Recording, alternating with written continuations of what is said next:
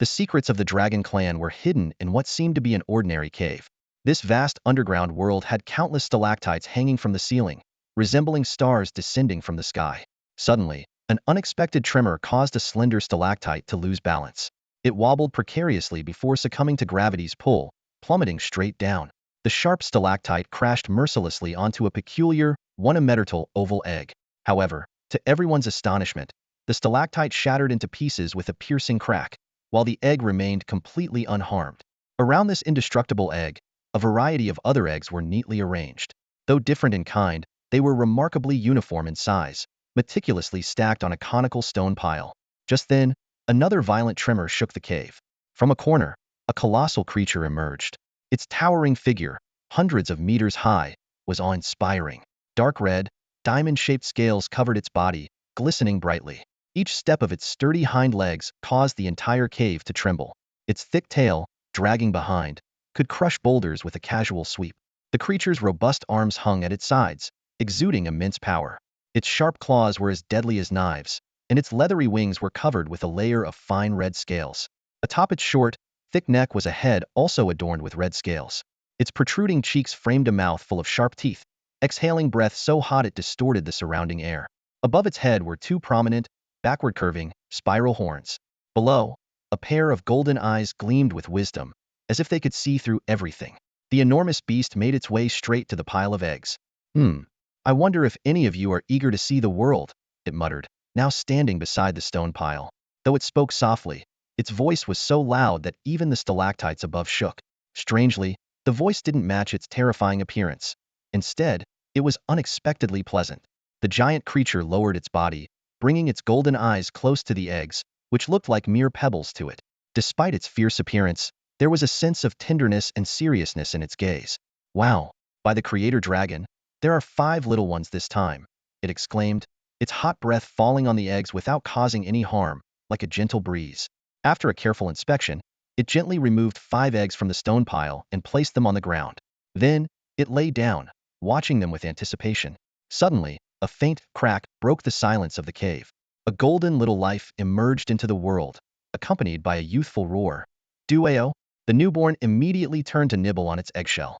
Nearby, a little one covered in red crystals watched and gulped, tentatively approaching the golden one. However, a sudden gust of wind knocked the red crystal little one over. Then, a thunderous roar echoed through the cave. "No, Billy, that's not yours." The red crystal dragon, called Billy, reluctantly withdrew. He noticed the golden dragon glaring at him with hostility. Seeing the golden one's strong build, Billy wisely took a few steps back. According to his inherited memory, this golden dragon was a muscle-brained creature known as a gold dragon. Billy sighed in disappointment. "What a shame. Out of the 4 that hatched, none are my kind."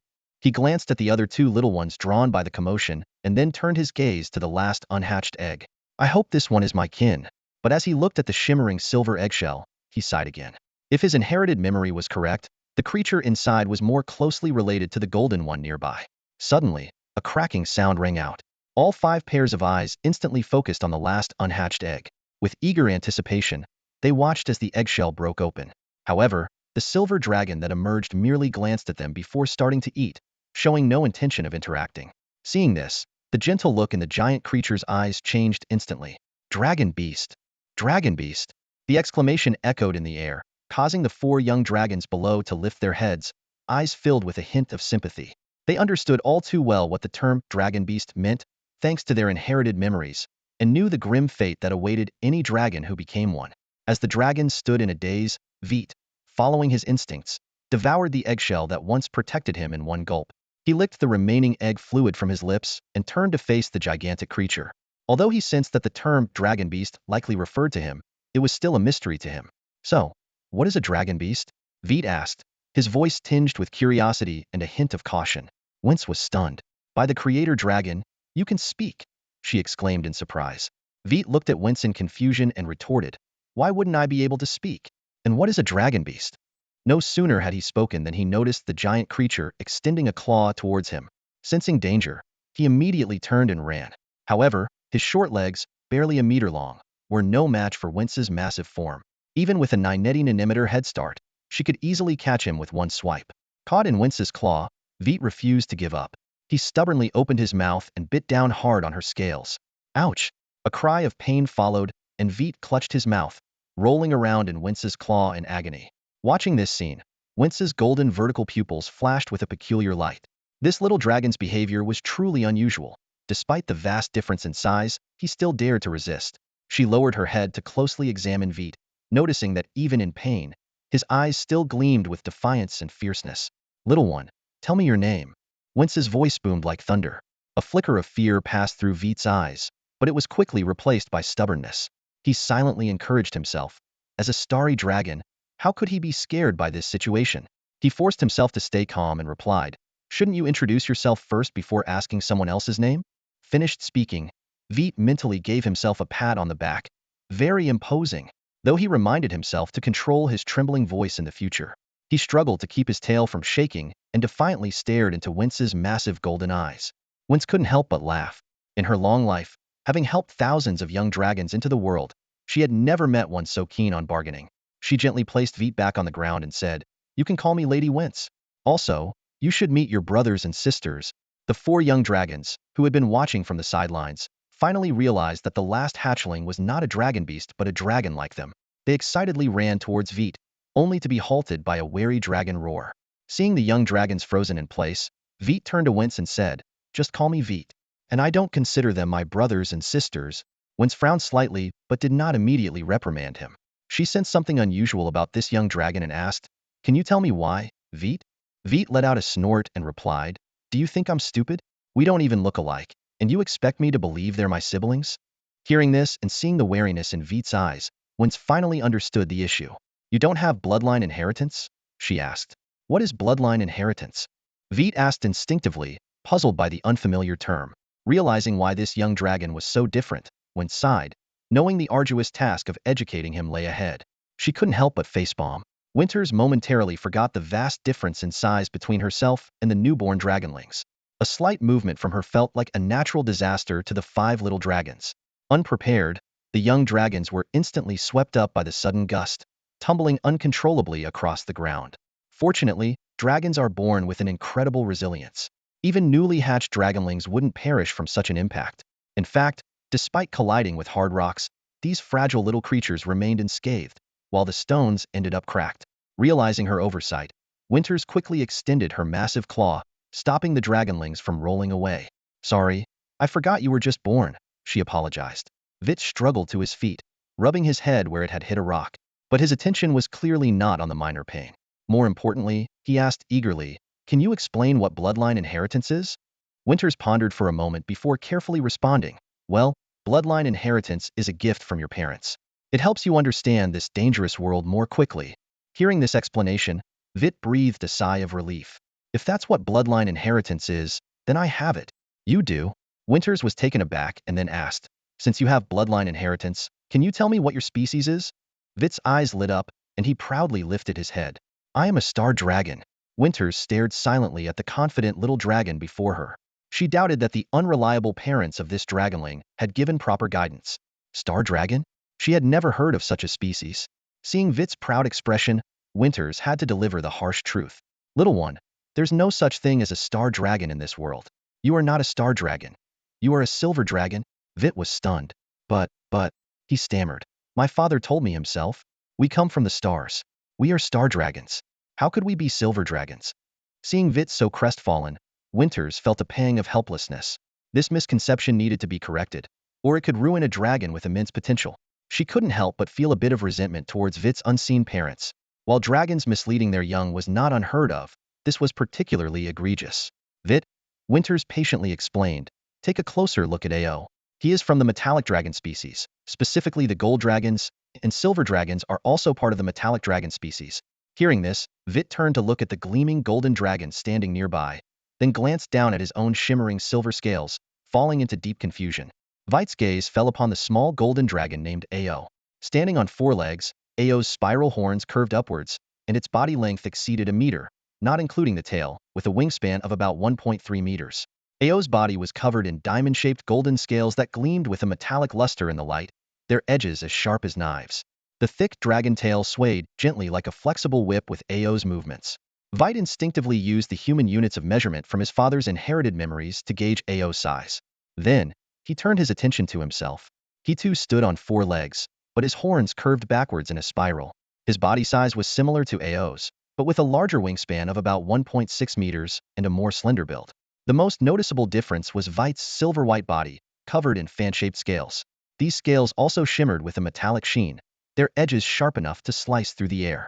His dragon tail was longer and thinner than Ao's, resembling a silver ribbon. Comparing himself to Ao, Veit fell silent. In the words of his inherited memory, he and Ao were as alike as 2 peas in a pod. Although he didn't know what peas were, he understood it meant extremely similar. An unsettling question arose in his mind. Am I really a silver dragon? Wintress noticed the dejected expression on Veit's face and tried to comfort him. That's just how it is. However, her words didn't provide any solace. Instead, they made Veit withdraw further. Realizing her mistake, Wintress quickly changed the subject. So, there really is an issue with your bloodline inheritance. Veit looked at Wintress helplessly, thinking to himself, Lady Wintress, if you don't know what to say, it's better to remain silent. Noticing Veit's gaze, Wintress felt a bit embarrassed but then eyed him suspiciously. Were you just cursing me in your thoughts? Faced with her golden, vertical pupils, Veit blinked and put on an innocent expression. How could that be possible? I have no reason to curse you out of the blue. Although Wintress felt something was off about Veit's response, looking at his innocent face, she ultimately dismissed her doubts. Even though there's an issue with your bloodline inheritance, the fact that we can communicate means that your unreliable parents at least didn't forget the most basic dragon language. Wintress said. This immediately piqued Veit's curiosity, and he couldn't help but ask, why do you say that? Wintress explained. Because if we couldn't communicate, I might have mistaken you for a dragon beast. Oh right, you don't have normal inherited memories, so you probably don't know what a dragon beast is. She paused briefly before continuing. Our world was born from the collision of powers between Kovi, the dragon of creation, and Ixis, the dragon of destruction. The two forces interacted to form our dragon realm. The dragon of creation ultimately won that war, allowing the dragon realm to persist. Before pursuing Ixis and departing, he left behind a drop of his own blood, which became the origin of our dragon race, eventually forming various dragon species. Veit listened intently as Wintress continued. However, don't forget that this world was formed by the collision of two forces, so it naturally contains the power of Ixis, the dragon of destruction. This force lurks deep in the bloodline of every dragon, erupting at the most vulnerable moment in a dragon's life. And the most vulnerable moment in a dragon's life is right after birth. This force can destroy a dragon's mind, reducing it to a being that only knows how to survive on instinct. A beast? Veit instinctively interjected. A dragon beast? Wintress corrected, then looked at Veit curiously. Beast? What's that? Veit explained. A creature without intelligence, only knowing how to survive mindlessly on instinct. He added, this is from the memory my father left me. Hearing this, Wintress's expression turned serious. Although it was hard to discern seriousness on her fierce dragon face, she said gravely, Veit, you should forget the memories your father left you. That's not the knowledge a great dragon needs to understand. They're full of errors, especially regarding your self-perception. Remember this well, little one.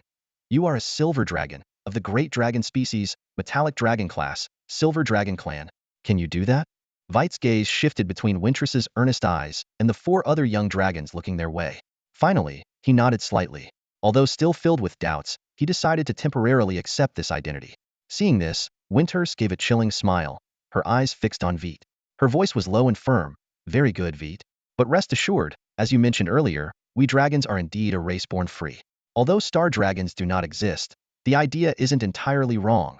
Her gaze softened as she continued, the ancestral memories in your mind are a precious gift from your father and should not be forgotten. However, I hope you can distinguish between memory and reality. She gently patted Veit's shoulder. As for the correct ancestral memories, you needn't worry. Our Desidero dragon nest has a unique library that will help you understand this world properly. Wintress glanced around at the other 4 young dragons and added, the same applies to your brothers and sisters. Listening to Wintress' comforting words, Veit nodded slowly.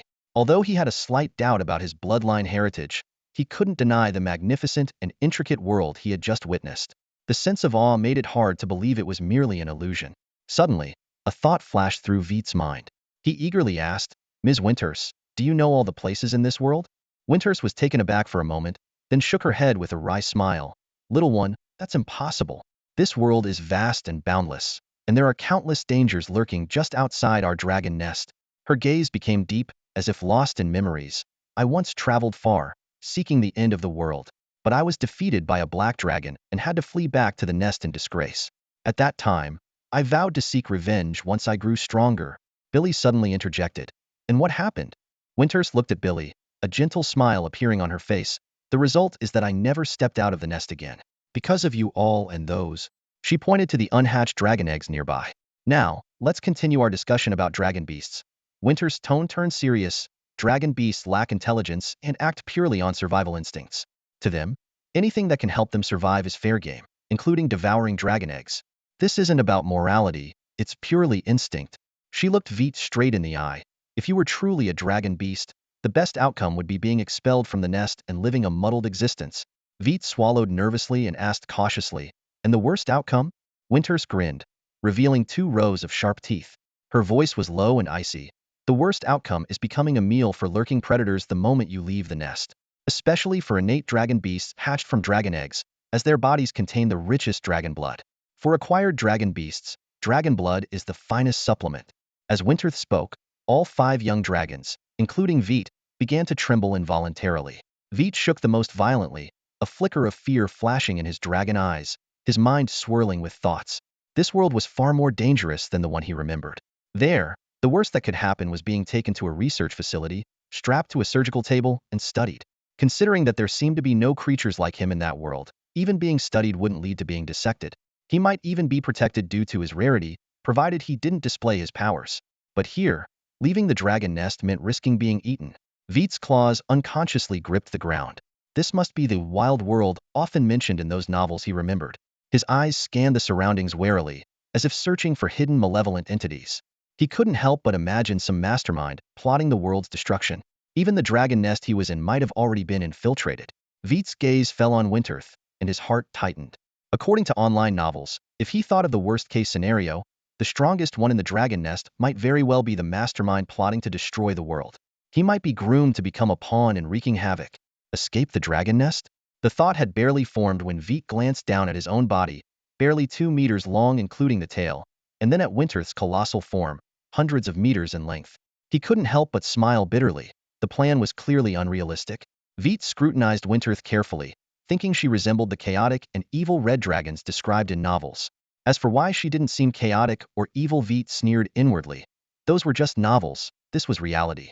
How could a dragon in reality reveal their true nature completely? Perhaps every gentle word hid extremely malevolent thoughts. With that in mind, Veit made a silent resolution. He would have to cautiously comply with her demands while secretly gathering strength, waiting for a chance to escape. What did they call this? Undercover? Spy? Veit shook his head in frustration, deciding he needed to thoroughly review the memories left by his father. He turned his gaze to the other 4 young dragons, a hint of pity in his eyes. These poor creatures knew nothing about the world and would likely end up as tools in the war to dominate or destroy it. However, if any of them seemed agreeable, he wouldn't mind having a few allies. Winterth had no idea that her casual words had led Veit to concoct a 20,000-word escape plan in his mind. She looked at the trembling young dragons and chuckled, deliberately putting on a menacing expression. All right, little ones, aside from Veit, do any of you have other questions? As soon as she finished speaking, she saw a claw raised high. Winterth was slightly taken aback before saying, Veit, you don't need to raise your claw. Just ask directly if you have something to say. Veit lowered his claw, looking at Winterth expectantly. What is the Desadro dragon nest? He asked, hoping to extract some useful information from this 5-colored dragon who hid her malevolence and chaos so well. Winterth looked at Veit in surprise, then nodded approvingly. Your learning ability is stronger than I expected. I didn't think you'd remember the name after I mentioned it just once. This means I don't have to worry about you lacking bloodline inheritance. She paused before continuing. As for Desadro, you're still young. All you need to know is that it's a great place. You'll understand its greatness as you grow. Veit was inwardly astonished, growing even more wary of this malevolent red dragon. She was so cautious even with newly hatched dragons. As for the so-called growth, it was probably brainwashing. Of course, he only dared to think these thoughts silently and not say them out loud. In Veit's view, once the truth was revealed, Wince would likely fly into a rage and devour him whole. Disobedient little dragons only met one fate. He cautiously kept silent, observing the unfolding situation. Seeing the 5 little dragons quiet down, Wince extended her claw and laid it flat on the ground. She spoke softly. If you don't have any other questions, climb aboard. What you need most right now is a nest of your own. Hearing this, the other four little dragons cheered, flapping their wings, and one by one, they flew onto Went's claw. Veit, seeing this, felt extremely reluctant but had no choice but to try. He flapped his wings, took a step forward, and prepared to jump, but thud. Veit crashed heavily onto the ground, sliding a short distance before bumping into a protruding rock. Rubbing his head, he stared blankly at the scattered stones. Wentz, witnessing this, was visibly stunned. As someone who had assisted countless dragon births, she had never seen a dragon fail to take off, let alone crash into a rock. What a hard head. No, what a clumsy dragon. The thought had barely formed before Wentz quickly dismissed it. Every dragon was the future of Disadro. Such thoughts were unacceptable. She tried to slow her speech and used the gentlest tone possible to encourage him. Veit, don't rush. Take it slow. Feel your strength. You can do it. Though her gentleness still carried the inherent majesty of a dragon, no dragon, including Veit, minded at this moment. The other four flying dragons looked at Veit with obvious mockery in their eyes. Noticing these unfriendly glances, Veit slowly got up and smirked internally. Ignorant fools. With this thought, he felt slightly better. Taking a deep breath, Veit began to follow Went's instructions, carefully sensing the power within him. Although he doubted her motives, the wisest choice before leaving the hatchling stage was to comply. He cheered himself on internally, while flapping his wings with all his might. Finally, he felt an upward pull. But the force seemed insufficient. His claws barely lifted from the ground. Not enough. Veit shouted in his mind. The wings need to flap faster. The strength needs to be stronger. I can do better. Under Went's astonished gaze, Veit finally took to the air and landed steadily on her claw. After a long silence, Wentz fixed her golden slit eyes, filled with curiosity, on Veit and asked an unexpected question. Where's your magic? Where's your magic? Winters asked, her eyes fixed intently on Veit. Veit looked puzzled and blinked. Magic? What magic? He tilted his head, looking innocent and clueless. Winters was momentarily at a loss for words. As a chromatic dragon, she knew that dragons were natural magic creatures. Even those like her, who excelled in melee combat, possessed considerable magical abilities. In her understanding, only a few types of land dragons were not classified as magical beings. A bold hypothesis emerged in Winter's mind. Could this young dragon not be a purebred silver dragon? She brought her massive head closer to her claws, scrutinizing every inch of Veit's scales while using her mental power to examine his body. However, the results of her inspection only deepened her confusion. Veit's external features were undoubtedly those of a purebred silver dragon, but his muscle strength and weak elemental reaction were more akin to a land dragon, which excelled in physical combat but lacked magical talent.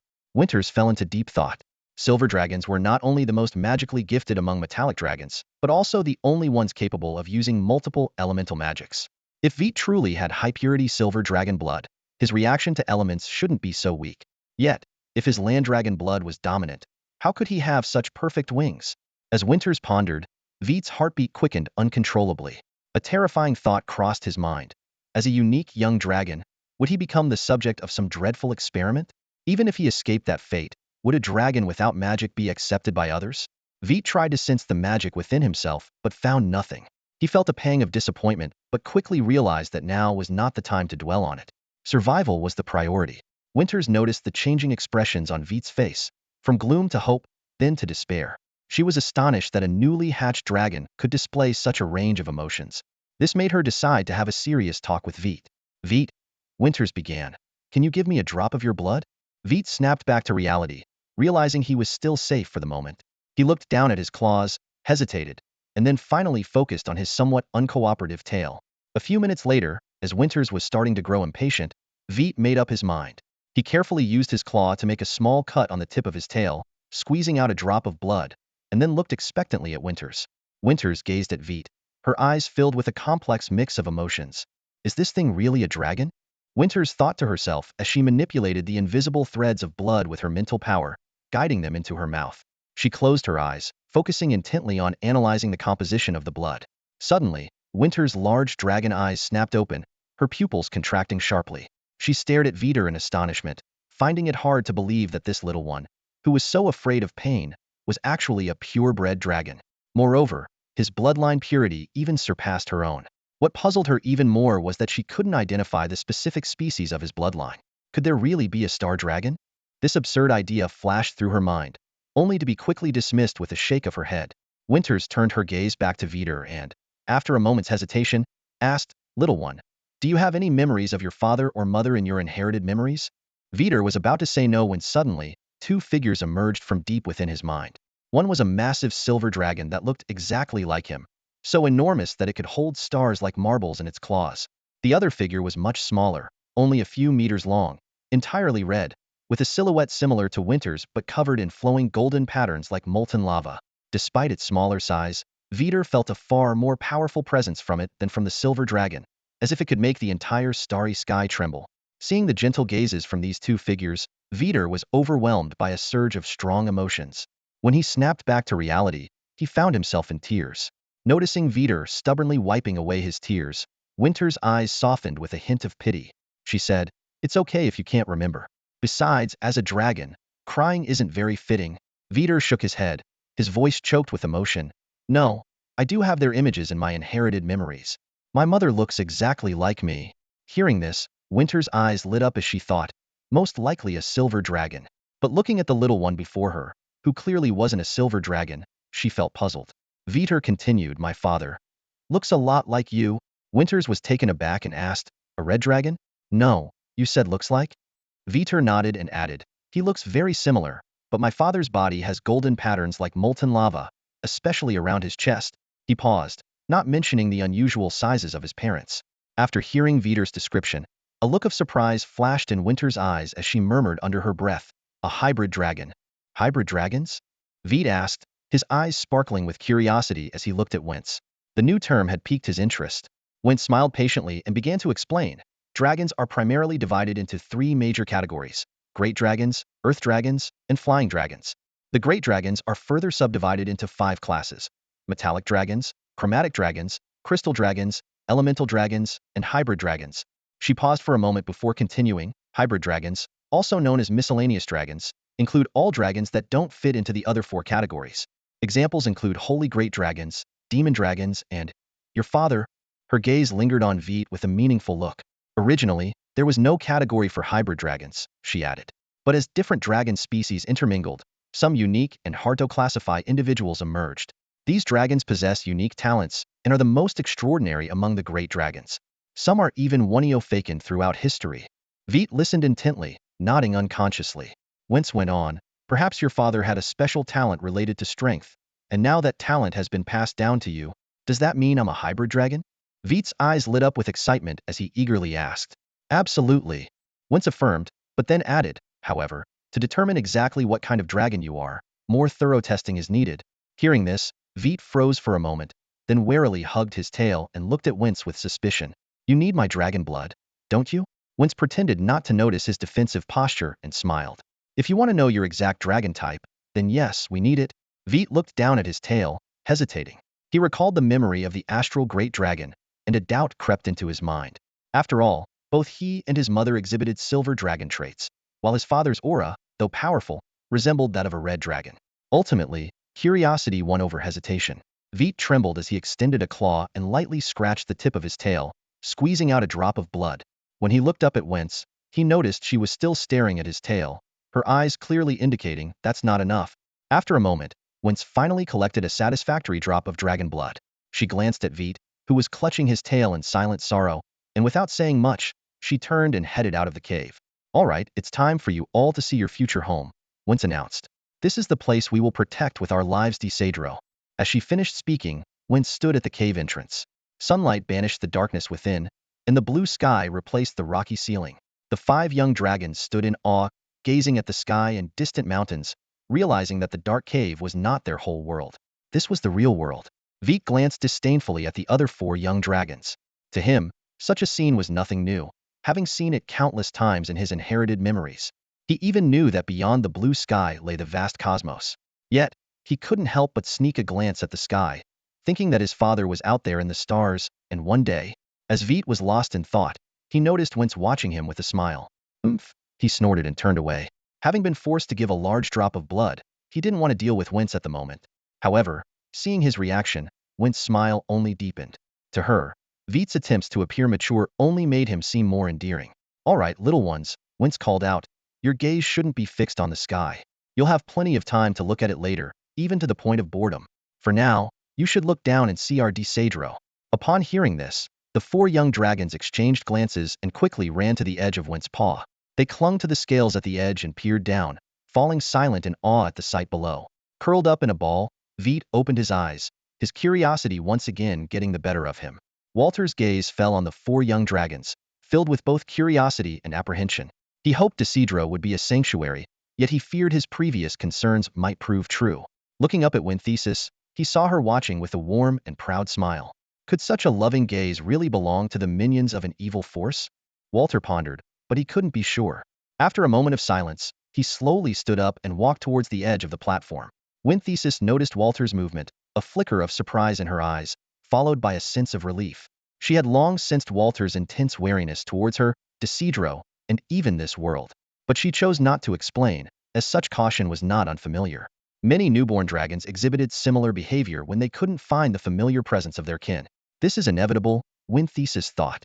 After all, these dragon eggs all came from the wild.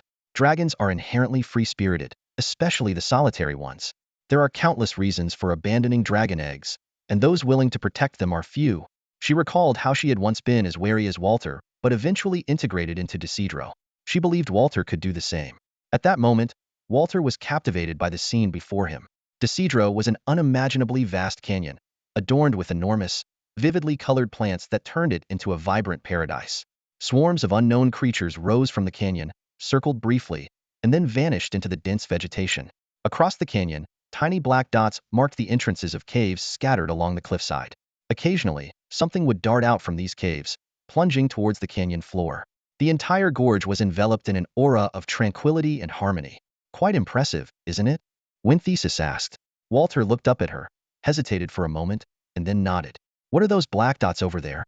Walter asked curiously. Those are dragon dens. You'll be living there eventually, Winthesis explained. Walter nodded thoughtfully, surveying his surroundings. He then noticed that their cavern was perched high on one side of the canyon. What's above the canyon? He asked again. That's the perilous wilderness, Winthesis warned. You must never think of flying out there. It's far too dangerous for you. Hearing this, Walter withdrew his gaze and looked back down at the canyon. A thought began to form in his mind. Maybe, just maybe, he could trust this place for now. The colossal dragon, Winters, towered hundreds of meters high as she strode across the land of Decidro. Each step she took caused the ground to tremble and rocks to shatter.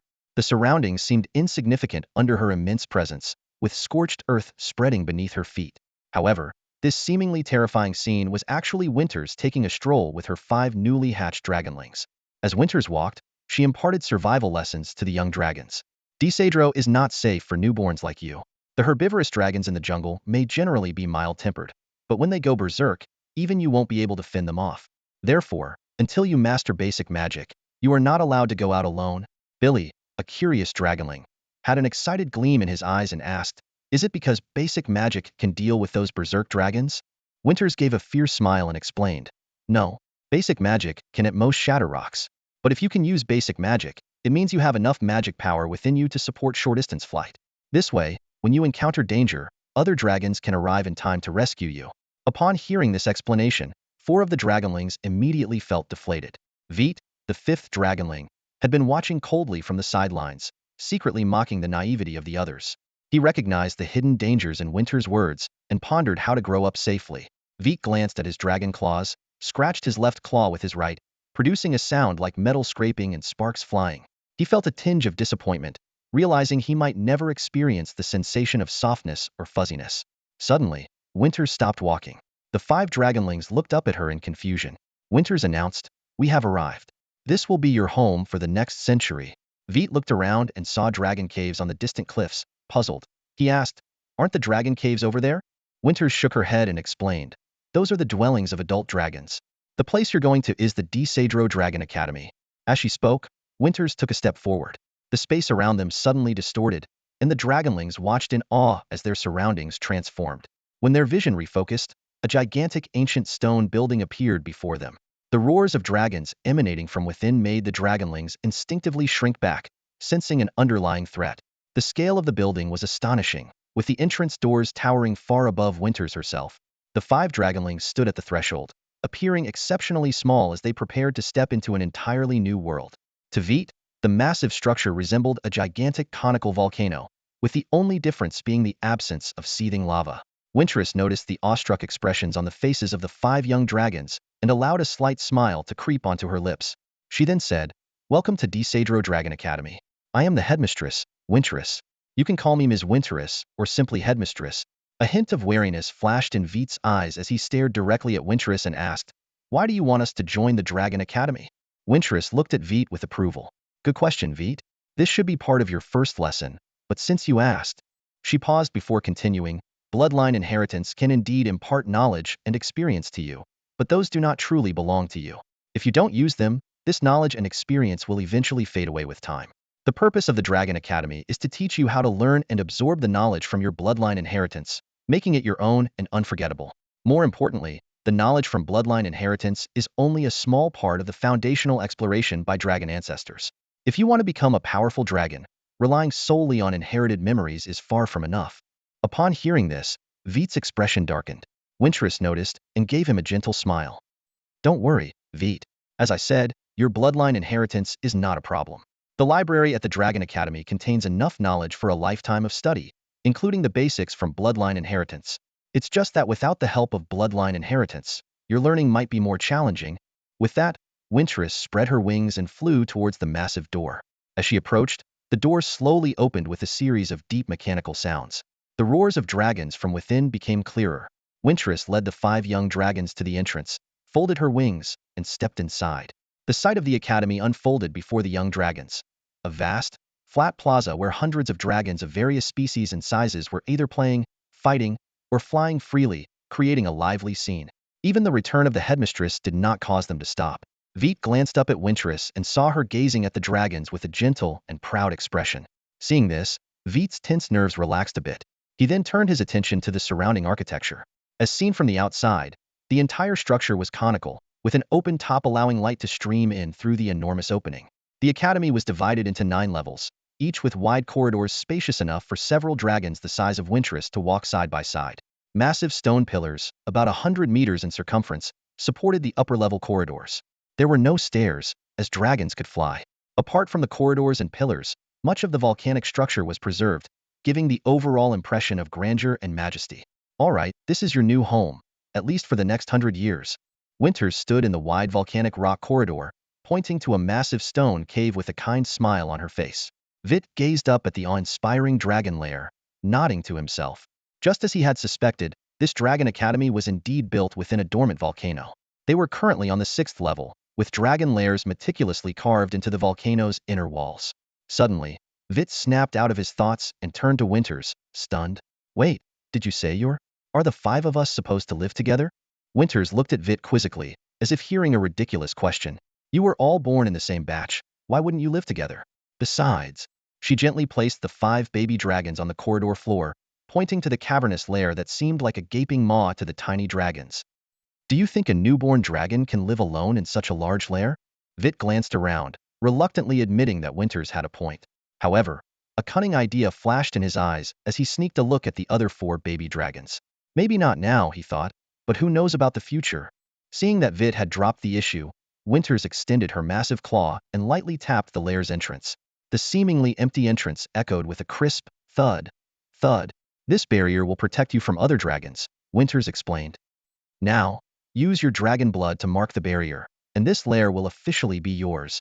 Veit's face fell instantly as he instinctively hugged his tail. "Does it have to be blood? What about saliva?"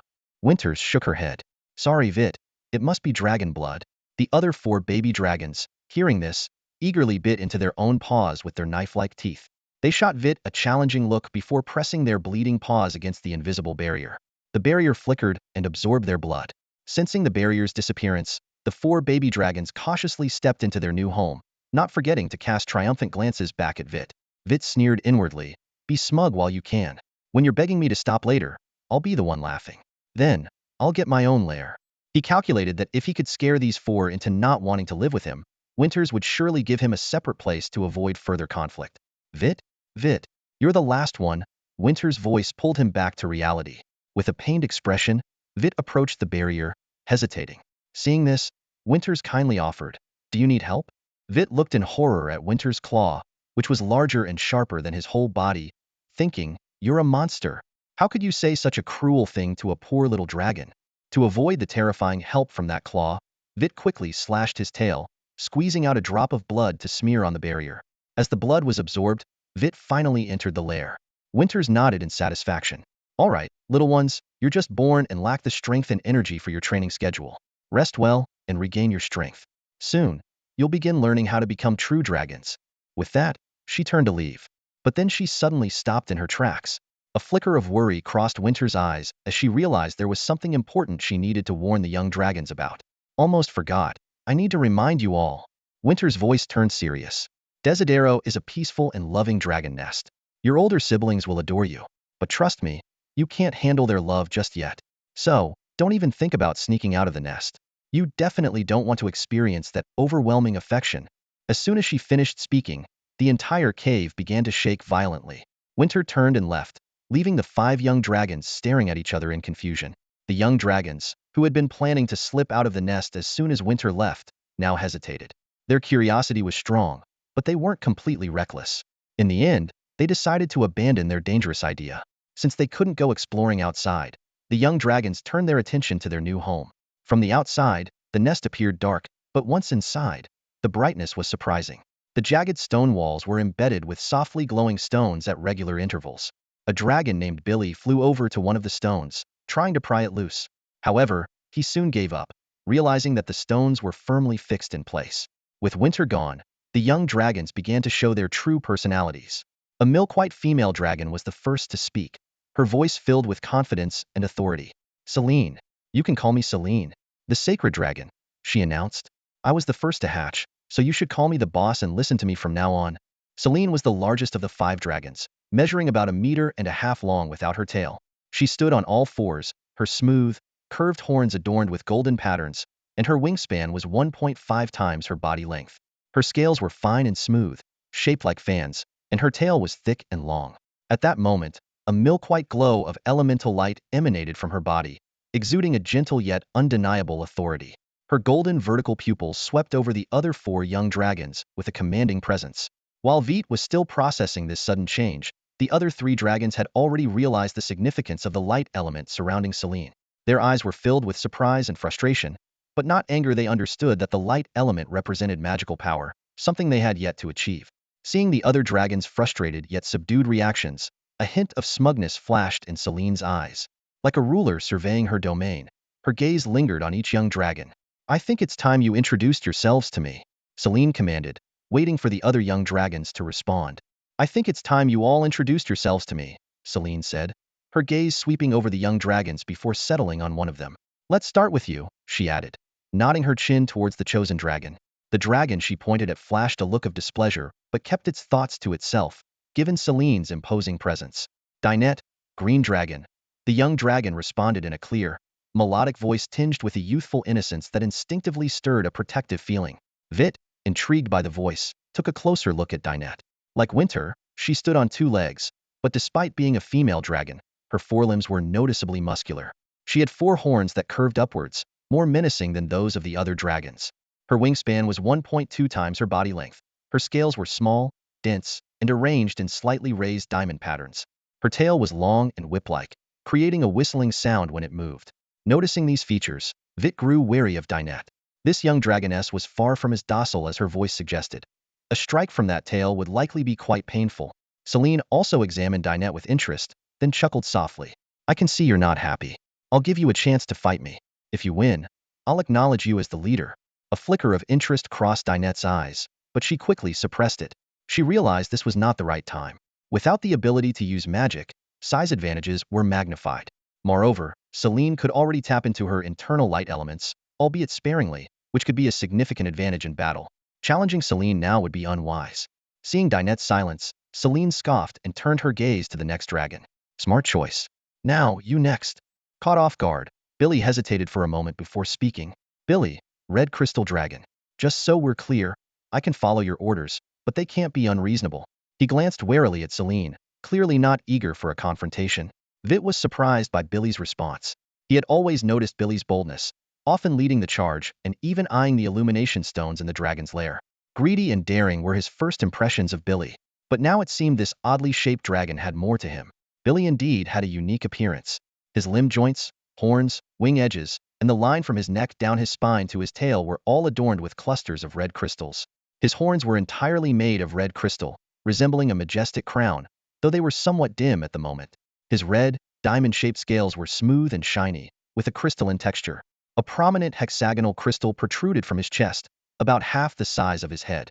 His thick tail ended in a large cluster of crystals, resembling a mace, potentially a devastating weapon if the crystals were hard enough. Celine, with her inherited knowledge, wasn't surprised by Billy's unusual appearance. Many crystal dragons looked like this, though the colors varied. She was more interested in what Billy had said. "You're the most pragmatic one here. I hope you keep that attitude. As for your worries, they're unnecessary. I'm not a tyrant. I wouldn't make unreasonable demands." "Tyrant?" Veit muttered to himself. This young dragoness had lofty ambitions. Even he hadn't considered becoming a tyrant. Finished speaking, Celine's gaze shifted to Ao. Compared to other dragons who are more gentle, Jinlong Ao has a noticeably fiery temper. As Celine's gaze fell upon him, Ao immediately stood up, unfurling his massive, gleaming golden wings. His vertical pupils sparkled with an astonishing fighting spirit, as if ready to face any challenge at a moment's notice. Celine noticed Ao's reaction, and a slight smile tugged at the corner of her mouth. "Ao, Golden Dragon, let's have a duel. If you win, I'll acknowledge you as the leader. But I have one condition. No using magical elements during the fight." Without hesitation, Ao responded, "Of course, no problem. But before that..."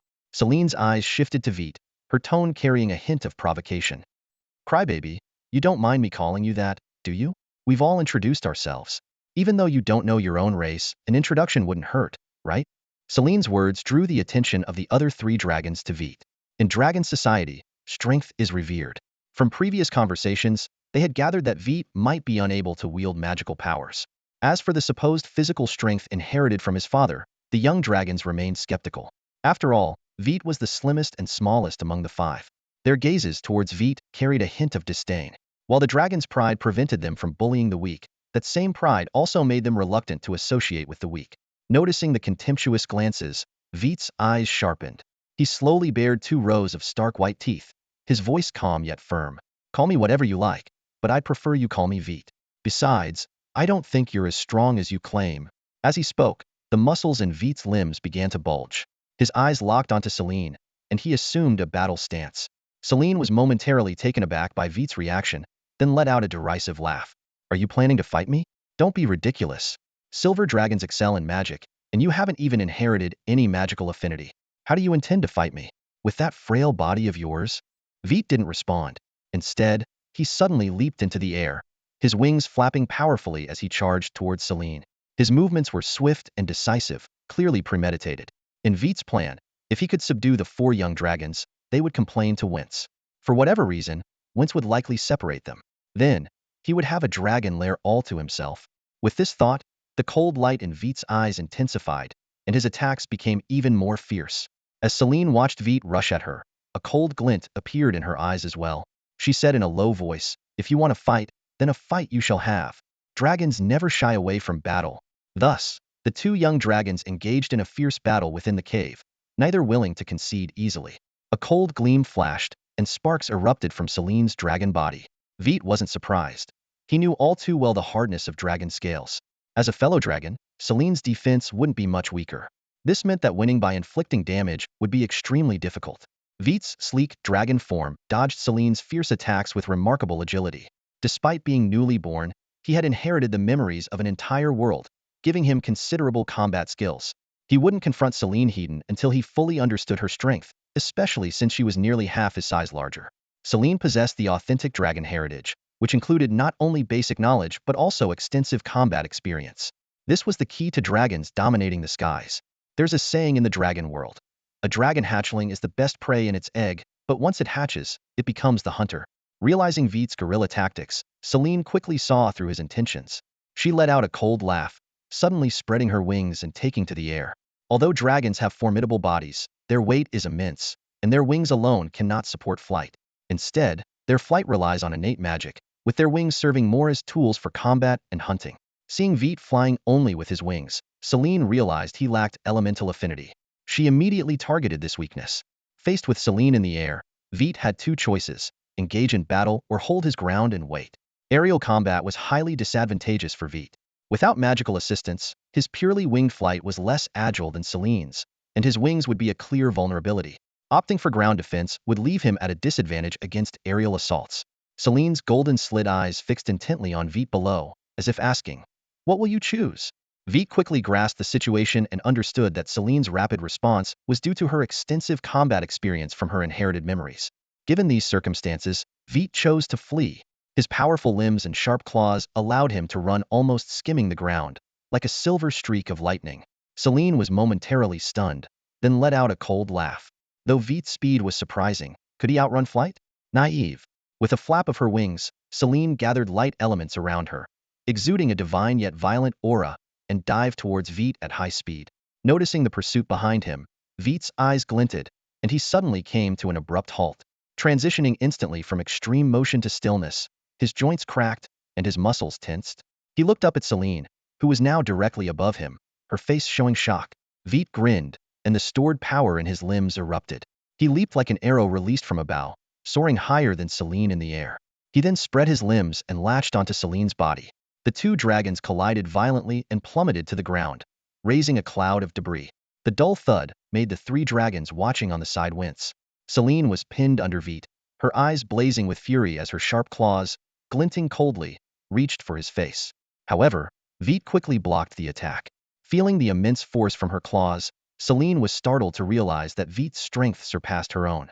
She looked at Veit's seemingly frail dragon body in disbelief, realizing that continuing the struggle would only put her at a disadvantage. Celine started to struggle violently, trying to take flight once airborne. She was confident she wouldn't be brought down in the same manner again. But Veit held on tightly, not giving Celine any chance to take off. His claws kept striking her, sparking with each blow. Celine, her eyes reddened with rage, fought back fiercely. The two dragons clashed back and forth, neither losing a single scale, only producing a shower of sparks. The other three young dragons watched in shock. They had imagined Celine winning easily, or Veit barely scraping by, but never had they thought the two would be so evenly matched. Even more surprising was that Veit seemed to have the upper hand, dominating Celine most of the time. The three dragons hesitated, unsure whether to step in and separate their companions, but they soon didn't need to worry. Despite their formidable nature, the young dragon's stamina was limited. After a short but intense fight, the two dragons collapsed on the ground, exhausted. Veit panted heavily, glaring at Celine. He had never imagined that dealing with just Celine would drain all his energy. Forget about making the four young dragons cry. If it came to a real fight, he might end up crying himself. The saying "reality is harsh" couldn't be more fitting for him. It seemed that having his own dragon lair was still a distant dream. Celine gradually calmed down as well. Dragons may crave victory, but they don't shy away from acknowledging defeat. To her, failing to defeat Veit was a loss. Celine struggled to her feet, holding her head high with pride, though her weary eyes betrayed her exhaustion. "I admit I underestimated you," Celine said, staring directly at Veit. "I sincerely apologize for that." "I'm sorry." Her gaze sharpened. "But I will remember this defeat. Next time, victory will be mine." Then, she turned to Ao. "As a loser, I am not qualified to accept your challenge as the leader. But if you insist, I will still face you." With that, Celine gave Veit one last look and slowly walked towards the depths of the dragon lair. Watching Celine head deeper into the dragon's lair, Veit stood up silently and walked slowly towards the cave wall. A closer look revealed that his limbs were trembling slightly. Veit was indeed injured. Although not seriously, the muscle strain pain was real. As a newly hatched dragon, even though he might have inherited his father's robust physique, the sudden transition from rapid movement to stillness inevitably left him with some injuries. Veit gritted his teeth against the pain, unwilling to show any weakness in front of the other young dragons. He knew that the original plan was to fight four opponents, but dealing with just Celine had already pushed him to his limits. The stark contrast between his expectations and reality left him feeling disheartened, yet he was determined not to lose too embarrassingly. Fortunately for him, Celine's stamina was weaker than he had anticipated, allowing him to narrowly secure a victory. Veit couldn't help but feel relieved. If Celine's endurance had matched his, he would surely have been the one to lose. Reaching the cave wall, Veit slowly lay down, spreading his wings to wrap himself up. The other three young dragons initially wanted to say something to ease the tension, but seeing Veit's state, they exchanged glances and quietly left, heading deeper into the lair. Although they all possessed the innate knowledge of their bloodline, they were still young dragons. Since Veit didn't want to engage, they didn't bother to insist, even though the initial fault lay with them. Though Veit covered himself with his wings, he could still peek through the gaps. Seeing the other three dragons approach brought a flicker of joy to his heart, but as they walked away, his golden eyes dimmed slightly. Despite this, He held onto his dragon pride, refraining from calling them back, merely watching them leave in silence. He then closed his eyes, letting out a cold laugh as if it could somehow ease his pain. Unbeknownst to Veit, with each breath he took, the fire elements in the surrounding air were steadily converging towards him, quietly seeping into his body. He couldn't feel this process, but the pain in his limbs was gradually subsiding. Time passed slowly, and Veit's breathing grew heavier. As he fell into a deep sleep, the fire elements around him increased dramatically. After an unknown period, his wings suddenly trembled and slowly unfolded. He opened his sleepy eyes, stood up, and was momentarily stunned. He tentatively moved his limbs and was surprised to find that the pain had vanished. Veit muttered to himself, trying a few jumps, his eyes flashing with astonishment. Not only had the pain disappeared, but he also felt slightly stronger than before he fell asleep. Although the increase was minor, for a newly hatched dragon like him, even a small improvement was significant. Veit rejoiced at his newfound strength for a moment, then involuntarily glanced deeper into the lair. He forced himself to look away, snorting softly, and focused on his wings. Veit knew that if he didn't change, battles like the one before would keep happening. With this thought, his gaze became resolute. Moving to the center of the passage, Veit spread his wings and began to flap them. This wasn't for flight, but to strengthen his wings. Initially, it was easy, but as time passed, his wings grew heavier, and his back ached. Despite this, he gritted his teeth and persisted, continuing to flap his wings. If this was a weakness, he would train until it became a strength. Moreover, he had promised his father to seek him out in the stars. If he couldn't even fly, how could he embark on the journey to find his father? This thought made Veit's eyes even more determined. As Veit focused on his training, there was a stir from the depths of the lair. A pair of milky white wings gently trembled and then stretched out. Selene yawned, her tail lazily swaying, creating a whooshing sound. After a nap, Selene felt fully restored from the energy she had expended in the previous battle. She glanced down at her stomach, her eyes flickering as a wave of hunger washed over her. Looking around, she noticed that besides herself and Billy, one figure was missing. The one she had fought with, Veit, was nowhere to be seen. At that moment, her ears twitched slightly, catching the sound of heavy breathing coming from the passage outside the dragon's lair. Selene paused for a moment before heading out. Soon, a familiar figure appeared before her. Veit was weakly flapping his wings, but couldn't seem to lift off. Selene was taken aback, then quickly flew over in concern. "Are your wings injured?" she asked urgently, extending her claws to carefully examine Veit's wings. Realizing what was happening, Veit quickly folded his wings, warily eyeing Selene. Seeing this, Selene hurriedly explained, "Don't move. For someone without magical abilities, your wings are crucial. If they're damaged at the roots, you might never fly again." Veit was momentarily stunned, giving Selene a peculiar look. "Are you concerned about me?" Selene froze, then lifted her head high, speaking with an air of authority. "You are a recognized opponent. If your combat abilities are compromised by avoidable injuries, I would be very disappointed." Veit stared at Selene for a while before looking away and lying down. "Don't worry, I won't make such a rookie mistake." Selene eyed Veit's trembling wings with confusion. "Then why are you?" Veit explained calmly, "It's nothing. I just realized my wings are a noticeable weakness, so I'm training to overcome that." "Training?" Selene asked, a hint of bewilderment in her eyes. Noticing her reaction, Veit asked curiously, "You don't know what training is?" Selene shook her head. "Of course I do, but we are dragons. We don't need to train. Every time we wake from slumber, it's a transformation of our strength. If you must say, sleep is our form of training. It seems your memory inheritance didn't mention that." Hearing this, Veit remembered how his previous injuries had healed after just a nap, even boosting his strength a bit. But his gaze quickly became resolute again. "Too slow. Too slow." Hearing this, Selene paused for a moment, then her eyes lit up with determination. She growled softly, "Indeed. You are the most worthy opponent for me." Veiter glanced at Selene and then lowered his head, silently regaining his strength. Although he agreed with Selene, a sense of shame roiled within him. Just then, a strange rumbling noise broke the silence. Veiter looked at Selene in confusion. The sound seemed to come from her direction. When he saw her suddenly lie down with her belly against the ground, he quickly looked away.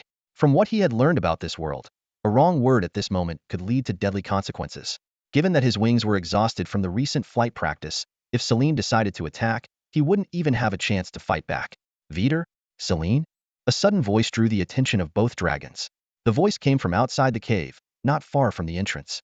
When they turned to look, they saw a gigantic head with wide, frightened eyes. The sight startled both dragons. Selene instinctively took a step back, then lunged forward, growling at the enormous creature as a milky white glow enveloped her body. Calm down, Celine. It won't hurt you. But it's surprising to see you've already begun to tap into the power of magical elements. Veit initially bared his sharp teeth, but quickly realized the situation. Winters? It's me, he called out. The giant creature moved aside, revealing Winters at the entrance. Both dragons relaxed their stances. Veit curiously eyed the creature trailing behind Winters and asked, "What is that?" The creature resembled a bull but was enormous, standing over 20 meters tall and about 30 meters long. Under its brown fur were scales, and it had claws instead of hooves. Its large mouth was filled with 2 rows of teeth, mostly flat except for 4 large canines. Spiral dragon horns adorned its head, and its tail was that of a dragon. Winters explained, "This is a busulong beast, a star origin species living in the star origin mountains of western Cedros. It's gentle and slow-moving, with many variations. This one is still juvenile. When fully grown, it will be about my size." Veiter's eyes sparkled. "Is this a dragon beast?" "It's a postnatal dragon beast, evolved over millions of years. It's fundamentally different from the original innate dragon beasts. Innate dragon beasts, aside from their intelligence, are indistinguishable from the dragon race." Winters elaborated. Knowing this information was crucial for Veit, who lacked inherited memories. For Celine, this information was also new. The busulong beast was just an ordinary omnivorous dragon beast, and not significant enough to be part of their bloodline heritage. "Why bring it to the cave if it's not fully grown?" Celine asked. Winters gave a mysterious smile. "It's for your first lesson. Follow me inside." With that, she tugged the young busulong beast's tail and led it into the cave. First lesson? Veit and Celine exchanged curious glances before following her inside. Of course, Celine flies, while Veit runs. Winters watched Veit, a hint of pity in his eyes. No matter how powerful Veit's inherited abilities were, his lack of flying capability would always be his most obvious weakness. Veit followed Winters into the depths of the dragon's lair, curiously observing his surroundings. The interior of the cave was astonishingly spacious, large enough for a giant dragon like Winters to fly freely. It was no wonder that one lair could house 5 young dragons. Even 50 would have ample space. Winters' arrival woke up the 3 sleeping dragons. Upon waking, they had different reactions. Dyneth politely greeted Winters and then lay quietly, curiously eyeing the boost dragon beast. Billy excitedly circled around the boost dragon beast. And Oin, annoyed at having his sleep interrupted, begrudgingly stayed put, constrained by Winters' authority. With the 5 young dragons gathered, Winters pulled the unresisting boost dragon beast in front of them.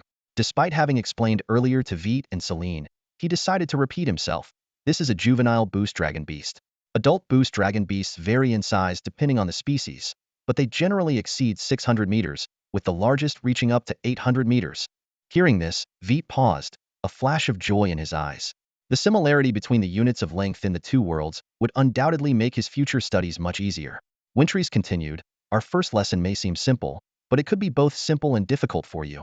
He paused and then said solemnly, "The first lesson is killing."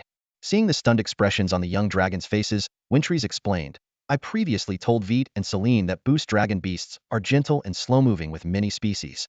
What I didn't mention is that their meat is highly nutritious, providing rich nourishment and energy for young dragons like you, aiding in your stronger growth. So, this lesson is not just about teaching you to kill, but about teaching you how to obtain food and grow stronger." Winters looked around and asked, "So, who wants to go first?" "Who goes first?" Winters' voice was unsettlingly low. Upon hearing this, Victor felt a surge of intense resistance. His inherited memories were of a mostly peaceful world, and the word slaughter instinctively repelled him. Yet, reason told him that world might have been just a dream. What lay before him was the harsh reality. Faced with this brutal truth, Victor was momentarily at a loss for how to react. He glanced blankly at Celine and the other dragons, noticing the same confusion mirrored on their faces. Seeing no one respond, Winter continued, "Desidero can offer you shelter, but this world is fraught with dangers. Relying on others for protection is the mark of the weak. If you are content with that, I have nothing more to say. But if you wish to control your own fate, you must face the reality of slaughter." Winter's tone softened slightly. "Killing is never a beautiful thing. If I could, I would wish for you to grow up carefree. Unfortunately, Desidero isn't strong enough to create such an environment. I'm sorry we brought you into this world without the freedom and safety you deserve. These are things you must strive for yourselves." As Winter finished speaking, the dragon cave fell into silence, broken only by the rapid, fearful breathing of a juvenile bus dragon, held fast by an invisible force despite its urge to flee. "I'll go first." Celine's voice broke the silence. She stepped forward, as if reassuring herself as much as the others. Seeing this, Winter dragged the bus dragon in front of her, pinning it to the ground before looking at Celine. Whether it's a beast or a dragon, the neck is the critical weak point. Celine nodded and approached the bus dragon's neck. She took a deep breath, her paw trembling as she forced herself to focus on the target. Then, with a swift motion, she struck. Blood spurted from the wound, covering Celine in an instant. Yet, her attention was on the dimming eyes of the bus dragon, a stark reminder of life's fragility. Celine, life is fragile, Winter said. If you don't want to face death helplessly one day, becoming stronger is your only option. And the first step to strength is growth, which requires sustenance. Hearing this, Celine's golden pupils contracted sharply. She hesitated no longer and bit into the torn wound, gulping down the blood and flesh. An aura of unsettling power began to emanate from her. Winter nodded in satisfaction and turned her gaze to the other young dragons. Summoning another bus dragon with a wave of her claw, she said, "Next." As soon as the words left her mouth, Oak lunged at the bus dragon's neck, biting down hard and devouring it with fervor. "Next," Winter commanded, bringing forth another bus dragon. The remaining 3 dragons exchanged glances. Billy stepped forward first, followed by Dyneth. Finally, Victor slowly approached the newly summoned bus dragon, his eyes filled with conflicting emotions. So this is a world where the strong prey on the weak, he thought, looking at his own claws before sinking them into the beast's neck. But as the blood gushed out, Victor's pupils contracted sharply, and a wave of inexplicable revulsion washed over him. By the time he regained his composure, he had instinctively distanced himself from the bus dragon's corpse. Wyatt suddenly froze, his gaze falling on his claws. When he saw the bright red blood, a strong sense of revulsion surged through him again. Instinctively, he began to rub his claws against the ground, trying to rid himself of the sticky, unpleasant sensation. Winters noticed Wyatt's unusual behavior and asked curiously, "What are you doing?" Wyatt looked up at Winters, a hint of pleading in his voice. "Winters, help me get it off." Winters hesitated for a moment before extending a claw and lightly touching Wyatt's body. Instantly, a flame shot up, burning away the blood on Wyatt's claws in the blink of an eye, leaving him completely unharmed. As he looked at his now clean claws, Wyatt couldn't help but sigh in relief. However, Winters' gaze grew more intense. "Tell me, Wyatt, do you really hate blood?" Winters asked. Wyatt turned to look at the pool of blood on the ground and shook his head. "I don't hate it, but I really hate the feeling of it sticking to me." A flicker of confusion crossed Winters' eyes. She thought to herself, what an odd quirk, but she didn't delve deeper. Disliking the feel of blood wasn't a big deal. What worried her was if Wyatt hated blood itself, it would mean he might struggle to become a proper dragon. Winters glanced at the corpse of the bus drake and hesitated before asking, "Then how do you plan to eat? Could you cook it for me?" Wyatt requested. Winters gave Wyatt a peculiar look. "I can. Actually, some dragons do prefer cooked food, but it doesn't taste as good." "Are you sure?" Wyatt nodded firmly. With memories of the other world, he wasn't keen on eating raw meat. He thought to himself, if even that creature who claimed to be human ate cooked food, how could he, a dragon, eat like a wild beast? Seeing Wyatt's resolute attitude, Winters didn't hesitate any longer.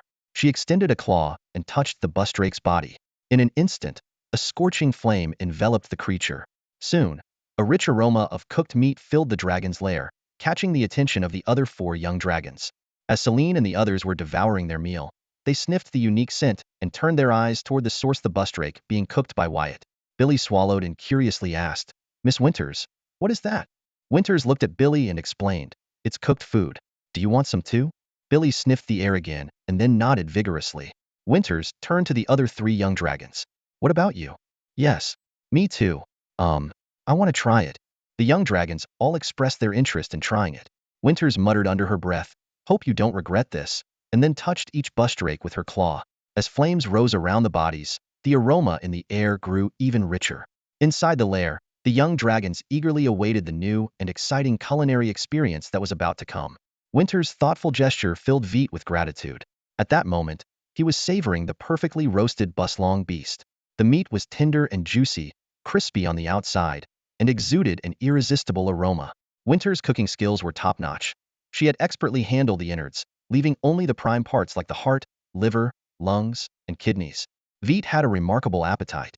Although the young buslong beast was not fully grown, it was already over 20 meters tall and more than 30 meters long, with a robust build.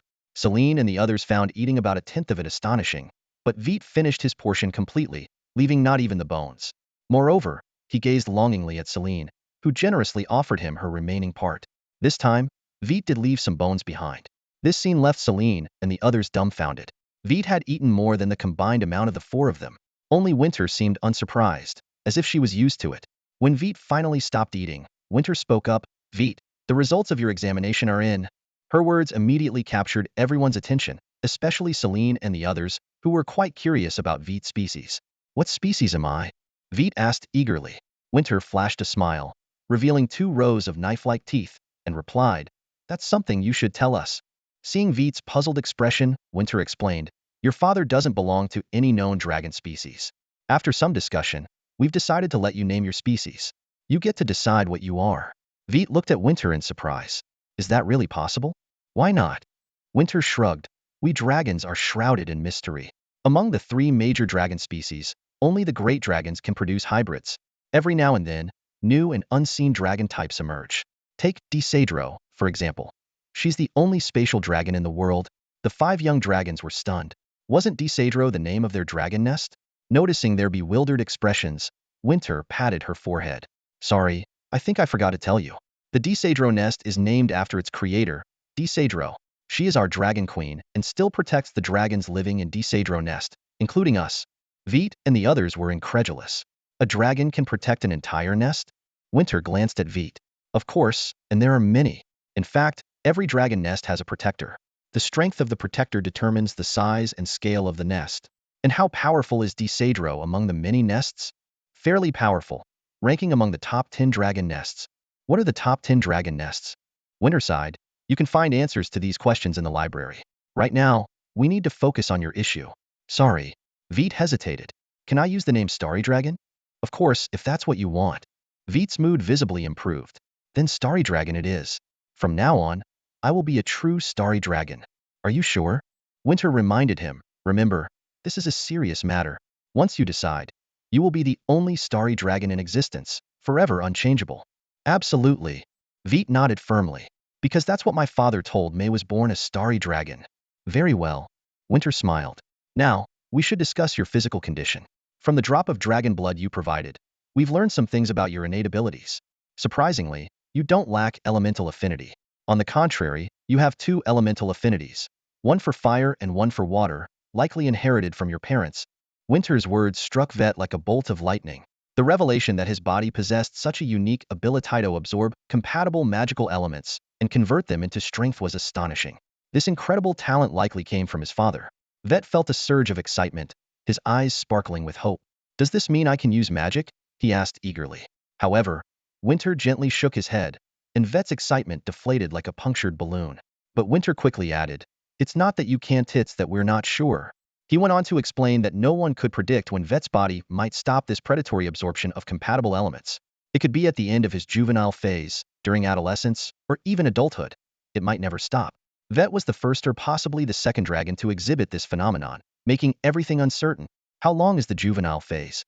Veit asked expectantly. "100 years," Winter replied. This answer plunged Veit back into silence. Winter scratched his head awkwardly, inadvertently causing some sparks to fall, which made the 5 young dragons below jump out of the way. What were mere sparks to Winter were dangerous fireballs to the young ones. "Sorry, I should be more careful," Winter apologized, lowering his paw.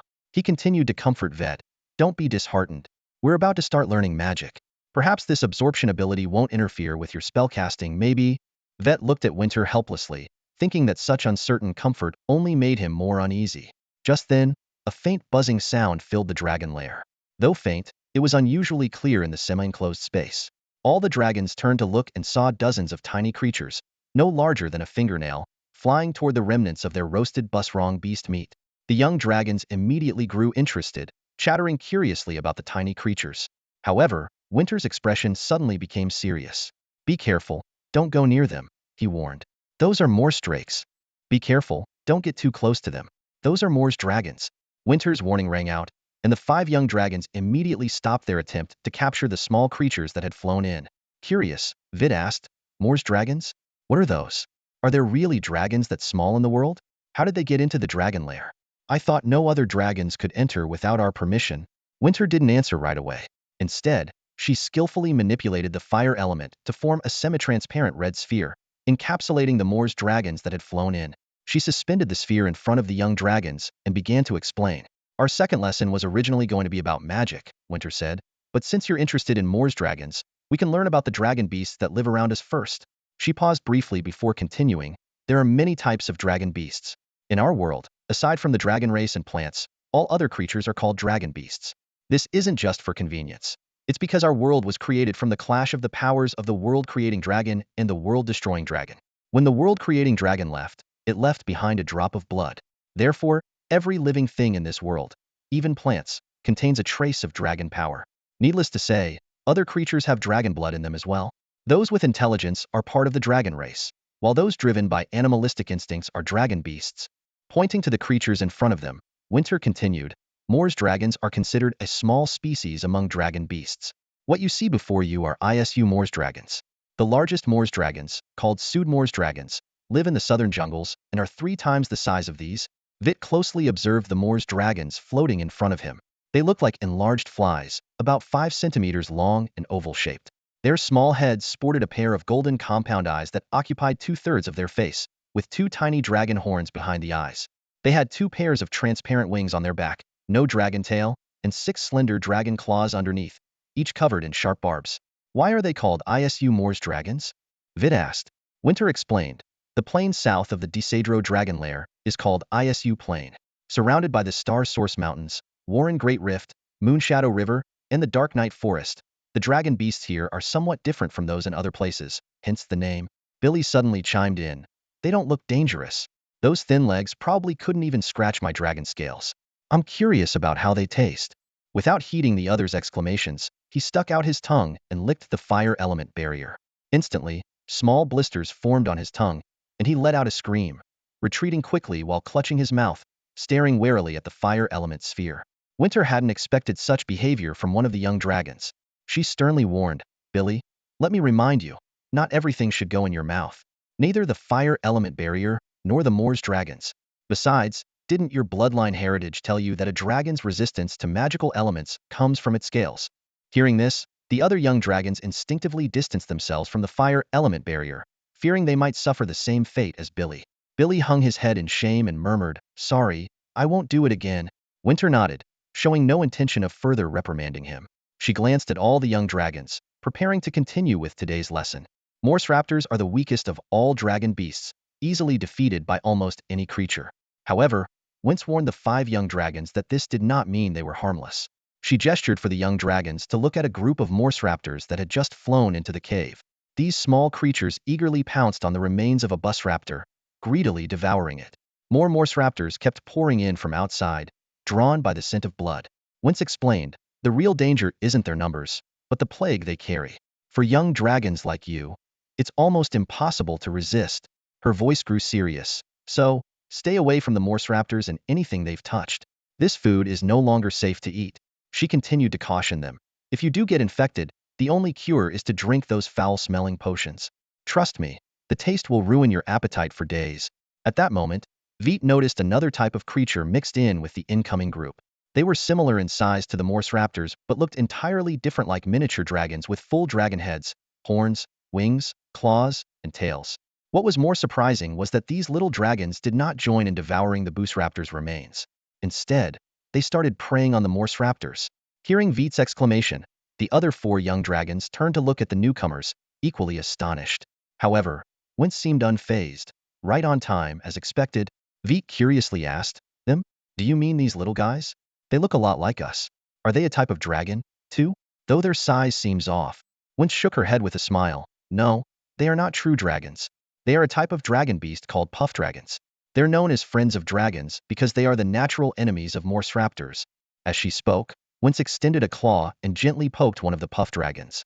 The little dragon silently hissed at her before suddenly inflating, turning into a half-meter-wide sphere in the blink of an eye. Wince's grin grew even more menacing. Aren't they fascinating? Aren't they fascinating? As soon as Wanthes finished speaking, the curiosity of the 5 young dragons was instantly piqued. They all crowded around the inflated bubble dragon, examining the peculiar creature closely. Bold Billy couldn't resist reaching out with his claw to poke the transparent sphere. To his surprise, even though the bubble dragon was sent flying, it showed no signs of inflating again. Billy, they've already inflated to their maximum size. Wanthes explained. Hearing this, Billy immediately turned his attention to the still hunting, uninflated bubble dragons. Celine and the other 3 dragons were initially a bit reserved, but after seeing Billy poke 3 bubble dragons into inflating, they couldn't hold back any longer and joined in the poke fest gleefully. Only Veit stood quietly to the side, engaging in a staring contest with the first bubble dragon that Wanthes had poked.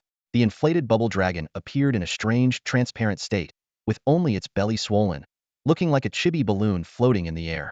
The bubble dragon in front of Veit seemed to sense his harmless intentions, exhaling deeply as its swollen belly quickly shrank back to its original mini-dragon form. How did they do that? Veit asked softly. Wanthes was about to explain when a sudden exclamation came from Celine's direction. They turned to see Billy with his mouth wide open, a fully inflated bubble dragon stuck inside, unable to move in or out. Billy frantically pawed at it, but the seemingly fragile transparent body was incredibly tough, resisting all his attempts to bite or scratch it. Wanthes sighed helplessly. Billy, you still haven't learned that not everything can be put in your mouth. She gently grabbed Billy's tail and gave it a light flick. What was a light flick for Wanthes felt like a tornado for Billy. The bubble dragon was flung out, while Billy lay on the ground like a snake that had been spun around, completely drained of energy. Bubble dragons may be small, but their skin is incredibly tough. With your little strength, you can't hurt them, Wanthes explained. When they sense danger, they absorb a lot of wind elements to inflate themselves. In this state, any slight force will send them flying. This is their way of dealing with threats. Most importantly, bubble dragons have no meat on them, so there's no need to treat them as food. Hearing this, Billy covered his eyes with his claws in embarrassment, while Veit and the others couldn't help but laugh.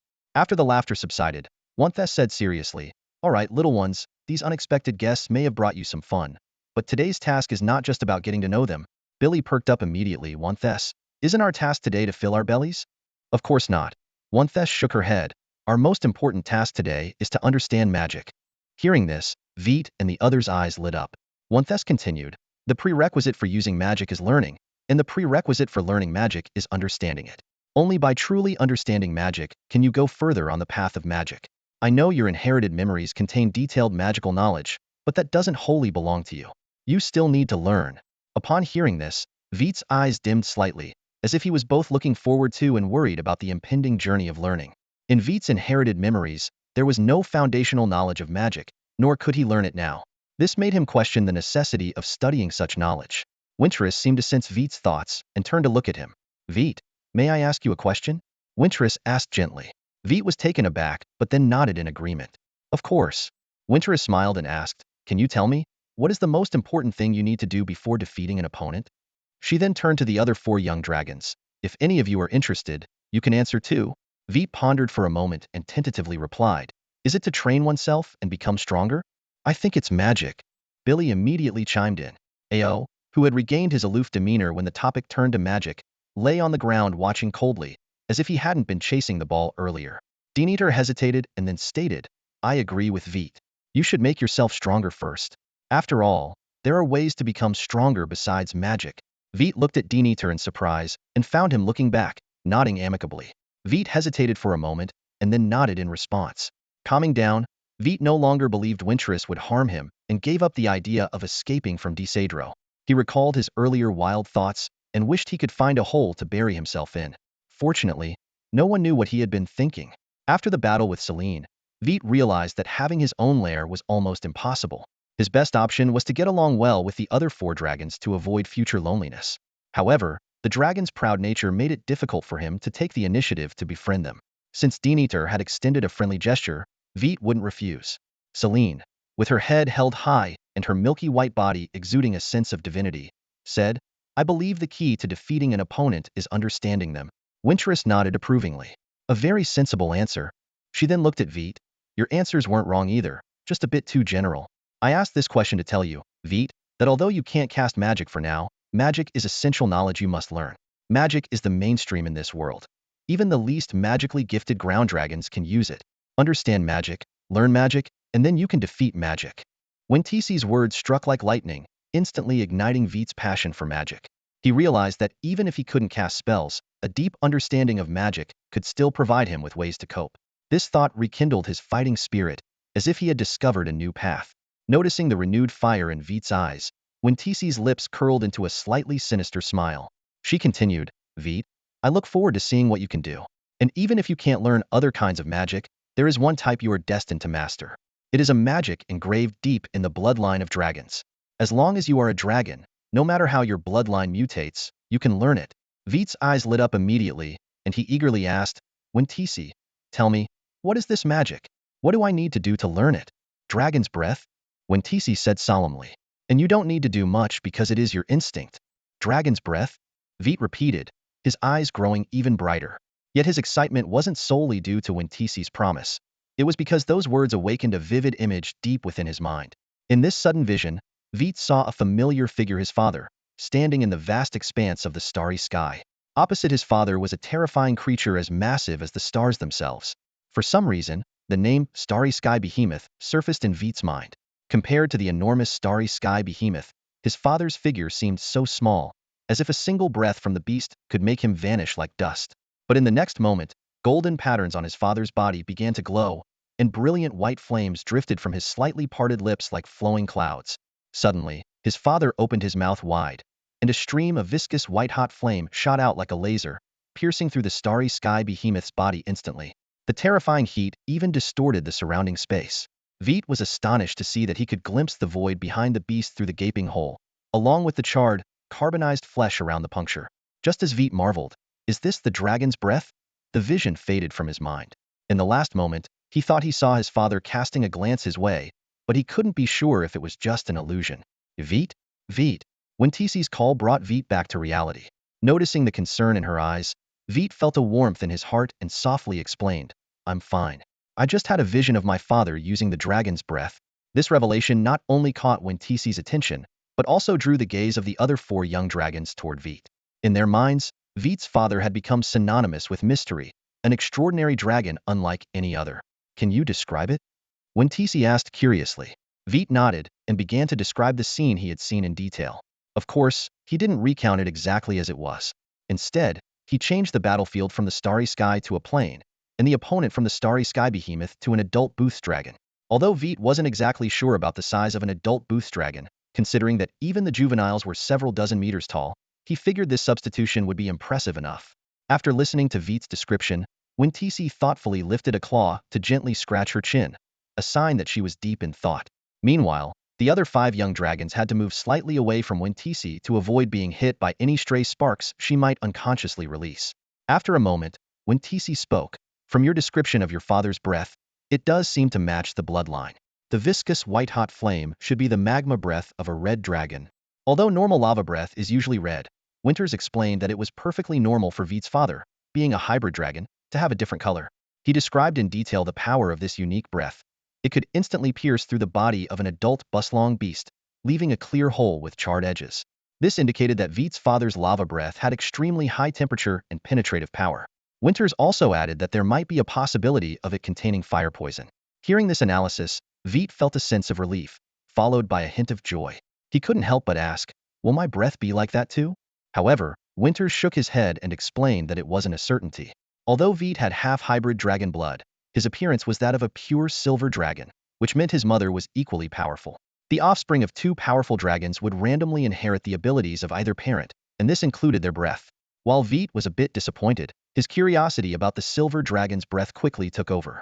Winters patiently explained that a silver dragon's breath was known as elemental breath. Each silver dragon's breath would exhibit different elemental components, but it always contained at least 3 elements, with water being a constant due to the silver dragon's innate affinity with water. At this point, Billy couldn't help but interject, that doesn't sound as cool as mine. Crystal dragons have crystal breath, which sounds way better than elemental breath. A peculiar look flashed in Winter's eyes as he gently said, Billy, I hate to burst your bubble, but I must regretfully inform you that among all dragon types, crystal breath is the weakest. It's the only type that isn't purely magical. He paused before adding, at least, that's the case for now. Upon hearing this, Billy let out a groan, clutching his head as he asked, Winters, can I pretend I didn't hear that? Winters responded kindly, of course, if that's what you want. At this moment, Winters noticed the eager looks from the other 3 dragons. Despite already knowing their breath types due to their bloodline heritage, they were keen to hear Winters' evaluation. With no other choice, Winters relented. All right, I was planning to take you out to practice your breath, but since you want to hear more, I'll explain a bit further. The 5 young dragons instantly perked up, excited that breath practice would be their first lesson in magic. Winters continued, green dragons have 2 types of breath, toxic breath and nature breath. both very troublesome. Gold dragons have breath similar to red dragons, which is lava breath, but it contains both fire and earth magical elements. As for you, Selene, the holy dragon's photon breath is the fastest and most penetrative, except for some rare dragon types. Looking down at the increasingly lively dragon den, Winters chuckled softly. All right, it's time to learn your breath. But this place isn't suitable. Let's head outside. We'll leave this place to these little glob dragons. They'll take care of everything for us. Take a deep breath, then exhale. Billy, you can slow down a bit. Under the canopy of a massive, crimson-leaved tree, Winterth lay on the ground, her gaze sternly fixed on the 5 young dragons lined up across from her. Veit and his companions were struggling to regulate their breathing, but the vibrant world around them was full of distractions for the newly hatched dragons. Their attention kept drifting to the passing baby dragons and other small dragon-like creatures. Those are poppy dragons, Veit, Winterth reminded. But I need you to focus on your breathing, not them. Remember, only by controlling your breath can you successfully use dragon breath. Veit blushed, though his thick dragon skin and scales hid his embarrassment. Sorry, Winterth, he mumbled. But they're just so interesting. Those are poppy dragons, right? I see them sipping nectar. As he spoke, Veit's gaze wandered again to a large purple flower nearby. A poppy dragon was fluttering around the 1-meter-wide bloom. To Veit, the poppy dragons resembled butterflies, especially with their vibrant colors and the way they danced around flowers. However, poppy dragons were clearly more formidable. Excluding their wings, poppy dragons were about 20 centimeters long, and their wings were impressively large. The wings were covered in tiny, colorful scales, and they had antennae with eyes at the tips. Although they fed on nectar, their sharp teeth, visible when they gulped and chewed, convinced Veit that these creatures could definitely bite. Veit, you're distracted again. Winterth's voice snapped Veit back to reality. Sorry. Veit quickly refocused. Winterth shook her head, grabbing Billy by the tail as he tried to sneak away. I think having class outdoors instead of in the dragon cave might not have been the best idea. Maybe we should head back. At this, the 5 young dragons panicked. They looked around at the colorful world and then thought of the dim cave. None of them wanted to go back. Winterth, I promised to focus on the task, Veit pleaded. Can we please stay outside? Winterth hesitated before warning. If you can't manage, we're going back immediately. She glanced at the other 4 dragons. That goes for all of you. The 5 young dragons nodded fervently. All right, let's continue, Winterth said. The key to dragon breath is your breathing. You need to maintain your exhale for as long as possible. Every time I teach newborn dragons, someone forgets their exhaling and takes a deep breath, hurting their mouth. Your mouths aren't protected by scales inside, and if you get hurt, you'll just have to watch the others feast. Exhale. Billy, exhaling doesn't mean you can't inhale at all. Don't suffocate yourself. Winterth sighed inwardly, thinking how challenging this group of young dragons was. Then again, she always felt that way. After a while, noticing the dragon's patience waning, Winterth decided to move to the next step. All right, this habit can't be built in a short time. Let's move on to the next stage, sensing magical elements. I'll guide you for the first time. Close your eyes, clear your minds, and don't let your thoughts wander. Just feel. As she spoke, Winterth released her own mental energy. Newborn dragons were unfamiliar with magical elements and needed her guidance. Veit followed Winterth's instructions closely, closing his eyes, relaxing his mind, and trying not to think about anything. Suddenly, he felt a sense of disorientation, as if he had entered a dark space. He tried to open his eyes but found he couldn't. At that moment, a small red light caught his attention. It was a glowing red dot, drifting slowly in the darkness. Then, a second light appeared, a glowing blue dot. As time passed, more and more points of light began to appear in the darkness before Veit's eyes. Most were red and blue, followed by green, with other colors being quite scarce. These points of light flickered in the dark, resembling stars in the night sky. As Veit gazed at them, he felt an inexplicable sense of familiarity, especially towards the red and blue lights. He realized that these were the magical elements that Winters had mentioned. Veit tried to approach these magical elements but found himself tightly bound by the surrounding darkness, unable to move. At that moment, as if sensing Veit's thoughts, the blue lights representing water elements and the red lights representing fire elements began to move towards him. Veit felt a surge of excitement and watched them eagerly as they approached. However, the situation suddenly changed. As the lights neared Veit, they abruptly accelerated towards him, as if drawn by an invisible force. Veit watched in astonishment, sensing the fear within the lights. The process was akin to iron filings being drawn to a magnet, clearly not a good sign. After absorbing some of the approaching fire and water element lights, the remaining lights scattered like frightened deer, frantically fleeing from Veit. Seeing this, Veit was desperate to call out, but before he could, the darkness around him suddenly dissipated, and the elemental lights vanished. Veit looked up in confusion and saw Winters staring intently at him. Thinking about what had just happened, Veit urgently asked, "Winters, those magical elements are moving away from me. Does this mean I can't practice magic at all?" Winters snapped out of his thoughts, a hint of helplessness in his eyes. He explained, "Veit, it seems the previous blood tests were accurate. Your body is devouring the magical elements, and you can't stop it. This means the magical elements near you can't respond to your call in time. Unless this devouring stops, you indeed won't be able to use magic." "I'm sorry, Veit." Hearing this confirmation, a shadow of sadness crossed Veit's eyes. Although he had mentally prepared himself, the actual confirmation still filled him with disappointment. Winters added, "But don't worry too much. Dragon's breath is different from other magic. It doesn't require external magical elements to cast. So, you can still use dragon's breath?" Veit nodded, his gaze shifting to Celine and the others, who were still immersed in their contact with the magical elements. Taking a deep breath to steady himself, he said, "That's already good, Winters. What should I do next?" "Wintis, what should I do next?" "Victor, you need to rest." Victor paused for a moment at Wintis's words, but ignored the suggestion. His gaze locked onto the massive purple flower in the distance, and he resolutely began to walk toward it. Perched on the flower's stamen, a small papillon beast was greedily sipping nectar. Sensing Victor's approach, it immediately became alert, its colorful wings fluttering rapidly and emitting a sharp hiss-ha sound to ward off the intruder. Victor paid no heed to the warning and walked straight to the purple flower. Instead of resting as Wintis had advised, he suddenly spread his wings and took to the sky. The papillon beast, which had been trying to intimidate him moments earlier, now became Victor's training target. However, Victor did not aspire to surpass the creature's speed. His goal was simple: learn to hover in midair like the papillon beast. For other dragons who relied on magic to fly, this was a piece of cake. But for Victor, just maintaining flight consumed a significant amount of energy. Wintis watched Victor's efforts, observing him mimic the papillon beast's hovering technique. She opened her mouth to speak, but ultimately chose to remain silent. She knew she couldn't deter a dragon determined to grow stronger.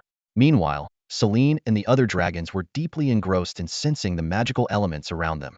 Unbeknownst to them, not only Celine but even Billy and the others had begun to accumulate small amounts of magical energy. As time passed, this energy grew steadily. Back to Victor, his stamina was depleting rapidly as he continued to fly. Despite this, he gritted his teeth and pressed on. Suddenly, a sharp pain shot through his back, and his wings could no longer support him. Victor plummeted toward the ground. Just as he braced for impact, a powerful dragon claw caught him midair.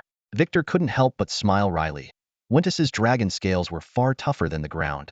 Despite the uncontrollable spasms in his back muscles, Victor cast a grateful glance at Wintis. "Thank you, Wintis." Looking at Victor's state, Wintis sighed. "Victor, I don't oppose your training methods, but you must ensure your safety. Remember, training isn't something achieved overnight. I look forward to the day you grow stronger, but that won't be tomorrow or the day after." With that, she gently placed Victor back on the ground. It was then that Victor noticed Celine and the others had awakened and were staring intently at him, their eyes gleaming with a fighting spirit. Victor knew this wasn't hostility. For proud dragons, they never bullied the weak. When they showed battle intent, it meant they acknowledged you. Faced with this recognition, Victor was momentarily at a loss for how to respond. Fortunately, Wintis spoke up, breaking the awkward silence. "All right, little ones, now is not the time for you to fight. It's almost noon, and I hope you can all unleash your dragon's breath by then. Even if it's only as thick as your little claws." "No, Wintis, I think it will be as thick as my forelimb," Billy declared confidently, raising his claw. "Really? I look forward to it." Wintis smiled, and then turned to Victor. "Victor, how are you feeling? Can you stand?" Victor didn't respond verbally, but proved he could stand by his actions. "Good, then let's begin." Wintis continued. "You've all seen the magical elements. Now, you need to use your mental strength to find the magical elements within your bodies. This is the foundation for using your breath. By the way, the magical elements in a dragon's body are stored in the dragon crystal, located in your head. Once you find it, raise your claw to signal." As soon as she finished speaking, Celine quickly raised her claw. She had already sensed the magical elements the previous night, and once you feel them, your dragon crystal responds. "Well done, Celine," Wintis praised. Hearing this, a hint of pride flashed in Celine's eyes. Next, Dyneth and Ao also raised their claws. Surprisingly, the fourth to raise a claw wasn't Billy but Victor. Yes, he had also successfully located his dragon crystal. Inside Veit's mind, a tiny area the size of a fingernail caught his attention. Despite its minuscule size, he could clearly sense the magical elements within it: fire and water. These two opposing forces coexisted in this confined space. Meanwhile, Billy stared in astonishment at Veit's raised claw. He quickly began searching earnestly and soon raised his own claw. "Hey buddy," Billy exclaimed. "I swear, if I had started looking seriously from the beginning, I'd have beaten you." Hearing this, the other young dragons rolled their eyes, not bothering to acknowledge the boastful Billy. Went seemed relieved and continued, "Now, let's move on to the second step. Focus on the center of your chest, right where your lungs are. This is crucial for a dragon's ability to use its breath weapon, the elemental lung. Raise your claw once you've found it." Following the instructions, Veit directed his mental energy into his chest cavity. A fascinating vision appeared in his mind. A powerful heart pumping vibrant dragon blood through his veins, and robust lungs efficiently extracting oxygen from the air and distributing it throughout his body. Although he couldn't actually see the oxygen, his knowledge from another world informed him that the air was full of this essential element. He kept his thoughts to himself. After all, this world had magic. Soon enough, he located the elemental lung that Wentz had described. To his surprise, it wasn't a flesh and blood organ but two mysterious spaces within his body. Veit's mental energy couldn't get close to these spaces, but he could sense their distinct auras. One radiated intense heat, capable of melting anything, while the other exuded a freezing cold that could encase everything in ice. Veit wasn't sure if this was normal, but at least the location was correct. Upon seeing these two spaces, he felt a sudden and strong urge to channel the magical elements from his dragon crystal into them. Acting on impulse, he chose to direct the fire element into the space that radiated heat. As he maneuvered the elements, Veit's mental energy was rapidly depleted, forcing him out of his introspective state. In the outside world, Wentz and the other four young dragons stared at Veit in shock as he involuntarily opened his mouth, and a bright white flame flickered at the corners.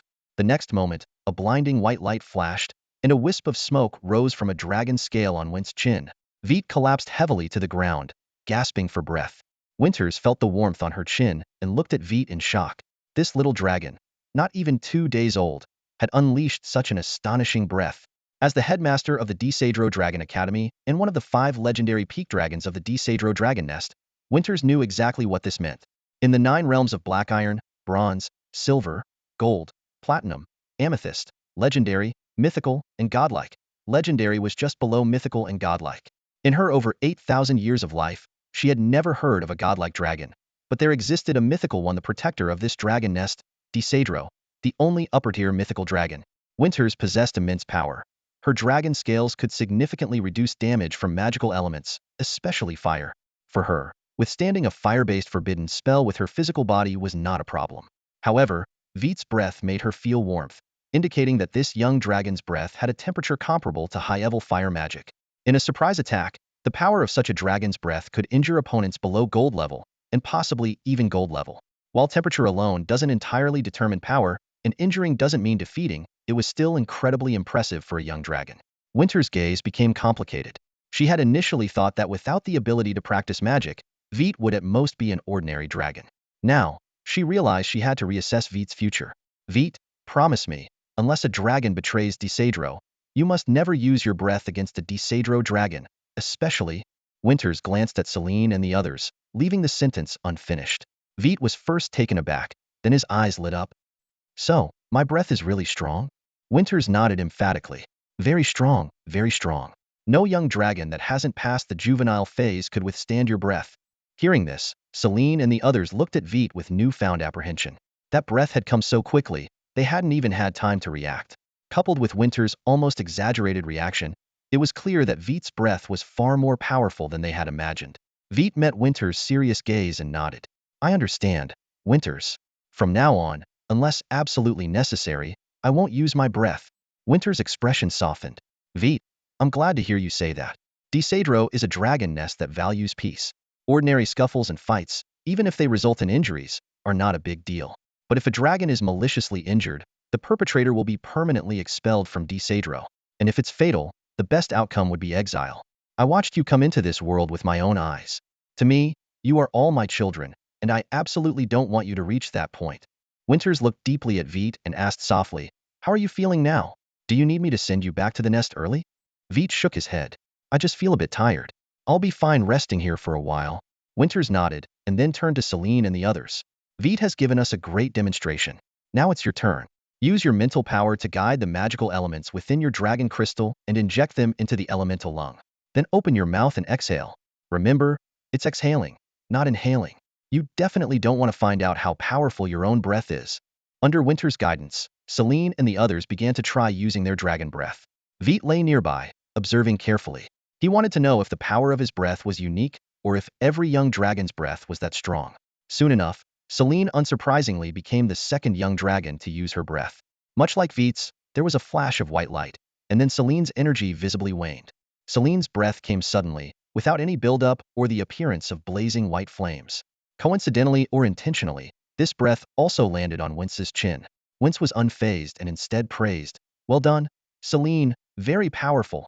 Selene stared at the scales on Wince's chin, which remained unchanged despite the impact, and a hint of frustration flashed in her eyes. She couldn't help but ask, how does it compare to Veit's? Wince was momentarily speechless, unsure how to respond without hurting Selene's pride. However, his silence only made Selene more upset. Seeing Wince hesitate, Selene quietly moved aside and lay down, her eyes fixed on Veit, making him uncomfortable. At that moment, Ao's actions caught Selene's attention. Golden flames trickled from Ao's mouth, followed by a fan-shaped breath of molten lava. Most of the lava landed on Wince's chin scales and flowed down, while some fell directly onto the grass. The scorching lava not only ignited the ground's vegetation, but also melted the rocks. Wince nodded approvingly. Excellent. The consistency of the lava is good. The temperature is very high, and it has fire poison. This is an authentic lava breath. Upon hearing this, Ao glanced at Veit before lying down and half-closing his eyes. But a keen observer would notice his gaze wandering over the other dragons, particularly Veit and Selene. When it was Belgium's turn, his performance was entirely different from the previous three dragons. Belgium first gathered his breath into his mouth, forming a fiery red sphere. Then, streaks of red energy shot out from the sphere, rapidly coalescing into sharp-edged, diamond-shaped rubies.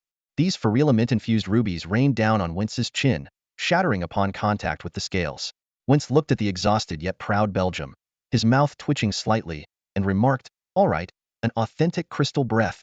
Hearing this, Belgium's expression fell. He remembered Wince once saying that crystal breath was the weakest of all dragon breaths. Finally, it was Dynet's turn. A green beam, like a mini waterfall, sprayed from his mouth, landing on Wince's chin, seemingly having no effect. However, the other dragon's gazes toward Dynet grew serious.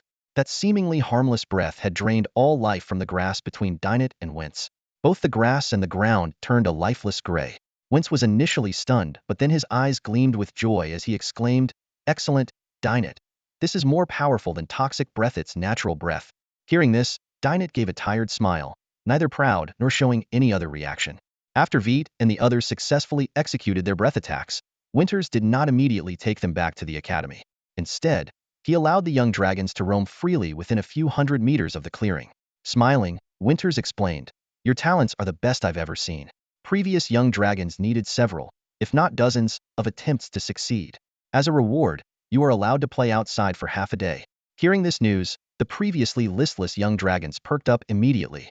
For Selene and the others, even being confined to a few hundred meters still felt like a world full of wonder.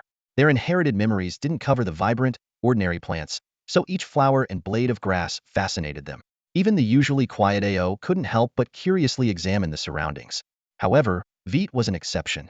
The gigantic and somewhat peculiar plants that captivated the other young dragons didn't impress him much. Although his father hadn't left him with combat experience, he had imparted the memory of an entire magical world. Compared to the plants, Veit was more eager to quickly recover his strength and continue his flight and breath training. Though Veit's breath was the most powerful among the 5 young dragons, it was also for this reason that Winters imposed restrictions. Veit understood Winters' good intentions, but he viewed his breath as an untamed power. To him, power that couldn't be controlled was no different from having no power at all. Hence, Veit secretly resolved to train his breath diligently, especially focusing on its potency. Of course, this training plan was secondary to his flight training, as with his current stamina and magical reserves, one breath attack left him struggling to stand. In addition, Veit remembered he had another type of breath, one that was likely a gift from his mother. Unlike the other young dragons, Veit had deep feelings for his parents, thanks to his memories from another world. This was also one of the reasons he yearned for the stars. At that moment, Winter's gentle voice interrupted his thoughts. "Aren't you going to play with them?" Veit looked up at Winters and shook his head, replying, "There's nothing interesting. I want to rest well and continue my training." After a pause, he added, "Winters, do you know any ways to quickly enhance my stamina? With my current strength, effective training is tough." Winters sighed helplessly and patiently explained, "Veit, You've only been in this world for 2 days. The young dragon phase for dragon species lasts about 100 years. You are not allowed to leave the dragon's nest until you reach adolescence, which spans nearly 200 years. Whatever you want to do, you don't need to rush. Over 300 years is plenty of time to improve your skills. Can we only leave the nest during adolescence? Veit pressed. That's right. Winters confirmed. The outside world is full of dangers. Young and adolescent dragons aren't equipped to handle those threats. Hearing this, a flicker of disappointment crossed Veit's eyes. Noticing his reaction, Winters couldn't help but ask, is there somewhere you want to go? Did your parents ask you to go? Veit shook his head but didn't answer. Instead, he looked up at the sky and asked, Winters, what is the starry sky like? Winters was momentarily stunned, a hint of confusion in his eyes.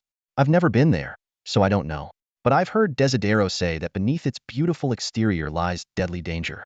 There's no air to breathe, endless gales, and a cold, lifeless void. Is that so? Veit murmured softly, then quietly lay down, covering himself with his wings. Seeing this, Winters sighed and narrowed his eyes. In the depths of the spacious dragon cave, various snores of different pitches and tones echoed. Veit lay alone in a corner, his eyes wide open, unable to sleep. The aroma of the morning barbecue still lingered in the air, but upon Veit and the others' return, the remaining grilled meat, along with the mower's dragon beast and the little dragon ball, had vanished without a trace.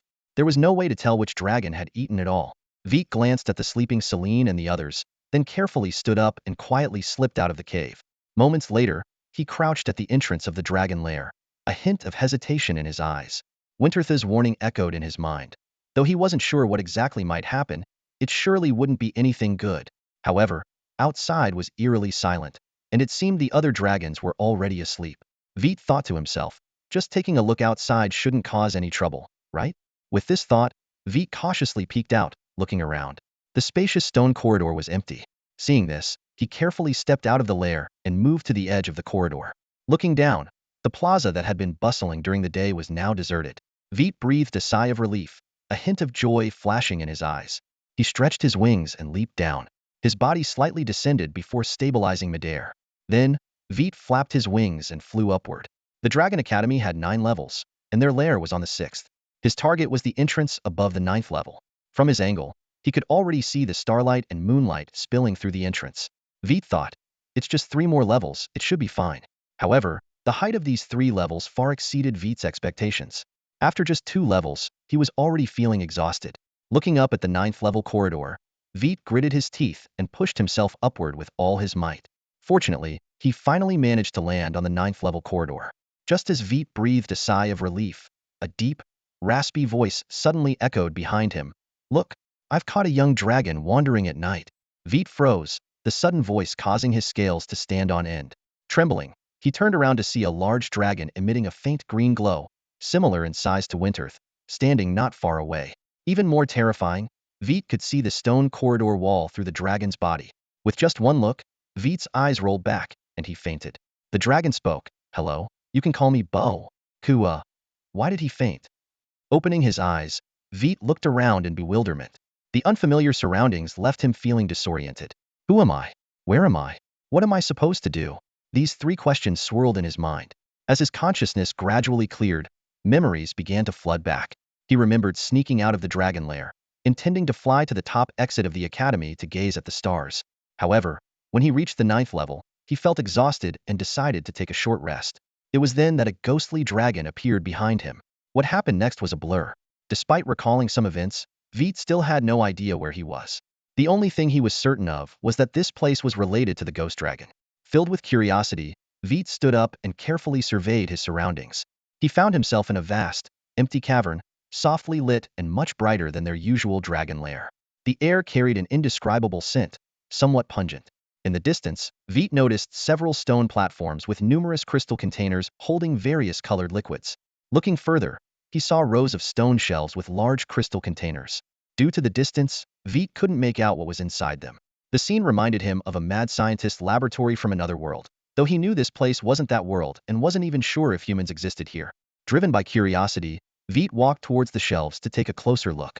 However, as he got a clearer view of the contents, his scales stood on end, like a startled cat. The containers were filled with a pale green liquid, and inside them were enormous eyeballs. Each eyeball was as large as Veit's head, with golden pupils that glowed eerily.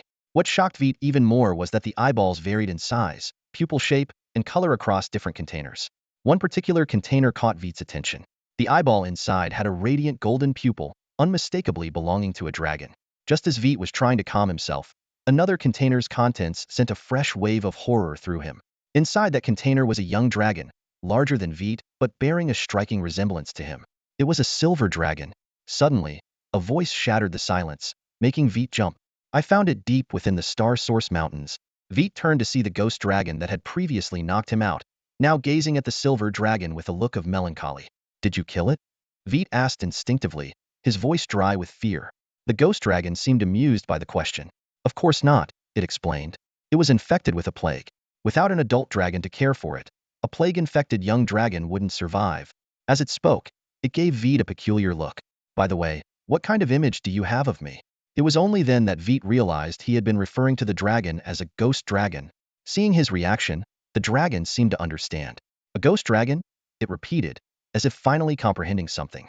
Wit stared at Boke in astonishment, his eyes filled with confusion and wariness. Noticing the little dragon's expression, Boke chuckled softly. No need to look at me like that, Wit. Winterus sent your blood for testing and mentioned your condition. It seems she was right. You really are a dragon without a proper lineage. A flicker of excitement flashed in Boke's eyes as he continued, furthermore, your dragon blood is quite remarkable. I've never seen such dominant dragon blood. If I may. Before he could finish, Wit instantly became alert. He tightly wrapped his tail around himself and let out a low growl at Boke, his scales bristling slightly. Seeing this, Boke's face showed a hint of disappointment, but he quickly regained his composure. All right, it seems you're not willing. However, this is probably what you need most right now. As Boke finished speaking, a dead buslong beast appeared out of thin air in front of Wit. This beast was about a third smaller than the one Wit had eaten that morning. Wit stared at the prey before him, a look of bewilderment on his face. Boke explained, you passed out earlier, so I brought you back. After a simple examination, I found that you fainted due to exhaustion, so I got this buslong beast for you. He paused and continued, your body needs a lot of food, which might be related to your dominant dragon blood. It gives you a powerful physique, but requires a lot of energy. Your appetite should be much larger than other young dragons of the same age, right? Wit nodded slightly, seeming to ponder Boke's words. Boke went on, that's the reason, and you'll get hungry quickly. Especially after intense activity, it's best to replenish your food promptly to avoid passing out again. You need to tell Winterus about this, or do you need my help? Wit shook his head, his voice carrying a hint of gratitude. No, thank you. I'll tell Winterus. But, his gaze fell once more on the buslong beast. Could you cook it for me? Boke raised an eyebrow, slightly surprised. Of course, but are you sure? Cooked food doesn't taste as good. Wit nodded firmly. I like cooked food. Boke nodded in agreement, and a stream of blue energy flowed from him, lifting the buslong beast. He floated towards the stone platform, and Wit curiously followed. Boke took out a large crystal container and placed it on the stone platform, then began skillfully preparing the beast. He skinned it, removed the entrails, and cleaned it with fluid motions. Finally, he placed the prepared meat into the crystal container. The discarded parts were placed into a recess in the corner of the stone platform. Wit watched as a flash of light caused the waste to disappear into thin air. Boke. Wit suddenly spoke, his tone carrying a hint of uncertainty. What? Boke responded, you can call me Boke, or simply teacher. In a while, once your magic progresses, I will teach you how to concoct potions. He paused and added, by the way, I'm not a ghost dragon. I'm a wind element dragon. By the way, I'm not a ghost dragon. I'm a wind elemental dragon. Veit suddenly declared, a hint of pride in his voice. Boko froze, a look of surprise flashing in his eyes. There really are ghost dragons, he muttered to himself. Boko nodded, a gentle smile spreading across his face. But they're a bit different from what you might imagine, he explained. Ghost dragons have physical bodies. Only elemental dragons lack physical forms. In terms of appearance, ghost dragons are more similar to dark magic dragons, and in terms of bloodline, they're closer to black dragons among the 5-color dragons. Seeing Veit's confusion, Boko continued, I know you don't have the usual inherited memories, so no matter how much I explain, it won't be as effective as discovering things for yourself. Did you learn about breath attacks today? Veit nodded, his tail swishing lightly, showing his interest. Then you should have a rest day tomorrow, Boko said. You can ask Wince to take you to the library on the 8th floor. His tone suddenly turned serious. You shouldn't be out at night, young dragon. Especially since you're newly hatched, getting enough sleep is crucial for your growth. Boko elaborated on the growth process of young dragons. Normally, If you eat well during the day and sleep well at night, within 2 years, you'll grow from your current 1 meter length to about 5 meters. This way, you'll be closer in size to the older young dragons, whose maximum size is around 10 meters, he emphasized. Only then will you have the freedom to move around in the Dragon Academy. If you're too small, you might get accidentally hurt by the other young dragons. If you miss this 2-year growth window, you'll always be smaller than the dragons born in the same batch as you. Boko added also, Wentz should have told you not to leave the dragon nest alone. Veit fidgeted uneasily. Well, it's nighttime, and there aren't any other young dragons outside, he explained. I just wanted to look at the stars. I wasn't planning to stay out all night. I just can't sleep. Boko paused, then scrutinized Veit closely. Your mental energy is indeed more active than that of a normal, newly hatched dragon, he mused. This might be a bloodline issue, which can be... Seeing Veit clutch his tail and growl, Boko quickly stopped. All right, relax, he soothed. It was just a suggestion. If you're not interested, that's fine. Changing the subject, Boko pulled out a container from behind him. Here, take this. He placed a small jar of milky liquid in front of Veit. This is the juice from crushed domia flowers, which can help you sleep, he explained. Even if your sleeplessness is related to your bloodline, not sleeping or sleeping less is definitely not good. Boko continued, in fact, a sleep potion would be more effective, but for a newly hatched dragon like you, the raw juice of domia flowers is better. However, what Boko called a small jar was enormous to Veit. The jar was even larger than the crystal jar holding the silver dragon on the stone shelf nearby. Noticing Veit's peculiar look, Boko realized his mistake. All right, it is a bit too big for you, Boko said awkwardly. Looks like I'll have to bring it to you daily. With that, he put the jar of domia flower juice away. Veit curiously asked, Isn't there a smaller container? You mentioned we'll have potion classes with you later. Do we use such large equipment? Of course not. Boko shook his head. But even the smallest container would still be too big for you. As I mentioned, the first 2 years after hatching are your fastest growth period. So, your potion classes won't start until your growth stabilizes, which will be in 2 years. Veit's attention was drawn to the bubbling jar of buslong meat, and he couldn't help but swallow. 2 years, he said, a bit disappointed. That seems like a long time. Boko manipulated the wind element to stir the meat in the jar. 2 years isn't long at all, he countered. But speaking of which, I haven't had a good sleep in a long time. Once Karen returns, I'm definitely going to sleep for a few decades. After a pause, Boko continued, Don't rush.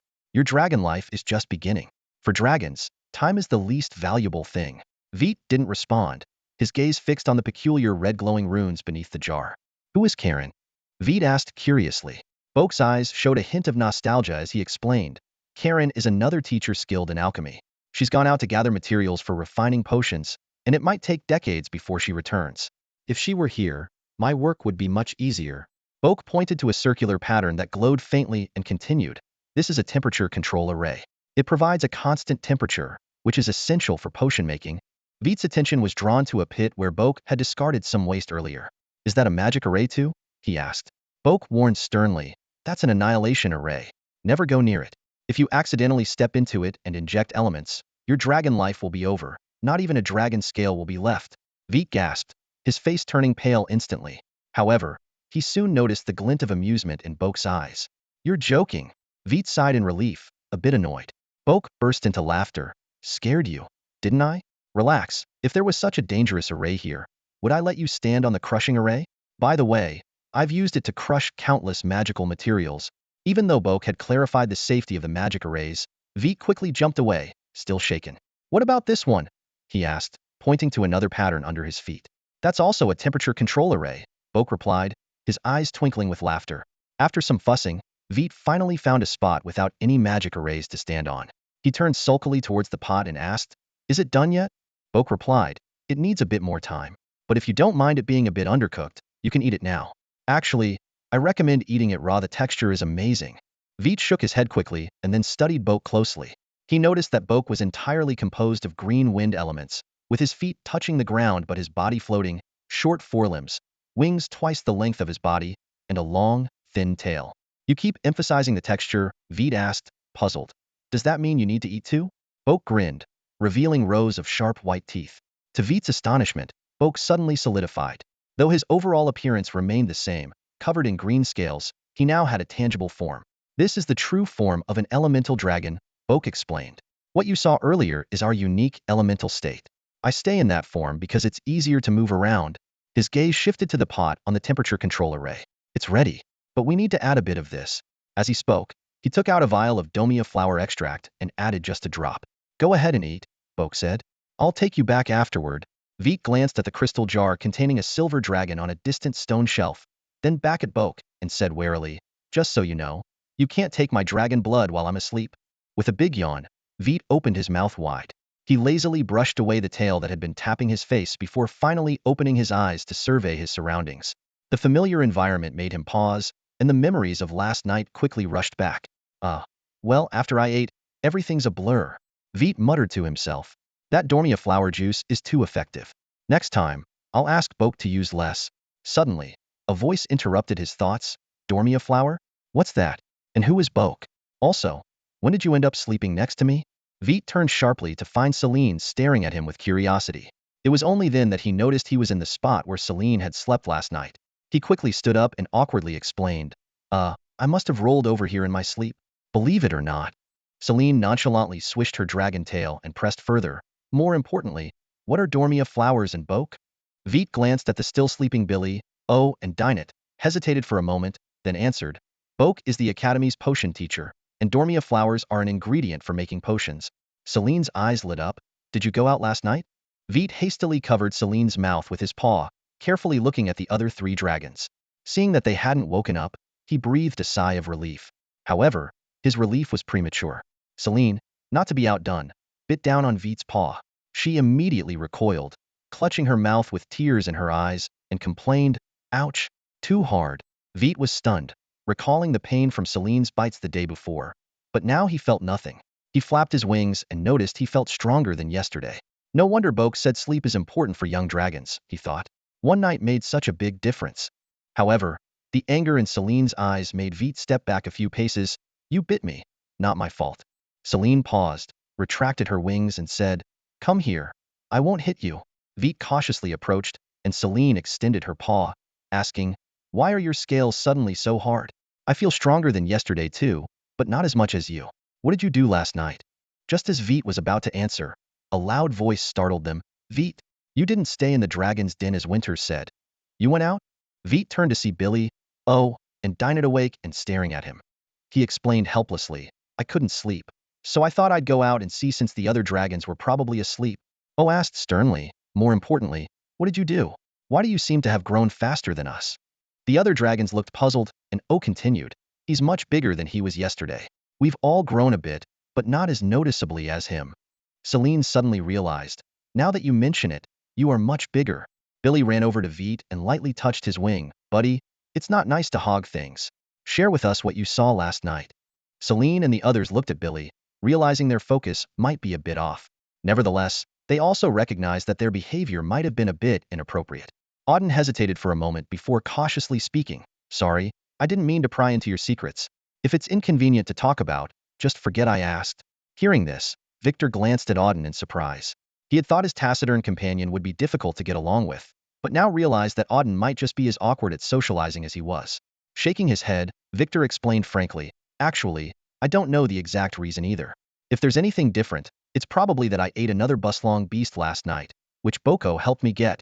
Victor continued, I couldn't sleep last night, so I went to the top floor to look at the stars. While resting on the 9th floor, I met Boko, who will be teaching us about potions. I fainted from exhaustion, and he said my physique is special and requires more energy. Besides that, I also consume the juice of the domia flower to calm my overly active mental energy, which basically helps me sleep better. It worked quite well. Upon hearing this, the dragons suddenly understood, recalling Victor's astonishing appetite. It now seemed that Victor's hunger was even greater than what they'd witnessed the previous day. In comparison, none of them felt hungry at the moment. Billy excitedly moved closer to Victor and eagerly asked, Bro, can you take me with you tonight? Victor took a step back and finally looked Billy in the eye, politely declining, I wouldn't recommend it.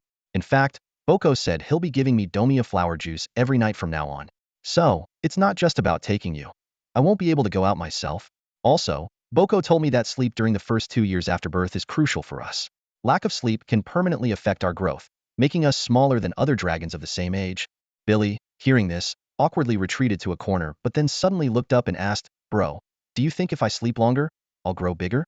Victor was momentarily speechless, unsure how to respond to such an unusual idea. Just then, Winter's voice came from the corridor entrance. Of course not. Victor turned towards the sound and saw Winter standing there, looking at them with a gentle expression. Seeing Winterth glance over, Veit couldn't help but lower his head, a hint of embarrassment spreading across his face. He whispered, "Sorry, Winterth. I really couldn't sleep last night." Winterth stepped into the dragon's lair, a slight smile playing on her lips. "It's all right, Veit. In fact, I'm the one who should apologize." There was a note of regret in her voice. "I should have noticed something was different about you sooner. When you managed to use your breath attack without specific instructions, I should have realized your mental energy was more active than Serene's and the others. And," she paused, "I should have noticed your physical issues earlier. It wasn't until Boko found me this morning that I knew you'd passed out." A serious expression appeared on Winterth's face, and Veit, looking at his massive dragon mentor, marveled at how he could recognize a dragon's expressions. He responded quietly, "Winterth, you don't need to apologize. You've already taken great care of me." Winterth shook her head, her smile returning. "All right, enough of that." She changed the subject. "Today's meal is Thesa full-grown booth dragon beast." With a gentle wave of her claw, a gigantic booth dragon beast carcass appeared out of thin air in the lair. Veit's eyes widened. The booth dragon beast was at least 500 or 600 meters long. However, more astonishing than its size was how Winterth had conjured it out of nowhere. Before Veit could speak, Billy had already dashed over to the beast, examining the massive corpse. He asked excitedly, "Winterth, how did you do that?" "It's so cool." Winterth smiled and explained. "It's actually quite simple. Once you outgrow your juvenile phase, you'll understand." Seeing the disappointed faces of the 5 young dragons, she added, "But since you're curious, I'll tell you. Right now, you're not fully developed. Once you leave your juvenile phase, a special scale called the reverse scale will grow on your neck. This scale contains a space where you can store items, and it will expand as you grow." Veit stared curiously at the unique scale on Winterth's neck and asked, "Does every dragon have one?" "Of course," Winterth replied, "but I specifically mean every dragon of the giant dragon species. Remember, innate dragon beasts don't have reverse scales and naturally detest dragons as they grow. So if you ever venture outside the dragon's nest, always check for a reverse scale when approaching an unfamiliar giant dragon." As for other dragon types, innate dragon beasts typically only survive long enough to hatch from their eggs because they don't abandon their eggs. After hearing this, Veit and the other young dragons nodded solemnly. Seeing this, Winterth smiled and then asked, "All right, let's start with the meal." Aside from Veit, who wants their food cooked? Only Serene raised her claw this time. Clearly, not all dragons preferred cooked food. Watching Winterth use magic to roast the meat, Veit couldn't help but swallow. "Winterth, it feels like we can't finish all this," he said. Winterth blinked. "Actually, I plan to eat some myself today." Soon, after the young dragons had their fill, Winterth devoured the remaining meat in a few bites. "Winterth, Boko said we have a rest day today. Is that true?" Veit asked. Winterth shook her head. "They get a rest day. But you need to come with me to the library. While bloodline inheritance isn't mandatory, it does make certain things easier. You'll start formal magic lessons tomorrow, so you need to review the basics and some general knowledge beforehand." She frowned. "Veit, you're going to be very busy. I really don't like the library. Just seeing those books makes me sleepy." Veit nodded, already mentally prepared for this. Just then, Serene came over. "Winnis, can I come along?" Veit asked eagerly. Winnis grinned. "Of course, but I have to warn you. It's really boring there." She extended her massive claw, signaling Veit and Celine to hop on. However, the newborn dragons were at the peak of their curiosity. Billy and 2 other young dragons couldn't wait to join, landing on Wintis's claw as well. Wintis looked at the 5 little dragons and shook her head helplessly. "This is your choice." As they exited the dragon's lair, Veit and the others looked down at the bustling square below. It was as lively as ever, just like the scene they saw yesterday when Wintis took them out of the academy. Remembering yesterday's events, Veit recalled how almost every young dragon flew over to greet Wintis, their eyes always fixed on the 5 little dragons. Veit even suspected that if Wintis hadn't been there, the young dragons might have grabbed them in their claws for closer inspection. Today's situation, while not as chaotic as yesterday, still drew curious glances from several young dragons. Fortunately, none of them approached this time. Wintis flew out of the stone corridor with the 5 little dragons, spiraling upwards until they reached the 8th level. When Wintis landed, her massive body stirred up a cloud of dust. Clearly, this place wasn't frequently visited by dragons. Veit looked around and noticed only one entrance on the 8th level's circular stone corridor. Noticing Veit's curiosity, Wintis explained, "The entire 8th level is connected. It houses all of Decidro's books." Wintis led the way into the entrance, with the 5 little dragons following closely. Unlike the dragon's lair, the moment they entered, the young dragons couldn't help but gasp in awe. Soft light emanated from the gemstones embedded in the ceiling, illuminating the space brightly. Before them stood rows of enormous stone bookshelves, each filled with gigantic books. These books were so large that they rivaled Ventus's 6 to 700-meter height. Each book was tens of meters tall, some even nearing 100 meters. Even more astonishing was that these books weren't made of paper but various metals and a small amount of crystal. Veit stared dumbfounded at the scene, finally understanding Ventus's earlier statement. The knowledge in this library is enough to last you a lifetime. Ventus, are you sure I can turn the pages? Veit asked, a bit worried. Ventus chuckled as she took down a book and reassured. Don't worry, Veit, I'll help you. Veit looked at the gigantic book in Ventus's claw, his expression blank and his eyes a bit dazed. Is this what I'm supposed to read today? Of course not, Ventus replied. Just as Veit was about to breathe a sigh of relief, she added, this is just one of them. Veit fell silent, feeling the sympathetic gazes from Selene and the other young dragons. Faced with the daunting reading task ahead, Veit couldn't help but feel a bit overwhelmed. Winter's words made Veit's eyes widen in disbelief as he stared at her. He tried to find a hint of a joke in her eyes, but quickly realized she was serious. Winter immediately took action, placing a massive book several meters thick in front of Veit. Then, she stacked another large metal-bound book on top of it. She explained, besides dragon magic, you need to learn the basics of dragon language magic, the origins of magic, and a beginner's guide to dragon language magic. Of course, the last one is just for a general understanding. She continued introducing other books. Here we have the Dragon Encyclopedia, the Beast Encyclopedia, the Herb Encyclopedia, the Complete Guide to Potions, some insights on magic circles, and my field observations. I particularly recommend my field observations. Though less comprehensive than the Beast Encyclopedia, it's more engaging and one of the few books that doesn't put me to sleep. Winter counted the stacked books, exactly 10. Let's find a spacious corner. She suddenly remembered something and turned to the 5 young dragons at her feet. Although your inherited memories contain this knowledge, each dragon's understanding is different. Bloodline inheritance often comes with strong personal biases and even errors. Reading these books will benefit you too. Want to join us? Other than the unwilling Veit, the young dragons all shook their heads frantically. Winter smiled helplessly. All right then, Veit and I will go read over there. You can wander around, but keep it quiet. There are many adult dragons here, and they don't like being disturbed while reading. Hearing this, Selene and the others felt a sense of relief and quickly scattered. The tall stone shelves and the vast collection of books in the library had always intrigued them, and they had long wanted to explore. Veit glanced enviously at Selene and the others before following Winter with a grimace. Do I have to finish all these today? He asked nervously. Winter explained. Of course not. You wouldn't be able to finish even one book in a year, let alone 10. This is a century's worth of reading.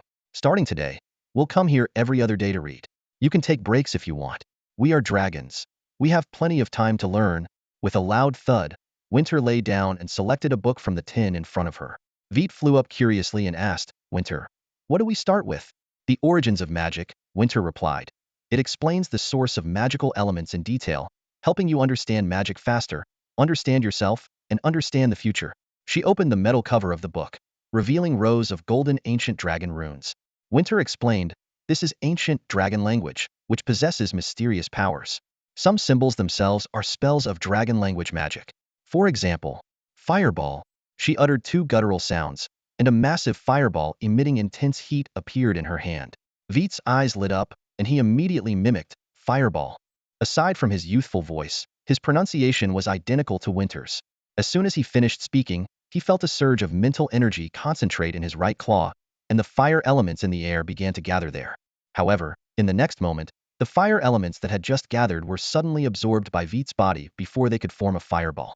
The magical elements summoned by the ancient dragon language scattered instantly. Witnessing this, a hint of disappointment flashed in Veit's eyes.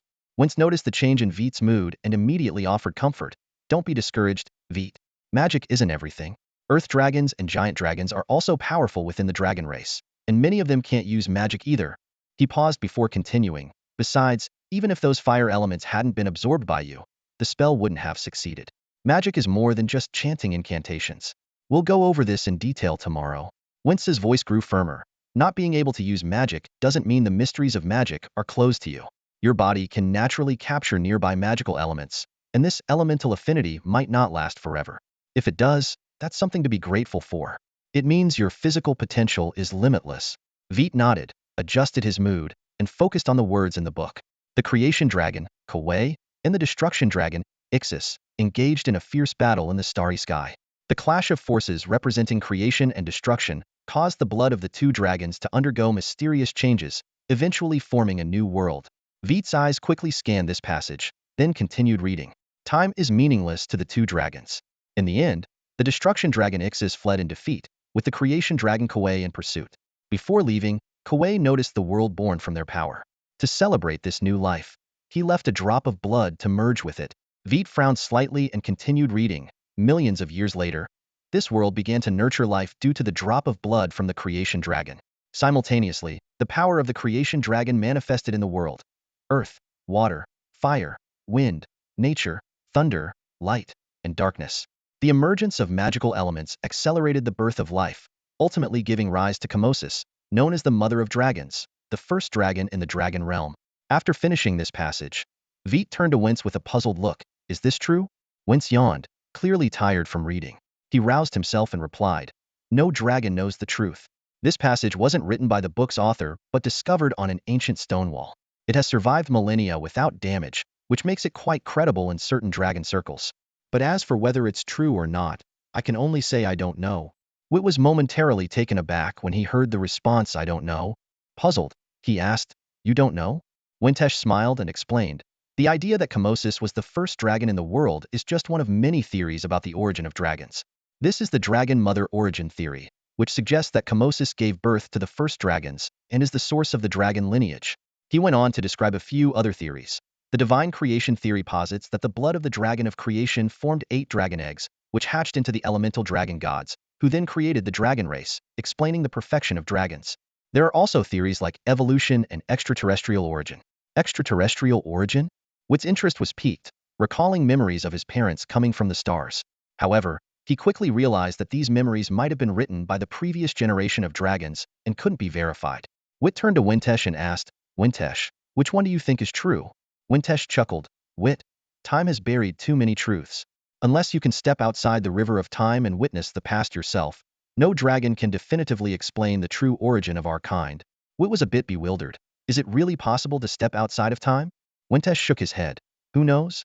There was once a time dragon in our history who thought he could manipulate time, but he ended up being toyed with by it and eventually disappeared without a trace. He then advised, Wit, don't rush. You have plenty of time. Do the right things and your worries will naturally lessen. Wit chuckled softly and expressed his gratitude. Wintesh emphasized, while you don't need to rush to become stronger, you should focus on learning. Knowledge is power. After hearing this, Wit couldn't help but smile wryly. Wit then began studying the book Origins of Magic and gained a basic understanding of magic. He learned that casting spells requires not only incantations, mental strength, and elemental affinity, but also the construction of magic nodes. Without these nodes, even if elements gather under the influence of a spell, they will quickly disperse. Wit also learned about the classification of strength levels. There are 9 major realms from iron to myth, each divided into 3 sublevels, lower, middle, and upper. Typically, a young dragon is born at the middle iron level and quickly grows to the upper iron level after consuming its eggshell. 2 years later, it automatically advances to the lower bronze level. Further growth depends on individual talent. This knowledge gave Wit a deeper understanding of the perfection of dragons, reinforcing the points made in the divine creation theory. Take dragons, for example. Even the least talented and laziest dragon has an astonishing growth trajectory. As they transition from a hatchling to a juvenile, their power naturally rises to the silver level. In their adolescent phase, they achieve platinum, and by adulthood, they ascend to amethyst. Once they reach old age, with the passage of time, they inevitably step into the legendary realm. Interestingly, a dragon's old age is not a period of decline, but rather the most powerful phase of their life. Only in the final years of their lifespan does their strength plummet rapidly. And for dragons, these final years span a lengthy 24,000 years. In other words, even if a dragon spends its entire life doing nothing, it can still live for over 24,000 years. If a dragon has exceptional talent and breaks through to the legendary or even mythic realms during this period, its lifespan will be extended even further. Dragons that live beyond 24,000 years are revered as ancients.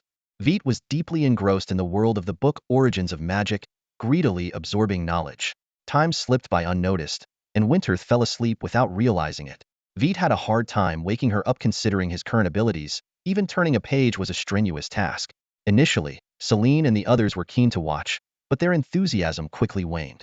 Apart from Celine, who managed to stay interested a bit longer, Billy and the rest only took a quick glance before falling asleep next to Winterth. As dusk approached, Veit and his companions, led by Winterth, return to the dragon lair. Books from the library were not allowed to be taken out, so if Veit wanted to read, he had to have Winterth accompany him every day. Oh, by the way, Veit, Winterth said, pulling out a jar of milky white liquid from her pocket. Boko was afraid he'd forget, so he asked me to bring this to you. She placed the jar in the center of the lair. It was the juice of the domia flower. Boko added a teleportation magic array to the lid, Winterth explained. All you need to do is stand on the jar, and the array will automatically activate, transferring the juice into the grooves on the lid. You should thank him properly the next time you see him.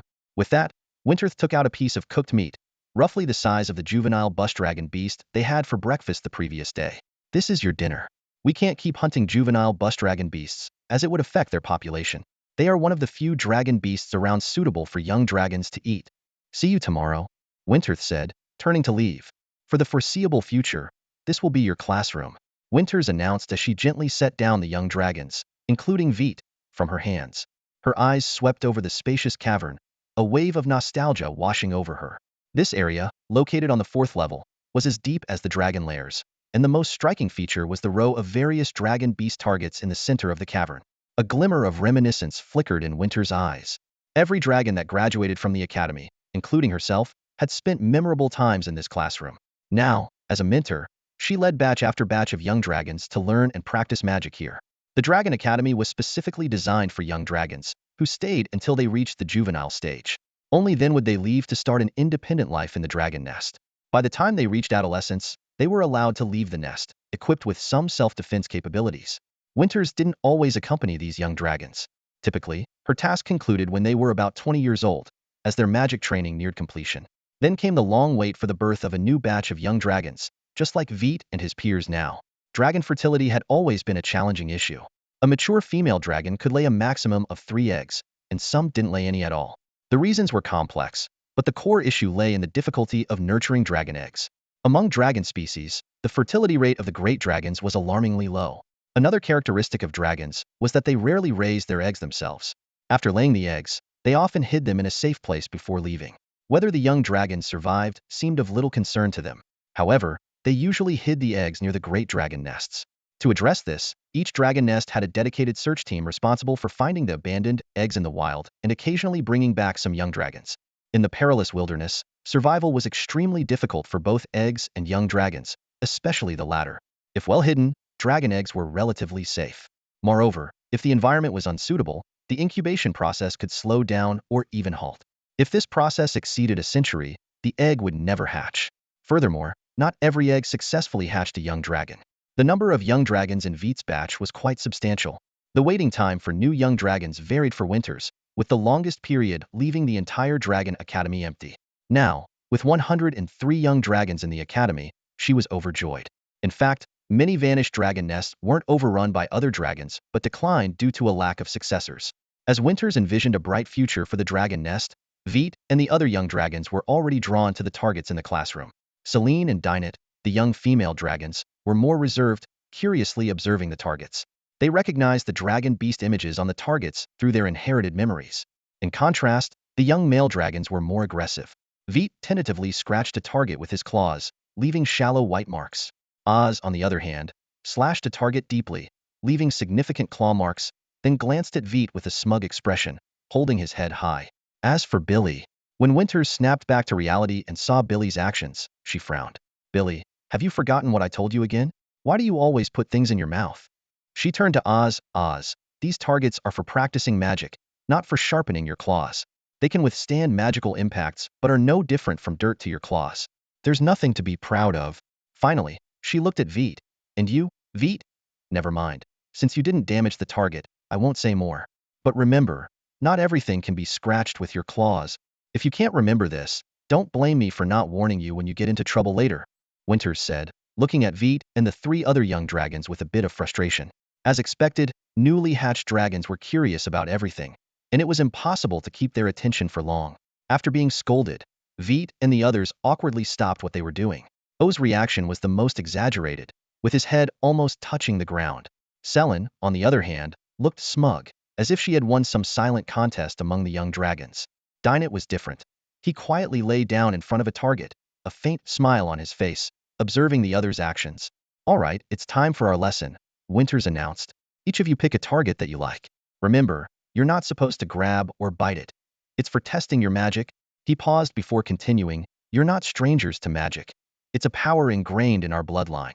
Veit, this includes you. Dragon breath is also a form of magic. Do you remember how to use your breath? Winters asked. Selin eagerly responded. By using our mental strength to guide the magical elements within our dragon crystals, we channel them into our elemental lungs, and then we can release them. Winters nodded in approval. Very good. But do you know why channeling elements into the elemental lungs allows you to use your breath? The five young dragons exchanged confused glances, their eyes filled with puzzlement. Winters smiled as he explained. This involves the principles of using magic. The process of casting magic is constructing elemental nodes with the magic elements within our bodies, connecting these nodes with mental strength to form an elemental circuit, and attracting free elements from the surroundings to gather. So, why does channeling elements into the elemental lungs enable you to use your breath? Veit's eyes lit up. Because the elemental lungs have pre-constructed elemental nodes. Very close, Winters praised. In fact, the elemental lungs do contain the elemental nodes for dragon breath, and these nodes are naturally formed. Do you remember what the essence of a node is? It's magic elements. So, the elemental lungs are essentially a second location within our dragon bodies for storing magical elements. He continued, however, the magic elements in the elemental lungs are inert. When we channel elements into the elemental lungs, we're not constructing nodes. We're activating the magical elements within the lungs. Once activated, these elements automatically form the elemental nodes for dragon breath and attract surrounding elements to complete the dragon breath. This type of magic is called origin magic, a power unique to dragons. Winter's voice echoed through the cave as she explained the unique origin magic of the dragon species to the five young dragons. This magic, exclusive to our kind, is known as origin magic. Wisdom sparkled in Winter's eyes as she paused briefly before continuing. It can also be called bloodline magic. Besides our breath attack, we dragons have another origin magic, flight. She turned to Veit, a hint of sympathy in her expression. Unlike breath attacks, flight requires the use of free-floating magical elements in the air. That's why you can't use this magic. Seeing the hint of disappointment in Veit's eyes, Winter quickly added, but don't lose heart, Veit. Trust me, everything will get better. Winter knew that Veit was still young and could easily become discouraged by his inability to do what other dragons could. To ensure he grew up positively and optimistically, she often repeated these encouraging words. As expected, Veit, who had been a bit downcast, perked up again, his little face showing a determined expression. All right, let's continue, Winter said. Breath attacks and flight are our origin magics, but that doesn't mean other creatures lack origin magic. Every type of dragon, and even most dragon beasts, have their own origin magic. Can anyone think of an example from what you've seen before? The five young dragons began to ponder seriously. Soon, Veit's eyes lit up, and he exclaimed excitedly, the puffer dragon. Winter smiled and nodded. Very good, Veit. The puffer dragon's inflation. When they sense danger, they rapidly inhale a large amount of wind element. This quick elemental change can't be fully explained by elemental flow alone. Although its power seems minimal to us, it is indeed a form of origin magic. She continued, origin magic doesn't need to be learned, only practiced. And origin magic cannot be acquired later in life. Even if the magical effects are similar, origin magic cannot be replicated. So, dragon breath can only be used by two kinds of beings, dragons and innate dragon beasts hatched from dragon eggs. The five young dragons widened their eyes in surprise, finding it hard to believe that innate dragon beasts could use dragon breath. Winter glanced at Billy and clarified, it must be innate dragon beasts hatched from dragon eggs. Those hatched from other dragon species eggs cannot use dragon breath. Additionally, they can only use breath attacks and flight as origin magics. As for why, she paused to organize her thoughts. There are two kinds of magic, origin magic, commonly used by dragon beasts, and draconic magic, used by dragons. Origin magic represents innate abilities, while draconic magic represents intelligence. Celine, deep in thought, asked, dragon beasts can't use draconic magic because they lack intelligence? Winter gave Celine an approving look. Exactly. So, the magic we need to learn is draconic magic. By the way, the power of draconic magic depends on three things: strength, mastery over magic, and the concentration of dragon bloodline. She continued explaining, the concept of dragon bloodline concentration is quite abstract. No dragon can precisely define what it is, nor can we locate it within our bodies. But it undeniably exists. The concentration of the dragon bloodline doesn't directly manifest in elemental affinity or physical strength, but it is related to them. Winter's gaze shifted to Veit. Let's use an example. During the test the other day, I observed your elemental affinity. Celine had the highest affinity, followed by Ao, then Dyneth, Billy, and Veit had the lowest.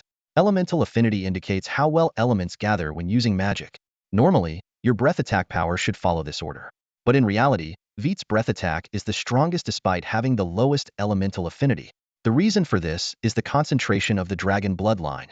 The 5 young dragons listened intently, filled with curiosity and longing for the complex and mysterious world of magic. Winter's gaze swept over the young dragons before her, pausing on Veit. With a hint of pride in her voice, she said, "Veit's dragon blood concentration is over 90%, far surpassing all of you, even higher than mine." Observing the surprise and envy on the other dragons' faces, she continued, "By current standards, most of you have blood concentrations around 80%. Only Selene has truly surpassed 80. Noticing the look of unwillingness on Ao's face, Winter chuckled softly. "There's no need for that expression. You should know that most great dragons have a blood concentration of just over 70%, like myself, who hasn't even reached 80. However, hybrid dragons like Selene and Veit usually exceed 80. She elaborated. Some dragon scholars believe that hybrid dragons are actually a form of atavism. As for whom they are reverting to, it is generally believed to be the creator dragon, Covey, though some think it's the dragon mother. But these details are not the main point." Winter's tone became serious. "What's important is that from Veit, we can see that the concentration of dragon blood is a key factor in the potency of magic. This explains why Veit's breath is so powerful, even though he is the youngest among you." Winter's gaze suddenly shifted to Billy, who was distractedly chewing on a target. With a warning tone, she said, "Billy, if you keep biting that target instead of paying attention, Veit will soon surpass you in both mental strength and magical energy reserves." Hearing this, Billy quickly settled down, though his constantly wagging tail betrayed his inner agitation. Winter shook her head in exasperation and then turned her serious gaze to Selene and the others. "Although Veit cannot use magic yet, it doesn't mean he never will.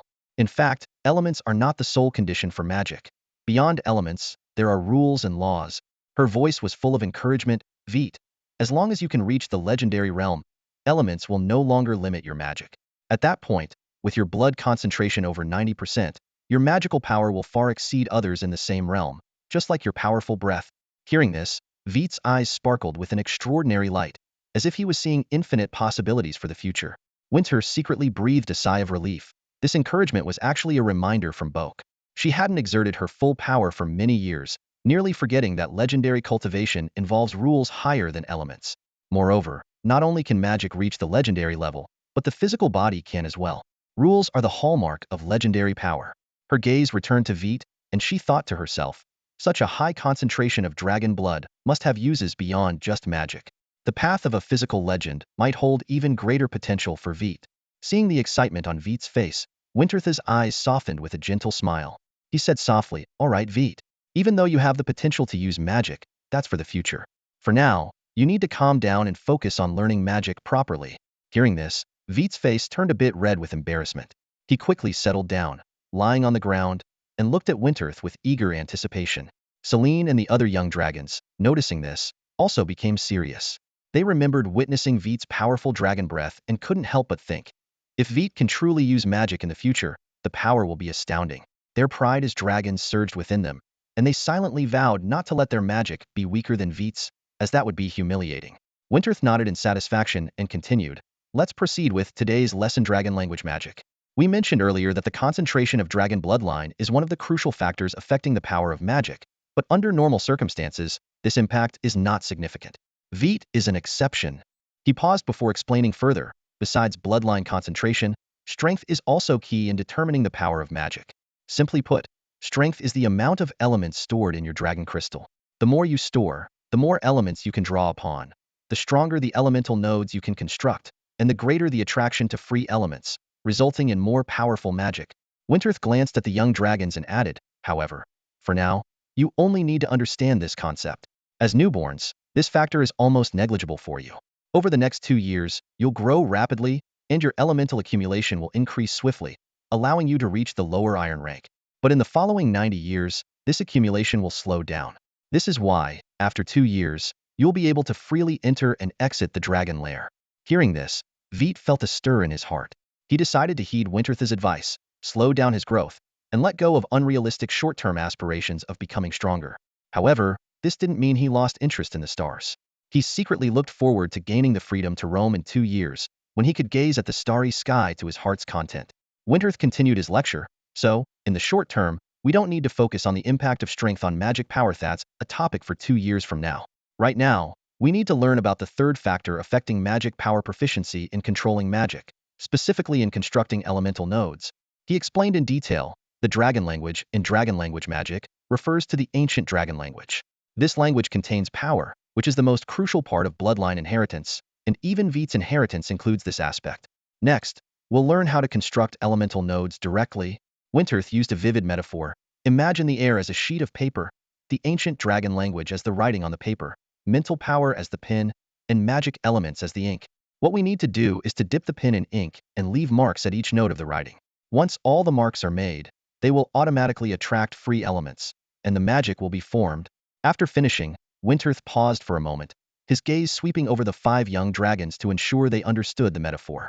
When surveyed the group, his tone firm. I've made myself clear. Next, you need to practice the most basic magic of your respective elemental affinities, according to my instructions. He turned to Celine, his gaze focused. Celine, your affinity is with light, so you should practice light arrow. Wince uttered a complex syllable, the incantation for light arrow. Then, he looked at Ao and continued. Your affinities are with fire and earth. You can choose to practice either fireball or earth spike, or both. Wince then turned to Billy. Billy, you will practice fireball. Next was Dinette. Dinette, your affinity is with nature, specifically life. You should practice vine magic. When Wince turned his gaze to Veit, he hesitated slightly. Veit, noticing this, quickly smiled and said, It's okay, Wince. I can just watch. Wince responded with a mix of amusement and seriousness. Veit, no slacking off. Practicing magic is essential. Theory alone can't fully grasp its mysteries. He explained, I was thinking if your elemental affinity includes not just fire but also water. If it does, you might need to hear about water magic practice methods first. Veit looked at Wince with excitement. But I can't cast magic, right? Wince patiently explained, not being able to cast magic doesn't mean you can't practice. Magic involves 3 elements, mental power, internal mana, and external free elements. You're just missing the last one. When free elements draw near you, they'll be absorbed by your body. Free elements are only needed in the final step of casting magic. So, while you can't cast spells, you can still construct elemental nodes. Veit's eyes lit up, but then he looked puzzled. How can I tell if I've successfully constructed an elemental node? I can't cast magic whether it works or not. Wince chuckled softly and explained. Although you can't cast magic, you can disrupt my spells. First, construct a fireball magic node, then use your mental power to influence my fireball node. If my spell is affected, it means your node is correctly placed. If I can still cast fireball, then your node is incorrect. Wince raised an eyebrow and asked, Ready for a challenge? Fireball. Winterth deliberately slowed down to articulate the complex incantation, but to Veit, it was crystal clear. Veit's eyes were fixed on Winterth's claw, where a small fireball was slowly forming. He exerted all his meager mental energy, trying to disrupt the elemental nodes Winterth was constructing. In fact, Veit had already succeeded twice. According to Winterth, lower-tier spells typically have 3 to 10 magical nodes, and the basic spells they were learning had fewer than 5. The fireball spell had only 4 elemental nodes. Veit had managed to disrupt 2, which meant he had identified the position of half of the nodes. It was now evening. Throughout the day, except for a 15-minute break for magical practice every hour, the 5 young dragons had been immersed in the exercise of constructing elemental nodes. Veit was grateful that the time measurement in this world was similar to that in his bloodline memories. However, up until now, Celine and the others had not succeeded in casting any spells. The construction of elemental nodes was extremely precise. Even a slight deviation could result in spell failure. This day's practice had brought Celine and the others down from the high of easily using dragon breath, which was exactly what Winterth had hoped for. Humility fosters progress, and this was true in magic learning as well. At least, Billy had stopped trying to shove the magical target into his mouth and was now focused on constructing his elemental nodes. Suddenly, a burst of intense heat erupted. To Veit's dismay, a grain-sized fireball had fully formed in Winterth's claw. Winterth gently reassured him, Veit, you've done very well. Interfering with spell formation is more challenging than casting your own spell. When casting your own, you only need to find the elemental nodes in the incantation, but to interfere with someone else's, you need to find and precisely disrupt the nodes in their incantation. Honestly, I thought it would take you at least 3 sessions to succeed even once. You've surprised me. Hearing this, Veit's disappointment vanished instantly. Really? He asked, delighted. Winterth continued, of course. Also, haven't you noticed? The foundation of dragon language magic is constructing elemental nodes, and these nodes are embedded in the incantation. If you can immediately identify the nodes upon hearing the incantation, magic will no longer be a threat. After all, did you use elemental power when you interrupted my spell? Veit was initially stunned, then overjoyed. If he could do what Winterth said, not just fire element spells but any elemental magic would be ineffective against him. But then he questioned, shouldn't every dragon be able to do this? After all, I only used mental energy. Celine and the others stopped their practice and looked over. Winterth nodded with a smile. Indeed, every dragon can do it, but not every dragon is willing to try. She continued, Veit, interrupting a spell is not as simple as it seems. For example, now, try to stop me from using Fireball by disrupting the first node. With that, Winterth began chanting the incantation. Veit immediately used his mental energy to disrupt the construction of the first node. However, this time he failed. Despite his interference, the first node was successfully constructed. Staring at the fireball in Winterth's claw, Veit was stunned and urgently asked, why didn't it work? Winterth explained, because of the difference in our strength. My mental energy far surpasses yours, so your mental energy couldn't affect mine, and the elemental nodes were still successfully constructed. Wince turned to Veit and continued to explain the complexities of magical interference. Her voice was steady and insightful. When your mental strength is inferior to your opponent's, disrupting elemental nodes becomes quite difficult. Take a lower tier spell like a fireball, for example. It has only 4 nodes, so disrupting just one can affect the entire structure. But for spells with more nodes, interfering with a single one has a negligible effect, at most slightly reducing its power. To truly impact the casting of high-level spells, you need to disrupt at least a third of the nodes simultaneously. She paused for a moment, glancing over at Celine. Celine, let's say you and Ao are in a magical duel. When Ao begins chanting a spell, would you choose to disrupt his magic or counter with a stronger spell? Without hesitation, Celine replied, of course, the latter. Wince nodded and turned back to Veit to explain. This is why very few dragons choose to learn how to disrupt an opponent's spellcasting. Learning magic itself already demands a lot of time, and studying how to interrupt spells can be counterproductive. The reason I'm teaching you this technique is because of your unique situation. It's something I researched casually in the past, jokingly called mental magic. I never thought it would come in handy today. Veit suddenly understood and looked at Wince gratefully. Wince smiled and said, I'm glad I could help you. While I hope you can develop this mental magic, I also hope you can use normal magic effectively. She looked around, her tone becoming firm. It's getting late. You all should return to the dragon lair to rest. Magic is important, but your growth is even more so. Wince gestured for the 5 young dragons to fly onto her claws. Veit flew up without hesitation, while Celine and the others appeared somewhat reluctant. They were eager to master magic, but felt frustrated with the lack of progress after a whole day of learning. However, under Wince's determined attitude, they eventually flew up as well. Wince added, for safety's sake, I'll stay with you tonight. Hearing this, the 4 young dragons who had intended to practice magic further instantly lost their enthusiasm. They realized that their plans for extra practice tonight were entirely scrapped. As it turned out, Winthess wasn't joking. She really stayed overnight in the dragon lair with the 5 little dragons, and Celine and the others had no choice but to accept this fact. The night passed without incident. The next morning, when the young dragons woke up, they found that Winthess had prepared a lavish breakfast for them. Veit and the other dragons enjoyed the meal heartily, and the air was filled with a cheerful atmosphere. After the meal, Winthess looked around and asked, who wants to go to the library today? Surprisingly, none of the young dragons expressed a desire to go. Winthess wasn't surprised by this. She understood the dragons' thoughts.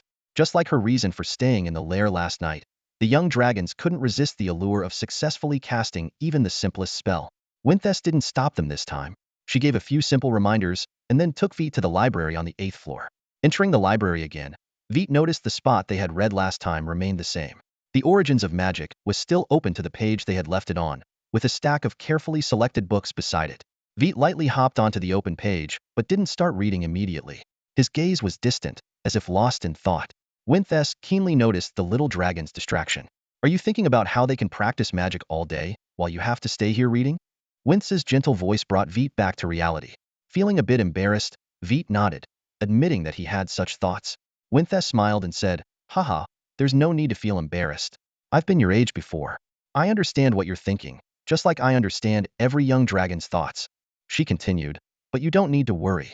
You're learning the mental magic I created myself, so your progress naturally won't be the same as theirs. Hearing Winthess mention mental magic again, Veit smiled knowingly, clearly remembering the origins of this special magic.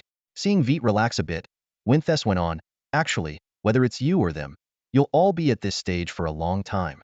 Ancient dragon language may be etched in our blood, But that doesn't mean learning dragon language magic is easy. Curious, Veit looked at Winthes and asked, in your opinion, how long will it take for Selene and the others to cast their first spell? Winthes replied, if they practice diligently, about 5 days. Selene might be a bit faster, but casting the first spell doesn't mean they've truly learned it. Successfully casting is just the beginning of learning magic. Veit nodded, somewhat understanding, and then turned his attention to the origins of magic beneath him. Just as he was about to continue reading, Winthes gently grabbed his tail and lifted him up. Seeing Veit's puzzled look, Winthes explained, if you're just learning lower-level magic, you've read enough of this book. I'll leave it here, and next time you need it, you should be able to find it yourself. For now, you should read this book. She pulled a book from the stack beside them and opened it under Veit's curious gaze. Dragon Encyclopedia? Veit read the title softly. Winthes nodded. Yes, Dragon Encyclopedia. Last time, when Boko mentioned your dinner issue, he also mentioned you mistaking him for a ghost dragon. Hearing this, a hint of embarrassment flashed in Veit's eyes. In fact, ghost dragon was a term he had made up on the spot, not expecting it to be a real thing. Winthes continued, magic can be fascinating, but it can also be tedious, especially the theoretical parts. To keep things interesting, we won't always read magic-related books. Magic books might be even more tedious than you think. Dragon Encyclopedia, Beast Encyclopedia, and My Wilderness Adventures are great for light reading and contain useful knowledge, like how to interact with Selene and the others. As she spoke, Winthes had already turned to the table of contents and gently released Veit. The little dragon curiously lay on the pages, ready to embark on a new reading journey. The dragon clan is a vast group, with as many as 567 known species, and this number is still growing. Veit listened to Winterth's explanation while carefully reading the catalog in his hands, recognizing many familiar names like the great dragon species, Selene's race, and others. Winterth went on to introduce the 3 main dragon types: great dragons, earth dragons, and flying dragons. Each type has its unique traits. Great dragons are renowned for their long lifespan, powerful magic, strong bloodline, and massive size. They have the most variety but the fewest numbers. Earth dragons are the only dragons that can't fly, possessing the weakest magic but the strongest physical bodies, with the Titan dragon being the largest among all dragon species. Flying dragons are known for their small size, agile flight, and versatile magic. They have the shortest lifespan and the weakest bloodline, but they are the most numerous. Veit, intrigued, couldn't help but ask, Winterth, can we see all these dragon types in our dragon nest? Winterth shook his head and explained, of course not. Desaedro is the nest of the great dragons. Only great dragons reside here. If you want to see more of the dragon clan, you'll have to wait until you grow up and leave Desaedro. However, there is one place where you can see almost all types of dragons. Veit's disappointment was quickly replaced by curiosity, and he eagerly asked, what place? The grand celebration of the dragon clan, held every 4,000 years on the plains of creation, the Feast of 1,000 Dragons. Winterth replied. When was the last Feast of 1,000 Dragons held? Veit asked further. 200 years ago, Winterth answered. Veit extended his claw to count, and then looked at Winterth in disbelief. 3,800 years. That's such a long time. Winterth smiled and comforted him. Veit, look at it this way. In 3,800 years, you'll have grown up and be able to participate yourself. If it were held within the last century, as a young dragon, you wouldn't be allowed to leave the nest. Hearing this, Veit suddenly understood and felt much better. He realized that he was still a young dragon and couldn't leave the nest yet. Seeing this, Winterth continued, all right, let's move on. The earth dragons and flying dragons are still far off for you. But there are some characteristics of the great dragons that you need to keep in mind. There are 5 major categories of dragons: metallic dragons, chromatic dragons, gem dragons, elemental dragons, and hybrid dragons. When Veit heard the term hybrid dragons, he frowned slightly and turned to Winterth with a puzzled look. Noticing the young dragon's confusion, Winterth explained, hybrid dragons are actually mixed-breed dragons. During the initial classification, many dragons didn't fit into the first 4 categories and were of mixed heritage, so they were defined as hybrid dragons. However, hybrid here doesn't imply impure bloodlines, but rather a wide variety of types. She continued, there are 5 kinds of metallic dragons: bronze dragons, brass dragons, copper dragons, gold dragons, and silver dragons. You need to focus on gold dragons and silver dragons. Understanding gold dragons is important because of AO, and understanding silver dragons. Winterth's tone softened. I think you want to know more about your mother's race, right? Veit nodded slightly but quickly added, but I'm more interested in silver dragons. Learning about gold dragons is just a side note. Hearing this somewhat awkward response, Winterth chuckled. You don't like AO? Veit hesitated for a moment before answering. It's not that I don't like him. It's just that he doesn't talk much, and I don't see the need to go out of my way to talk to him. Winterous internally noted, "That's very young dragon-like." But she said, "That's one of the reasons I want you to understand their racial traits. Dragons, especially the great dragon species, are generally very proud. Even among the great dragon species, gold dragons are the most prideful. But pride doesn't mean they don't need friends." She continued, "Dragons are solitary creatures. As the longest living dragon species, they are also the fewest in number, and each dragon has different thoughts, so they often roam alone, except for those in dragon lairs. Lonely dragons are always searching for companions, but years of solitude make them accustomed to being alone. So, what's the point of finding companions? Friends. Even if they don't see each other for hundreds or thousands of years, dragons still need friends." Winterous's gaze softened. "So, Ao, who seems indifferent to you, actually longs for acceptance, but their deep-rooted pride makes them reluctant to take the initiative. If you understand the traits of gold dragons, you'll realize this easily, just like Celine and the others.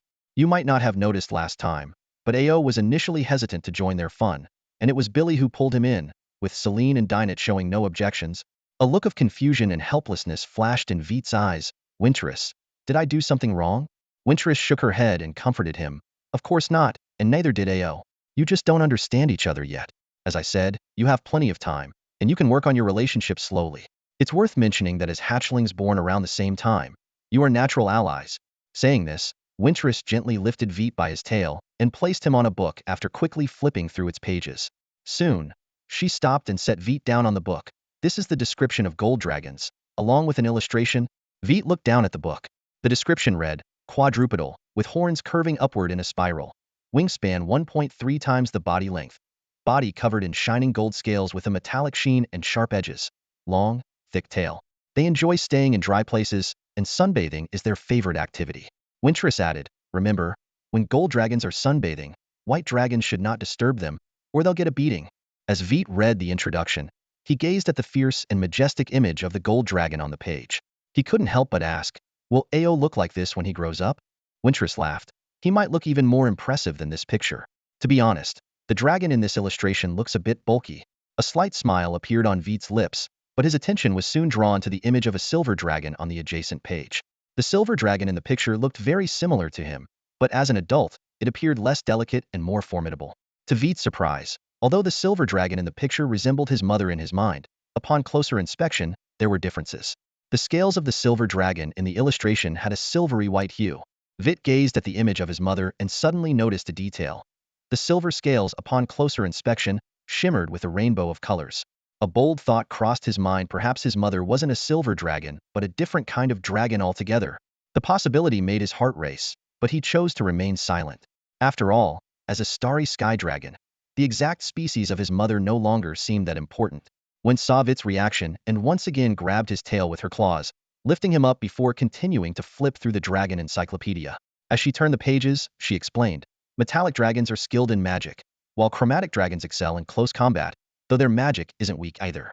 Chromatic dragons include black, blue, green, red, and white dragons. I am a red dragon among the chromatic ones."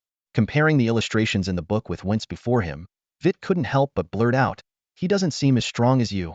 Wince chuckled and explained, "Of course, that's just an ordinary adult red dragon." She paused, adding somewhat reluctantly, "Chromatic dragons do share common traits, like a bad temper." Upon hearing this, Wince's smile became a bit stiff. She quickly defended herself. "That said, it really depends on the individual dragon. I don't think my temper is that bad." As she spoke, she hurriedly lifted Veit again, flipping quickly to the later pages.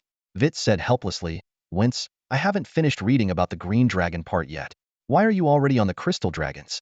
A hint of embarrassment flashed in Wince's eyes, but she continued flipping. Seizing the opportunity, Veit asked, "The book's description of green dragons doesn't seem to match Dinette. The book says green dragons are cunning and skilled with poison. But Dinette seems gentle, just like you. Besides, you have her practicing nature magic, not poison. By the way, Wince, is poison considered an element?" Wince explained, "Of course not. Poison is a state of nature magic, similar to how curses relate to dark elements." As they spoke, Wince had already turned to the page about red crystal dragons. She continued, "Crystal dragons, like elemental dragons, have different types depending on their attributes, but aside from their color, they are quite similar. Billy is a red crystal dragon, with an affinity for fire elements." Veit stared at the picture, puzzled, and asked, "Its color seems much brighter than Billy's?" Wince explained, That's because the crystals on a crystal dragon's body not only look beautiful, but can also store a large amount of elemental energy. The more energy stored, the brighter the crystals. This makes crystal dragons particularly formidable in sustained combat. It's also worth noting that crystal dragons have a particular fondness for shiny, glowing objects. Veit nodded in understanding, recalling Billy's fascination with glowing stones the first time he entered the dragon's lair. Wentz continued, "All right, let's finally look at the hybrid dragons." Hybrid dragons are the most diverse among the dragon species, and their numbers continue to grow over time. This is the part you need to understand the most. On all fours, its body was a milky white, with smooth, upward curving horns adorned with golden patterns. Its wingspan was 1.5 times its body length, covered in fan-shaped, smooth, and dense scales. The dragon's tail was thick and long. Veit's eyes scanned the pages back and forth, carefully matching these descriptions.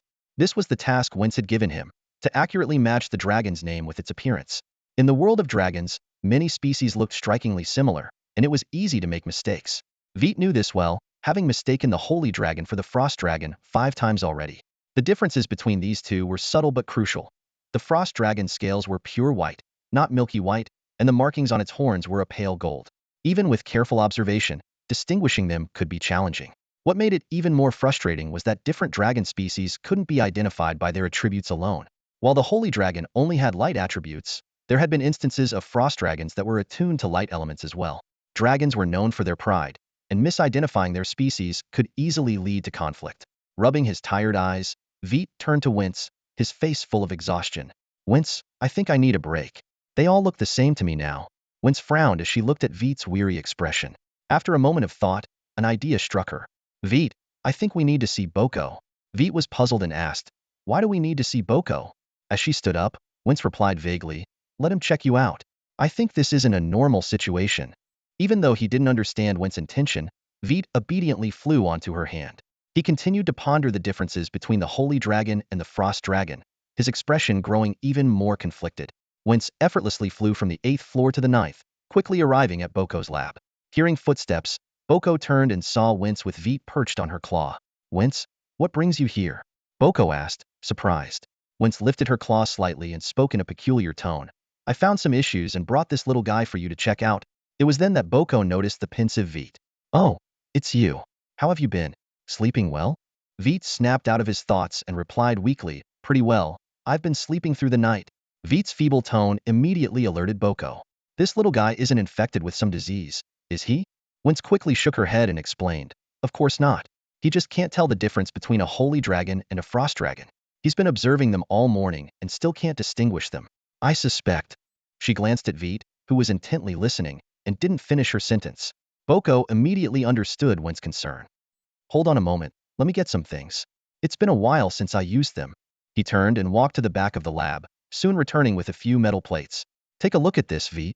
Boko placed a metal plate in front of Veit. Curious, Veit looked at the metal plate and suddenly showed a surprised expression. "Boko, how did you do this? This should be my portrait, right?" He realized. "Is this meant to be included in the Dragon Encyclopedia? By the way, are all the illustrations in there done by you?" Hearing Veit's words, Boko and Wentz exchanged a worried glance. Boko didn't answer directly but said, "No rush, let's look at this one next." Though he didn't understand Boko's intention, Veit obediently looked at the next metal plate. "This is dynite, right?" Boko placed all the metal plates on the workbench, looking at the bewildered Veit, unsure of how to start. Wentz sighed, her eyes filled with concern.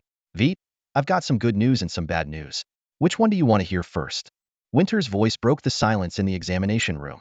Veit's tail twitched uneasily, his silver scales glinting under the light. He sensed something off in Winter's tone, and being suddenly brought in to see Boko made his heart tighten. "Are those two not me and Dynit?" Veit asked tentatively, pointing to the images Boko had shown him earlier. Winter nodded in confirmation, and Veit froze, his tail drooping. "Is it serious?" he asked carefully. Boko explained gently, "Not very serious, but it will have some impact on your life. However, don't worry, the impact is minimal. Winter is just concerned that you might develop feelings of inferiority or other negative emotions because of your uniqueness. But from our brief interaction, I think Winter might be overthinking it. Even though you can't use magic, aren't you still living happily?"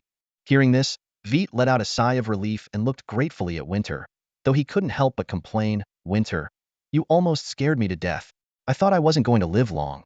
If it's just about being different, you're really overthinking it." I've always been different, looking exactly like a silver dragon, but being a different kind of dragon, having elemental affinity but unable to use magic. Winter paused, then gave a somewhat fierce yet gentle smile. Sorry, I should have more faith in you. You've always done great. So, can you tell me now what's going on with me? Veit asked curiously. Winter nodded, a hint of helplessness on his face.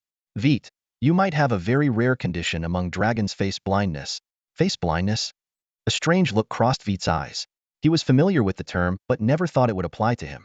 Does that mean I can't recognize other dragons by their facial features? Veit probed further. Winter explained, not exactly. You can still distinguish between different types of dragons, but for the same type, you can only identify them by their body size. Like those two pictures earlier, they were just ordinary silver and green dragons, but you thought they were you and Dynet. For now, it's manageable. There are only 5 of you in your cohort at Dragon Academy, and the size differences are significant enough that you won't mix them up. But in 2 years, most of the green dragons at the academy might look like Dynet to you, and they might face similar issues. Winter's tone grew serious. Veit, this is an incurable condition that will bring a lot of trouble to your life. Veit fell silent, absorbing the unexpected news. The examination room was quiet again, save for the faint hum of the equipment. Wit, this is an incurable condition that will cause a lot of trouble in your life. There was a note of concern in Winter's voice. However, Wit's reaction was unexpected. His eyes were calm, and his tail gently swayed, showing no sign of being troubled by the diagnosis. Face blindness isn't a big deal for me, Wit said calmly. Compared to not being able to use magic, it's practically nothing. Winter was taken aback, his brow furrowing in surprise at Wit's nonchalance. You really don't find it troublesome? Wit flicked his tail with determination. Winter, I've always known I was different. Besides, as long as they can recognize me, it doesn't matter if I can't recognize them. Winter looked up at Boke for support. Boke shrugged and smiled. I told you, Wit is more mature than you think. You don't need to worry so much. He's really remarkable. Hearing the praise, Wit smiled sheepishly, though his restless tail betrayed his inner joy. Winter sighed in relief, a smile spreading across his face. In that case, let's call it a day. We've spent the whole morning studying the differences between frost dragons and holy dragons. You must be tired. Suddenly, Winter remembered something. Oh, Wit, speaking of holy dragons, there's only one at the Academy Selin. Even if you can't recognize others, you should at least be able to recognize her. Winter turned to Boke. I'll take Wit back first, and then I'll come find you. In 2 years, they'll start learning potion making, so we need to inventory the materials in the warehouse ahead of time. Boke looked resigned. All right, it seems I'll have to postpone the potions I was planning to make. Hopefully, the materials in the warehouse will be enough. Otherwise, we'll have to go out and gather more. I really hope Karen returns soon. If she... Listening to Boke's complaints, Winter quickened his pace, taking Wit with him. After seeing Winter off, Wit headed deeper into the dragon's lair, thinking that Selin and the others were probably practicing magic. However, a low growl caught his attention. Wit leaped into the air, spreading his wings and effortlessly flying toward the sound. His flying skills had improved significantly since he was born. Upon reaching the depths of the lair, Wit was surprised to find Selin and Ao engaged in an intense aerial battle. Selin, being larger, had the upper hand, while Ao seemed to be struggling. Hey, Wit, over here, Billy's voice called out. Wit then noticed Billy and Dynet lying nearby, watching the fight. Wit landed next to them, his wings stirring up a cloud of dust. Billy sidestepped to avoid it but didn't mind, immediately explaining, don't you remember? On our first day in the lair, Selin and Ao agreed to have a duel. Wit smiled apologetically. Sorry, I'll keep that in mind next time. He glanced at the 2 dragons still battling. I thought you guys were practicing magic. Hearing this, Billy started to complain. Wit, it's so hard. I've been practicing all morning and still haven't seen any results. I'm starting to doubt my elemental affinity is real. The progress of the other dragons was slow, except for Selene, who was slightly ahead. She had managed to harness some light elements, but still couldn't perform that specific spell. During a break, Ao suddenly suggested a sparring match, and Selene readily agreed. Just then, Wit unexpectedly returned, catching the attention of all the dragons. Billy curiously asked, why are you back so early? Dynet also cast an inquiring glance, clearly puzzled by Wit's early return. Wit lazily sprawled out and casually replied, nothing major, just a minor issue. Winters had something to take care of, so she sent me back first. Before he could finish his sentence, Billy's head suddenly appeared in front of Wit, startling him almost into a reflexive swipe. With a resigned sigh, Wit explained, it's my body acting up again. He paused, then asked, do you guys know what face blindness is? Billy shook his head in confusion. What's that? Can you eat it? Wit rolled his eyes and patiently explained. It's a condition where a dragon can't recognize others. For instance, if Dynite were also a red crystal dragon, I wouldn't be able to tell you two apart. Billy scratched his head, making a crisp sound. That's it? Doesn't sound too serious. Wit flicked his tail back and forth, saying helplessly, Winters thinks it's serious, so she took me to see Boko. I really appreciate her concern. Billy pondered. That's normal. I think Winters likes you a bit more than the rest of us. Wit was taken aback, recalling that since birth, Winters had indeed paid special attention to him. But he said out loud, I don't think so. She cares for all of us, including you. Seeing Billy's puzzled expression, Wit mimicked Winter's tone. For example, Billy, I need to warn you about something. Billy, you still haven't taken my advice to heart. Billy. A hint of embarrassment flashed in Billy's eyes. All right, I admit I've done a lot of stupid things, but it was just for fun. Anyway, look, they're about to settle the match. As soon as he finished speaking, Celine seized the opportunity in midair and grabbed Ao's tail, slamming him heavily to the ground. The loud crash made Wit and the others gasp. That must hurt. Wit murmured, his eyes fixed on the battle scene. Ao stood up and gave Celine a resentful glance. Despite the pride of a golden dragon preventing him from acting like a sore loser, he couldn't help but say, I'll challenge you again. Celine wasn't surprised. She simply nodded earnestly, looking forward to it. With that, she walked towards Veit and the others. After a moment of hesitation, Ao followed, but his steps were noticeably more awkward and limping compared to Celine's. The last fall had clearly taken a toll on him, and his right hind leg was still numb. As Celine approached, Veit was about to congratulate her on her victory, but she beat him to it with a question. Veit, why are you back? Noticing Ao's curious look as well, Veit sighed and repeated the explanation he had given to Billy and the others earlier. After hearing Veit's explanation, Celine was astonished. I've never heard of such an illness in my inherited memories. Veit flicked his tail nonchalantly. The world is full of strange things. Besides, Boko had those metal plates for face blindness tests, which means the Academy has dealt with this before. And honestly, it doesn't affect me that much. Winterth said, so far. You're the only holy dragon in the Academy. Celine suddenly understood and patted Veit's wing cheerfully. Don't worry, I've got your back. Veit rolled his eyes and dodged her paw. Did you even listen to what I said? This isn't about having someone's back. I might mistake Billy and the others, but with you around, I won't, that's all. Celine waved her paw dismissively. Veit, you don't need to explain so much. Just rely on me. Her eyes suddenly sparkled with excitement.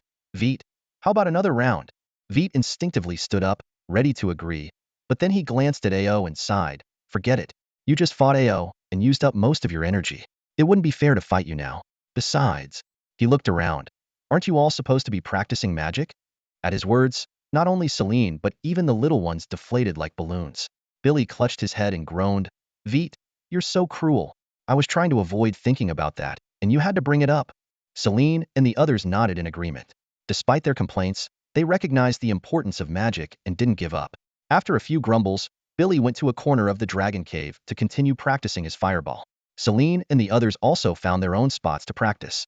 Since Winterth wasn't around, Veit couldn't practice mental magic and had to find an open space to continue strengthening his wings. Time passed quietly, and the sky outside gradually darkened.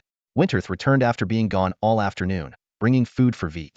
Celine and the others tried a few bites, but quickly lost interest. They weren't really hungry. Once Veit finished eating, Winterth gave a few instructions and left. She had raised hundreds of young dragons and knew their behaviors well.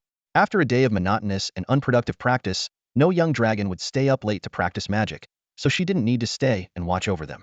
Indeed, after Winterth left, Celine and the others stopped practicing magic and prepared to rest. Veit also planned to rest but needed a drop of Domia flower nectar. However, tonight was different. Just as Veit was heading towards the crystal jar with the Domia flower nectar, Billy blocked his path. Veit looked at Billy in confusion. Do you want some too? Billy chuckled and then leaned in mysteriously towards Veit. Wit, staying up for just one night shouldn't affect our growth, right? Billy whispered, his eyes gleaming with excitement. Wit whipped his head around, eyes wide with surprise. You want to go out? His voice involuntarily rose a notch. Billy quickly clamped a paw over Wit's mouth, glancing around cautiously to ensure Celine and the others were still asleep. Only then did he breathe a sigh of relief. Keep it down, he murmured. We don't want to wake them. Too many dragons will attract trouble, and if Winthris catches us, we're done for. Wit gently pried Billy's paw away, lowering his voice. You mean just the two of us? Billy nodded, noticing the hesitation on Wit's face. He immediately added, don't you want to see the stars again? Wit was taken aback, staring at Billy in surprise. Billy, sensing victory, raised his chin smugly. The knowledge passed down from the star dragon's bloodline has a huge impact on us young dragons. Besides, you sneaked out that night. I bet you have a special fascination with the stars. Wit's expression softened as realization dawned on him. Seeing this, Billy pressed on. Besides, we're not really staying up all night. Just a quick look outside, and we might not even need Dormia flower juice to fall asleep when we get back. Wit was tempted and nodded firmly. All right, but you have to follow my lead. No noise and no stopping on the ninth level. Billy was ecstatic. Of course, I'll follow your lead. It's my first time, after all. With their plan in place, the two dragons cautiously checked on Celine and the others, then tiptoed towards the cave entrance. To avoid waking the other three dragons, they decided to walk instead of fly. Just as they were about to enter the passage, a soft cough shattered the silence. Wit and Billy froze, slowly turning around to see three pairs of glimmering golden eyes fixed on them. Billy carefully spoke up, "Join us?" Before he could finish, the sound of flapping wings filled the air. Celine and the others stood before Wit and Billy, looking at their sneaky companions with a mix of annoyance and disappointment. "You were going to leave us out?" Wit and Billy exchanged awkward glances, and their duo adventure quickly turned into a five-dragon escapade. During this outing, Wit felt the growth he had experienced over the past few days. His stamina had notably improved, allowing him to easily keep up with Celine and the others as they flew through the opening above the academy. They arrived at a massive volcanic crater, its edge as flat as a plane to the young dragons. But Wit was too captivated by the starry sky above to notice his surroundings. For the second time, he witnessed the breathtaking splendor of the night sky, and an indescribable excitement surged within him. The night breeze gently brushed against Veit's body, sending a tingling sensation throughout. He looked up to see a massive, jade-like moon hanging high in the night sky, surrounded by countless stars that seemed to form a sea of light. This sight left Veit in awe, as in the world his father had left him. The moon and the starry sea had never appeared together. Veit lay on the ground, his eyes fixed on the starry sky, a unique sparkle in his gaze. Celine, with her keen senses, noticed Veit's unusual state. She gently patted Ao and Dingnit's wings, pointed at the entranced Veit with her claw, then gestured towards the distance. The three dragons understood and quietly walked away, giving Veit some space. Though they didn't quite understand why a sky dotted with a few stars could captivate Veit so much, each dragon had their own quirks, and they never judged each other for it. Besides, the starry sky was indeed breathtaking. As the night breeze caressed them, Celine and the others began to enjoy this rare moment of tranquility, their daytime frustrations from being unable to use magic gradually dissipating. Time passed quietly, and Celine yawned, while the other dragons started to feel drowsy. Veit had long noticed their considerate gesture, and, while admiring the starry sky, occasionally glanced at them. Seeing the dragons getting sleepy, Veit stood up and said, "All right, we should head back. If we fall asleep here, Wince will definitely catch us tomorrow." Celine and the others shook their heads to wake themselves up. Just as Veit smiled, he suddenly froze. He looked around and exclaimed, "1, 2, 3, where's Billy?" His shout jolted Celine and the others awake. They looked at each other, realizing that Billy was missing. Cold sweat broke out on Veit's forehead. "Did any of you notice when Billy disappeared?" he asked urgently. Celine shook her head and began to look around. Ao and Dingnit also shook their heads. They had found it odd that the usually troublesome Billy had been so quiet, thinking he had finally behaved, only to realize he had gone missing. As Veit was about to suggest splitting up the search, Celine, who had been scanning the area, suddenly shouted, "He's over there." Following her direction, the dragons saw Billy flying towards them, clutching something in his claws. They were in a circular crater, and Billy was flying up from the outer rim. Noticing their gazes, Billy waved the object in his claws and sped up. Soon, he reached the group and excitedly shouted, "Look what I found!" Celine was about to scold him but held back, her eyes shifting to what Billy was holding. "Is that a dragon beast?" she asked, puzzled. Billy gave Celine a disdainful look and said, "It's not a dragon, so it must be a dragon beast. Just not sure what kind." Hearing this, Celine grabbed Billy's horn and threatened, "Do you believe I'll break it?" Billy, of course, didn't believe her. Although Celine's crystal dragon horns looked like crystal, they were as hard as any regular dragon horn, which was one of the toughest parts of a dragon's body. But wisely, he chose not to say this aloud and quickly pleaded for mercy, which made Celine let him go. The other dragons couldn't help but chuckle, but Veit's gaze remained fixed on the dragon beast's corpse in Billy's claws. The creature was indeed dead, but it didn't seem to be Billy's doing. It was much larger than a Morris dragon beast, about half a meter long, with a more slender body, resembling a wasp from another world. This dragon beast, however, had a menacing dragon head with sharp teeth that were even more terrifying than those of a Morris dragon beast. Its 6 symmetrically arranged legs ended in dagger-like claws, and its tail had a series of regular circular holes, as if something was missing.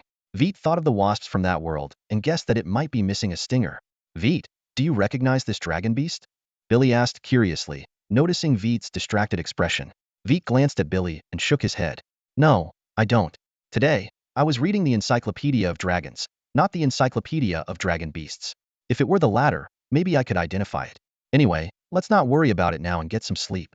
We don't want Winters to find out we didn't rest well when she comes tomorrow. What about it? Billy asked, holding up the dragon beast's corpse. Veit scratched his head. If you're really curious, you can bring it back. We can ask Winters about it tomorrow. Just say we don't know how it got here. We woke up and found it in the dragon lair. The Moor's dragon beast and the little ball dragon could bypass the magic barrier at the entrance. Although this one is bigger, it's still a small dragon beast, so that explanation should suffice. Billy immediately nodded in agreement. After all, he was the one who found it, and he was naturally curious. Celine and the others had no objections either, thinking Veit's suggestion made sense. So, the group carried the mysterious dragon beast's corpse back to the lair without any further mishaps. Exhausted from the night's ordeal, they fell into a deep sleep as soon as they lay down. The next morning, Veit opened his eyes and was relieved to see that Winters hadn't arrived yet. He had dreaded waking up to find her glaring at them in anger. Veit's movements woke up Celine and the others, who also yawned and began to stir. At that moment, heavy footsteps echoed from the passageway. The group froze for a second, then scrambled to their feet, exchanging nervous glances and unsure of what to do. When Winters entered the dragon lair, she was greeted by the sight of 5 youngsters standing awkwardly and silently. Well, you're all awake. Hungry, aren't you? Let me. Winters' words trailed off as her gaze fell on the unidentified dragon beast's corpse in the center of the lair. Her pupils contracted sharply, and a powerful, terrifying aura suddenly erupted from her. Feeling the suffocating aura radiating from Winthes, Veit and the other 4 young dragons barely dared to breathe. They all had one thought in their minds. They were in big trouble. Wenza's eyes were sharp as she pointed to the dragon beast's corpse on the ground and asked in a deep voice, "Where did you find this?" The 5 young dragons immediately turned their gaze to Billy. Cursing his companions for their lack of loyalty, Billy was about to come up with a pre-prepared excuse, but under Wenza's authoritative dragon eyes, he involuntarily recounted the events of the previous night. After listening, Winthes glanced at the 5 young dragons and commanded in an unquestionable tone, "This is your food for today. Stay in the dragon lair and do not go out." With that, she tossed a few chunks of meat, some raw and some cooked, and turned to leave. It wasn't until Wenz's footsteps faded away that the 5 young dragons dared to let out a sigh of relief. Veit couldn't help but ask, "Did we get ourselves into serious trouble?" I've never seen Winthes so angry. At that moment, a deep, resonant dragon roar echoed from outside, followed by a chorus of responses. Billy almost burst into tears. Could this also have something to do with us?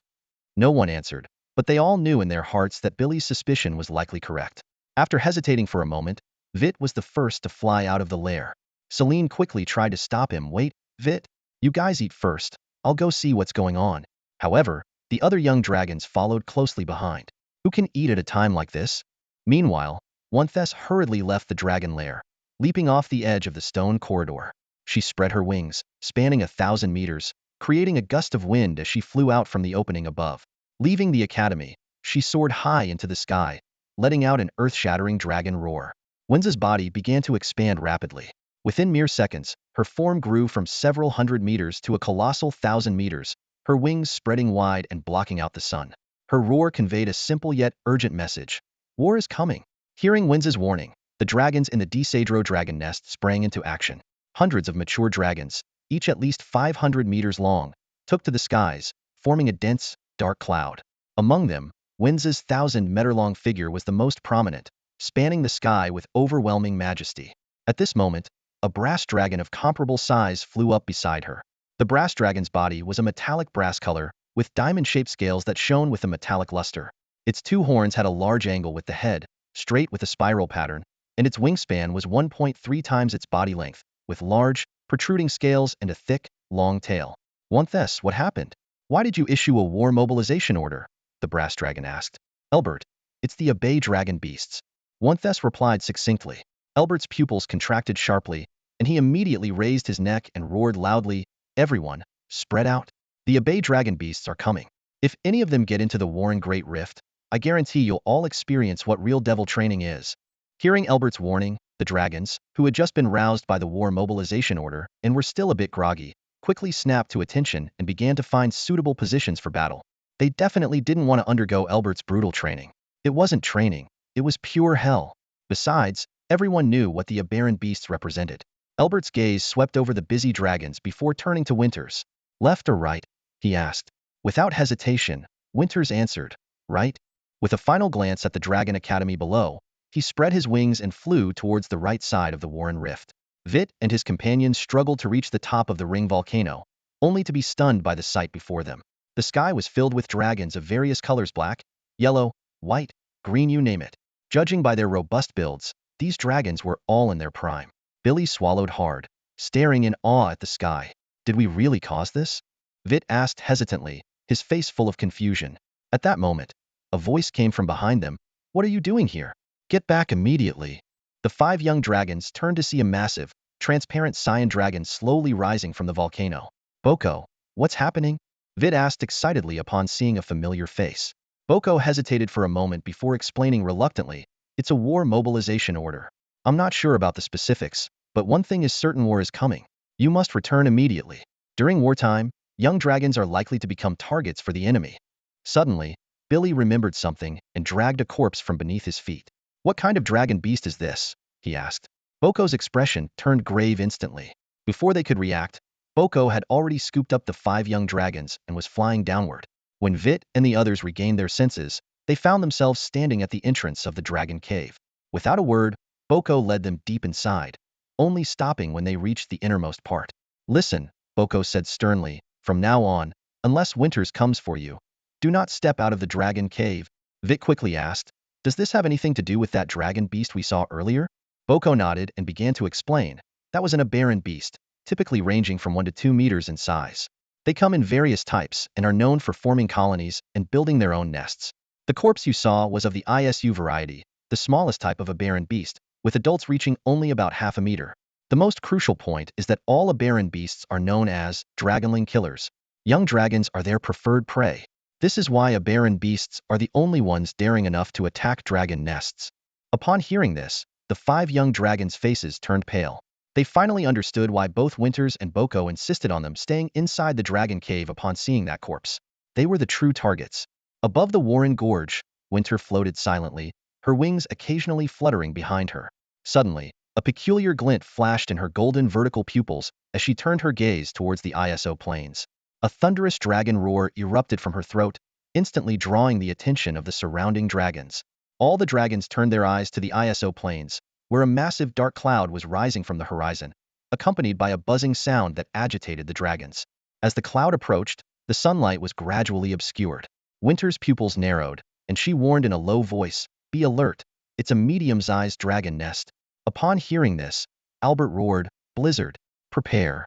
Immediately, some dragons began chanting loudly, and a magical array emitting cold air appeared in the sky. The array expanded rapidly, soon covering the skies over the Warren Gorge and the ISO plains. Even before the spell activated, thick frost began to form on the leaves of the vegetation below. Poisonous swamp. Albert commanded again. Another round of low, divine-like chanting began, and green magical arrays flickered on the ground, each flash leaving behind a dark green swamp. The swamp bubbled and released a light green gas, quickly covering the entire area. By now, the dark cloud had reached the boundary. The dragons finally saw clearly that it was not a cloud at all, but a dense swarm of abbey dragons, each less than half a meter in size. The dragons understood the reason for the war mobilization. The abbey dragons were mortal enemies of the dragon race, preying on dragon hatchlings relentlessly. Seeing the dragon swarm slowed by the poisonous swamp gas, Albert made a decisive call, Blizzard, release. Before the words had fully left his mouth, the high-altitude magical array burst into a brilliant light, and countless head-sized snowballs rained down on the dragon beasts. Those hit were instantly knocked into the poisonous swamp, where they dissolved in moments. However, the swarm seemed endless, continuously crashing against the defensive line. The dragons were well prepared, either solo or in teams, each responsible for clearing their assigned sectors, engaging in fierce battles with the unending wave of dragon beasts. Soon, the dragon beasts that broke through the blockade fell one after another under the power of various spells. However, as time passed, the effects of the toxic marsh and the blizzard began to wane, while the number of incoming dragon beasts increased daily. Albert remained calm and ordered, Dragon breath, clear the field. Toxic marsh and blizzard, take a break. Gravity and earth spikes, Get ready. Immediately, the dragons unleashed their various dragon breaths, and the overwhelming energy instantly obliterated the charging horde of dragon beasts. At that moment, Winterth finally made her move. Her 1,000-meter-long dragon body stood majestically in the sky, and a crimson breath, as hot as molten lava, spewed from her mouth, sweeping across like a lightsaber and creating a several hundred-meter-wide gap in the onslaught of bay dragon beasts. Seizing the opportunity, rows of earth-colored magic circles appeared high in the air, replacing the dissipating blizzard. After the dragon breath ceased, the charging dragon beasts suddenly fell like kites with broken strings. The prepared earth spikes shot out from the ground, each strike accompanied by a blood-curdling scream. Elbert shouted excitedly, "Aha! Winterth, you finally decided to join in. Just as I expected, your skills have improved significantly. Once we clear out these pests, you owe me a duel." Winterth rolled her eyes and responded calmly, "I don't have as much free time as you. I have a bunch of hatchlings to take care of." "A bunch? Speaking of which, how many hatched this time?" Elbert asked curiously. "5," Winterth replied. Elbert laughed heartily. "That's great. I look forward to their growth." Winterth smiled as well. "They won't disappoint you. They are the future of Disadro." Hearing this, Elbert let out a thunderous dragon roar. "Did you hear that, everyone? The Academy has 5 more new hatchlings. Don't mess this up." As his words echoed, a chorus of dragon roars followed, and even the power of the spells being cast seemed to increase. Meanwhile, in the dragon's lair, Boko was dissecting an bay dragon beast's corpse while explaining its characteristics to Veit and others. Bay dragon beast nests come in 4 sizes. Small nests have about 20 to 30,000 individuals, medium nests have 1 to 2 million, large nests have 5 to 10 million, and anything over 10 million is a giant nest. Giant nests are rare unless there's ample food supply nearby.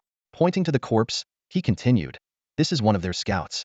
Once it discovers a hatchling, it secretes an undetectable pheromone that can spread rapidly over hundreds of miles. See this hole on its rear? There should have been a tail spike here that can easily pierce through a hatchling's scales." Veit examined the corpse curiously and asked, "More than that, I'm interested in how it died." Boko gave Veit a meaningful look and slowly said, bay dragon beasts have natural enemies. As for what those enemies are..." The 5 little ones watched Boko with curiosity, eagerly waiting for him to reveal the answer. Boko didn't keep them in suspense and directly said, "Yes, the natural enemy of the bay dragon beast is the ball dragon." He explained in detail, the bay dragon beast's proud tail spikes are completely ineffective against the tough skin of the ball dragon. Even more interestingly, these spikes actually become a delicacy for the ball dragon. The signal hormones released by the bay dragon beast, which we can't detect, are like an enticing aroma to the ball dragon. Pointing to the dragon beast's corpse on the ground, Boko continued, "This bay dragon beast was likely killed by a ball dragon immediately after releasing its signal hormones. Unfortunately, while ball dragons also live in groups, their numbers are far fewer than those of the bay dragon beast. Usually, a group consists of only a dozen to a few dozen individuals. Otherwise, they would be a nightmare for the bay dragon beast." Just as he finished speaking, a series of dragon roars came from outside. Boko looked up at the sky, and the smile on his face vanished instantly. "It seems the bay dragon beasts have arrived. I hope it's not a large dragon nest." Hearing this, Veit's eyes narrowed. "Can't Disadro hold off a large dragon nest?" Boko shook his head and explained, "Of course it can. The problem is that a large dragon nest has a vast number of dragons, making it difficult to keep them all out of the war in Great Rift. Once they infiltrate, the war turns into a war of attrition. Unless we can destroy the nest and eliminate all invading bay dragon beasts, even one survivor could transform into a new dragon mother and continue to attack Disadro." He added, "If there's a dragon mother hidden in the war in Great Rift, then we're in big trouble. The entire ecosystem could suffer devastating damage. Even if we win the war, we might have to relocate." The 5 little ones fell silent upon hearing this. Although they were only a few days old, they already felt a natural attachment to this place. The thought of leaving their birthplace made them uneasy. Sensing the somber mood, Boko reassured them, "Don't worry too much. Large dragon nests are rare. Disadro has lived here for thousands of years and knows the surroundings inside out. There shouldn't be an bay dragon beast nest near the ISU plains. If one suddenly appears, it means they are outsiders and haven't been here long. Otherwise, Elbert would have led his dragon team to clear it out by now. In this case, the attackers are likely from a small, or at most a medium-sized dragon nest." Boko's words somewhat relieved Veit and the others, shifting their attention away from the dragon nest size. "Who is Elbert?" Veit asked. Boko sighed in relief and explained, "Elbert is one of the 5 legendary peak dragons of Disadro. His primary duty is to protect Disadro, including regularly patrolling the war in Great Rift to discover and clear out bay dragon beast nests." He also searches for wild dragon eggs, and perhaps one or more of you were personally found by him. He continued, once you outgrow your hatchling phase, you will be led by him until the end of your juvenile phase. Of course, if anyone has an interest in potion or magic research, you can apply to leave the Dragon Guard and act independently when you reach the young adult phase. At that time, you will also gain the qualification to leave the nest and explore the outside world. Hearing this, Veit's eyes lit up. He was more fascinated by the outside world than the nest. A question lingered in his mind. Are there really only dragon beasts and dragons in this world? Veit couldn't help but imagine that perhaps in some distant corner of the world, there might be humans, elves, dwarves, and other mythical creatures. He even speculated that these beings could have been mistaken for special dragon beasts. After all, the world is so vast, who can definitively say that such a possibility doesn't exist? The other young dragons each had their own wild imaginations, but before they could delve deeply into visions of the future, the noise outside suddenly grew louder. Veit noticed Boko's gaze drifting upward. After a moment of hesitation, he summoned the courage to speak. Boko, if you want to go out and help, we'll stay here and behave. Boko was taken aback for a moment, then smiled and shook his head. My duty is to protect you all. Veit pressed on. What about the other young dragons? Boko's smile widened. You don't think that this academy is just run by me and Winters, do you? In fact, besides Winters, who is responsible for teaching newborn dragons, and myself, who handles potions, there are 2 other teachers. They teach alchemy and magical arrays, respectively. Besides, he added with a meaningful look at Veit and the others, after finding you at the volcano's rim, I doubt you'd stay put here willingly. Hearing this, Veit and Celine exchanged embarrassed glances. Their past behavior had indeed made it hard for Boko to trust them. With the question answered, the young dragons had nothing else to do but start their training. Celine and the others focused on their magic practice, while Veit worked hard to strengthen his wings. Boko lay near the passage, silently observing. From his occasional approving glances, it was clear he was fairly pleased with their performance. Time ticked by, and the noise outside gradually subsided, a good sign. At noon, the outside world fell completely silent. The young dragons couldn't help but look at Boko, but he simply closed his eyes and ignored their inquiring gazes. It wasn't until the sound of heavy footsteps approached that Boko stood up. Winters entered, and upon seeing the young dragons training even harder, a smile crossed his face. Thank you, Boko, Winters said. These little ones haven't caused any trouble, I hope? The young dragons' ears perked up at this. They knew all too well that Winters had instructed them to stay in the dragon's den when he left. Yet they had ventured out and were only brought back by Boko. Of course, they've been very well behaved. Boko's response instantly boosted the young dragon's affection for him. Bok had left. With grateful glances from Veit and the others, the elderly dragon slowly spread his wings and flew away. However, their joy was short-lived as they met Went's knowing gaze. Instantly, the 5 young dragons averted their eyes, not daring to meet hers. Went sighed with a wry smile. With her abilities, how could she not have noticed these little ones sneaking up to the volcano's rim the moment she left? Besides, they had stood there so conspicuously, as if wanting to be seen by every other dragon. But this was a minor issue. What truly concerned Wentz was something else. Her eyes shifted to the repeatedly examined corpse of the Abale dragon beast. She crouched down, tapping the body with her claw, and asked sternly, All right, who started it? Faced with Wentz's interrogation, Veit and the others fell silent. Just as Veit hesitated and was about to confess, Billy shakily stepped forward, taking all the blame upon himself. He claimed he had been bored and wanted to go out, persuading Veit and the others to join him, and also that he was the one who discovered the Abale dragon beast's corpse. Hearing this, Veit and the others looked at Billy in surprise, not expecting him to defend everyone like this. Seeing Wentz's gaze shift to Billy, the other young dragons couldn't sit still and began to truthfully recount the events of the previous night. To their surprise, Wentz laughed. Instead of scolding them, she expressed relief that they had discovered the body early, allowing them to prepare for the coming Abale dragon beast attack. She explained that the Abale dragon beast's target wasn't just young dragons, but also dragon eggs. Hearing this, the 5 young dragons sighed in relief, their faces gradually showing signs of joy. Not only had they avoided trouble, but they could also be considered little heroes. However, Wentz then changed her tone, lightly tapping each young dragon on the head with her claw and announcing their punishment. The entire next day would be spent in the library, with the specific details of the punishment to be revealed the next day. Veit, quick on his feet, asked, Since there's a punishment, shouldn't there be a reward too? Wentz nodded, acknowledging that there would indeed be a reward, but it would only be given after they passed their juvenile stage. Then, Wentz began the day's lesson. She did not disclose the outcome of the Abale dragon beast, deeming it unnecessary for the young dragons to worry about. Except for Veit, the other young dragons drooped at the mention of lessons, as their magic practice had yet to succeed. Due to the Abale dragon beast attack, the second magic lesson was only half a day long. In this brief practice session, Celine and the others gained little, still unable to cast any spells successfully. Only Veit managed to find the third node. Once explained that this didn't mean Veit had a higher magical talent. Rather, the feedback from disrupting the nodes was more apparent to him, making it easier to identify the correct positions. After hearing the explanation, Celine and the others reluctantly regained some confidence. However, today's magic practice was over, and they could only place their hopes on the next lesson. As for tomorrow, an unknown punishment awaited them. Back in the Dragon Cave, Celine and the others quickly fell asleep after the day's events. Veit, after dinner, planned to take some domia flower juice for a good night's sleep. However, remembering the breathtaking starry sky from the previous night, he hesitated.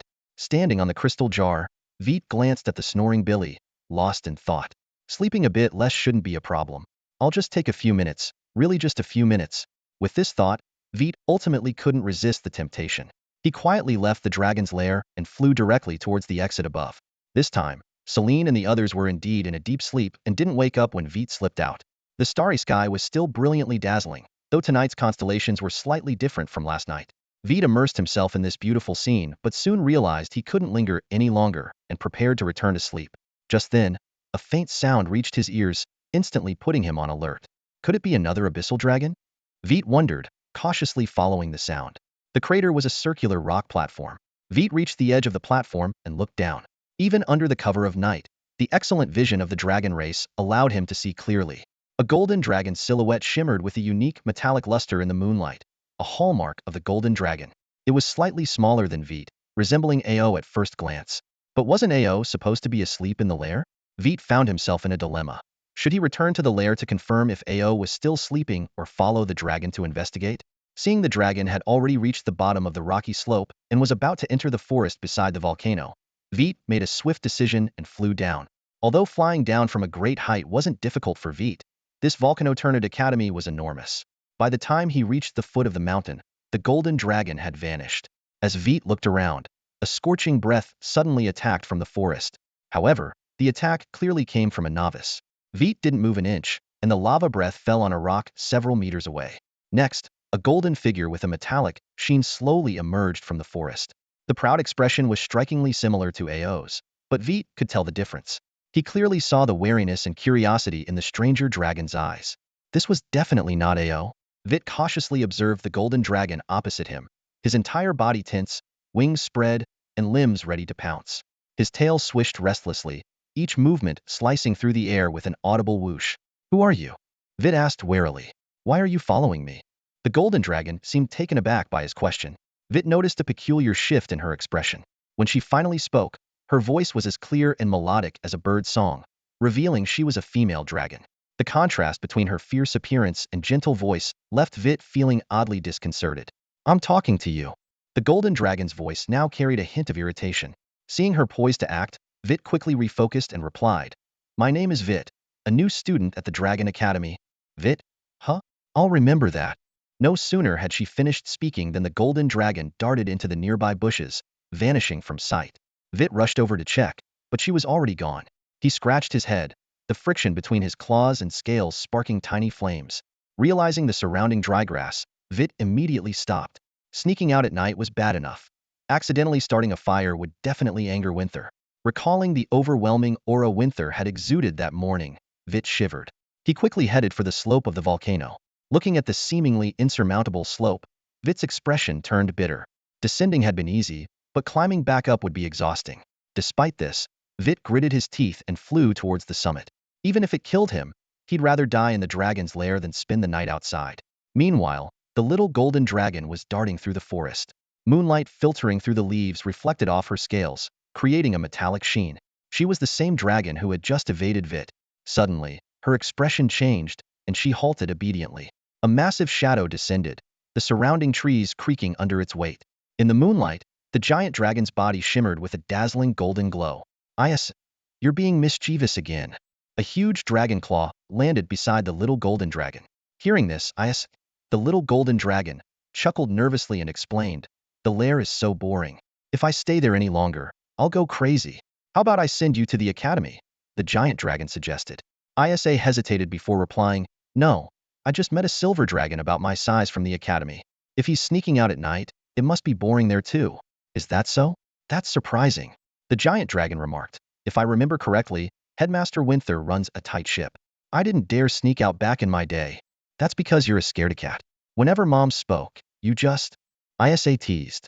Veit couldn't remember how he got back to the dragon's lair, only that he slept exceptionally well. When he opened his eyes, a giant eye was staring at him, startling him. Oh, it's Winther. You scared me. Upon recognizing the eye's owner, Veit couldn't help but complain softly. Winther looked at Veit with a mix of amusement and exasperation. You have the nerve to complain? Out again last night? Hearing this, Veit's heart skipped a beat. He awkwardly scratched his head. No, of course not. I just accidentally drank a bit too much domia flower juice. Is that so? Winther teased. Well, I think the domia flower juice you drank last night must have been freshly picked. Sensing trouble, Veit turned to look at Celine and the others, who were stifling laughter and staring at his tail. Only then did Veit notice the broken green leaves stuck between his scales. After a moment of silence, Veit looked up at Winther and meekly said, Winther, I think I can explain. Winther watched Veit with amusement, waiting for his explanation. In the absence of any greenery at the academy, I'm really curious to know what kind of explanation you can offer me. Upon hearing this, Veit lowered his head, his eyes flickering. After a moment of hesitation, he finally began to explain. All right, I did go out, but only for a short while. I saw a golden dragon and thought it was AO, so I followed it. That's when I picked up all this stuff. Hearing this, Celine and the others couldn't help but glance at AO. Feeling uncomfortable under their gazes, AO awkwardly hid his tail and protested. I went to bed early last night. How could it have been me? Seeing this, Veit quickly added, it really wasn't AO. It was a female dragon, but she looked exactly like AO. I was far away and mistook her. Celine and the others exchanged puzzled looks, falling into a brief silence. They all knew Veit had a knack for making mistakes, but for him to mistake another dragon for AO, that dragon's size must be similar to AO's. Yet, weren't there only 5 newborn dragons at the academy? At this moment, Wanthes spoke up, her voice tinged with hesitation. You must be talking about Isha. She's also a golden dragon, born around the same time as you. Seeing the confused looks from the 5 young dragons, she continued to explain. Not all young dragons come to the academy. Remember what I told you before? Your eggs were found outside the dragon nest, but dragons living within the nest also have their own offspring. Their eggs are cared for by their parents, and only a very few are sent to the academy after hatching. Wen's words were like a bucket of cold water, dousing Veit and the others. Their spirits visibly sank, because the underlying message was painfully clear: they were all children without parents to care for them. Seeing the reactions of the young dragons, Wanthes felt a bit helpless. She hadn't intended to be so blunt, but the young dragons had a right to know. She tried to lighten the mood. All right, don't look so down. You still have me, don't you? Now, eat up.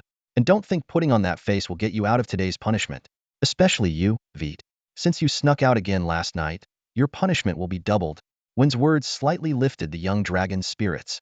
Hearing that his punishment would be doubled, Veit quickly forgot about his abandonment issues and anxiously asked, Can you tell us what our punishment is? Wanthes flashed a sly smile. Copying books. Specifically, the Encyclopedia of Dragon Beasts. Veit, you'll have to copy it twice. Upon hearing the punishment, Veit hung his head dejectedly, and the other young dragons couldn't help but grumble softly. They all knew that while the punishment was tedious, it would benefit their learning. Watching their varied reactions, Wanthes felt a sense of relief, knowing that this punishment would teach them a lesson without hurting their feelings. One day was clearly not enough for 5 young dragons to copy an entire metal tome that towered over them. Copying the book became a prolonged punishment, especially for Veit, who had to write it twice. However, this was not the most daunting challenge. For dragons, copying a book wasn't simply a matter of using a pen on paper. Winterth had prepared a stack of blank metal tomes and required them to etch each character into the hard metal pages with their claws. Day after day, Veit and his companions went to sleep with their claws red and sore. Even in their dreams, their claws trembled, silently speaking of the harshness of the punishment. Yet, these young dragons were in a rapid growth phase, and after a night of rest and energy replenishment, their injuries would completely heal. Surprisingly, they found that their claws grew sharper through this repeated healing process. When the young dragons asked Winterth if this was intentional, she merely smiled mysteriously and gave no answer. Nonetheless, the young dragons took this as an implicit confirmation, and their complaints about copying the book diminished at least until the second round of copying began. As time passed, the young dragons' lives settled into a routine. Their days were filled with eating, practicing magic, sleeping, and copying the book, with Veit having an additional dinner activity. The only disruption to their routine came during the fourth lesson when Selene successfully cast her first spell, a light arrow. Inspired by her achievement, Ao soon followed by mastering his fireball spell. In the next lesson, Dyneth and Billy also managed to cast their respective spells. Veit, as usual, stayed ahead, having already precisely pinpointed the 4 elemental nodes of the fireball spell. When Billy finally released his fireball, Winterth joyfully announced that the young dragon's journey into magic had officially begun. However, their lives did not change much and continued with the same rhythm. As the young dragons grew, this cycle gradually extended. Their sleep time and food intake increased, while their time spent on magic practice decreased. The punishment of copying the book was gradually forgotten by all, including Winterth. She was not surprised by these changes, knowing they were a natural part of the young dragon's growth process. Finally, on the first anniversary of the young dragon's birth, when Winterth entered the dragon cave with a large amount of food as usual, she was greeted not by 5 young dragons, but by 5 elemental cocoons. Winterth smiled knowingly and quietly left the cave. She understood that the young dragons would now sleep for an entire year. Time did not halt for the young dragon's slumber. It moved forward steadily and persistently, following some real or imagined rhythm.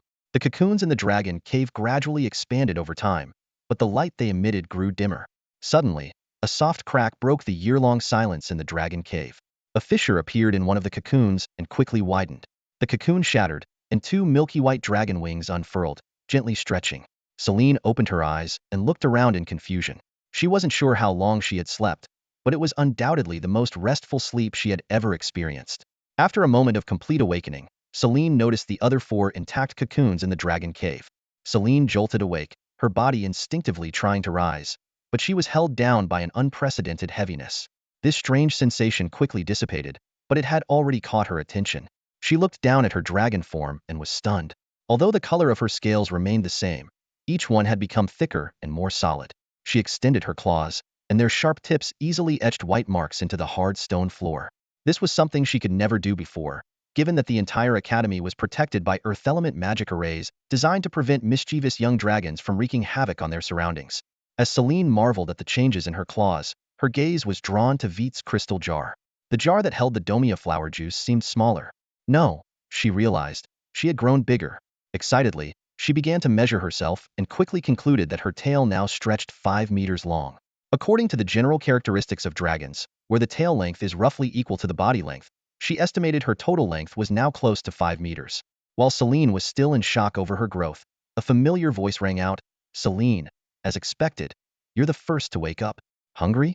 Here's some food for you." Winters walked in, carrying a large platter of meat. Just as Selene was about to ask a question, the aroma of the food captivated her, making her forget all her queries. She charged at the food as if she hadn't eaten in a year, tearing and devouring it ravenously. Watching Selene feast, Winters' eyes were full of amusement. "Take your time, there's plenty more." After a few moments of voracious eating, Selene managed to quell the hunger in her belly and ate a bit more gracefully, though still quickly. She looked up and asked, "Winters, what's happened to me?"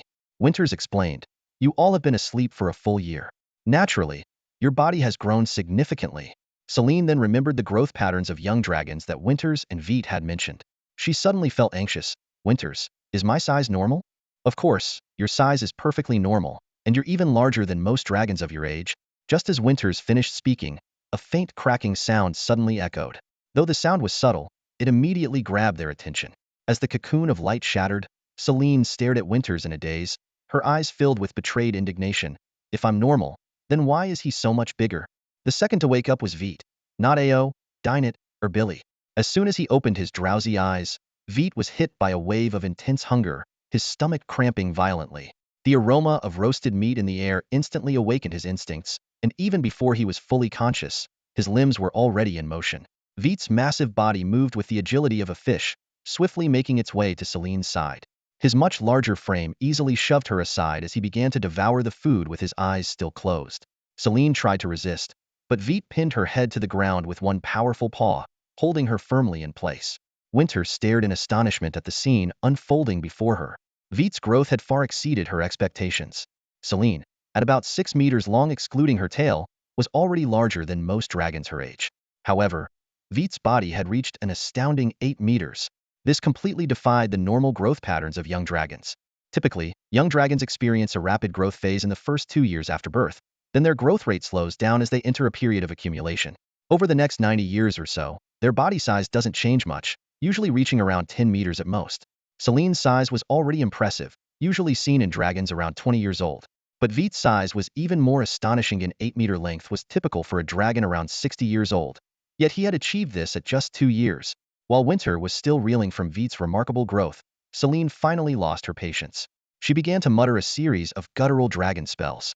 Although her pronunciation was not perfect, she had a good grasp of the magic. A thin, seemingly razor-sharp light blade covered her claws. Before Winter could react, Selene's claws had already struck Veit.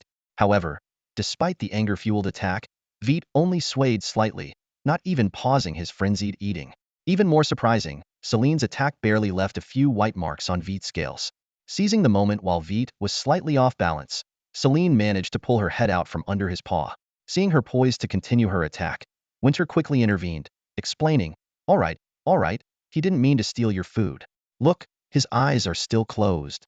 Hearing this, Selene noticed that Veit indeed still had his eyes shut. Out of dragon pride, she refrained from attacking Veit any further while he was in a half-asleep state. But the anger in her heart was not so easily quelled, as the humiliation of being pinned to the ground was still fresh. Seeing this, Winter sighed helplessly. She took out some more meat and placed it in front of Selene, hoping to calm her down. In Winter's view, Selene was no match for Veit at this point. During the young dragon stage, physical prowess often directly determined a dragon's strength, especially when their magical skills were still developing. Selene's light blade magic landed on Veiter without leaving even a white mark, highlighting the vast difference in their physical toughness. Faced with the food before her, Selene felt a twinge of reluctance, but ultimately succumbed to her hunger. She bit into the meat with extra force, as if venting her frustration towards Veiter. However, Selene soon realized her anger was premature. Veiter ate swiftly, and during a moment when Winter couldn't replenish the food fast enough, he squeezed past Selene again, snatching her meal. Selene stood there, stunned, and when she finally came to her senses, her fury erupted. She rushed behind Veiter, grabbed his dragon tail, and slammed it down hard. Just as she was about to strike again, Selene found herself unable to move it. The next moment, she felt herself lifted off the ground. When she looked up, she was met with a pair of bewildered, golden slit-pupil eyes. "Selene, why are you holding my tail?" Veiter's question echoed in Selene's mind. Her pupils contracted, and she opened her jaws wide, aiming to bite Veiter's tail. A scream followed not from Veiter, but from Selene herself. Clutching her mouth, Selene glared hatefully at the still confused Veiter. Winter had closed her eyes the moment Selene opened her mouth, well aware of the consequences of such an action given their significant physical disparity. Fortunately, Selene finally recognized the gap between them and refrained from further action. Veiter, looking puzzled, turned to Winter for an explanation. With a sigh, Winter briefly explained, "You just took Selene's food, twice." Veiter's eyes widened in realization, and he looked at Selene with some embarrassment. Sorry, I didn't mean to." Before he could finish, he noticed the size difference between them and blurted out, "Selene, why does it feel like you've shrunk?" Selene's face froze, and then the ancient, deep language echoed through the dragon's lair once more. Seeing this, Veiter quickly hid behind Winter, pleading, "Calm down, Selene. If I said something wrong, just tell me. Please, no magic." As Veiter dodged away, Selene had no choice but to stop her incantation, glaring at him fiercely before resuming her meal. Veiter breathed a sigh of relief and cautiously approached Selene again. Seeing that she only gave him a glare, he finally relaxed completely. Veiter looked up at Winter, his eyes full of confusion. Winter took out another large piece of meat and placed it in front of him, explaining the situation as they ate. Once he understood what had happened, Veiter looked at Selene, feeling somewhat embarrassed. Seeing that she was still angry, he decided to apologize once she had calmed down. Despite having stolen Selene's food twice, Veiter still felt ravenously hungry, as if his body had been hollowed out. Just then, a faint cracking sound echoed again. Inside the dragon's lair, 5 young dragons lounged lazily on the ground after a satisfying meal. Veit, however, couldn't hide his unease, as Selene and the others kept glancing at him. Before their nap, they were all roughly the same size, but upon waking, Veit had grown significantly larger than the rest. 2 years after their simultaneous birth, the 5 young dragons had diverged into 3 distinct sizes. Veit was the largest, measuring 8 meters, followed by Selene at 6 meters. Ao, Billy, and Dingnit, all over 5 meters but not yet 6, were in the 3rd tier. The atmosphere was growing awkward when Wintress, returning from outside, entered the lair. She took in the scene and with a hint of resignation in her voice said, "All right, stop staring at Veit. He's different from you." Turning to Veit, she reassured him, "Don't worry, Boke has already checked you. Your growth is fine.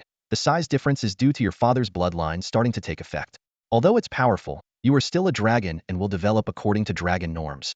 She continued, however, this brings some challenges. The strength of your bloodline increases your physical potential, meaning you need more energy during your growth. If you lack energy, your development might stall. So, Veit, if you're hungry, don't hesitate to tell me. It's crucial for your healthy growth. Veit nodded gratefully. I understand. Thank you, Winteress. Winteress shook her head with a smile. It's my duty to ensure every young dragon grows up healthy. She paused and looked around at the dragons. There's also another piece of news. From now on, you'll have 3 additional courses: potions, alchemy, and magic arrays. Along with my magic class, you will be studying 4 subjects. Each course lasts a day, with no breaks in between. So your schedule will shift from 1 day of class, followed by a day of rest, to 4 days of class, followed by 2 days of rest. Addressing Veit specifically, she added, don't worry about falling behind in those 3 new courses. In your bloodline inheritance, the most knowledge passed down is about dragons and draconic beasts, followed by magic. Other subjects are only briefly mentioned. So, in potions, alchemy, and magic arrays, you're all starting on the same level. Veit asked, puzzled. Winteress, if I remember correctly, you gave me books like Complete Guide to Potions and one on magic arrays. Weren't they chosen to make up for my lack of bloodline inheritance? Winteress explained, not at all. Initially, I struggled with how you should learn magic and even forgot about mental magic. Those books were chosen to give you alternative ways to understand magic in case you couldn't learn it directly, particularly magic arrays, which are closely related to magic. Most high-level arrays use magic crystals to replace the nodes formed during high-level spellcasting. So, learning magic through arrays is quite effective. She added, as for potions, Veit, it's a double-edged sword. Used well, it can significantly boost your abilities. Used poorly, it could ruin your future. But now, it seems your future is much brighter than I imagined, and you don't really need the aid of potions. Hearing this, Veit felt deeply grateful, realizing that Winteress had done much more for him than he had known. Winteress continued, all right, let's move on to the second matter. You've passed the most vulnerable 2-year period, and now you're ready to officially join the Dragon Academy. From today, you can do anything you wish, including leaving the academy. Winter smiled and pointed outside, reminding them, don't get too carried away and forget your studies. Rest well these next 2 days. We'll start lessons the day after tomorrow. With that, she left. The dragon lair instantly buzzed with excitement. Billy flapped his wings enthusiastically, his 4 legs moving swiftly as he dashed to Veit. Did you hear that, Veit? We can go outside, Billy exclaimed, his eyes gleaming with the thrill of adventure. Veit looked at Billy's excited expression and smiled helplessly. Unknowingly, the 5 of them had become quite close. Billy was always eager to drag Veit out for adventures, even if it was just to the volcano's edge to stargaze at night. To them, that was enough of an adventure. These activities often led to Winter's lectures, while Celine and the others only occasionally joined in. All right, I heard you, Veit said, but let me be clear. If you encounter anything unfamiliar, absolutely do not put it in your mouth. This reminder made the others nod in agreement. Although Billy was usually timid, hiding behind the others at the slightest sign of danger, he was surprisingly daring in some ways, often putting unknown objects in his mouth and causing no end of trouble. Hearing Veit's reminder, Billy lowered his head in embarrassment. He knew it was a bad habit, but changing it was easier said than done. Come on, let's go take a look outside, Billy suggested. This is our first time leaving the lair during the day without Winter's supervision. The other dragons hesitated, but eventually agreed. The 5 dragons walked down the passage, with Billy chattering about which direction they should explore after leaving the academy. Ao and Denny occasionally joined in the discussion. Veit, bringing up the rear, noticed Celine not far away. After a moment of hesitation, he approached her. Hey, about the other day, I'm really sorry. I didn't mean it, Veit said sincerely. Celine turned to look at him, slightly surprised. After calming down, she realized it wasn't Veit's fault, so she hadn't held it against him. Now, seeing Veit apologize, she felt a bit embarrassed. It's okay, I was at fault too, Celine replied softly. Hearing this, Veit felt a weight lift off his shoulders. Somewhere along the way, he had started to care about these 4 companions and their relationships. Winter was right, the Dragon Clan were solitary warriors, but they didn't like being alone. Reuniting with Celine had an immediate positive effect on Wit's mood.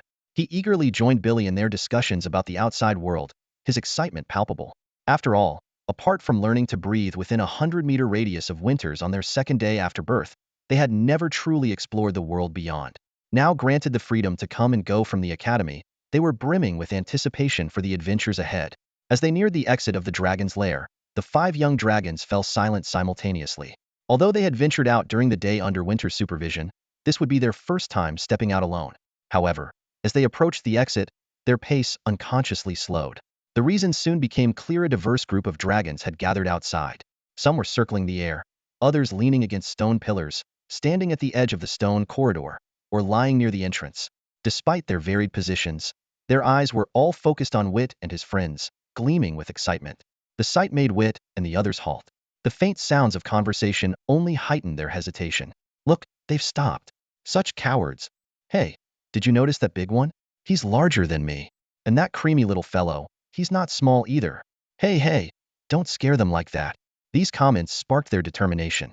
Cowards? Who said they were scared? The 5 dragons exchanged glances and boldly stepped out of the lair.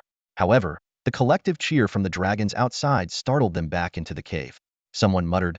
They went back inside. But even a mutter was loud enough to be heard by all the dragons. Weit and his friends exchanged embarrassed looks, their tails twitching uneasily, feeling utterly humiliated. As they prepared to make another attempt, they noticed that the dragons outside had dispersed, flying towards the plaza below. Ao couldn't contain himself and shouted, "I'm going to challenge them." As a proud golden dragon, he couldn't tolerate such insults. In his view, they hadn't been scared, just surprised. Seeing Ao about to charge, Weit quickly grabbed his tail. With a thud, Ao fell to the ground. The scene fell silent. Weit, as if electrocuted, immediately let go of Ao's tail. Ao slowly turned, glaring at Weit with a mix of shame and anger. At that moment, Celine smacked Ao on the head and said, "Are you stupid? Their size may not be much bigger than ours, but time has given them more battle experience. Come on, our goal today isn't to fight them." With that, she flew towards the volcanic crater above.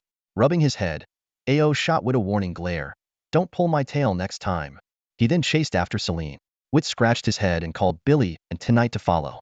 Though they noticed the young dragons in the plaza were still watching them, they didn't follow. Weit, puzzled, asked, "By the way, why did they scatter just now?" Celine glanced down, equally confused. Who knows? What they didn't realize was that below, on the stone corridor, Winters was watching them leave, his eyes full of amusement. Suddenly, a figure shot out from the volcano's crater, accompanied by an excited shout. It was Veit. His wings flapped powerfully behind him, and a faint red glow enveloped his body. This glow not only allowed him to soar effortlessly through the air, but also enabled him to perform various high-difficulty aerial maneuvers. Hot on his heels, 4 young dragons also emerged from the crater, chasing after Veit. These were Celine and her companions. Veit had never slackened in his flying practice, and his current flying skills were almost on par with Celine and the others. Although his physical strength far surpassed theirs, he was still slightly inferior in terms of endurance. After all, his flight relied entirely on the power of his wings. Years of training had led to significant changes in Veit's wings. A normal silver dragon's wingspan is 1.6 times its body length excluding the tail, but Veit's wings now span twice his body length. This was quite rare among dragons, a level only elemental dragons could reach. After a bout of playful aerial chasing, Veit felt his energy depleting and gradually slowed his flight speed, preparing to rest in the forest below. Seeing this, Celine and the others also slowed down, following Veit downward. Veit felt a warmth in his heart, knowing they were looking out for him. Suddenly, Veit noticed one of their companions was missing. "Where's Billy?" At his words, Celine and the others exchanged looks, only then realizing one dragon was absent. Just then, a strange cry echoed from afar, leaving the dragons exasperated. Celine said, "You guys go rest below, I'll bring him back." With that, she quickly turned and flew upwards, disappearing from sight in the blink of an eye.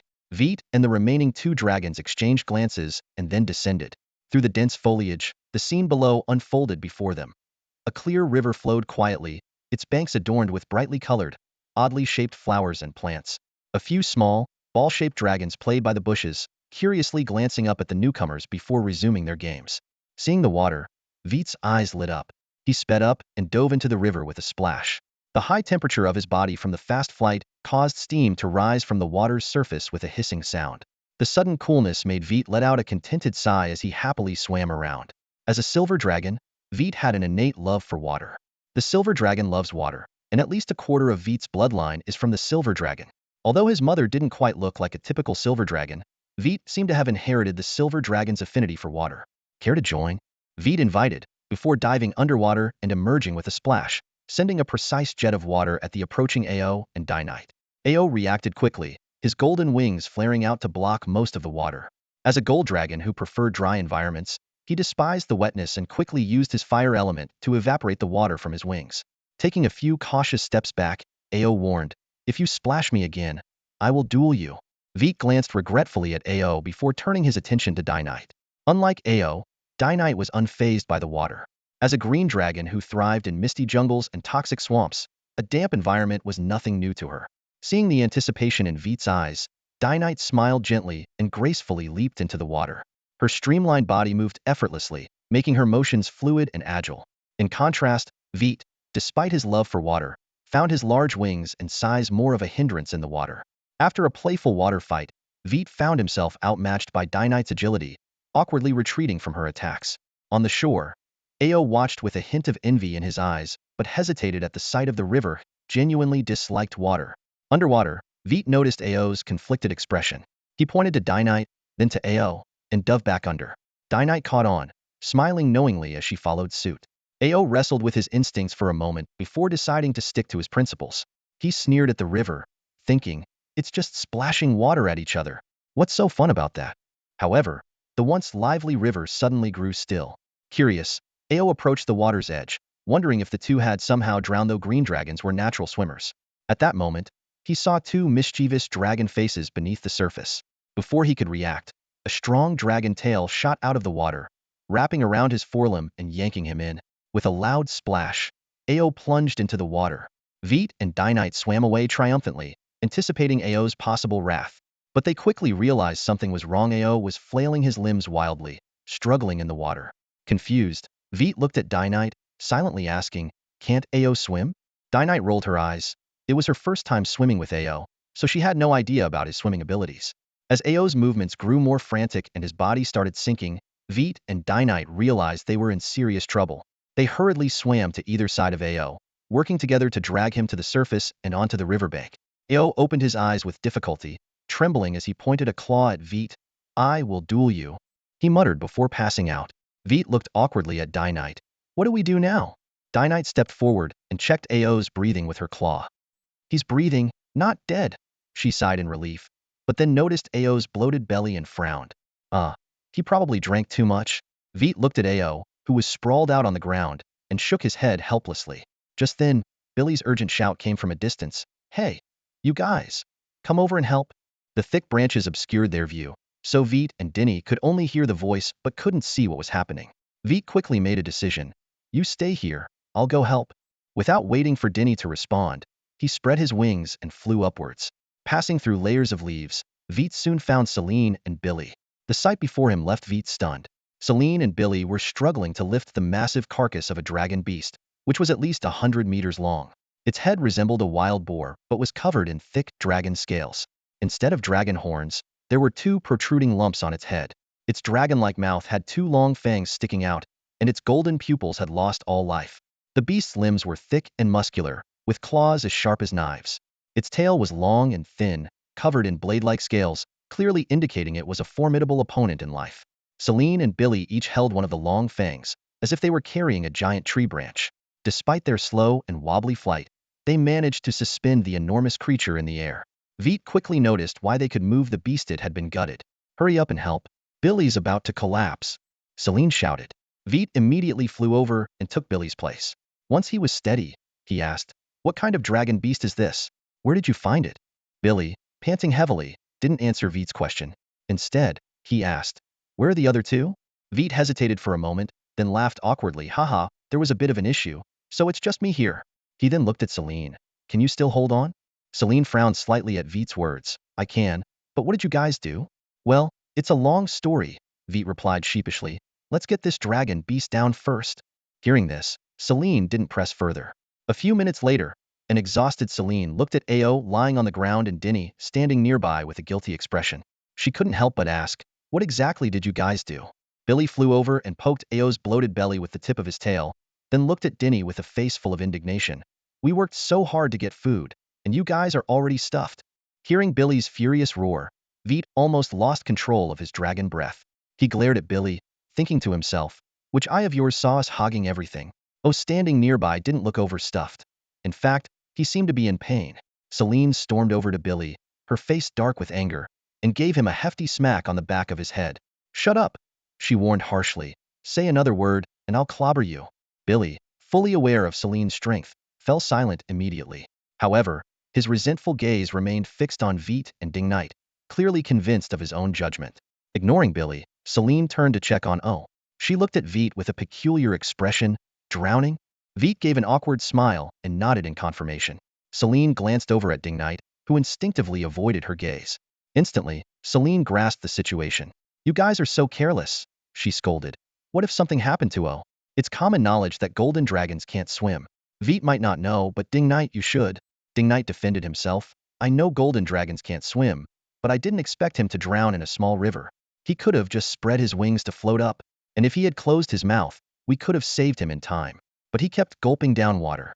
We reacted as quickly as we could. Celine looked speechlessly at O. Clearly, Veit and Knight were at fault, but O was equally foolish for opening his mouth despite knowing he couldn't swim. She sighed and motioned Veit over, pointing to O's swollen belly. Press hard. Veit suddenly understood and hastily complied. With one strong press, O spewed out a large amount of water. Moments later, he opened his eyes. Seeing Veit standing sheepishly nearby, O's eyes flared with anger. Duel! He roared. I want to duel you. Right now. Veit scratched his head, glanced at his own bulky frame, and quietly asked, Are you sure? O's expression froze. He looked over Veit's muscular body, then at his own slender frame, feeling a deep sense of frustration. Why was this guy so much bigger? Sensing the tension, Knight quickly intervened. Sorry. Oh, this was our fault. Veit doesn't have inherited memories and wasn't aware of your situation. I got too excited and forgot. Please forgive us this time. We didn't mean any harm. Celine chimed in. Oh, let it go. I've already scolded them, and it won't happen again. By the way, Billy and I encountered a golden dragon, who gifted us a Bois dragon beast. We already had breakfast, and there's plenty for us all. O reluctantly nodded but still issued a stern warning. I'll let it slide this time for Knight and Celine's sake. But if it happens again, I will challenge you to a duel. In truth, O was looking for an out. After calming down, he realized that dueling Veit would be asking for a beating. As Wintress had mentioned, at the young dragon stage, their magic couldn't penetrate dragon scale's resistance, making physical strength the key to victory. And Veit's physical prowess far surpassed even Celine's. Veit, not being foolish, caught the underlying message. He didn't bring up the duel again. Instead, he sidled up to O, putting an arm around his shoulder. Hey, Veit suggested. How about I teach you to swim? O was initially stunned by the offer, then his anger flared again. But seeing Veit's earnest expression, his anger subsided a bit. Are you serious? He asked skeptically. Veit nodded solemnly. A dragon needs many skills to survive in the world. Veit looked at Ao and couldn't help but tease. What if you ever find yourself in a situation where you have to fight on water? What will you do if you can't swim? Evaporate the water? Ao's mouth twitched. The idea was certainly in line with the dragon's style, but he had to admit it was far too energy-consuming. Besides, while he might manage small rivers and streams, what would he do if faced with the vast ocean? Seeing through Ao's thoughts, Veit pressed on. Don't tell me you plan to stay in the dragon's lair forever and never leave? Ao fell silent. Indeed, leaving the lair and wandering the world was the nature of every young dragon. However, as they grew, some dragons found new goals and gave up on such adventures. Can you really teach me?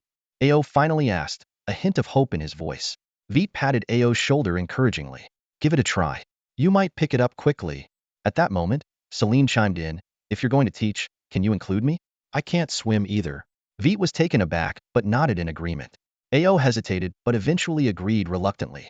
Just as Ao was about to say something, a piercing scream sounded from afar, interrupting their conversation. The dragons exchanged glances. The scream sounded disturbingly familiar. Veit looked around, his expression changing. It's Billy. Billy's missing again. Without another word, he flew towards the source of the scream, and the other dragons followed closely. They hadn't flown far when they saw Billy frantically flying towards them, drooling uncontrollably. The four dragons' expressions darkened. Clearly, Billy had eaten something he shouldn't have again. Before Veit could ask, Billy zoomed past them and plunged into the river. Bubbles rose to the surface, and the dragons exchanged worried looks, suddenly realizing a crucial question. Could a crystal dragon swim? Celine slapped her forehead and exclaimed. Whether crystal dragons can swim or not, Billy is a red crystal dragon.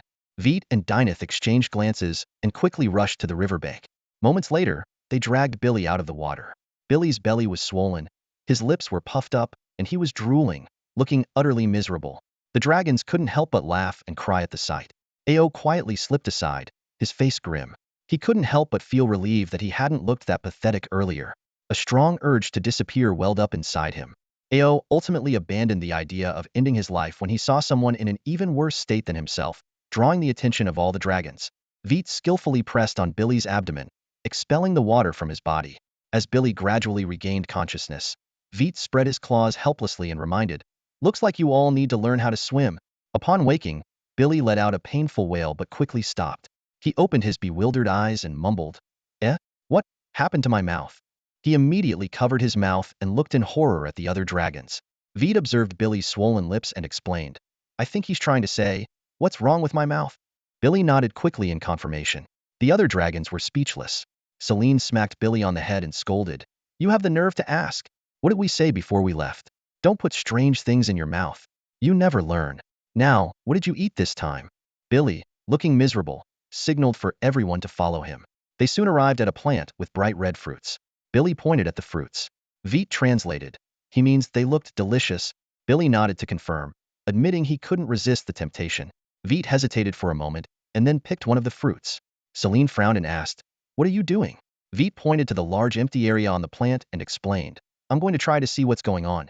This guy must have eaten quite a few. I'll just have a small taste. If I end up like him, then it's toxic, and we need to get back quickly. If nothing happens, he probably just ate too much. Plus, I have better control over my body and can detect if it's poisonous. Don't worry, he's still up and about, so it shouldn't be fatal." Selene hesitated but didn't stop him. Billy looked at Veit with teary eyes, silently praising him for being a good friend willing to test the fruit for him. Veit carefully took a bite of the fruit. It tasted sweet at first, then a burst of spicy flavor exploded in his mouth, strong but not unpleasant.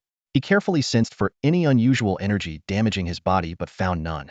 Veit suddenly realized the taste was similar to chili peppers from another world, though the appearance was completely different. Snapping back to reality, Veit noticed the other dragons staring at him in horror. He quickly touched his lips to confirm they were normal. Selene asked worriedly, "Veit, your face looked awful just now. Is it poisonous?" Veit shook his head with a wry smile. "No, it's not poisonous. It actually tastes pretty good. No wonder Billy ate so many. But you can't eat too much at once. The spicy flavor hits all at once, and you'll end up like Billy." With that, he swallowed the remaining fruit, savoring the sweet yet spicy sensation again.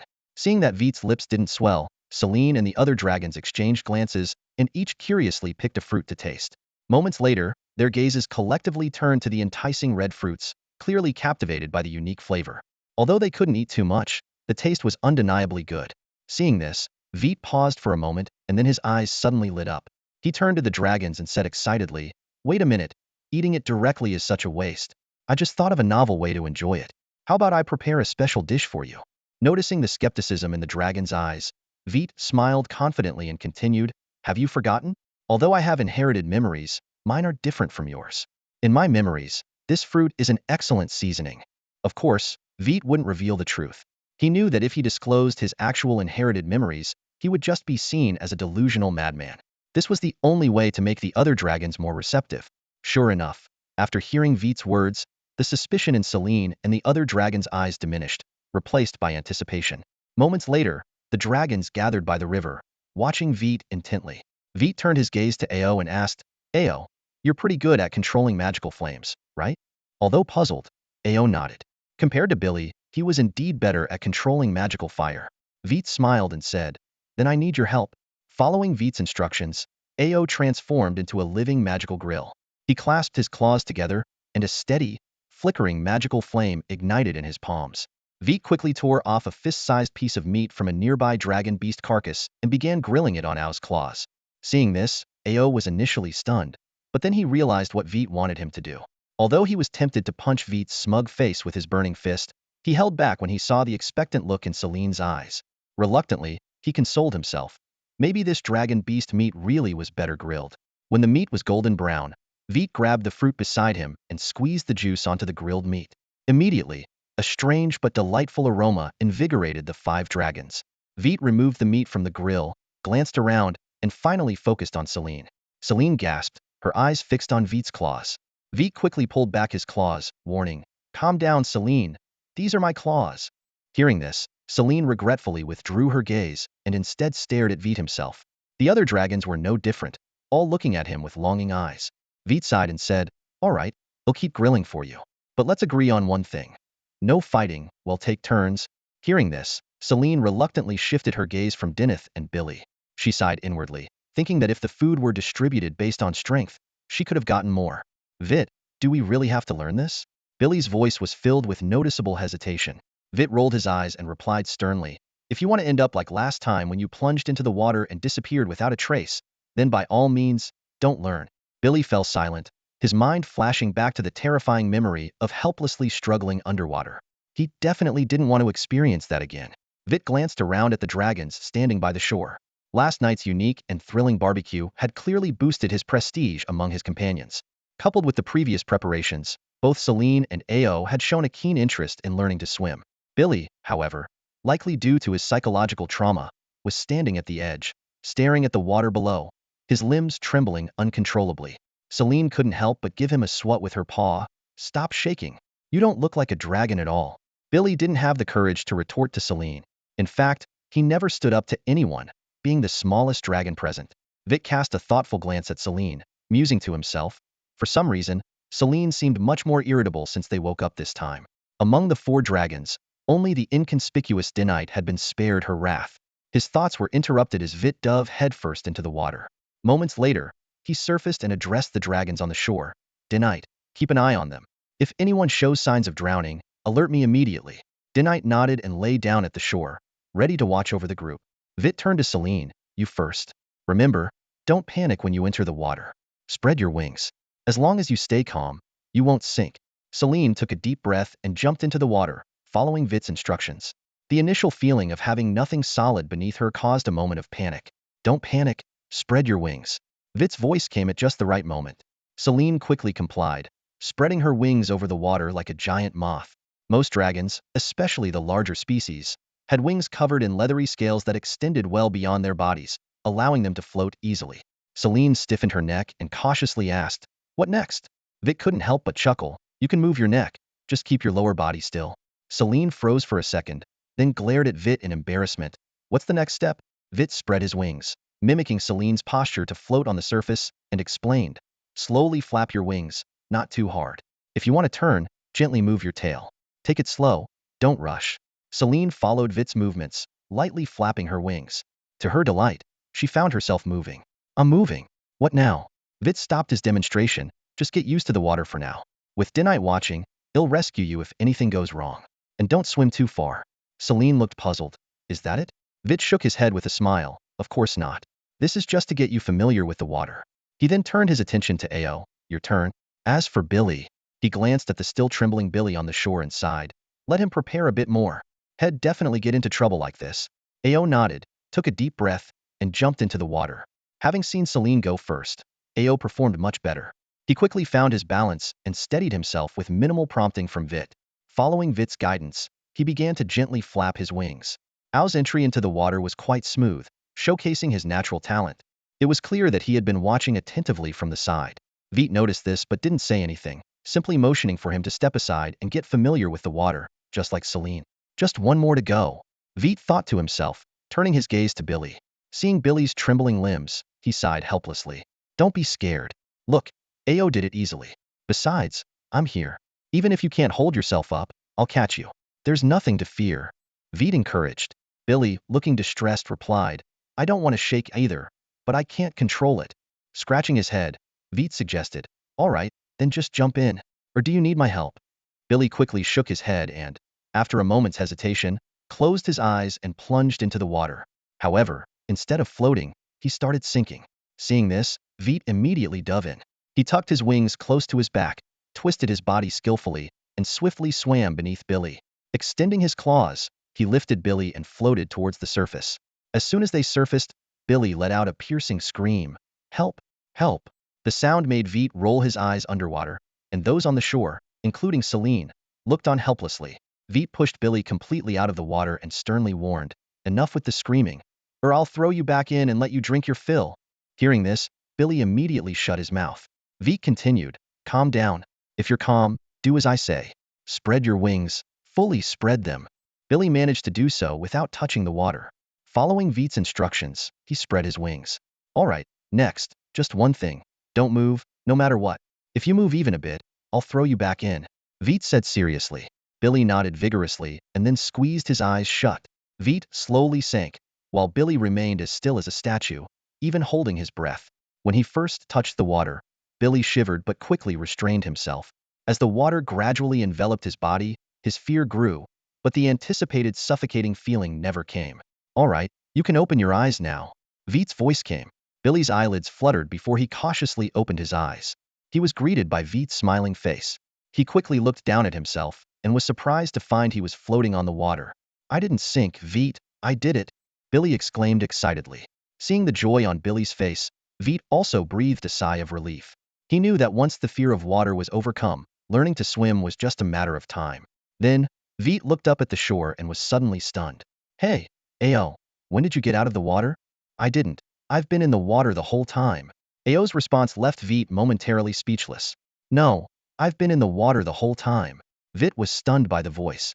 He looked in the direction of the sound and saw Ao, still floating awkwardly on the water like a clumsy moth, limbs spread wide.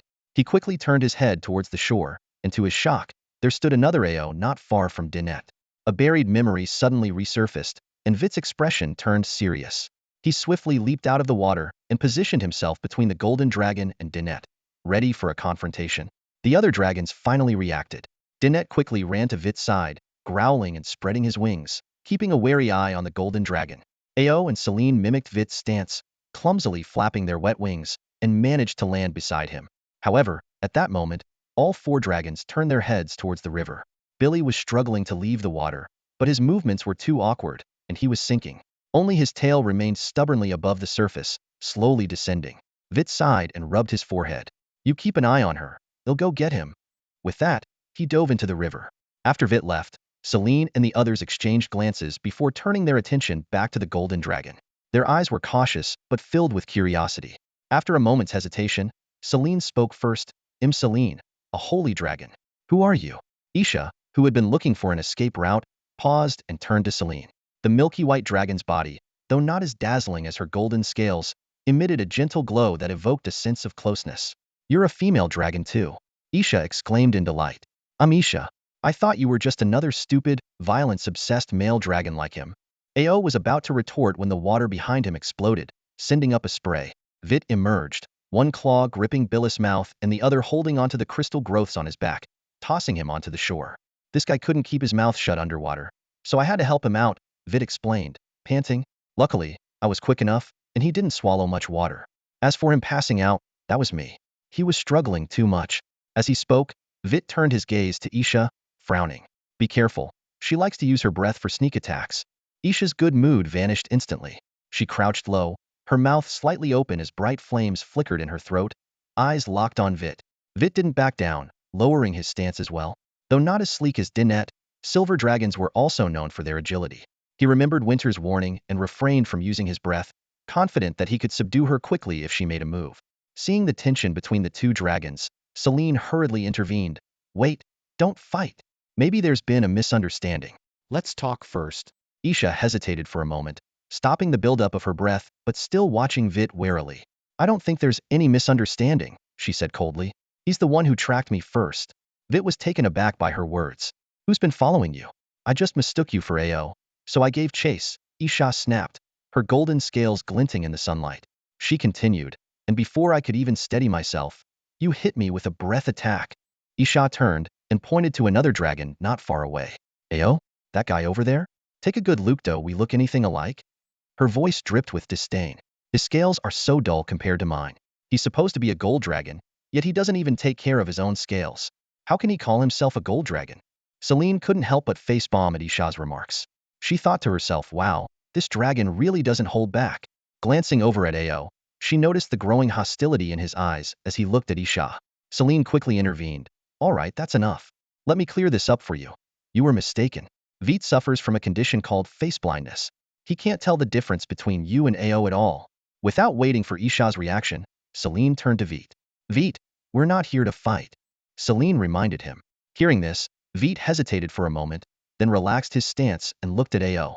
Ao, let's continue, he said before turning to Billy, who was lying behind him, pretending to be dead. If you don't want to learn, no one's going to force you. At this, Billy perked up immediately. Really? He asked excitedly. Veit sighed and nodded.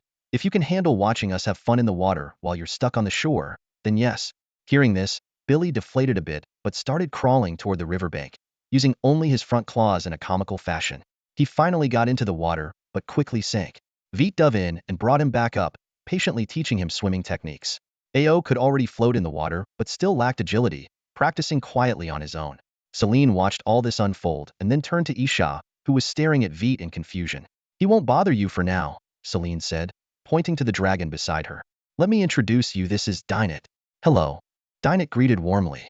Hi, nice to meet you, Isha responded, though her gaze kept drifting back to Veit.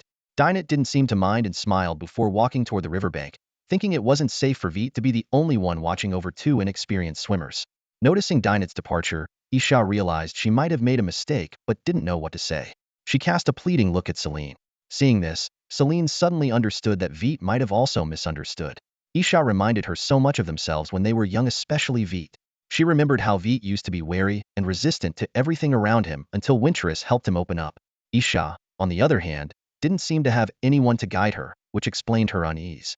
Celine fell into deep thought. Realizing this, a hint of sympathy appeared in Celine's eyes. Although Isha had parents, they couldn't always be with her. While they had no parents, they had Winterus to care for them like a mother, and they had the company of 5 dragons. Celine gently reassured, Don't worry, Dinah isn't angry. She just went to help Veit. Hearing her name, Dinah turned curiously and saw Isha's anxious expression. She habitually nodded with a smile. This simple gesture made Isha feel a wave of relief, and her mood instantly improved. Isha turned her gaze to the 3 dragons in the river and curiously asked, What are they doing? Swimming. Celine explained. Veit says it gives us another way to handle emergencies, and it's a lot of fun. Are you going to learn to? Isha asked, with a hint of unease in her voice. Celine initially wanted to nod, but seeing the slightly panicked look in Isha's eyes, she shook her head instead. I've already learned most of it. Besides, for someone who can't swim, staying in the water for too long isn't very comfortable. She changed the subject. Can you tell me about your past life? Life at the academy is too monotonous, especially after being punished by Winterus to copy books. Celine began to introduce life at the academy, from Dean Winterus, who was responsible for daily life and magic teachings, to Professor Boko, who was about to teach potions. What she thought was a mundane description turned out to captivate Isha, who listened intently, occasionally interjecting with questions and sharing her own experiences. Dinah was drawn into the conversation as well. Compared to the sheltered life at the academy, Isha's experiences in the outside world were rich and varied, sparking a sense of longing in the 2 academy dragons. On the river, Veit, Billy, and Ao watched the 3 dragons on the shore chatting animatedly. What do you think they're talking about? Billy clumsily turned his head to ask. Ao looked bewildered, clearly out of his depth. Veit pondered for a moment before tentatively saying, they might be discussing things like body shape, scales, horns, or even claws. I heard girls like these topics. He explained that these correspond to human women's interests in body shape, skin, accessories, and manicures. I really like my claws and scales, Veit added. Sharp claws can tear through anything, and thick scales can block external harm. Billy and Ao looked at Veit in shock. How do you know girls like these things? And what's there to talk about? Veit pointed to his head and said mysteriously, My inheritance is unique. Seeing the expectant looks on his companions' faces, he cleared his throat and continued, There's plenty to talk about. For example, dragon horns, you can discuss their hardness, shape, sharpness, then talk about the characteristics of the horns of dragons around you, and eventually, you could even discuss the horn traits of the entire dragon race. As this round of discussion came to an end, Veit realized that the magical time they had left was running out, and it was nowhere near enough to continue their deep conversation. Racking his brains, he threw out his point of view, and seeing the approving expressions on Ao and Billy's faces, he felt a surge of accomplishment. Just then, Billy leaned in close to Veit, almost pressing his big head against him. Veit impatiently slapped him away and snapped, What's there to chat about? Ao is basically fine, but you can't even get in the water and still have the nerve to chit-chat? Billy's face stiffened, and he drifted away silently. However, it wasn't long before he cautiously floated back, afraid to be too far from Veit. Good times always fly by. The splashing of water broke the tranquility, and Celine and the others snapped back to reality. Isa glanced at the 3 dragons that had come ashore and then at the darkening sky. A hint of reluctance flashed in her eyes, but she smiled and said, Oh, we've chatted for quite a while without realizing it. Sorry to bother you. You should probably head back to the academy, and I should get going too. Celine quickly stopped Isa. Do you really have to go back? Isa was taken aback for a moment, then quickly realized what was going on and explained, Not necessarily. After getting past the most vulnerable stage, I can stay outside for a longer time, as long as it's not more than 2 days. My father won't come looking for me. Celine chuckled. That's great. We still have a day off tomorrow, and don't plan on returning to the academy tonight. Isa's eyes lit up. That's wonderful. By the way, have you been to Moonshadow River? The scenery there is amazing, and there are many unique water dragons. They come in all sorts of shapes and taste pretty good too. Want to go check it out? Moonshadow River? Celine's eyes sparkled as she recalled Isa mentioning the place multiple times during their conversations. But can we make it there in time? Isa nodded. Of course. Actually, we're currently in the eastern part of the Warren Great Rift, not far from Moonshadow River. Celine and Dinette exchanged glances, then turned to shout at Veit and the others, Veit, how about we go to Moonshadow River tonight? Veit was taken aback and looked at the exhausted Ao and Billy beside him. These two dragons, who couldn't swim, had already spent a lot of energy just staying on the water's surface. He asked, how long will it take? Ao and Billy might not have the stamina. Celine turned to Isa, who immediately replied, it will only take about 2 magical hours. Veit sighed in relief. That should be fine. Under the night sky, 6 figures sped swiftly towards the east. Just as Isha had said, they were indeed close to the Moonshadow River. The Desadro Dragon Nest was located at the junction of the Warren Great Rift and the Moonshadow River. This east-west fissure extended from the depths of the Xingyuan Mountains all the way to the east, crossing the Moonshadow River. The river's erosion had created a deep valley alluvial plain at the junction, which was where the dragon nest was situated. The Dragon Academy lay to the east of the nest, adjacent to the Moonshadow Riviera, or rather, the Moonshadow Inland Sea, as the river widened significantly at the edge of the Great Rift. During their flight, Isha conversed constantly with Celine and Dinette, explaining the details about the Moonshadow River. Although the 3 dragons, Veit, Triton, and Billy, were flying behind them, they could hear everything clearly and were filled with anticipation for the upcoming sights. Veit noticed that Isha occasionally glanced at him. Although he wasn't sure why, it made him vigilant. Fortunately, the journey was uneventful. As they neared the Moonshadow River, the surrounding scenery began to change. The dense forest gradually thinned out, the exposed ground turned into fine gravel, and peculiar small dragon beasts became more frequent. Accompanied by the gentle sound of water, an expansive, seemingly endless stretch of calm water came into view. We've arrived, Isha exclaimed as she began her descent, with the other dragons following closely behind.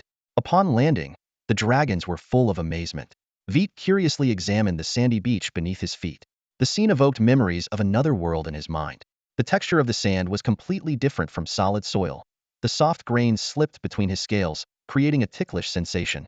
Veit enjoyed this feeling and couldn't resist rolling around, allowing more sand to work its way under his scales, relishing the indescribable sensation. Suddenly, Billy's large head appeared in front of Veit. Hey Veit, look at me. Swimming in this feels even better than in water. Billy was moving through the sand with surprising agility, more smoothly than in water. Seeing this, Ao snorted and dove into the beach, the sand enveloping his body like water. Although the Golden Dragon and the Red Crystal Dragon were different species, both shared earth and fire attributes, making it easy for them to manipulate the sand so effortlessly. Veit realized that, as a water and fire attribute dragon, he couldn't do the same, but he didn't mind.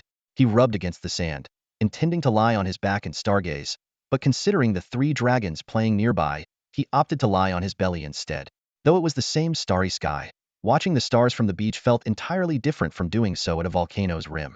The cool sea breeze mixed with the scent of water, and the gentle sound of waves in the distance made Veit close his eyes in comfort. Wit was lost in the beauty of the starry sky when suddenly the world spun around him. When he came to, he found only his neck and head above the ground. Not far away on the beach, Billy popped up with a smug grin and taunted, Wit, how does it feel to be buried? Wit rolled his eyes and stopped holding back his body temperature. The surrounding temperature spiked sharply, and white steam began to rise as the sand turned red hot. Then, he lowered his temperature, causing the sand to cool and solidify into a fragile crust. With a slight movement, the sand around him shattered with a faint crackling sound. Stepping out of the pit, Wit spread his wings and looked at Billy with a half-smile. Want to go again? Billy silently sank into the ground, clearly intimidated. Wit thought to himself that his body had undergone more than just a growth in size. Over the past year before he fell asleep, his body had started to exhibit some unusual characteristics. For instance, his body temperature was even higher than that of red dragons his age. These changes also manifested in his weight, the thickness and hardness of his scales, and the sharpness of his claws, all pointing to the fact that he was not a silver dragon. Seeing Billy retreat, Wit hesitated for a moment before heading towards the water. Dinette, want to join me in searching for food underwater? He asked. Dinette, who was playing around with Celine and the others, stopped and patted his stomach. He turned to Isha and said, "Remember you mentioned there were some tasty aquatic dragon beasts living underwater? Want to join us?" Isha paused and looked at Wit. Wit nodded in agreement. "Sure, the more dragons, the better." He then turned to Celine. "What we bring back might not be enough, so see if you can find any edible dragon beasts on land." Wit briefly described the characteristics of a few small, edible dragon beasts, knowledge he had acquired during his punishment of copying books. With the instructions given, Wit, Dinette, and Isha headed towards the Moonshadow River, ready to start their underwater hunting expedition. Veit delved into the depths of the Moonshadow inner sea, his eyes widening involuntarily. This body of water was not only vast but also significantly deeper than any typical river, truly deserving the name Inner Sea. Just as he was lost in thought, Isa swam up to him, pointed downwards to the right, and then dove deeper. Although both were golden dragons, Isa, who often visited Moonshadow River, was clearly more adept in the water. Her movements, while not as agile as those of naturally waterborne dragons like Veit and Dinette, were still fluid enough for underwater navigation. Catching Isa's signal, Veit followed without hesitation. Thanks to the mediation by Celine and Dinette, the tension between the two dragons had eased considerably since their first encounter. Dinette also noticed Isa's cue and dove towards the riverbed. Soon, the three dragons reached the bottom. Isa motioned for them to come closer and then brushed away the top layer of sand, revealing a black, rock-like object. She picked it up, pointed upwards with her claw, and then swam towards the surface. Veit and Dinette followed suit, each finding a similar object before ascending. Holding the stone, Veit was filled with curiosity. It was heavy and rough to the touch, yet it had a patterned texture reminiscent of dragon scales. He realized it might be some kind of aquatic dragon beast. The three dragons surfaced one after another. Is, holding a stone half her size, introduced it. "This is a Madragon beast, and they come in many varieties. The ones we have are small, the largest only grow to about our size. The outer layer that looks like stone is their shell, as hard as young dragon scales and inedible. The edible part is inside." She continued, "They are extremely timid and will retract into their shells at the slightest disturbance. But all you need to do is this." She extended a claw and gently traced the seam of the shell. Soon, the Madragon beast in her grasp began to tremble slightly. Suddenly, the shell opened, and Isa swiftly inserted her claw inside. Moments later, she pulled out a large chunk of tender white meat and showed it to Veit and Dinette. "This is the body of the Madragon beast. You can eat it directly. It's chewy and sweet.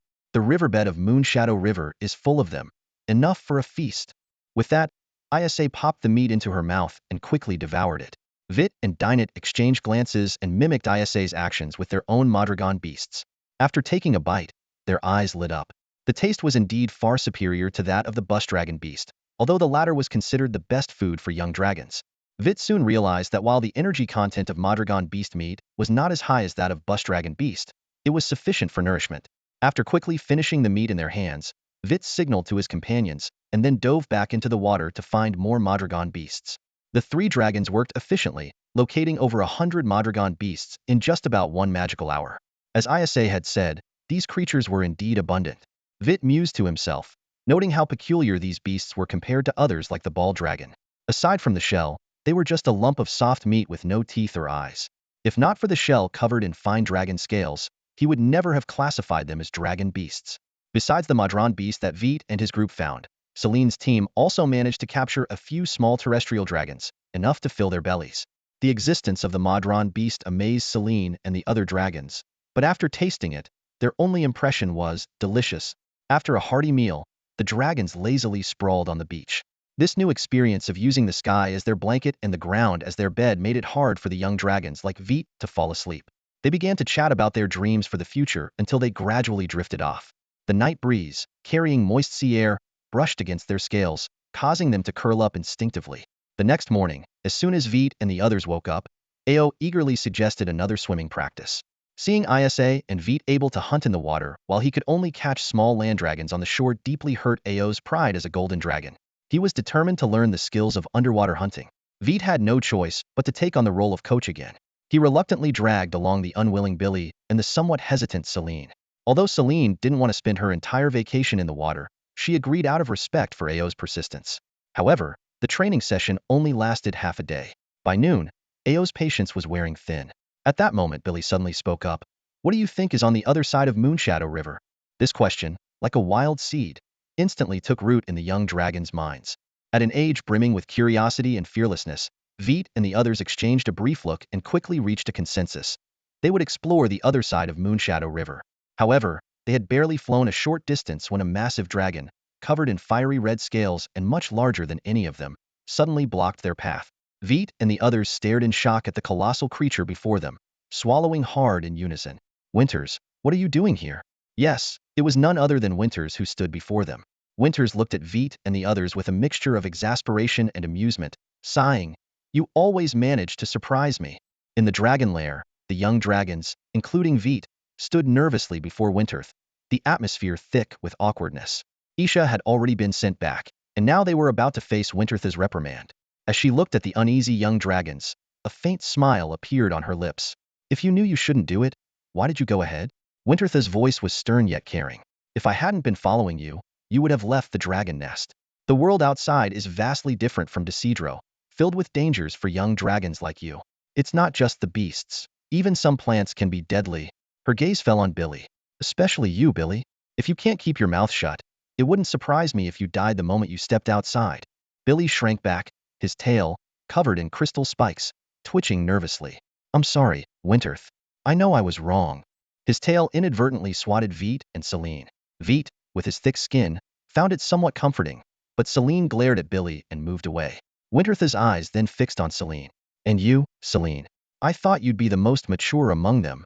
Hearing her name, Celine immediately lowered her head, the holy light on her body dimming. "I'm sorry, Winterth." Winterth sighed. "All right, I won't say any more. Remember, until you pass your juvenile stage, you must not leave Decidro. Doing so would cost you everything. Also, you have half a day left. Tomorrow, your academy life officially begins. Look forward to it." With that, Winterth turned and left, leaving the 5 young dragons staring at each other. After a moment of silence, Billy cautiously asked, "So, what should we do now?" His voice carried a hint of guilt, as he was the one who first suggested going to the other side of Moonshadow River. Celine frowned. "Well, since Winterth won't let us go out, we can only stay in the academy. I guess I'll practice my magic. There's not much else to do for the afternoon." Dinette turned to Celine. "I'll join you." Celine didn't mind. Having someone to practice magic with was always better. Ao glanced at Veit and pointed outside. "I'm going to train in combat." Billy looked expectantly at Veit. Veit hesitated for a moment before saying, "If you're up for it, join me at the library. With my current size, I can barely turn the pages of a book. I'm planning to give it a try. If it doesn't work, I'll go find Boko and ask about tomorrow's classes." "Reading, huh?" Billy's eyes dimmed instantly. "I'd rather train in combat with Ao than read." Ao remained silent. After agreeing on their plans, the 5 dragons left the lair again. Veit headed to the library to try turning the pages of a book. Since awakening, his strength had indeed increased. While he used to struggle with turning pages, now he could barely manage it. Veit decided to find Boko first before starting to read. He went to the laboratory and saw Boko busy with potions. Seeing Veit, Boko looked slightly puzzled. "Shouldn't you be enjoying your rare break right now? What brings you here?" Veit scratched his head awkwardly and briefly recounted what had happened earlier. Boko laughed heartily after hearing the story. "Winterth is always like that. She constantly worries about you getting into trouble." Veit landed lightly on the experimental table, curiously taking in the strange scene before him. A few crystal tubes filled with oddly colored liquids were bubbling away on the thermostat array. He casually asked, "Isn't it dangerous outside?" Boko, who was focused on adjusting the equipment, replied without looking up, "It is indeed dangerous, but not as exaggerated as Winterth claims. She just doesn't want you to take unnecessary risks. Leaving the dragon's nest means facing unknown dangers, which is inherently risky." Veit suddenly understood and found his gaze drawn back to the mysterious crystal tubes. "What are these? They look dangerous." Boko finally lifted his head, revealing a hint of a mysterious smile. "These? They're not dangerous. As for what they are exactly, I can't tell you just yet. These are for tomorrow's class, your class. Let's keep a bit of suspense, shall we?" Veit blinked in surprise, staring at Boko. "I was just going to ask about tomorrow's lesson. I didn't expect you to be our teacher. Are we going to learn how to make potions?" Boko chuckled softly and patiently explained, "Of course not. Potion making is an extremely meticulous and precise task, with no room for error. Even the slightest mistake can lead to a faulty potion. At best, it will lose its effectiveness. At worst, it could cause unpredictable changes to the body. Our principle is that you must test any potion you make on yourself." He paused and continued, "There was once a little dragon, just like you, who was new to potion making. His first potion made him cry for 10 days straight. As punishment for not listening, I didn't treat him. In the first potion class for every dragon, I always tell them. Not every dragon is suited for potion making, but if you follow the rules, at least you won't make a potion that harms yourself. I hope you all listen, so you can avoid a lot of hardship. Veit stared at Boko in astonishment, thinking to himself, how can he smile while saying something so terrifying? He also felt a bit sorry for Billy. When it came to not following rules, Billy was the first dragon that came to mind. Worse still, Billy loved putting unknown things in his mouth. After a moment of hesitation, Veit spoke up, Boko, if possible, could you keep an eye on Billy tomorrow? He might put anything in his mouth. Boko nodded thoughtfully. Billy, if I recall correctly, is the red crystal dragon. If he likes putting things in his mouth, potion class could indeed be a disaster for him. You're right, I should pay extra attention to him. Although, if you hadn't mentioned it, I might have enjoyed watching him learn the hard way. It would teach him that many things shouldn't be put in his mouth. Veit forced a laugh, and then said his goodbyes to Boko. Since tomorrow's class was with Boko, he decided to go back and thoroughly review the book Herbal Encyclopedia to prepare for the lesson. As the sky grew darker, Veit emerged from the library to find the square still bustling with activity. However, he didn't join the crowd. Being a face-blind dragon, he knew that even if he went down, it would be nearly impossible to find Ao and Billy among the many metallic, chromatic, and crystal dragons. So, he flew straight back to the dragon lair. Once back in the lair, Veit was relieved he had made the right decision. Ao and Billy were there. Though they seemed in good spirits, their bodies were covered in wounds. Cracks marred their scales, and Billy's crystal clusters on his back were particularly damaged. Besides them, Wantis was also present. You're finally back, Wantis said with a smile. I almost sent Celine to find you. Veit looked at Wantis curiously. Is something up? Wantis nodded. Your academy life is about to officially begin. But do you know much about the academy? Veit paused, then shook his head. Other than knowing their lair was on the 6th floor, the library was on the 8th, Boke's lab was on the 9th, and their magic class was on the 4th, he knew nothing about the academy. Wantis smiled and said, well, our next task is to get you acquainted with Dragon Academy. He spread his claws, and Veit and the others adeptly flew up. Wantis led them out of the lair, explaining as they walked. The 9th floor not only houses Boke's potion lab, but also Lofa's alchemy lab, Janice's magic circle lab, and my magic lab. Lofa and Janice are also your alchemy and magic circle teachers. You'll meet them soon. These labs are very dangerous, especially the alchemy and magic circle ones, so don't enter them lightly. Wantis continued, you're already familiar with the 8th floor. The 7th, 6th, and 5th floors are all young dragons' lairs. The 4th floor, besides the magic classroom, also has alchemy, magic circle, and potion classrooms. The 3rd floor is for practical classes, used for Hansen alchemy, magic circle, and potion work. As they spoke, they arrived at the 2nd floor. The young dragons in the square cast curious glances their way but quickly lost interest, having experienced similar scenes themselves. Wantis went on, you can smell it, right? Yes, the 2nd floor is your future cafeteria. The academy has a dedicated logistics team responsible for providing food. Previously, because you were too small, I would bring food up to you. Now, you'll need to come here to eat. Even though you're in a slow growth phase, this is an important period for accumulation, so food cannot be lacking. Meals are provided morning and evening. He specifically reminded Veit, remember, if you're hungry, make sure to tell me. Don't be shy. Veit nodded earnestly. Yesterday, Veit realized that his appetite still far exceeded that of Celine and the others combined, including their new acquaintance, Isha. Seeing Veit nod in confirmation, Wintress led them into the dining hall. As soon as they entered, a lively atmosphere enveloped them. From their vantage point, they could see the entire dining hall. The young dragons that were previously nowhere to be seen in the plaza outside were now gathered here for a meal. Familiar dragons sat together, each with a tray piled high with meat in front of them. The structure of the dining hall was similar to the library but much more spacious. Embedded in the wall at the far end was an intimidating dragon skeleton. Suddenly, Veit Froza thought he saw a flicker of black flame in the eye sockets of the skeleton. Shaking his head, he dismissed it as an illusion. Just then, Wintress called out, Carlos. Veit curiously looked around but saw no one responding to the name. He glanced up at Wintress and saw him staring straight ahead. Following his gaze, Veit was stunned once more. The eye sockets of the dragon skeleton were now filled with 2 black flames. A deep, raspy voice echoed, as if bones were grinding together. Sorry, Wintress, I must have dozed off. I seem to have frightened the little one in your care. Wintress looked down at the stunned Veit and chuckled softly. This kid has some issues with his inherited memories and doesn't know much about dragon species. Veit, it's rude to stare at other dragons. This is Carlos, responsible for all the young dragons' food. He is an undead dragon, somewhat related to ghost dragons. For the specifics, you'll have to look it up in a book. Veit asked in confusion. Undead dragon? Why not call it a bone dragon? It seems more fitting. Carlos explained. That's because bone dragons appeared before us and have already claimed that name. Although we undead dragons look similar, we have some differences. For instance, we actually have dragon scales, right on the surface of our bones. Listening to Carlos' explanation, Wit couldn't help but be taken aback. Having someone else use a racial name first was truly baffling.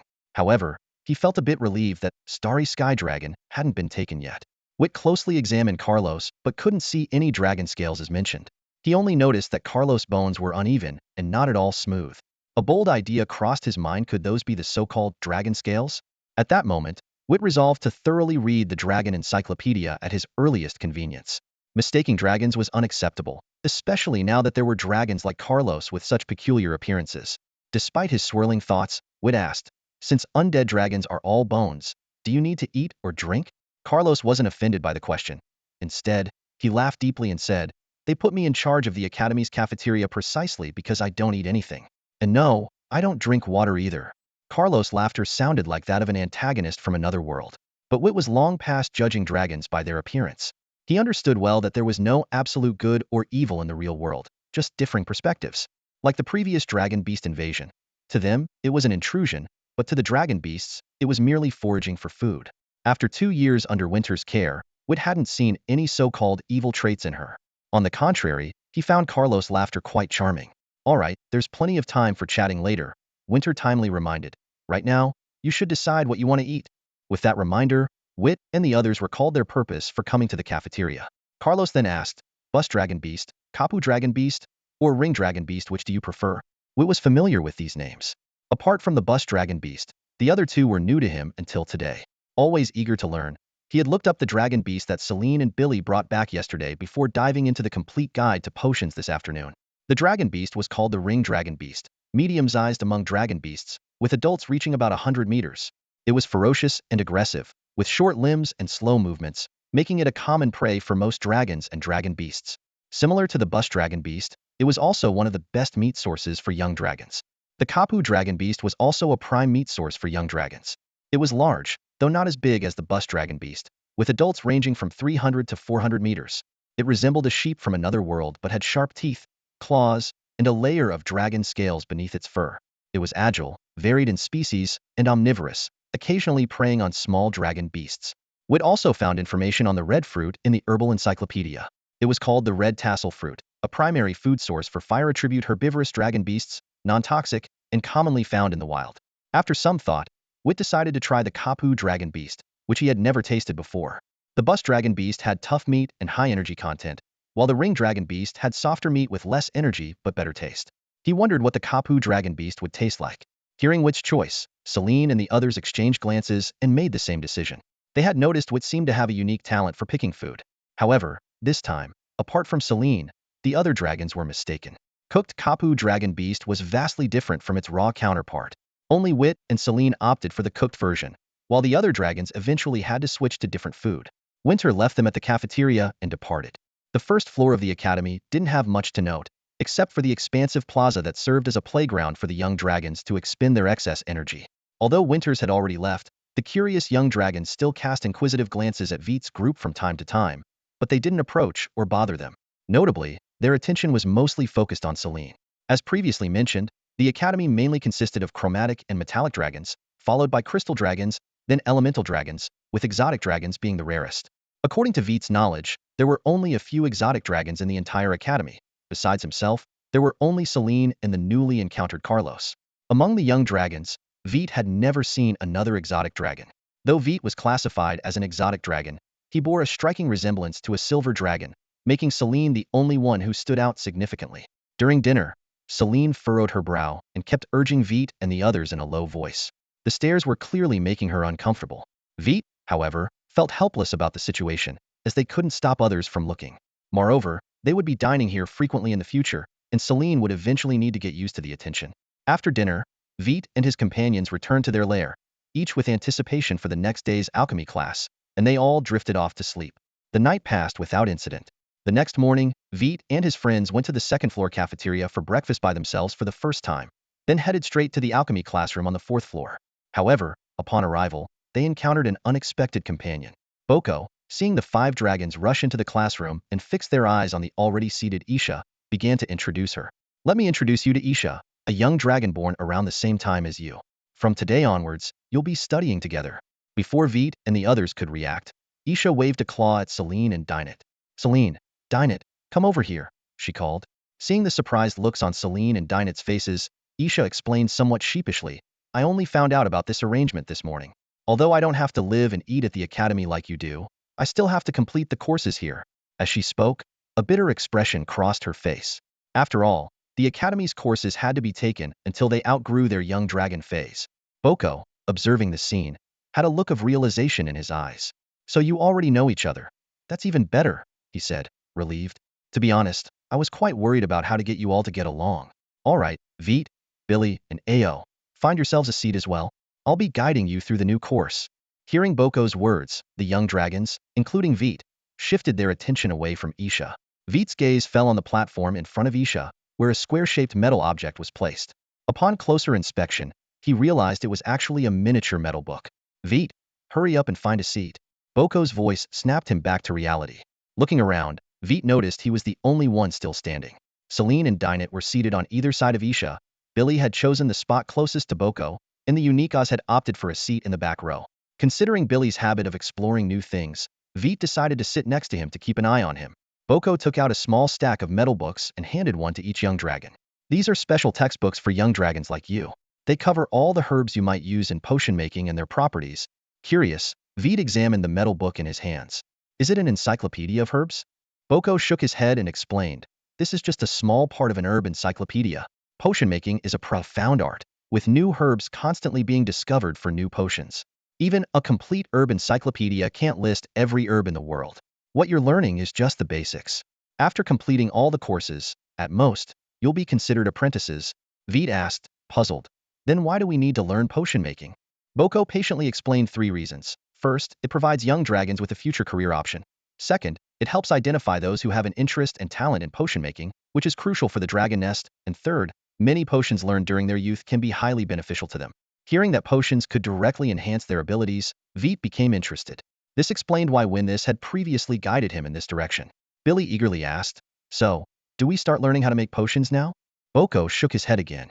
Potion making isn't as simple as throwing ingredients together and boiling them. Before you can start making potions, you need to do a lot of preparation. First, you must memorize every word in this book and learn some new magic. This answer surprised the young dragons. Potion making requires magic too? Of course, Boko replied. He extended a claw, made a gesture with one finger, and recited a complex incantation. Despite the difficult pronunciation, Veit and the others could clearly understand its meaning. Sharpness. Boke's voice echoed through the laboratory. Veit and the other students stared intently at Boke's outstretched finger. Before their eyes, it began to change, visibly slightly elongating, becoming thinner, and emitting a menacing aura. Boke scanned the room to ensure every student saw the transformation, then began to explain, dragon magic has 2 branches. One is the elemental magic taught by Wentz, and the other is the shaping magic I'm demonstrating now. He paused, letting the information sink in before continuing. The essence of shaping magic is to reshape forms. Currently, it consists of 3 types: sharpness, solidity, and acceleration. Don't underestimate these 3 spells. Although they are fewer than elemental spells, they have no rank limitations. Their power entirely depends on the user's skill and strength. Boke noticed the mix of concern and anticipation in Veit's eyes as he looked up. He chuckled softly. Veit, don't worry. Shaping magic requires internal elemental nodes, but doesn't need to draw on external elements. Theoretically, you can use it. He went on to discuss Wen's attitude towards shaping magic and her creation of mental magic. Boke remarked with a hint of nostalgia, Wentz can be quite stubborn at times. But the world evolves, and new things always emerge. Boke then delved into the debates at the last Dragon Feast, including various perspectives on new elements. He rambled on until Veit couldn't hold back any longer. Boke, Veit asked urgently, shouldn't we be talking about shaping magic? Realizing he had gone off topic, Boke smiled sheepishly and prepared to get back on track. Should we discuss the matter of shape-shifting magic? The question rang like an alarm, pulling Boke from the fog of his thoughts. He suddenly realized he was not in his familiar laboratory, but in a classroom filled with eager students, all eyes on him, including those of Veit. Boke gave an apologetic smile and quickly adjusted his demeanor. Sorry, I got a bit distracted. Let's get back on track and continue our discussion on shape-shifting magic. His eyes sparkled with excitement. In fact, the power of shape-shifting magic far exceeds your imagination. Just now, I merely sharpened a single claw, but what if I cast the spell on the entire claw? Or even the dragon's horn? Boke's voice carried a hint of mystery. Of course, when brewing potions, you don't need to consider all these factors. My job is to teach you potion making. How far you can take shape-shifting magic depends on your own abilities. As Veit listened to Boke, another thought crossed his mind. Did Winterthess guide him to study potions with the potential of shape-shifting magic in mind? Perhaps Winterthess didn't directly mention it due to a bias against shape-shifting magic. This idea made Veit chuckle. Who would have thought that serious Winterthess had such a playful side? Just as Veit was lost in this amusing revelation, he noticed out of the corner of his eye that Billy was drooling over the metal book in front of him.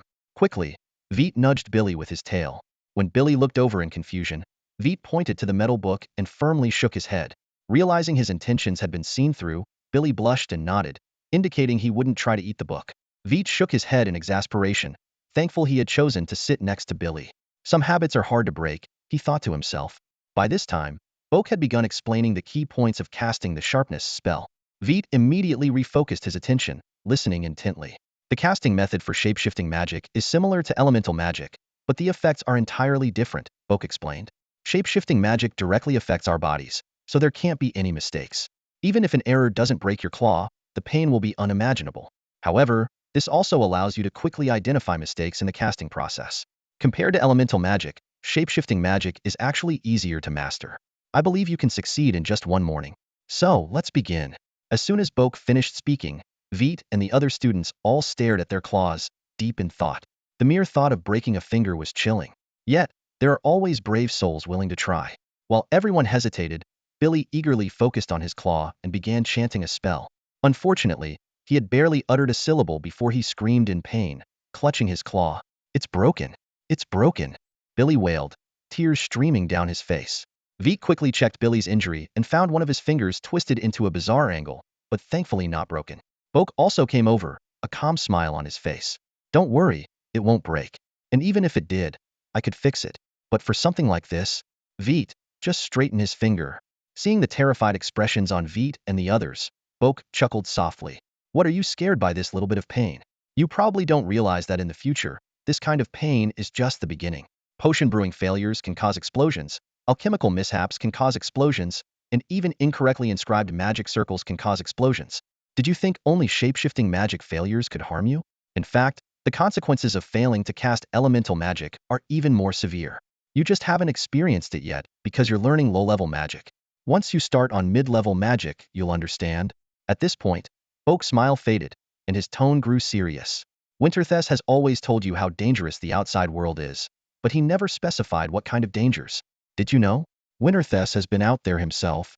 When she returned, only one wing remained, and her right arm had been brutally torn off at the elbow. Her injuries spoke volumes about the dangers of the outside world, which she had repeatedly emphasized. Boko's voice was low and firm. "If you can't endure the pain of practicing magic, staying in Desadro is the wise choice. The outside world is only for the strong."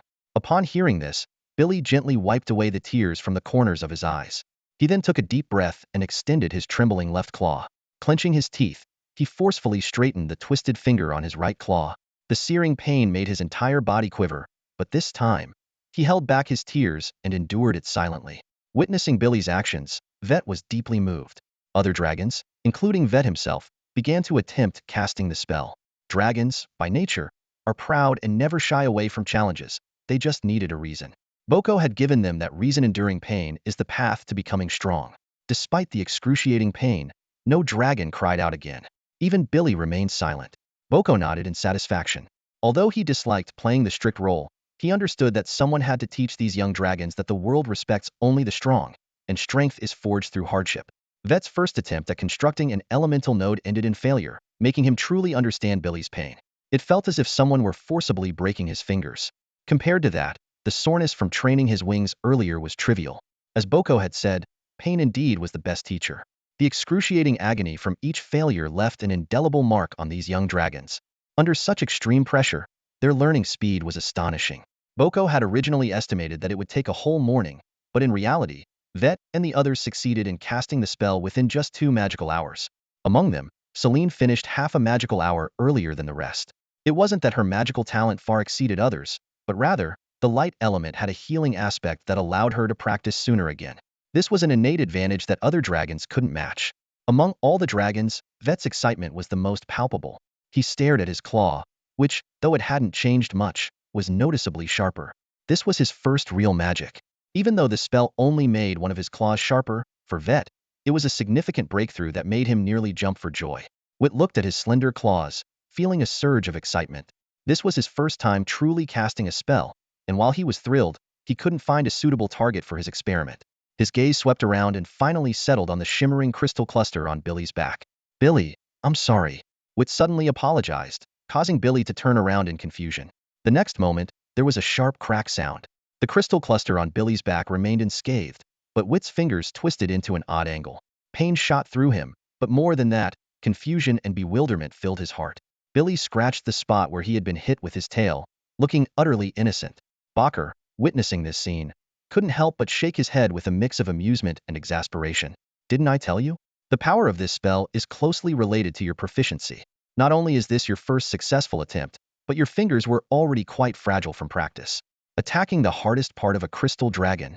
Wit, I'd love to know what you were thinking." Wit snapped out of his daze at Bakker's words, lowering his head in embarrassment, his tail swishing so fast it almost left after images. Isha, clearly more uninhibited than the other dragons, burst into laughter and taunted. "Ha ha ha, I want to know what you were thinking too." Wit glared at Isha, then turned to Bakker and asked sheepishly, "It seems like it's really broken this time. What should I do?" Bakker sighed and shook his head, producing a crystal tube from his claws. To Wit, it looked like a giant jar that could fit his entire hand. "First, straighten out your finger," Bakker instructed. Wit quickly complied. Bakker opened the crystal tube and poured out a small drop of liquid, which he then used his mental power to envelop Wit's broken finger. "It might feel a bit itchy, but you must endure it. If you move and it heals crooked, that's on you," Bakker warned. Wit nodded repeatedly, staring curiously at his finger wrapped in the light green viscous liquid. The liquid emitted a faint fragrance, and Wit could sense the unique life force within it, reminding him of the occasional aura Dynet emitted. As Bakker had said, an itchy sensation soon spread through Wit's finger. He resisted the urge to scratch. To distract himself, he asked, "Bakker, is this the healing potion you mentioned?" Bakker nodded, then addressed the other dragons. "Hold out the finger you use for practicing magic. This potion will help you recover quickly and avoid breaking your fingers like Wit did," he said, enveloping the other dragons' extended fingers with the liquid.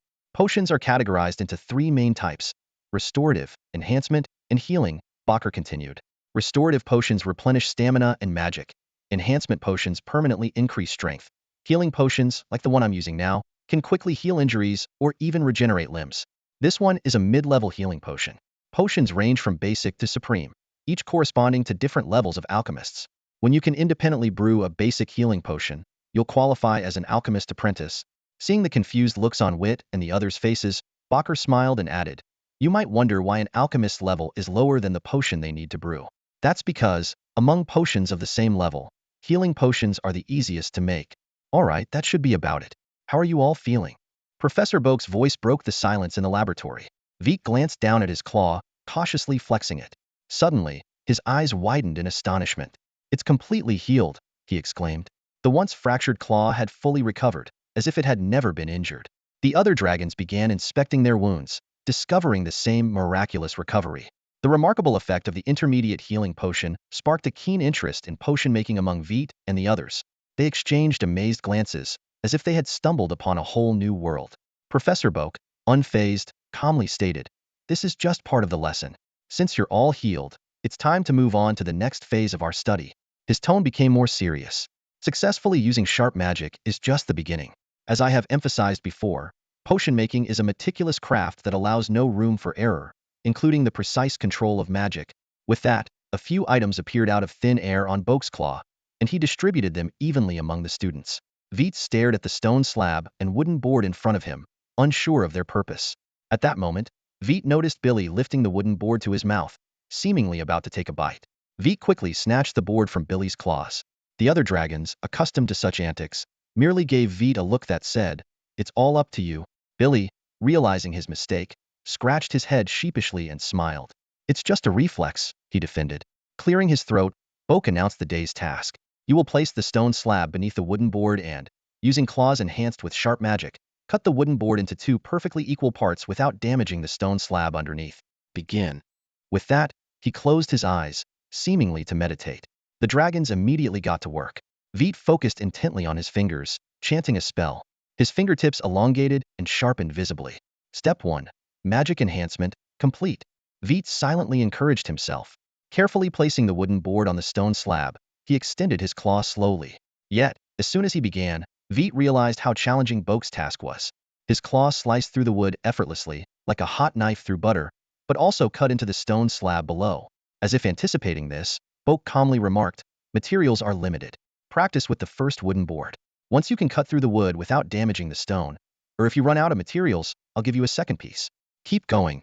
Determined, Veit and the other dragons continued their painstaking practice, resolved to master this intricate skill. The laboratory buzzed with concentration and effort, as everyone strove to accomplish this deceptively simple yet highly demanding task. Veit focused intently on carving the wooden board, his golden eyes glittering with concentration. Too hard, too soft. Still not right, crooked, he muttered continuously, surrounded by a growing pile of broken wood strips and stone fragments. The other dragons were also deeply engrossed in their practice, with the sound of various materials being cut echoing in the background. Boko had once said that while shaping magic was easy to learn, mastering it was extremely difficult, especially in terms of precise control. During his practice, Veit noticed that compared to elemental magic, shaping magic excelled in sustainability. As long as the elemental power within the nodes was sufficient, this magic could be maintained indefinitely. This discovery opened up a new path for Veit. Shaping magic could allow him to experience the power of magic before he could fully wield elemental spells. Of course, this was contingent on him mastering all three types of shaping magic. "Veit, you're daydreaming." Boko's voice snapped Veit back to reality. Looking down, he saw that he had sliced the stone slab and wooden board in half, even leaving a shallow white mark on the stone table beneath. Embarrassed, Veit scratched his head, forgetting that his claws were still imbued with a sharpness spell, and accidentally hurt himself. He clutched his head, sucking in a breath of cold air. Boko chuckled helplessly. "Be careful. Don't be so hasty, or you'll end up hurting yourself." From behind, Issa's laughter rang out.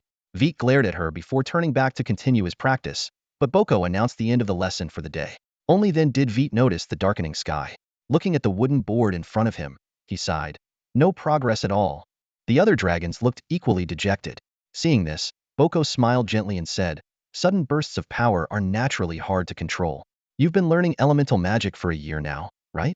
You can probably cast a spell, but how long can you maintain it?" Except for Veit, the other dragons had confused expressions. Selene was the first to try, choosing the first spell she had learned, Light Arrow. However, when she attempted to hold the spell in front of her without releasing it, the light arrow exploded almost instantly, failing to last even a second. This result left Selene frustrated, and the other dragons didn't fare much better. Boko explained, "The power of a cast spell represents your strength, but that strength can't always be fully utilized. To maximize your power, you need sufficient control. This control can't be achieved overnight. Besides, there are other ways to train your control, not just what I've provided, and practice isn't limited to class time. In fact, there's only one more session of this course left. In the next class, I'll start teaching you about herbal knowledge." Boko continued, "You all did pretty well today, except for..." He deliberately stretched out his words, building suspense, then turned his gaze to Billy. "Billy, putting things in your mouth is not a good habit, especially when learning about potions. I'll be keeping a close eye on you, and if you can't control this habit, I'll coat your materials with a special concoction. Trust me, it won't taste good at all." Billy lowered his head in embarrassment, while the other dragons breathed a sigh of relief, grateful they hadn't been singled out. Professor Boke finished speaking, nodded to the dragons, and then turned to leave the classroom. His stern words still lingered in the air. Selene turned to Isha, her eyes sparkling with friendliness. "Isha, would you like to go to the cafeteria together? By the way, are you going to live at the academy as well?" Upon hearing this, Veit and the other dragons also looked at Isha, curious about her response. Isha smiled softly, nodding and then shaking her head. "I'll be having my meals at the academy, but I won't be living here." She paused, not mentioning her parents. The other young dragons understood her sensitivity and refrained from asking further. Selene called out to everyone, "Let's go to the cafeteria together." The dragons then made their way to the cafeteria, their wings gently beating the air, creating a faint buzzing sound. After dinner, Isha said her goodbyes and left. The other young dragons were preparing to return to their dorms when Veit called out to Selene. "Selene, could you take my books back for me? I need to go to the lab on the 9th floor." Selene nodded in agreement and took the books. Veit spread his wings and flew to the ninth floor, arriving at Professor Boke's lab. Boke was focused on concocting a potion but looked up when he heard Veit's footsteps. You mentioned you want to learn the other two shaping spells? Boke asked while continuing his work. Veit nodded resolutely. Yes, my physical strength is greater than that of my peers. If I can master all three shaping spells, even without elemental magic, my combat abilities won't be lacking. A hint of approval flashed in Boke's eyes. Good thinking. Shaping spells may only be 3 in number, but mastering them completely can indeed rival elemental magic, offering even more flexibility. But remember, the pain you experienced while learning the sharp spell is just the beginning. The solid and speed spells are even more difficult and painful. Without hesitation, Veit replied, I remember you said that the world outside belongs to the strong, and becoming strong is never easy. I want to be strong, and I'm not afraid of any hardship. Boke paused his work, looking at Veit with admiration. That's the right determination. Let's begin immediately. Veit was intently observing the bubbling potion on the temperature-controlled array when he suddenly heard Boke say, Now? He paused for a moment and turned to look at his mentor. Is it really okay to teach me magic while leaving this potion unattended? Veit asked worriedly. Boke shook his head with a smile. You're the one learning magic. I just need to ensure your safety. This doesn't interfere with my potion making, he explained. The 2-year rapid growth period has passed. From now on, until you outgrow your juvenile dragon phase, sleep won't be a necessity. If you want, you can use all your sleep time to practice magic, train your body, or hone other skills without affecting your physical growth. So, do you want to start now? Veit stared at Boke in astonishment, trying to see if he was joking. If it were true, he would need to rearrange his schedule. However, when he saw the obvious amusement in Boke's eyes, he realized it was a joke. You know, I almost believed you, Veit said, rolling his eyes in exasperation. Boke burst into laughter. Of course, not needing sleep is impossible. Our dragonkind bodies are strong, and we store a lot of elemental energy. Even if we do nothing, daily activities consume a lot of mental energy. When mental energy is depleted, we naturally feel tired, he explained. For you in your juvenile phase, you need sleep every day to replenish your mental energy. This is just passive recovery. When your mental energy reaches the silver level, sleep will not only restore it but also enhance it. At that point, sleep becomes a form of training for you. Boke continued, however, one thing I wasn't joking about is that if you don't sleep, it won't affect your growth. You'll just look exhausted and might fall asleep at any moment. Arrogant, sleepy, and greedy, that's how other dragon species see us. Boke said, but I believe only the third point is true. The so-called arrogance only applies to some dragons. As for sleepiness, we're actually training, not just sleeping. Veit curiously asked, then why do they say dragons are greedy?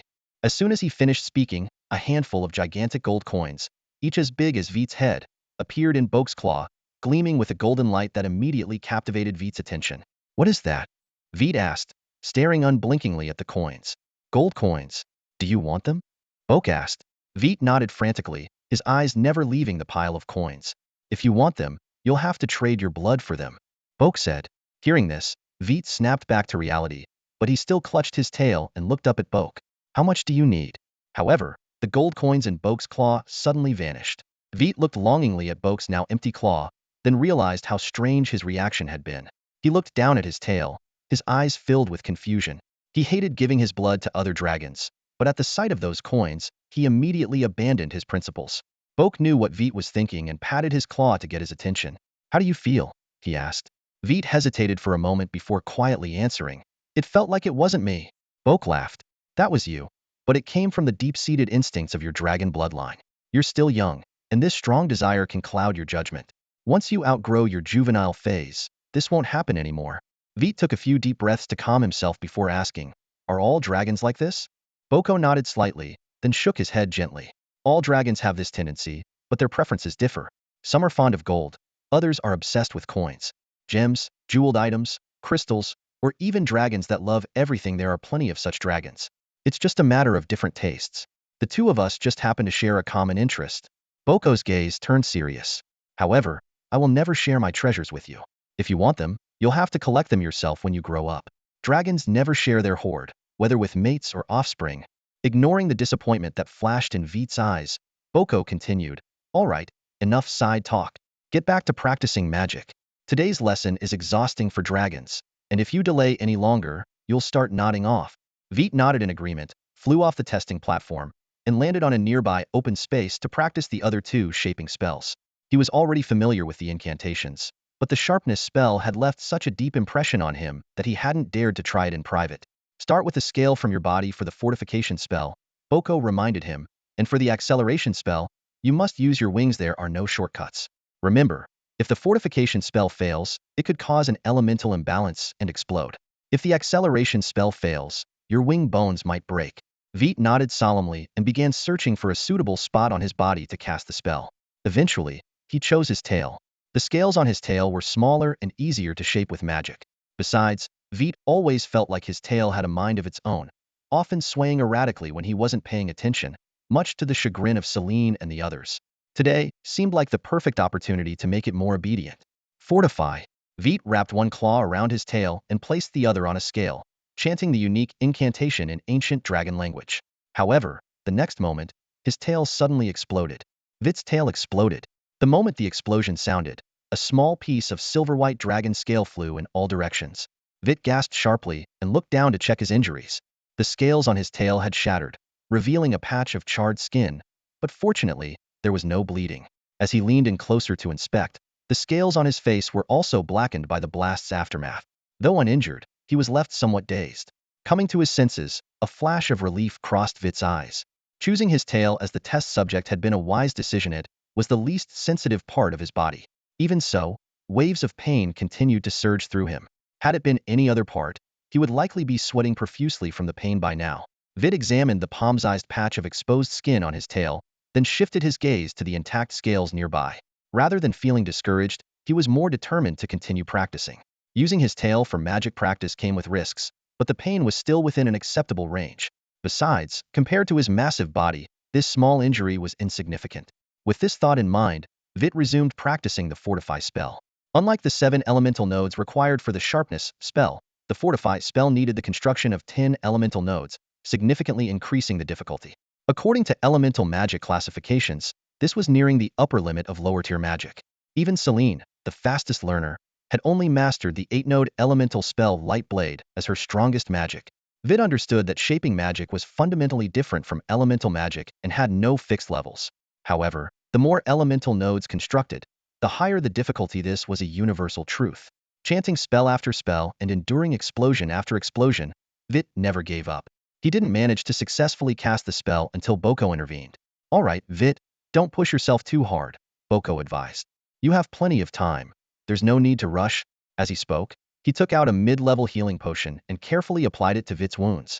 Silver dragons were renowned among dragonkind for their stunning appearance. Their metallic, silver-white scales exuded an air of mystery and nobility, more dazzling than other dragons, but without the gaudiness of gold dragons. Though Veit was not a purebred silver dragon, he possessed the same striking exterior. At this moment, however, his beautiful tail was marred with patches of bare skin, making it quite unsightly. As the potion was applied, a cooling sensation spread, bringing Veit back to his senses. His golden eyes had dimmed considerably, a clear sign of significant mental exhaustion. "Thank you, Boko," Veit said, his eyes on his tail. The mid-level healing potion worked quickly, soon covering the exposed skin with a layer of silver newly grown scales. Although these new scales were only a tenth the size of the surrounding intact ones and looked rather odd, they at least covered the skin. "Your body's recovery rate is impressive," Boko remarked. "At this rate, these scales should fully regenerate in about a day. And don't thank me. It's my duty as a teacher at the academy. Our job isn't just to impart knowledge, but also to ensure your healthy growth." "It's late. You should go rest," Boko reminded him. "Otherwise, you might end up dozing off in Janice's magic array class tomorrow. While she's very kind, she won't tolerate a dragon sleeping in her class. And like you, she was also trained by Ventis, so the punishment is the same: copying texts."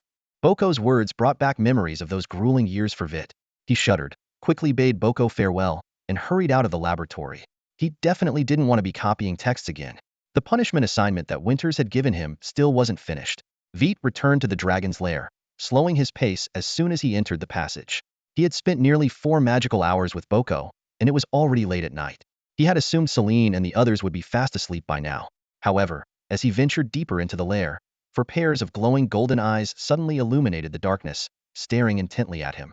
Veit froze, cautiously shifting side to side, and the eyes followed his movement. You guys aren't asleep?"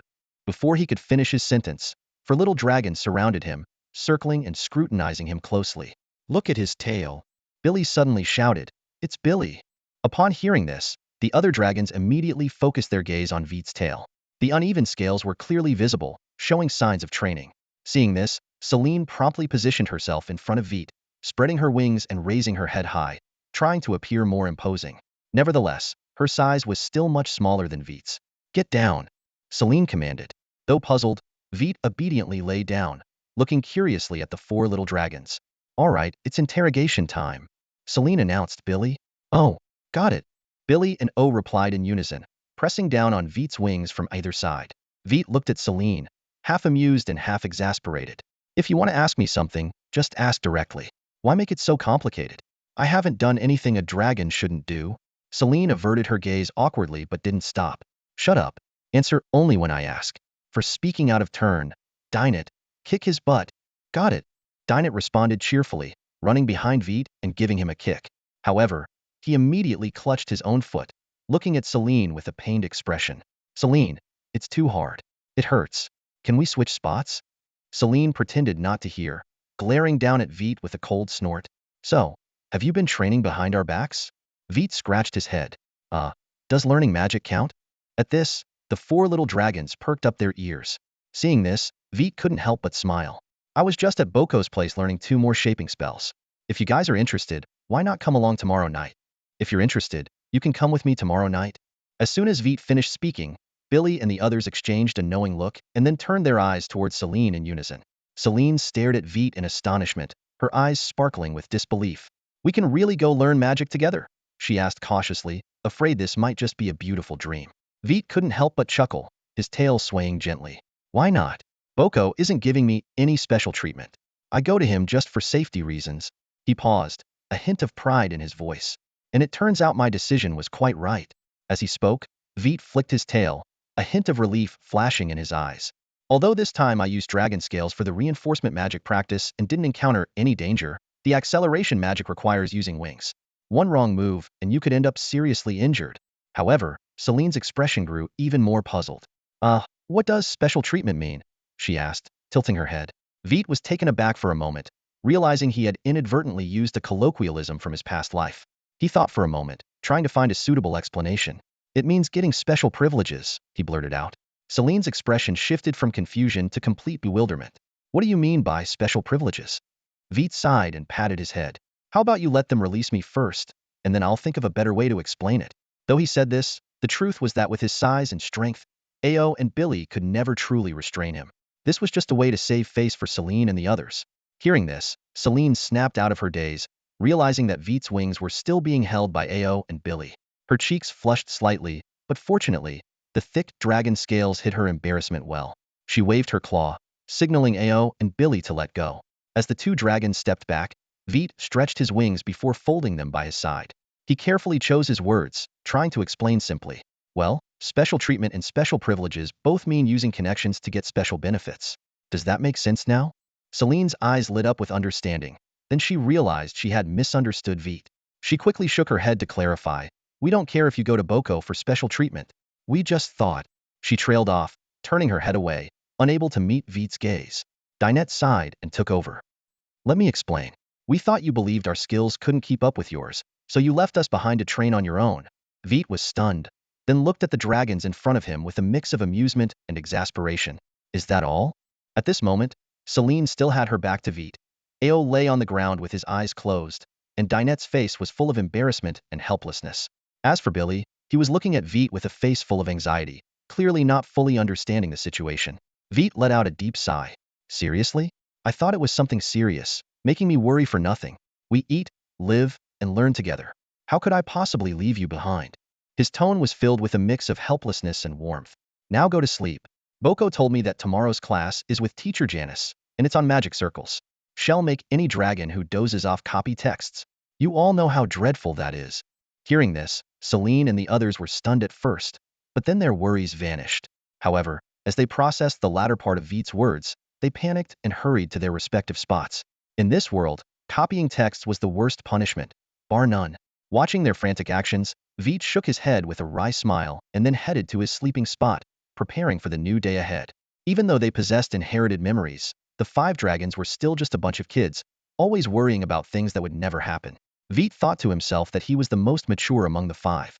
With this in mind, he closed his eyes, and a wave of irresistible fatigue washed over him, quickly pulling him into sleep. Suddenly, a voice, both familiar and strange, echoed in Veit's mind. Veit. He instinctively opened his eyes, and the sight before him made his pupils shrink in alarm. A dense swarm of small dragon beasts obscured the sky and surrounded him, like an endless darkness. Veit recognized these creatures as the abbey dragon beasts that had attacked the dragon nest 2 years ago, only now they were much smaller than he remembered. Driven by instinct, Veit opened his mouth, and a blazing white flame spilled from the corners. A powerful dragon breath pierced through the surrounding darkness. Countless abbey dragon beasts turned to ash in the scorching breath, but more quickly filled the gaps. It seems useless, Veit thought, preparing to turn his head and assess the situation. However, he was shocked to find he couldn't control his body. His head wouldn't budge. Instead, his mouth opened again, unleashing another blast of white-hot breath around him. Veit panicked. What was happening? He realized he should be asleep in the dragon lair, not fighting a swarm of abbey dragon beasts in an unfamiliar place. Veit. The familiar yet strange voice called out again. Veit was filled with confusion. This voice is so familiar, but why can't I remember? Who is it? Veit, come back. The magic circle has been activated. Come back now. Who are you? Who exactly are you? What magic circle? What happens when it's activated? Veit desperately wanted to ask, but could only unleash more dragon breath. Speak, speak, speak. Who are you? Veit suddenly opened his eyes and instinctively shouted. Who are you? Veit, it's me, Celine. Veit was stunned for a moment before noticing Celine's worried face right in front of him. He looked around and saw the familiar dragon lair, with Billy and the others gathered around, their faces filled with concern. Veit, are you okay? Celine asked. Is it still night? Veit felt utterly exhausted. Celine shook her head. It's already morning. Did you have a nightmare? You looked really tired and kept shouting, who are you? And other things. Veit smiled wryly. Maybe.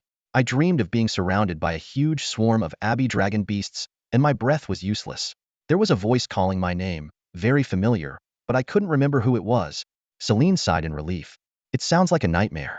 Maybe you overdid it with training yesterday. Do you want to rest a bit more? Veit stood up and shook his groggy head. No, it's fine. I'll feel better after some food. Celine nodded and didn't press further, knowing that today was their first magic circle class, and missing it wouldn't be ideal. Billy and the others were startled awake by Veit's roar. When they rushed to his side, they found him lying on the ground in pain. Upon realizing that Veit was just exhausted and not seriously hurt, the dragons collectively sighed in relief. Billy gently placed his tail on Veit's shoulder and asked with concern, You scared me. I thought something was really wrong. So, you were having a nightmare, huh?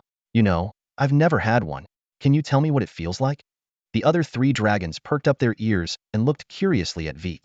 Veit sighed and pointed outside, saying, We still need to eat and go to class. Let's talk while we walk. With that, he headed towards the corridor, and the others followed closely behind. Veit gathered his thoughts and began to describe his dream. It was a nightmare, but I can't really pinpoint what was so terrifying. There was a massive herd of Abalan beasts that blotted out the sky, which felt oppressive, but I could kill a large number of them with just one breath. You used your breath in the dream? Billy asked in surprise. Veit nodded in confirmation. Billy patted his chest, looking relieved. Thank goodness it was just a nightmare and not sleepwalking. If you were sleepwalking, we might not be heading to class right now. Hearing this, Celine and the others looked at Veit with a hint of caution. Veit, noticing their reaction, couldn't help but smack Billy's rear with his tail. What are you talking about? It's not that easy to use breath attacks. Even when I'm awake, it requires full concentration. If I could use it while asleep, I'd have to be incredibly skilled. Celine and the others, understanding now, looked away awkwardly. Billy, however, was undeterred and continued to ask, If the Abalan beasts weren't the scariest part, then what were you afraid of? A look of confusion flashed in Veit's eyes. I don't know what I was afraid of, but I felt an overwhelming fear, as if something I absolutely didn't want to happen was about to occur. Celine leaned in and asked, So what exactly happened? When I called you, you kept asking, Who are you? I'm really curious about your dream and why the Abalan beasts appeared. Veit shook his head, still bewildered. I'm not sure. There were no other dragons around, just a familiar voice calling my name from behind, but I couldn't turn around. No matter how hard I tried, in the dream, I was just breathing fire, as if punishing myself for something. But, at this point, Veit frowned in thought, suddenly feeling a headache and shaking his head. Celine comforted him. All right, Veit, stop thinking about it. It was just a nightmare, and you're awake now. You should have a good meal, get some energy, and face today's lessons. Honestly, what Boko said yesterday has me a bit worried. Learning the magic circle doesn't seem easy. Veit nodded in agreement, but the scenes from his dream, the intense fire breath, the smell of charred flesh lingered in his mind. He couldn't help but wonder, was it really just a dream? When they arrived at the cafeteria, they met up with Isa, who had been waiting for them. During breakfast, Veit's appetite was unusually large, consuming twice as much meat as the other 5 dragons combined. His astonishing food intake successfully diverted the attention originally on Celine. Thanks to Carlos maintaining order, the cafeteria remained calm, though he was also quite surprised by Veit's appetite. This was the most voracious young dragon he had ever seen. Veit devoured a massive amount of food, finally dispelling the unpleasant grogginess. Despite the fullness making him even sleepier, he forced himself to stay awake, determined not to miss class. When Veit and his group arrived at the magic circle classroom, a silvery figure immediately caught everyone's attention. It was a silver dragon, its scales shimmering with a metallic sheen. Its spiral horns added a touch of nobility rather than menace. The slender dragon body was a perfect blend of strength and beauty. "Ah, you're here. Find a seat. We're about to start today's lesson." The dragon's mouth opened slightly, and a cool, mysterious voice resonated. To their surprise, the one teaching them about magic circles was Janice, who turned out to be a silver dragon. This didn't match her name at all, but made her even more regal. Celine and the others instinctively looked at Veit, comparing him to a real silver dragon for the first time. At first glance, the 2 dragons were very similar, differing only in size. But upon closer inspection, aside from the color, they were quite different. While both had round, metallic scales, Veit's scales were larger and more pronounced, giving him a less elegant and more menacing appearance. Both had slender bodies, but Veit's form emphasized strength over a balance of power and grace. His wings were wider and longer, exuding more power. In short, Veit looked more like a gold dragon in silver dragon skin or a red dragon on all 4s, more powerful but less graceful. Of course, this lack of grace was only in comparison to the silver dragon. Compared to other dragon species, Veit's silver dragon appearance was undoubtedly superior. Janice noticed the gazes of Celine and the others. She looked at Veit and chuckled softly. "I've heard Winterth mention you. Indeed, there are quite a few differences between you and a silver dragon. Starry sky dragon. It's a nice name for a species." "That's a beautiful name." Hearing Janice's compliment, Veit was momentarily taken aback, then sheepishly thanked her. Janice smiled warmly and said, "All right, find a seat you like." In the classroom, students began to take their seats. Veit chose to sit next to Billy, wary of him trying to sneak materials into his mouth. Celine and the other girls sat together, while I remained alone in the back row. Janice cleared her throat and began her introduction. "Let's get to know each other first. My name is Janice, and I'm from the Silver Dragon clan. For the foreseeable future, I'll be teaching you about magic circles. I specialize in water element magic, and my favorite thing to do is sleeper, as I like to call it, training." Her usually cool voice had a gentle tone, which made the students relax. Veit thought to himself, just as Boke had said, Janice has a really good temper. Then, the students briefly introduced themselves. After the introductions, Janice officially started the lesson. She began with a question. "Before we dive in, I want to know, what do you think a magic circle is?" The students pondered. After a moment, Celine softly answered, "A magic circle is a derivative of magic." Janice nodded and said, "If this were the past, your answer would be correct. But now, I need to tell you that this perspective is incorrect." She explained that people used to believe magic circles were derivatives of magic because lower-level spells didn't have corresponding magic circles, while mid-level and higher spells did. They thought this was due to the increased number of element nodes forming a stable structure, which could then be inscribed using special materials. But in reality, Janice continued, lower-level spells do have corresponding magic circles. Their element nodes just can't form stable structures. For example, as she spoke, Janice extended her finger and traced patterns in the air. A light blue magic circle gradually took shape. The circle was adorned with intricate ancient dragon runes along its edge, repeated 4 times to occupy 4 sections. The inner ring contained another circle, with a droplet-shaped water element symbol in the center, marking 4 concentrated elemental points representing the structure of a 4-node water spell. "This is a lower-level magic circle I developed after extensive research," Janice explained. "I used ancient dragon runes as part of the magic circle to stabilize the otherwise unstable element nodes, allowing me to draw this lower-level magic circle corresponding to the water sphere spell." As she explained, the magic circle began to gather water elements from the surroundings. Soon, a large water sphere appeared above the circle. Janice concluded, "This proves that the idea lower-level spells don't have corresponding magic circles is wrong. At the next Grand Dragon Feast, I will overturn the notion that magic circles are merely derivatives of magic. Magic circles are not a derivative of magic, but an independent method of elemental communication, similar to Draconic language." As Janice spoke, her eyes gleamed as if she were revealing an exciting secret. Although Veit and the others didn't fully understand, they keenly sensed that Janice seemed poised to embark on a groundbreaking endeavor never attempted before. Realizing she might have delved too deeply, Janice calmed herself and continued, "What we discussed might seem advanced, but don't worry. You only need to remember one thing. You are about to learn not just magic circles, but a whole new way of communicating with elements." Noticing the puzzled expressions on her students' faces, she explained, "You might ask, if we already have the ancient Draconic language, why learn a new method of communication? It's because the ancient Draconic language has limitations in elemental communication." Veit immediately caught on. "Is it about elemental affinity?" Janice gave him an approving look. "Exactly, it's about elemental affinity. Take Selene, for example. As a divine dragon, her elemental affinity is light. Even if she tries to communicate with other elements using the ancient Draconic language, they rarely respond. This means she can only use light element magic, and other elemental magics, if usable at all, are limited to simple, low-level spells." She continued, "But magic circles are different. They communicate with elements not based on your elemental affinity but on the materials used to inscribe the circle. If we liken each type of elemental communication to a specific language, in Draconic magic, your elemental affinity is your innate language with the elements, something you can't acquire through effort.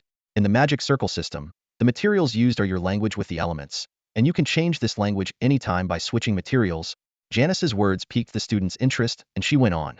"This means that even if you lack the corresponding elemental affinity, you can still use the appropriate magic as long as you correctly set up the magic circle." Hearing this, a new application of magic circles suddenly flashed through Veit's mind, and his eyes lit up with this newfound idea. Veit was deeply engrossed in Janice's magic lesson, but he couldn't help drifting into his own thoughts. He reminisced about his arduous journey of learning magic. As a dragon unable to directly harness elemental magic, he had to find an alternative path. He first studied shaping magic under the guidance of Bo, and then dedicated himself to mastering mental magic. Veit's gaze became resolute. Despite his father also seemingly unable to use magic, this did not deter his determination to pursue it. To him, a dragon without magic was simply against nature. His thoughts wandered to the process of training in mental magic. Initially, he sparred with Winterth, and later with Selene and others. This method of practice was mutually beneficial. Even so, due to the lack of opponents with other elemental attributes, Veit's mental magic remained limited to four-node magic, with only slight breakthroughs in light, fire, earth, and nature attributes. At that moment, Janice's explanation opened a new door for Veit. He suddenly realized that the act of inscribing a magic circle was essentially the process of identifying elemental nodes. This concept aligned perfectly with the focal points of his mental magic attacks. Veit excitedly understood that by drawing magic circles, he could locate corresponding magical nodes and then use his mental magic to disrupt the magic, thereby gaining practice. "Veit?" Janice's gentle voice brought him back to reality. Veit looked up blankly, meeting Janice's gaze. "Daydreaming in class is not a good habit," Janice reminded him. Veit scratched his head sheepishly and explained, "Sorry, Janice. I was just thinking about what it would take to learn all the magic circle inscriptions. After all, the lower-tier magic circles are your research achievements, a significant step in overturning past misconceptions." Janice looked at Veit in surprise. "You really want to learn all the magic circle inscriptions?" Veit nodded solemnly. "Although I can't cast magic, I don't want to give up exploring its secrets. Maybe magic circles can help me." Janice's expression turned serious. "If you really mean that, then come to the lab on the 9th floor after dinner." A look of delight spread across Veit's face. Janice also smiled slightly, revealing 2 rows of sharp white teeth. Veit secretly mused that even the most handsome silver dragon looked a bit terrifying when smiling. "All right, let's continue." Janice brought the topic back. "Magic circles allow you to use various elemental magics, but there's a prerequisite: materials. As the language to communicate with elements, you need to be clear in what you say for the elements to respond. So, our study of magic circles starts with materials." Janice paused and posed a question. "So, what materials are needed to draw a magic circle?" This brings us to the types of magic circles. Magic circles can generally be divided into 2 categories: single-use and semi-permanent. Upon hearing this, Selene couldn't help but frown and ask, "Why semi-permanent? I thought they would be permanent." The other dragons nodded in agreement, clearly sharing the same question. Janice smiled and explained, "In this world, nothing is eternal except time. Speaking of which, are you interested in the stars?" The dragons were momentarily taken aback and instinctively turned their gaze towards Veit. Noticing this, Janice turned to Veit and asked, "It seems you have a fondness for the stars?" Veit nodded gently, his eyes sparkling with longing. "I want to see the stars someday." A hint of surprise flashed in Janice's eyes before she smiled and said, "Well, I wish you success in achieving that dream. Like you, I also love the stars. Whenever I'm troubled, I look up at the night sky. It calms me. Over time, I began to ponder what those stars really are. She continued, there was once a dragon who traveled to the stars and wrote a book called The World Through My Eyes upon returning. If you're interested, you can find it in the library. The book describes the moon as a massive stone sphere, the sun as a giant ball of fire, and our world as an enormous sphere as well. These three bodies float together in the cold void. Beyond them lies endless darkness, silent and still, with only distant starlight piercing through. Janice's voice carried a hint of longing. That dragon tried to chase those stars, but no matter how far he flew, the distance to the stars seemed unchanged. Eventually, he returned and documented his experiences. After reading the book, I began to wonder if those stars might also be spherical worlds like ours. Could there be other forms of life out there? Her tone suddenly grew somber. But one day, I noticed that my favorite star had disappeared and never reappeared. It turns out that even starlight can die. Since then, I've paid more attention to everything around me and realized, as I mentioned earlier, that nothing is eternal except time.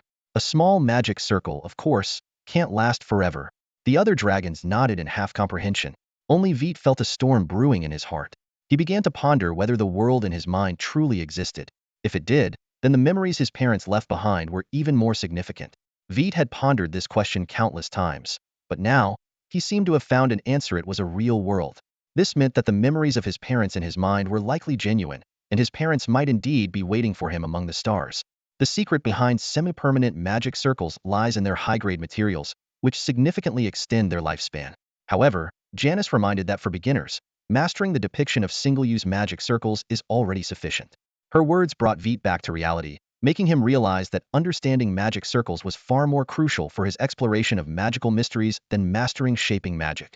As for the true nature of the world in his mind and the whereabouts of his parents, those were puzzles that would have to wait until he was strong enough to pursue them. Janice continued her lecture, pointing out that the main difference between single-use and semi-permanent magic circles lies in the materials. She detailed three primary components: the substrate, the mana solution, and the mana core. The principle of a magic circle's operation involves using the mana core as a node, connecting it with the mana solution, and inscribing it onto the substrate to gather elements from the air. This principle is quite similar to elemental magic, which is one reason magic circles are considered derivatives of magic. Janice paused briefly to let the students absorb the information. She then emphasized the importance of the mana core, explaining that if the mana core lacks sufficient magical elements, even a successfully drawn magic circle would struggle to gather enough elements to cast a spell. Next, she highlighted the importance of the substrate, which must withstand the immense elemental fluctuations generated during the magic circle's operation. Otherwise, the circle could explode. The mana solution serves as the medium connecting the mana cores and stabilizes the elemental fluctuations. Janice clarified why she didn't use these three materials in her previous demonstration.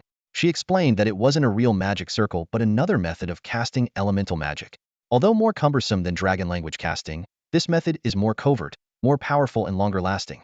Returning to the discussion on magic circles, Janice pointed out that the three materials share a common trait. They all store a certain amount of magical elements, though their properties vary. The elements in the mana core are the most active and the most prone to causing explosions. Since the mana core stores the most elements, an explosion would be extremely powerful. However, dragon scales and skin possess some resistance to magic, so even if an explosion occurs, the worst consequences would be physical injuries like broken bones, rather than more difficult to heal magical injuries. At this point, the dragons couldn't help but show expressions of fear. Noticing their concern, Janice smiled and reassured them, "Don't worry, I've already had Boko prepare enough healing potions. Even if you break a bone, you'll recover quickly." The dragons felt even more speechless upon hearing this. Clearly, it was not just a matter of whether they could heal. However, Janice didn't notice their thoughts and continued her lecture. She explained that there are many reasons a magic circle might explode, with the most common being the explosion of the mana core. Janice's voice echoed through the classroom, her words cutting through the air like a sharp knife as she dissected the inherent dangers of magical arrays. Incorrect placement of elemental nodes, uneven inscription of the magical solution, improper shape of the array. Any of these can cause the magical core to explode. Her sharp gaze swept across the students before her. And these are the mistakes beginners are most likely to make. The air in the classroom seemed to freeze. Veit and the other students held their breath, fully engrossed in her lecture. Janice continued, "Besides the magical core, the magical solution, as the second most reactive material, also poses a risk of explosion." Her fingers traced invisible patterns in the air, as if sketching out those perilous scenarios. But unlike the magical core, The solution usually explodes due to improper mixing ratios, resulting in defective products. A cold sweat broke out on Veit's forehead as he noticed the pale faces of his classmates. However, Janice either didn't notice or chose to ignore their reactions, pressing on with her explanation. Now, let's talk about the common ingredients for these materials. Janice's tone grew even more serious. The magical core is the most troublesome, not because it's hard to make, but because it's hard to find. It requires the crystal core of a dragon beast, and during the inscription of the array, the elemental content within the core must be as close to exact as possible, otherwise. She paused for effect. It will explode. Veit's heartbeat quickened, each of Janice's words making him more aware of the dangers involved in creating magical arrays. Next is the magical solution, Janice went on. It's quite laborious to produce. It's made by mixing dragon beast blood with the root sap of domia grass. At this, Veit couldn't help but interject, the root sap of domia grass? I thought only the flower sap of domia was used to treat insomnia. Janice smiled slightly and explained, the domia flower is indeed the bloom of domia grass. Its ability to treat insomnia comes from its mental stabilizing components, which are present throughout the plant, but most concentrated in the roots. A glint of cunning flashed in her eyes. We don't use the root sap for treating insomnia, because its concentration is so high it can put the mind into a state of dormancy. Veit and the other students were captivated by her explanation. Janice continued, this dormancy isn't sleep. It renders you unable to use magic. Of course, this primarily affects young dragons. The larger the dragon, the higher the dose needed. Janice's tone lightened. This property makes domia grassroot sap an excellent stabilizer. You'll use it often when concocting potions. Lastly, Janice's voice turned stern again. The carrier material is the easiest to obtain. Dragon scales? She gave the students a meaningful look. Since the materials for lower-level arrays come from dragon beasts, I think you can infer where the materials for higher-level arrays come from. Veit and his classmates turned pale once more, a heavy, indescribable tension filling the classroom. Janice grinned, seeing the astonished expressions on Veit and the others' faces. He knew they had guessed the truth. That's right, he said. The best core in the world is a dragon crystal. One of the finest magical solution ingredients is dragon blood, and the best carrier is dragon scales. A look of horror appeared on their faces, and Janice couldn't help but laugh. Veit snapped out of it and tried to lighten the mood. Janice, you can't be serious, right? Janice shook his head, his expression serious. I'm not joking. What I said is true. However, I haven't told you the whole story. The quality of the materials is not only related to the species, but also to their strength. The stronger they are, the better the materials they produce. Among the same level, dragon materials are indeed the best, no doubt about it. He continued to explain, but it's rare for dragons to hunt their own kind for magical array materials. Elemental nodes are not singular. If one uses a dragon crystal as the core, the other nodes must use equivalent materials. Encountering dragons outside their lairs is difficult, and attacking a dragon's lair. Well, you can imagine the consequences. Just to increase the success rate a bit, using a dragon crystal as the core isn't worth it. Of course, there are some insane dragons who do. So, if you ever go on an adventure, be very cautious of every dragon you encounter. Though Janice wasn't great at comforting, his words had some effect. He shifted the topic. All right, today's task is actually quite simple. Use your own blood to create a magical solution. As soon as he finished speaking, a crystal test tube appeared on the stone table in front of each of them. Veit recalled the massive crystal jars in Boke's lab, which indeed seemed like test tubes to Boke. But now, Veit was more concerned about using his own blood to make a magical solution. He wasn't afraid of pain. Otherwise, he wouldn't have sought out Boke to learn shaping magic. It was just that his previous life's mindset made him reluctant to give his blood for research or strange purposes. However, this time, it seemed unavoidable. Veit hugged his tail and cautiously asked, Janice, how much blood is needed? 1/3 will do, Janice replied. Veit's face instantly fell. He had thought a few drops would suffice, but it turned out to be quite a lot from the start. If he failed and had to do it again, the thought made his paws holding his tail tremble. What's the next step? Veit hesitated, then turned to see Billy's test tube already filled with 1/3 of bright red blood. Looking at the others, he realized he was the only one who hadn't started. Celine and the others were familiar with Veit's reaction and just smiled knowingly. But Isha was different.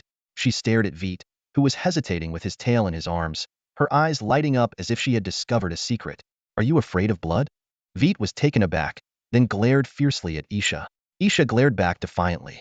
Veit was annoyed but, considering they were in class, he looked away. For some reason, he and Isha always found each other disagreeable, even with Celine and the others around. Celine, Dinette, and the others got along well with Isha. With these thoughts in mind, Veit stopped hesitating. He raised his paw, But before a drop of blood could flow from the wound, it healed due to his body's rapid recovery ability. Uh, Veit awkwardly realized he still couldn't do it. At that moment, Janice suddenly spoke up. "Let me help you." Just as Veit was about to react, a sharp pain shot through his tail. He looked down to see a vial had flown under it, and bright red blood was steadily flowing into it. By the time he realized what had happened, the vial was already a third full. However, Janice seemed insatiable and produced another vial. Before long, Veit found himself staring at 3 vials filled to the brim, plus one that was a third full. He clutched his tail, on the verge of tears. "All right, that should be enough blood for your use today," Janice declared, ignoring Veit's skeptical glance. Next, Janice handed each dragon a palm-sized crystal bottle filled with a transparent liquid. "This is the root extract of domia grass," he explained. "Given your mental strength, just one sip will render you unable to use magic for 3 to 5 months. Upon hearing this, Billy, who was about to take a sip, quickly put the bottle down, his eyes filled with relief. Veit also breathed a sigh of relief, grateful that Billy hadn't tried it. Janice continued, "Now, what you need to do is add the domia grassroot extract drop by drop into the blood. The blood will change to the color corresponding to its elemental content. If there are 2 elements in the blood, the color will reflect the higher concentration." He added, "Even if the magical solution contains other elements, it won't affect the engraving of the magic circle, so you have nothing to worry about. Once the blood in the crystal vial fully changes to the corresponding elemental color, you should stop adding the extract. That's when you have a successful magical solution," Janice warned. "Adding more extract won't change the color, but the excess will make the magical solution uneven, which could cause an explosion during engraving. But since there's no magic core, the blast won't be too powerful at most. You'll end up covered in soot." He emphasized, "The solution preparation may sound simple, but there's no room for error. Got it? If you understand, then get started." The dragons nodded in agreement and got to work. Despite Janice's serious tone, they found the task much simpler than expected. All they had to do was add the extract drop by drop into the blood and carefully observe the color change. It seemed straightforward enough. But was it really that simple? Whit carefully handled the equipment, gripping a test tube containing his own blood in one paw, while holding a crystal vial of domia root extract in the other. He leaned in close to the test tube, watching intently for any change in the color of the blood, and slowly began to add drops of the extract. The moment the first drop hit the blood, it transformed instantly, turning a vibrant, fiery red. This hue was distinctly different from ordinary blood, unmistakable even in the dim light. Whit wasn't surprised by the result. A hint of understanding flickered in his eyes. In Whit's inherited memories, the images of his parents were vivid. He recalled his mother's colossal size, comparable to a planet, starkly contrasting with his father's relatively smaller form. His father was only slightly larger than a young dragon, which at most reached 10 meters in length. Despite his smaller size, Whit knew that his father's aura was far more intimidating than his mother's. Whit continued to add the extract with increasing caution. As the experiment progressed, his observations grew more precise, and the drops he added became smaller to ensure the domia root extract wouldn't be excessive. Unbeknownst to Whit, Janice was secretly observing his every move. Having made a certain decision, she felt it necessary to understand Whit more deeply. Finally, when the last drop of extract fell into the test tube, the blood inside had turned completely fiery red. Whit couldn't help but smile with satisfaction at the sight of the magical solution. At that moment, Janice's voice broke the silence. "Very impressive," she said, her face showing a smile of approval. Whit looked up at her, surprised to realize that Janice had been watching him all along. Just as Whit was about to speak, he heard murmurs from behind him. Celine and the others were muttering, "What's he so proud of? We finished ages ago." It was then that he noticed the others had already completed their magical solutions. Feeling a bit embarrassed, Whit scratched his head and was about to say something, but Janice spoke first. Janice announced that preparing the magic solution was just the first step. Testing was still required. He casually mentioned that an explosion of the magic solution was no big deal, but an explosion of the magic core would be quite painful. This remark made the dragons present roll their eyes inwardly. They were already battered and broken, and hardly needed a reminder about pain. Ignoring the dragon's silent reactions, Janice waved his claw and summoned a massive dragon scale out of thin air, larger than any of the dragon's heads in the room. The aura emanating from the scale was unmistakably that of a dragon, but Veit and the other dragons were not surprised. After all, in a dragon's lair, dragon scales were as common as pebbles. What truly caught their attention was the magical array formed by grooves on the surface of the scale, and the crystal core embedded within it. The crystal core was extremely small, about the size of a tiny scale on Veit's wing, roughly 10 centimeters. Yet, Veit could sense that the elemental content within the core matched that of his own dragon crystal. Janice explained that this was a semi-finished magical array, and the lines were not fully connected to the magic core. Even if something went wrong with the magic solution, the explosion would be confined to the solution itself and wouldn't affect the magic core. This device was specifically designed to test whether the magic solution was prepared correctly. Following Janice's instructions, Veit carefully poured the magic solution onto the lines of the magical array. As the solution gradually filled the grooves, Veit's heartbeat quickened involuntarily. Suddenly, there was a loud bang. Veit instinctively closed his eyes, but soon realized he didn't feel any pain. He opened his eyes in confusion and saw that the magical array in front of him was intact. It turned out the magic solution was insufficient and hadn't connected to the magic core. Turning his head, Veit saw that the explosion had come from Isha's direction. Isha was staring blankly at the magical array in front of her, her once gleaming golden scales now covered in a layer of black soot. Then, another explosion sounded, this time from Celine's magical array. The explosions seemed contagious, occurring one after another on the arrays of Dinette, Ao, and Billy. As Veit watched this scene in shock, he suddenly realized that all the dragon's eyes were on him. He swallowed nervously, turned back to his own magical array, and trembled as he added the last drop of the magic solution. He instinctively closed his eyes and shrank back, bracing himself for an explosion. However, the anticipated explosion never came. The magical array flickered quietly, with no signs of abnormality. Veit opened his eyes and found that his magic solution had not exploded. It didn't explode. Veit slowly opened his eyes, a look of surprise spreading across his face. His gaze fell on the magic circle he had just completed, and he felt a deep sense of accomplishment. Billy, standing nearby, couldn't help but comment with a hint of envy. It actually worked. Celine and the others looked at Veit with admiration, knowing how rare it was to succeed on the first try. However, Janice's words quickly shattered the moment of joy. No, it failed. Veit's smile froze, and his brow furrowed. He carefully examined the magic circle and noticed that while the patterns were connected, there was no response. Not only had the spell not been cast, but the lines hadn't even lit up. Janice explained, "You didn't use enough Domia grassroot extract?" Veit frowned deeper, recalling that the magical solution had completely changed color, indicating it was just right. He could understand if it had exploded, but this left him puzzled. With doubts in his mind, Veit picked up the test tube for a closer look. His pupils contracted sharply. There was still a trace of crimson liquid at the bottom of the tube. How was this possible? He remembered everything clearly. Janice was also perplexed. Compared to other dragons' rough handling, Veit had been quite meticulous. She had expected the other dragons' magical solutions to explode and had focused her attention on Veit's process. She was sure his solution was complete, albeit with some flaws, but it should have been usable. Still puzzled, Janice extended her mental energy into the remaining magical solution in Veit's hand and froze. "Janice, do you know what's wrong?" Veit asked urgently. Janice nodded and replied, "It's your blood." Veit was initially taken aback, then recalled something. "Boko once mentioned that my dragon blood is very potent. Could that be the reason?" Janice nodded again and explained, "Potent? I prefer to say it has strong vitality. Your blood is still alive, while theirs is dead. Though dead sounds grim, it's more accurate.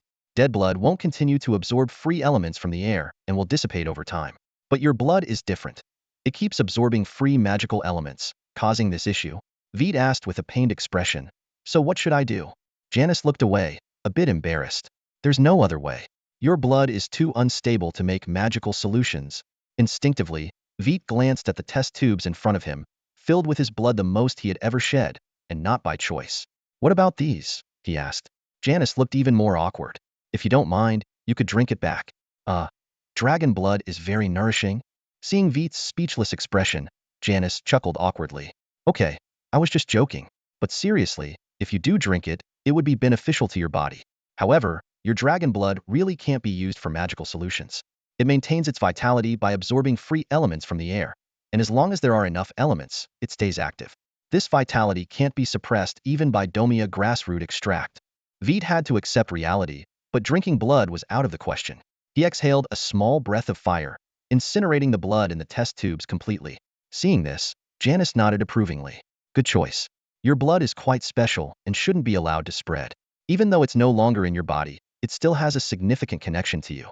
Some dark element curse spells would work exceptionally well with your blood." Dark element curse spells? Veit's curiosity was piqued again by this new term. Other dragons were in the same situation. After all, none of them had an affinity for dark elements. Seeing this, Janice's lips curved into a slight smile as she began to explain patiently.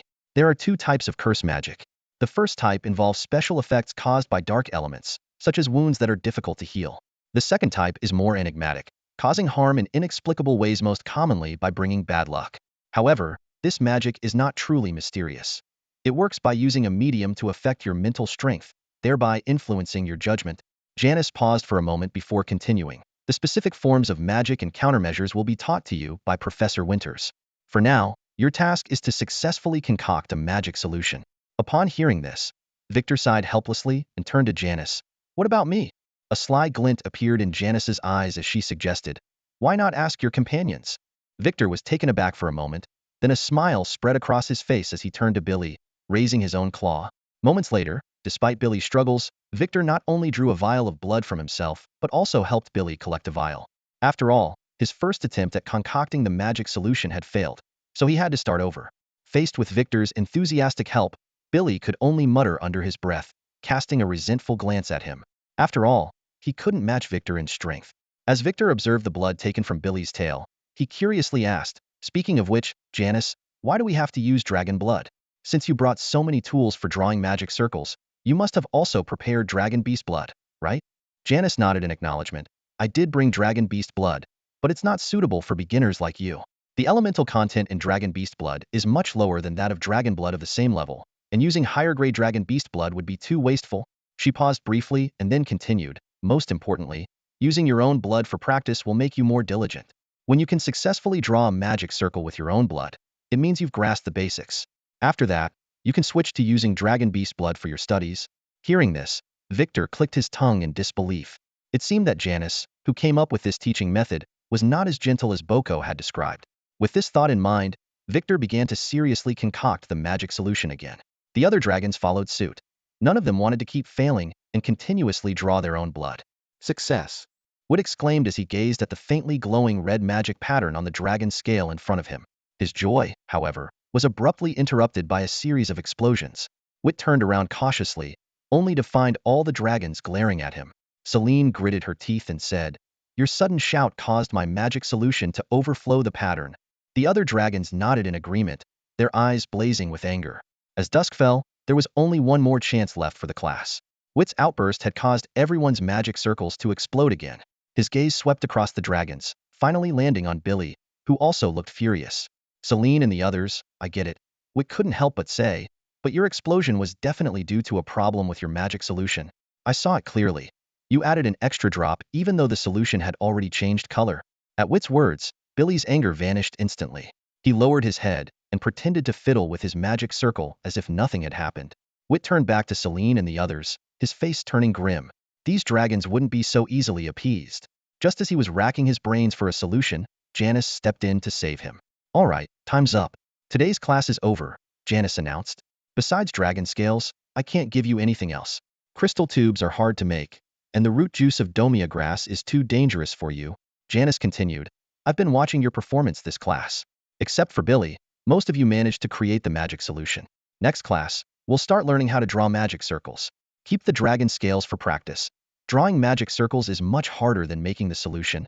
He gave Billy a meaningful look. Billy, you'll have to work harder next time. With that, Janice nodded at Wit, packed up everything except the dragon scales, and left the classroom. As soon as Janice left, Billy slumped over the stone table, wailing, it's not fair. Why am I always the one getting scolded? Wit rolled his eyes and grabbed Billy's flailing tail.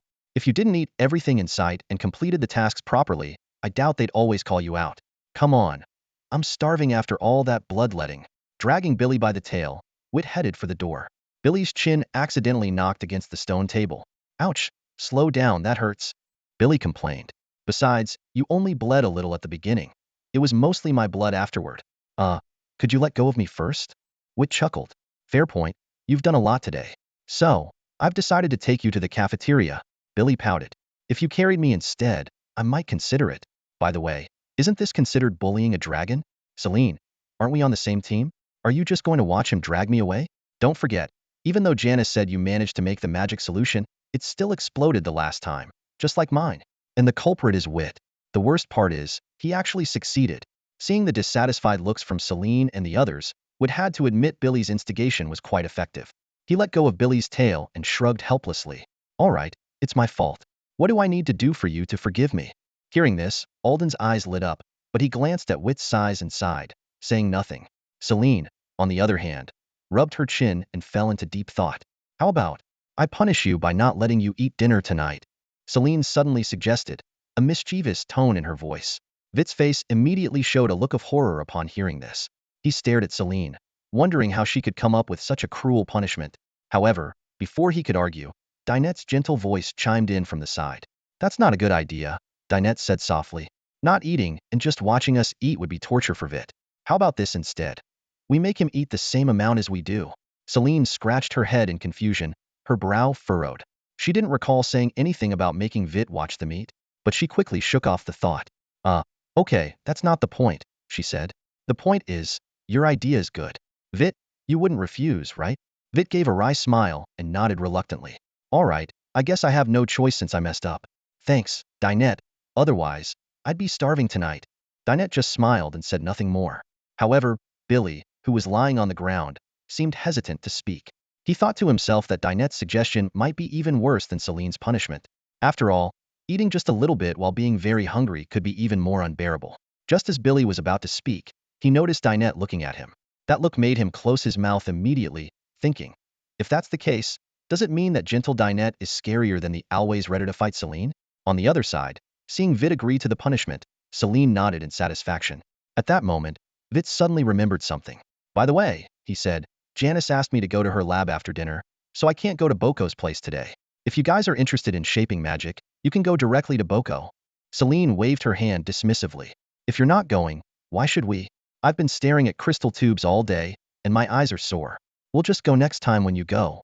The other dragons nodded in agreement. They were only upset that Veit didn't take them along yesterday. They weren't really interested in shaping magic. Seeing this, Veit didn't say anything more. After having dinner together in the cafeteria, they didn't go back to the dragon lair immediately, but went to the plaza below to challenge other dragons. Veit went alone to the 9th floor, first greeting Boko and asking for Janice's lab location. Then he headed towards Janice's lab. As soon as he stepped into the lab, Veit smelled a strong scent of blood. He noticed that the concentration of magical elements in the air was significantly higher, and he could even see a faint red and blue glow emanating from his body. This was his body absorbing the fire and water elements in the air, a process that was always happening but not noticeable when the concentration of magical elements was low. While Veit was looking around, Janice's voice came from behind him. Your body is indeed quite special. Veit turned around and saw Janice walking in from outside, feeling a bit nervous. Sorry, I didn't know you weren't here, he said quickly. Janice smiled. It's okay. I just went to discuss something with Winters. She paused and added, Call me teacher. Veit paused for a moment, looking at Janice in confusion. But you are our teacher, he said, puzzled. Janice shook her head, a special glint in her eyes. Not the usual kind of teacher from the academy, she explained, her voice low and solemn. I mean the kind of teacher who imparts all her knowledge about magic circles to you. If you call me teacher, our relationship will be closer than family.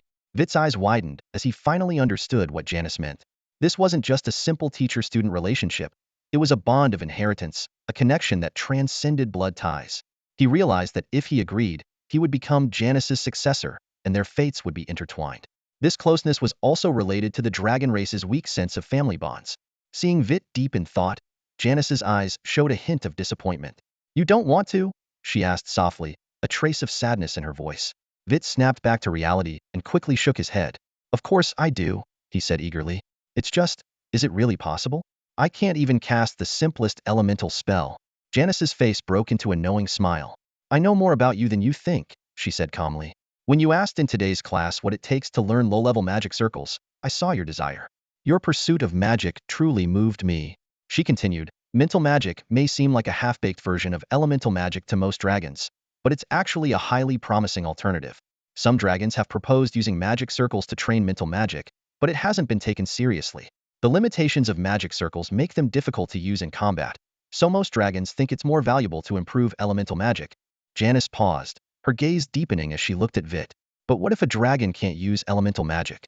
No one has ever considered this because dragons are seen as the perfect race, incapable of lacking magic. Veit lowered his head, feeling a bit embarrassed. He was the exception, the one who defied logic. Sensing Veit's discomfort, Janice quickly added, I'm sorry, Veit. I didn't mean it that way. Besides, it's not that you can't use magic. It's just that your body makes it difficult. In fact, your body is constantly absorbing the surrounding magical elements.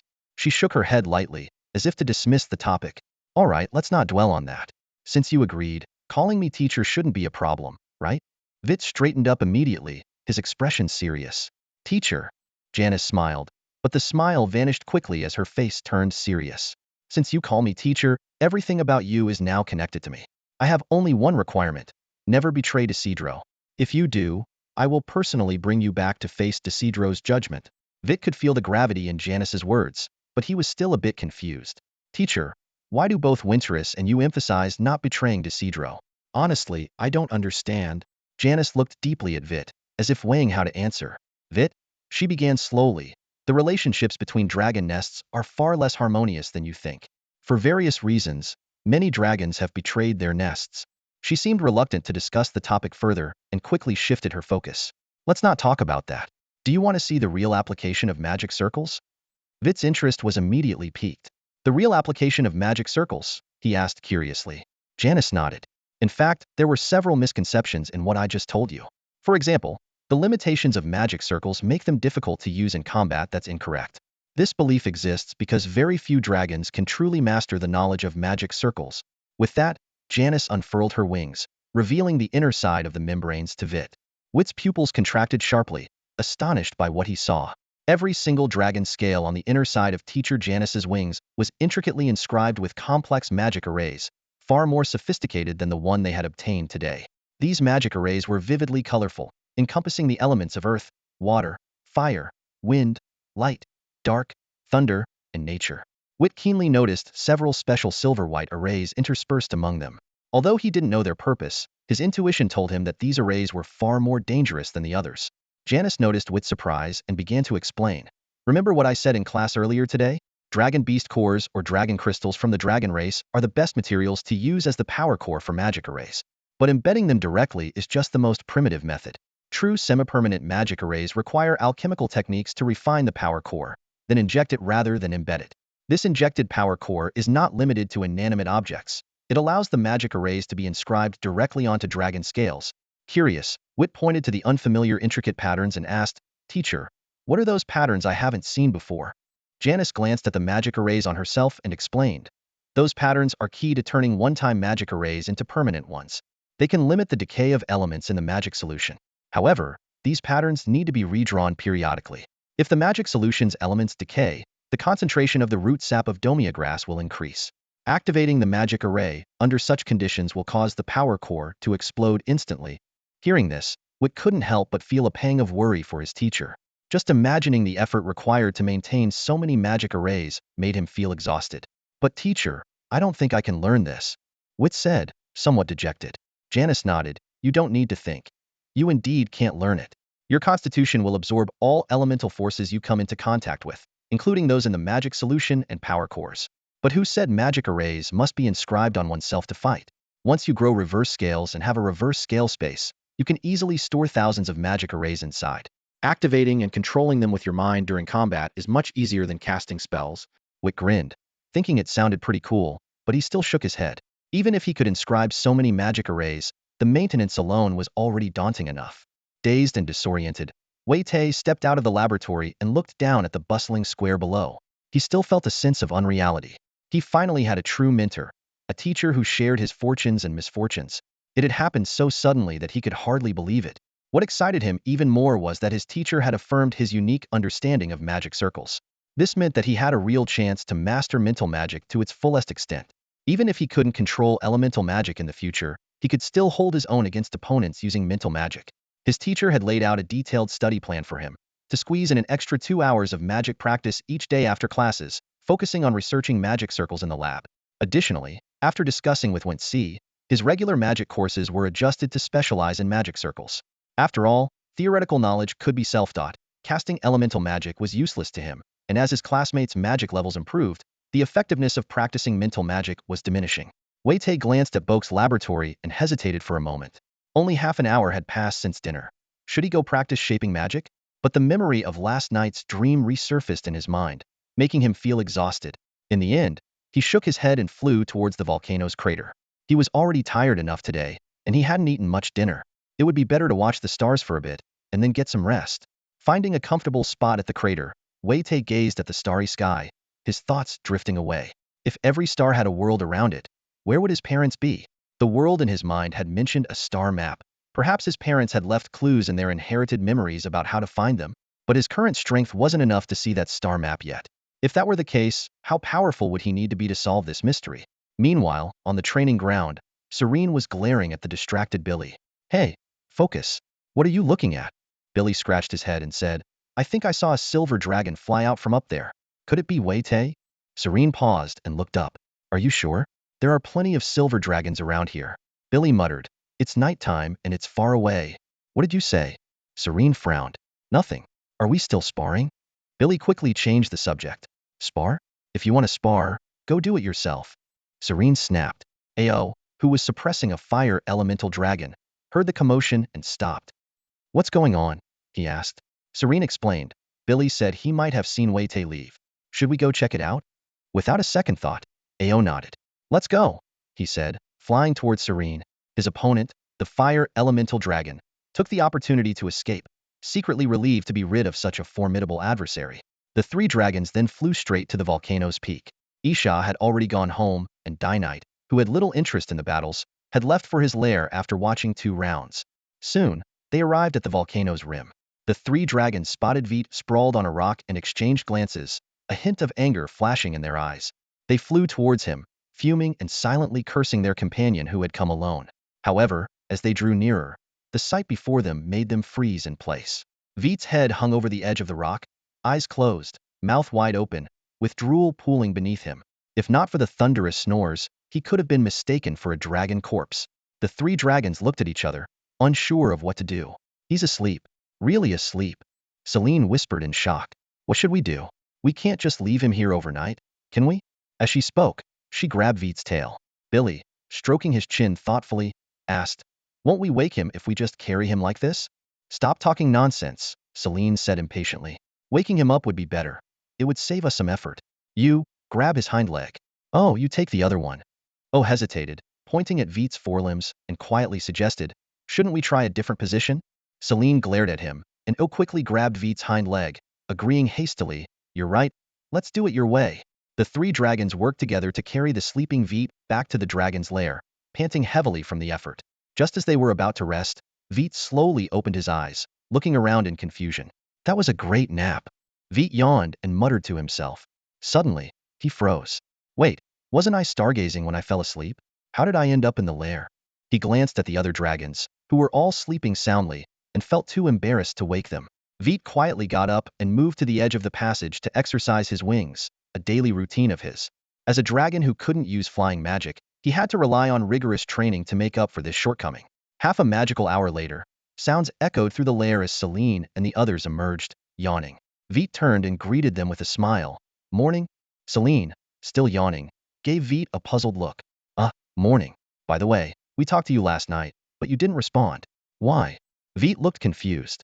I went to stargaze last night and fell asleep. Didn't you guys bring me back? The four dragons exchanged bewildered looks, shaking their heads. Veit was even more puzzled. Then how did I get back? Of course, you flew back yourself, Celine explained. We asked why you came back so late, but you ignored us and went straight to sleep. Seeing Veit's silence, Celine looked at him thoughtfully, her gaze becoming increasingly strange. You don't think you were sleep flying, do you? Veit opened his mouth to speak, but couldn't find the words. This unexpected discovery left all the dragons deep in thought, and a strange atmosphere filled the air. Whoosh! Several figures darted out of the cafeteria, leaving afterimages in the air. With a dark expression, Veit flapped his wings vigorously, chasing after the four dragons ahead. He gritted his teeth and shouted, You had the guts to lie to me, now face me if you can. Billy turned his head, showing a helpless expression as he flew. Stop chasing us. We're sorry, okay? Besides, it's not our fault you went stargazing without us. Hearing this, Veit became even more furious. Earlier, after hearing Celine and the others' description, he had worried that he might have been sleepwalking. However, just now in the cafeteria, he overheard some dragons saying, Look, that's the dragon who looked dead and was carried back upside down by others. This revelation made Veit instantly understand the truth. Celine and the others, feeling guilty upon hearing it, quickly stuffed their food into their mouths and ran out without a word. Veit then realized he hadn't been sleepwalking. They had carried him back upside down. How could he tolerate that? Unfortunately, despite Veit's efforts, the others used magic to fly while he relied on his wings alone. Although he could keep up, he just couldn't catch them. At the cafeteria entrance, Isa walked out, watching Veit and the others fly farther away. She shook her head and flew up to the fourth floor, thinking, they'll still have to attend class eventually. The more Veit thought about it, the angrier he got. He shouted, I don't care.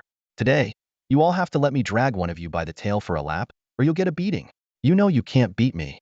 Tinnit couldn't help but argue. It was all their idea. I went back to the lair early and didn't know anything. Can you let me off? Not a chance. You're guilty by association for tricking me. Veit refused adamantly. Suddenly, Veit's eyes lit up with an idea. But, in the end, you did it to keep me from sleeping outside. So, I'll give you a choice. Pick one dragon for me to drag around, and I'll forgive the rest of you. Bye, Lil. Celine, Ao, and Tinnit shouted in unison. Ao even threw a small fireball at Billy, slightly hindering his flight and giving Veit the chance to grab his tail with a sinister smile. Billy looked at Ao in disbelief. You sold me out. It's not selling out. It's a sacrifice. We'll remember you. Ao said before swiftly flying away. Billy tried to break free, but his strength was no match for Veit's. Realizing resistance was futile, Billy's face turned to a sycophantic smile. Veit, we're good buddies, right? You can't do this to me. Veit grinned and gave a slight shake, making Billy go limp and easily held in his grasp. Celine and the others stopped on the fourth floor, looking at Billy with pity and at Veit with awe. Though Billy was the smallest among them, he wasn't that small, yet Veit subdued him effortlessly. They couldn't help but imagine their fate if they were in Billy's place.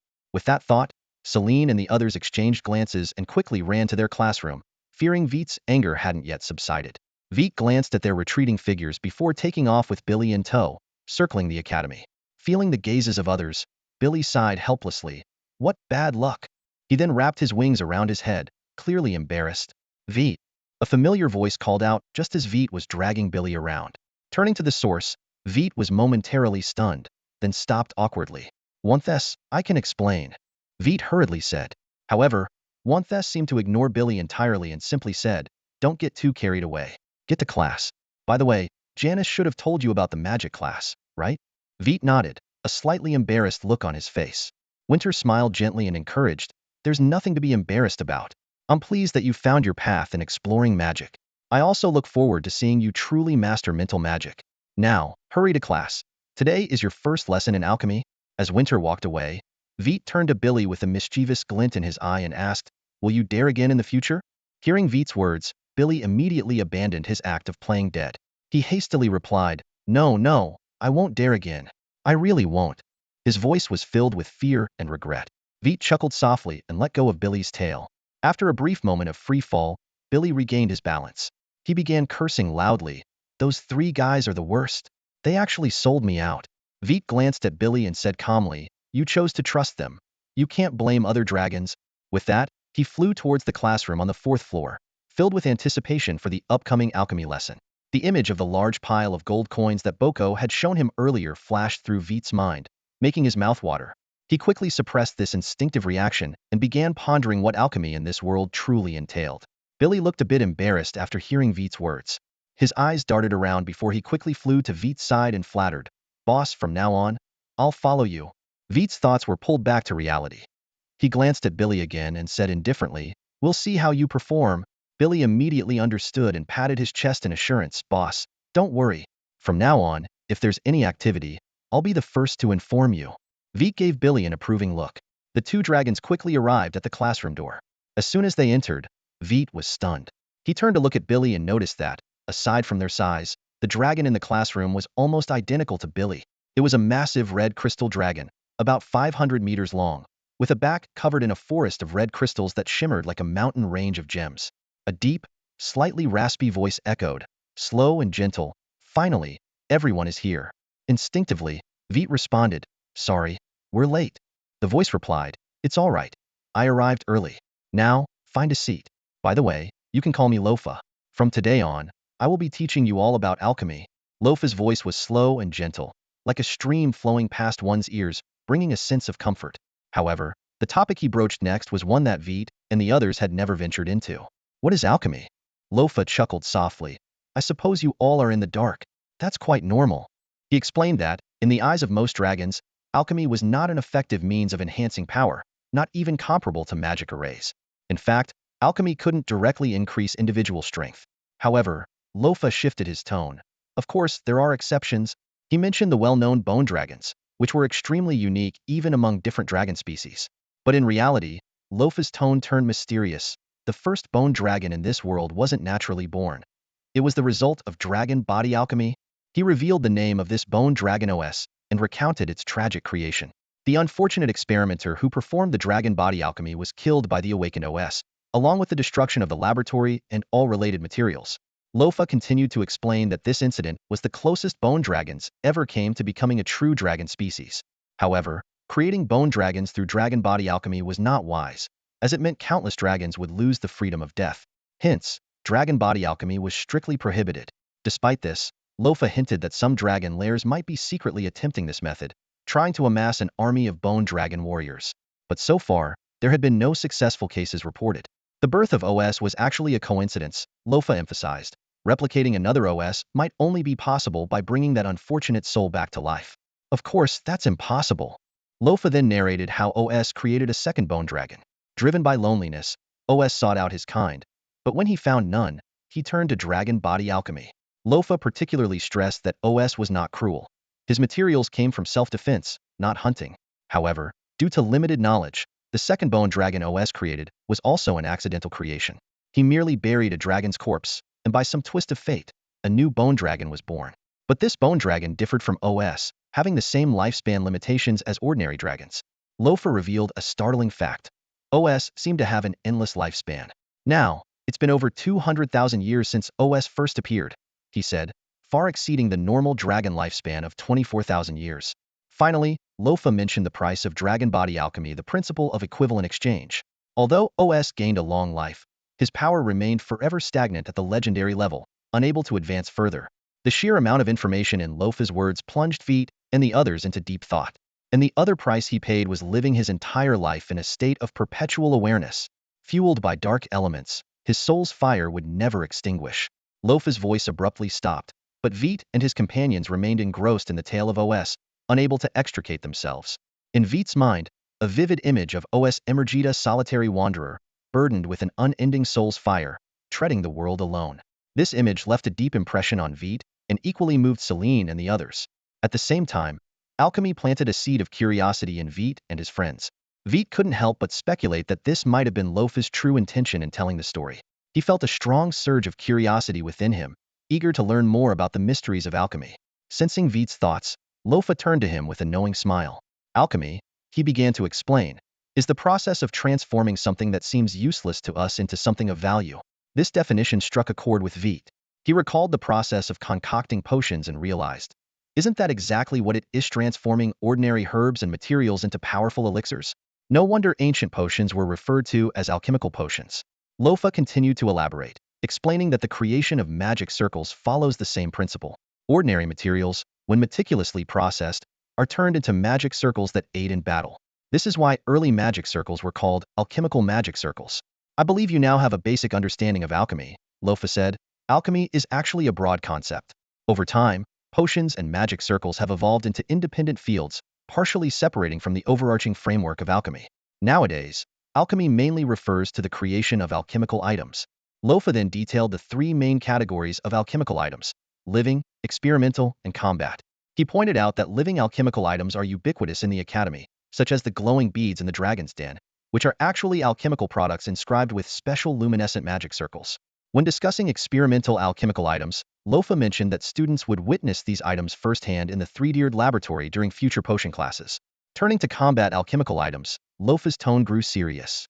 As I mentioned at the beginning, alchemy cannot directly enhance your own strength.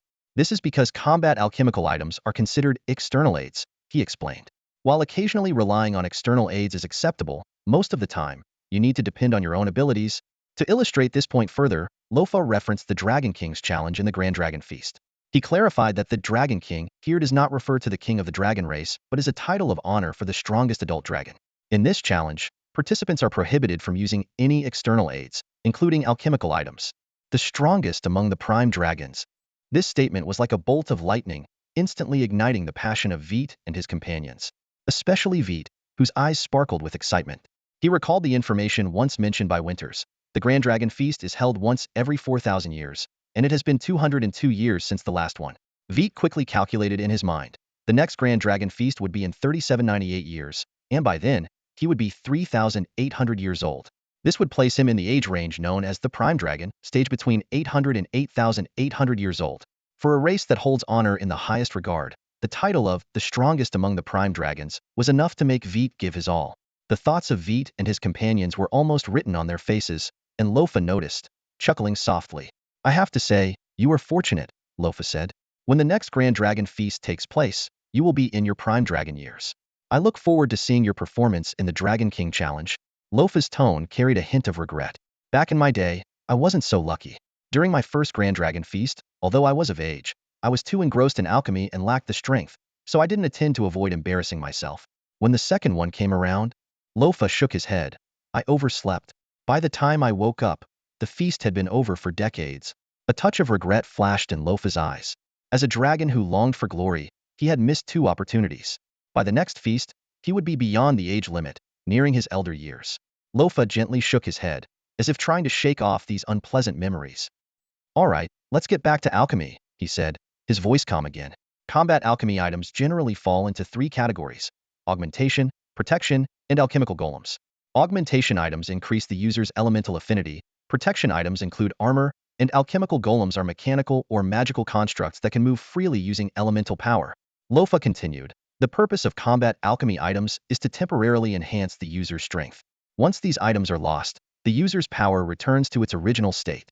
This is the main reason alchemy hasn't gained much recognition. Many dragons believe that it's better to directly improve one's own strength rather than spend a lot of time and effort learning to create these external aids.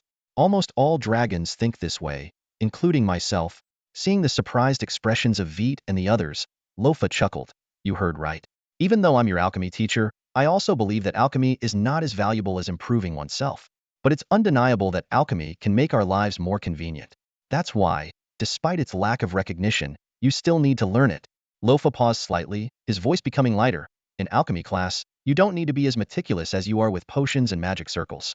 Just use your imagination and create what you want. The essence of alchemy is creation. Of course, safety is paramount.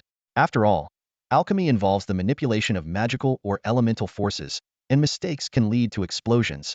Alchemy mainly comes in 2 forms: mechanical alchemy and magical alchemy, Lofa continued. You will frequently encounter mechanical alchemy, while magical alchemy will depend on your learning progress. Mechanical alchemy is closely related to alchemical golems. At this point, Lofa stood up. His massive form was like a living mountain of red crystal, making Billy, who sat beside Veit, look on in envy. If he had such a massive dragon body, who would dare bully him? Veit thought to himself, his gaze sweeping over the varied physiques of his dragon classmates. Professor Lofa's voice interrupted his thoughts. All right, let's go. We won't be coming back to this classroom very often. Alchemy is all about practice, so our classroom will be the alchemy lab on the 3rd floor. Upon hearing this, Veit and his classmates' eyes sparkled with curiosity and excitement as they eagerly followed Professor Lofa. They hadn't expected to dive into Hansen practice in their very first alchemy class, which seemed far more interesting than their other 2 courses. After all, dragons are inherently curious creatures, and getting them to sit through long lectures without dozing off is already quite an achievement. Soon, they arrived at the alchemy lab on the 3rd floor. However, the sight that greeted them left Veit and the others slightly disappointed. It looked much the same as the classroom on the 4th floor, except the stone platforms were a bit higher, but not by much. Sensing his students' change in mood, Lofa didn't offer an immediate explanation. Instead, he instructed everyone to choose a stone platform. Once they had done so, he began to explain. The stone platforms in front of you are not ordinary stone platforms. They are for experimenting with alchemical items. Each one is inscribed with several commonly used magical arrays. Now, place your claws on the platform and channel your magical energy into it. The dragons curiously stared at their respective stone platforms and followed Lofa's instructions to infuse them with their elemental power. When Veit heard the term experimental alchemical items, an image of Boke's experimental platform immediately came to mind. Aside from the size difference, the materials seemed identical. As Veit channeled his magical energy, the surface of the stone platform began to emit a faint glow. Gradually, magical patterns lit up, eventually forming 3 distinct arrays. Pointing to the central array, Lofa explained, this is the temperature control array, which maintains the temperature at the level you desire. Of course, the higher the temperature you need, the more elemental power it will consume. He then pointed to the array on the left. This is the annihilation array. You can place any waste produced during the alchemy process on it, and it will obliterate most things. So, Never put your claws on an active annihilation array unless you want to lose them. Hearing this, Billy sheepishly retracted his claw, which he had almost placed on the array, feeling a wave of relief wash over him. Shifting his gaze from Billy, Lofa continued, "The array on the right is the shaping array. It can mold the materials you place into the shape you desire." After finishing his introduction, Lofa announced, "Now, let the alchemy class officially begin." The alchemy class is now officially starting. As soon as Lofa's voice fell, a heap of ores and a metal pot the size of a head appeared out of thin air in front of Veit and the other dragons. Lofa began to explain the essence of alchemy, transforming useless materials into valuable ones. He pointed out that while iron ore itself is useless, through alchemy, it can be refined into iron, a versatile metal. When mixed with other substances, it can form hard alloys, which are excellent carriers for magical arrays and crucial components of alchemical golems. Lofa assigned a task: to refine the ores into alloys, with the specific formula left to the students to discover. He emphasized that alchemy, unlike potion making and magical arrays, does not require precision but rather imagination and discovery. Lofa encouraged the students to strive for excellence rather than just adequacy and to explore the unknown. Just as Lofa was explaining, a sharp cracking sound interrupted him. All the dragon's eyes were drawn to Billy, who was awkwardly holding a piece of iron or with a bite taken out of it. Veit was about to say something, but noticed that the other dragons had nonchalantly turned away. Selene, seeing this, whispered to Veit that ores are an important food for crystal dragons and metal dragons, as they can strengthen their scales.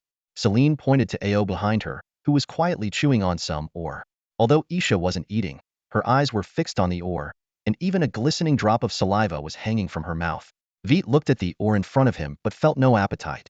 At that moment, Lofa suddenly suggested that Veit try eating a piece of ore.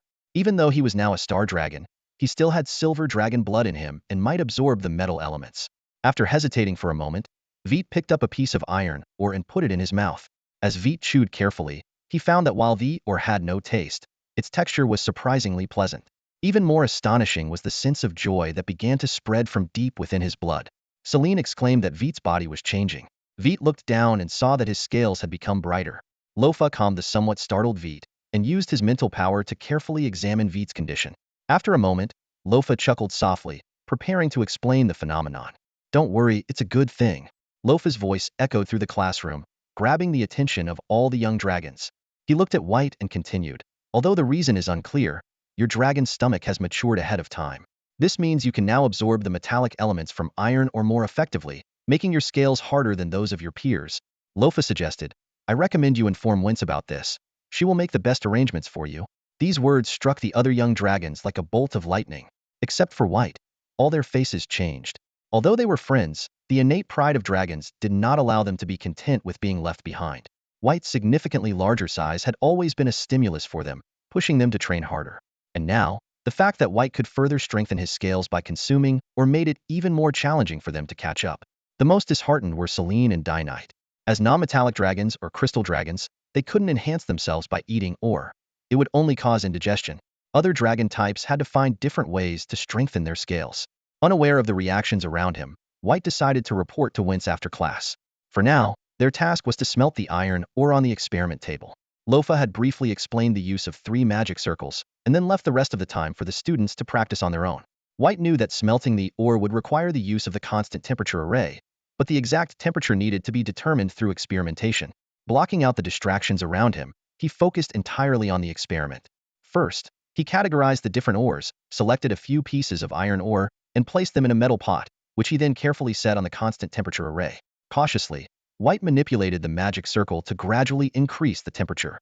Soon, the ore in the pot began to glow red and slowly melt. Seeing this, he stabilized the elemental input to maintain a constant temperature and patiently waited. Lofa observed the student's progress and nodded in approval at White's cautious approach, though it was fairly standard. Most of the other dragons employed similar methods, but it was Billy beside White who caught his attention. Billy casually grabbed a handful of ore and threw it into the metal pot without hesitation, immediately starting the smelting process. It looked almost reckless. Lofa's gaze lingered on Billy, showing a mix of surprise and anticipation. Veit's eyes were fixed on the metal pot, intently observing the molten state of the iron ore within. The searing liquid metal churned as impurities floated and sank. Veit was no stranger to metal smelting. In his mind, iron was a vital material with widespread uses, a knowledge inherited from his father's memories. Despite understanding that these memories might be flawed, he still valued them as crucial references. He knew that iron melted at over 1,500 degrees Celsius. However, in this magical world, many complex concepts had been simplified. Veit didn't need to understand the exact temperature. He could directly sense the presence of iron elements in the pot through his mental power. When a significant amount of iron had gathered, he realized it was time to remove the impurities. Skillfully, he manipulated his mental energy to gather the impurities into one spot and disposed of them in the annihilation array nearby. He had seen this process countless times in Boko's laboratory, but this was his first time doing it himself. After clearing the impurities, Veit withdrew his elemental power and stopped the temperature-maintaining array. Soon, a glowing, red-hot lump of iron solidified in the pot. Taking advantage of the heat, Veit quickly extracted it and hammered it into a square metal block on the workbench. Under the sharpness spell, one of his right claws elongated and carefully divided the metal block into 64 equal parts. With the iron block processed, Veit turned to other metal ores. Recognizing copper and aluminum, he repeated the smelting steps. Assisted by his mental power, the chaotic ores quickly transformed into a collection of metal cubes, varying in size but equal in weight. Task completed, Veit let out a sigh of relief. His golden eyes dimmed slightly, indicating the substantial drain on his mental energy.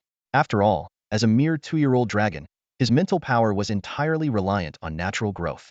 Take a break, came Lofa's voice. Veit looked up to see the admiration in Lofa's eyes. No wonder Janice chose you as a student. You're meticulous and thorough, perfect for learning magic array engraving. The purity of these metal blocks exceeds 80, which is impressive for a dragon your age. I look forward to your... Before Lofa could finish, Billy, standing next to Veit, suddenly shouted, "Ha ha ha, I finally did it." He proudly looked around, displaying an irregular, grayish-white metal chunk that appeared rather unsightly. Billy quickly noticed that the results of the other dragons were quite different from his own. Like Veit, Celine and the others had categorized and smelted each type of metal. Veit's neatly arranged metal cubes showcased his meticulous nature. Celine's metal blocks were larger and fashioned into various dragon scale shapes, appearing chaotic but creative. Each dragon's work reflected their unique personality traits. It was apparent that her initial enthusiasm quickly turned into boredom and perfunctory efforts, clearly showing her short attention span. In the laboratory, the dragon trainees were intently conducting their metal smelting experiments. Veit and Celine's work was uniformly precise, but Celine's initial excitement had clearly dwindled into lackluster efforts, revealing her short-lived enthusiasm. Isha's metal pieces varied in shape, with some even bearing the fine scale patterns from her claws, showcasing her unique creativity. Dinette, on the other hand, took a more casual approach, producing metals of inconsistent sizes and irregular shapes, as if challenging the boundaries of traditional craftsmanship. Ao's performance astonished the other dragons. His workstation displayed exquisite dragon scales that, if not for their varied colors, could have been mistaken for his own. Despite his slower progress, Ao's eyes gleamed with a hint of pride as he surveyed his surroundings. If you're going to do something, do it the best, was his mantra, reflected in his relentless pursuit of perfection. Meanwhile, Billy scratched his head in confusion, seemingly misunderstanding the task. At that moment, the unsightly gray-white alloy in front of him suddenly floated up and landed in Lofa's hand. Lofa examined it closely before turning to Billy and asking, "If I need another piece of this metal, which ores would you use?" Billy was momentarily stunned, then began rummaging through the pile of ores. Soon, he separated 5 types of ores into small heaps in front of him. "These should do it," he said confidently. Lofa nodded and pointed to the iron ore. "I remember you used 6 pieces of iron ore before. Why only 5 this time?" Billy scratched his head in embarrassment and admitted, "I just felt like 5 would be enough." Lofa smiled, placing the alloy back in front of Billy and announcing, "As long as the metal you smelt meets the hardness of this alloy, today's task is complete." The news left all the dragons in shock, staring at Billy in disbelief.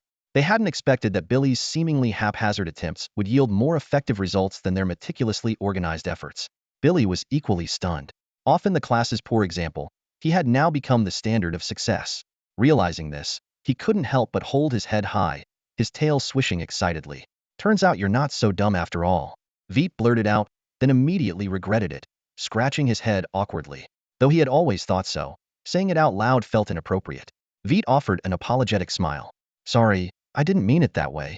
Billy's expression hardened as he glared at Veit, the air thick with awkward tension. "Sorry, I didn't mean to," Billy said firmly after hearing Veit's words. "No, I don't accept your apology. We're friends. There's no need for such formalities." Billy's words initially stunned the dragons, then Celine and the others sneered, looking at him with disdain. Sensing their gazes, Billy raised his head, pointed at them one by one with his tail.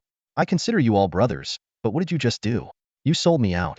Especially you, he said, suddenly straightening his tail, almost poking Or's nose. Or's eyes widened, and he was about to extend his claws when Billy, sensing the danger, quickly retracted his tail and grabbed onto Veit's tail, watching Or warily. What do you want? I'm telling you, Veit's got my back now. If you want to mess with me, you'll have to get through him first. Or glanced at Veit with apprehension, snorted coldly, and went back to fiddling with his minerals. The other dragons did the same, giving Billy a long look before returning to their own alloys. Veit looked at Billy, who had become arrogant again due to Selene and the others' avoidance, with a peculiar expression. He realized he had overestimated this idiot. After all, he couldn't be by Billy's side all the time, and if Selene and the others wanted to teach Billy a lesson, it would take no time. Moreover, if it was a legitimate challenge, he couldn't interfere. Giving Billy a sympathetic glance, Veit withdrew his tail. Though the tail seemed reluctant, this body was ultimately his. He glanced at the tail, which was swishing in dissatisfaction, and thought he needed to find a time to show it who was boss. Seeing Veit busy again, Billy's eyes darted around, and he scampered over to Veit. Boss, need any help? Veit waved him off. No, I can handle it myself. Billy felt a bit dejected but quickly perked up and slipped over to Selene. Need any help? Already irritated from falling behind Billy, Selene's pupils contracted, and she exuded a menacing aura. Scram. Got it. Billy shivered and quickly fled, then ran over to Dinette. Hey, you're struggling there. Need my help? Dinette chuckled. I don't mind, but this is a class, and I have to complete the task myself. Want some? He said, waving a piece of mineral in front of Billy's face. At the mention of food, Billy's eyes lit up. Can I? Of course, here. Shake on it. Dinette extended his left claw. Though puzzled, Billy put his claw on Dinette's. Great. Open wide. Dinette tossed the mineral into Billy's mouth, a smile appearing in his eyes. All right, go to your thing. Chewing on the mineral, Billy craned his neck to look around. Isa was not to be messed with, and Or glared at him.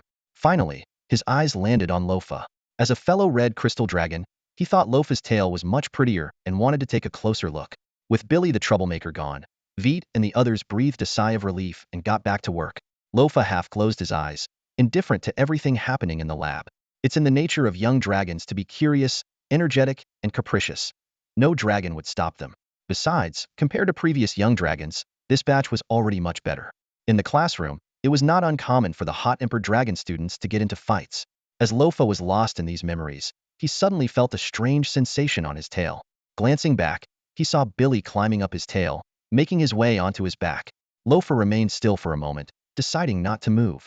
It was normal for young dragons to be curious, but he couldn't help but voice a reminder. Billy, you can climb, but could you please not chew on the crystal clusters on my back?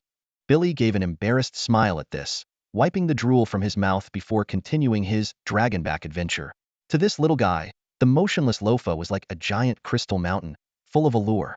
Veit glanced up at the occasionally visible Billy and shook his head in exasperation. A saying popped into his mind. Ignorance is bliss. This scene was the perfect illustration of that. Time passed, and the dragons gradually completed their projects. However, the hardness of the alloys they produced still fell short compared to Billy's. They could only keep adjusting the ratios, hoping to meet the requirements. Unexpectedly, the next one to succeed wasn't Veit, Selene, Isa, or Ao, but the laid-back Dinette. She hadn't expected the random pieces of metal she tossed in to successfully melt together. Unfortunately, when Lofa asked her to make another batch, Dinette was stumped. She couldn't remember the previous ratios. So, she could only hold her finished product and painstakingly try to recreate the metal proportions. Despite this, Dinette's unexpected success put considerable pressure on the other dragons. Soon, Isa and Selene also succeeded. Because they had recorded the metal ratios during the melting process, they finished the task even faster than Dinette.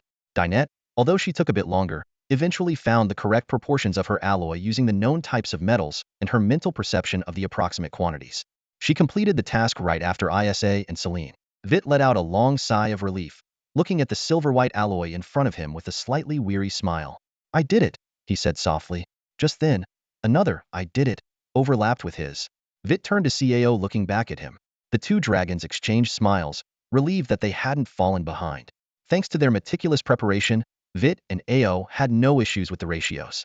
However, what left Veit speechless was that Ao, who always pursued perfection, had ended up crafting his final product into a lifelike pale gold scale.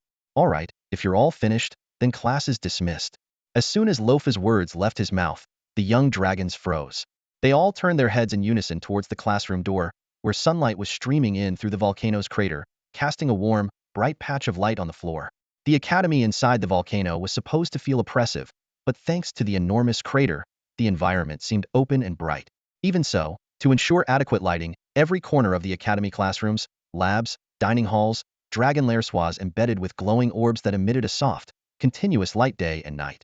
Veit and the other young dragons exchanged puzzled glances. It was still daylight. Why was Lofa mentioning the end of class? Seeing through their confusion, Lofa smiled and explained, "Today's task is complete, so you have the rest of the time to yourselves. But before you go, I have something to give you." Before he finished speaking, 6 scales, each matching the color of Veit and the others, appeared out of thin air, hovering in front of each young dragon. Noticing their bewildered expressions, Lofa continued, "Your reverse scales won't grow in until you're out of your juvenile phase. And over the next few decades, the materials you'll need for your courses will only increase. It's fine to leave common items with us, but if your personal creations get mixed together, it could cause problems." He pointed to the floating scales. "These are storage devices I've modeled after reverse scale spaces.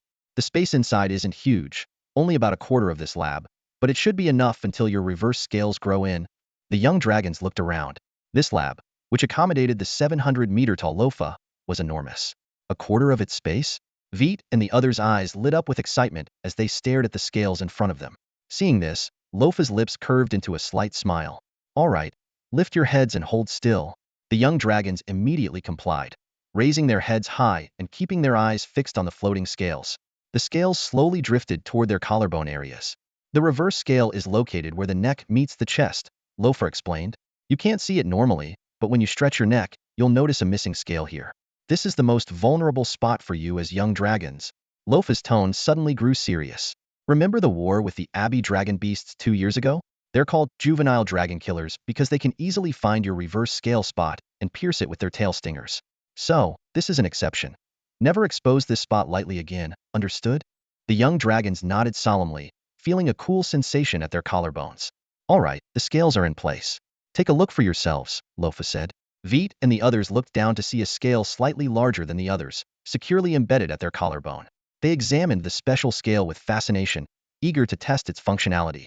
At that moment, Lofa suddenly turned to Veit with a serious expression and said, "Veit, though this might disappoint you, this scale is more of a magic array than an alchemical creation."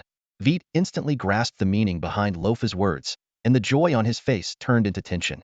His unique body constantly absorbed the fire and water elements floating in the air around him.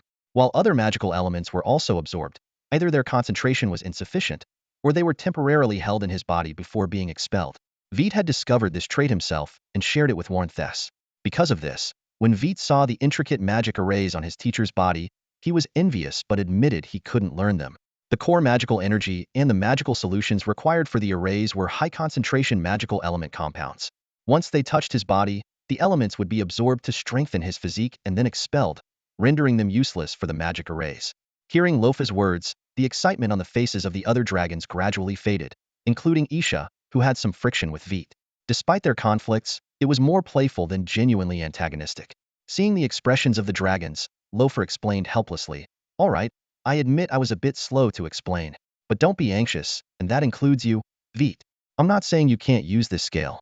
It is indeed a magic array, but considering your unique physique, it has been specially treated." Lofa continued, "However, controlling your physique entirely is difficult. So, you'll need to regularly check the color of the scale. When it changes from silver-white to gray-white, you must go to your teacher.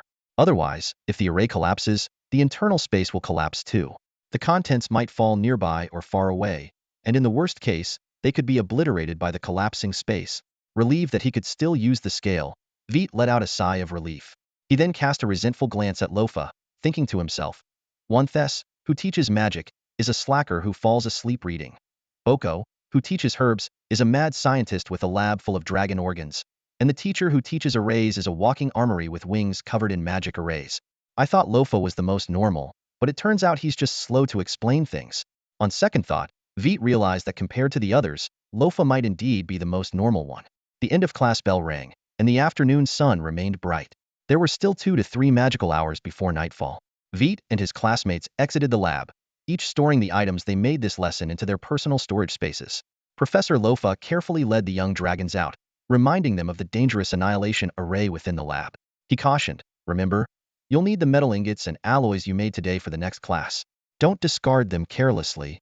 The shadows on the stone corridor gradually shortened. Except for Billy and Isa, the other young dragons suddenly became wary and distanced themselves from Veit. Veit rolled his eyes in exasperation and said, "Relax, I keep my promises. Since you sacrificed Billy to me, I won't bother you anymore. But your prank was really mean. I almost thought I had a sleepwalking problem." Hearing this, Celine and the others breathed a sigh of relief, but then looked at Veit with questioning eyes. Veit realized there was something important he hadn't told them. Apologetically, he explained, "Sorry, I should have told you last night, but I was too tired and fell asleep outside.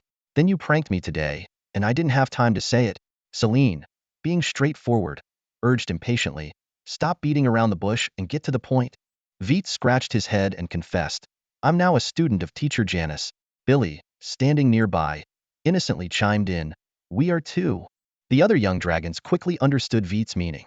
Dyneth asked, "You mean, you're going to study magical arrays with Janice?"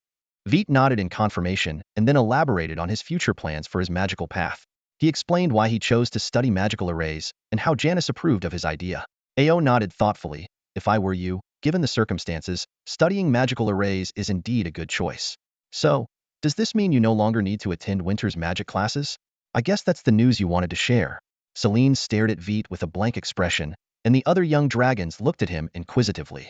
Veit, feeling a bit guilty, hesitated for a moment before nodding in acknowledgement. "Yes, the teacher said I don't need to attend magic classes anymore," and Winter agreed.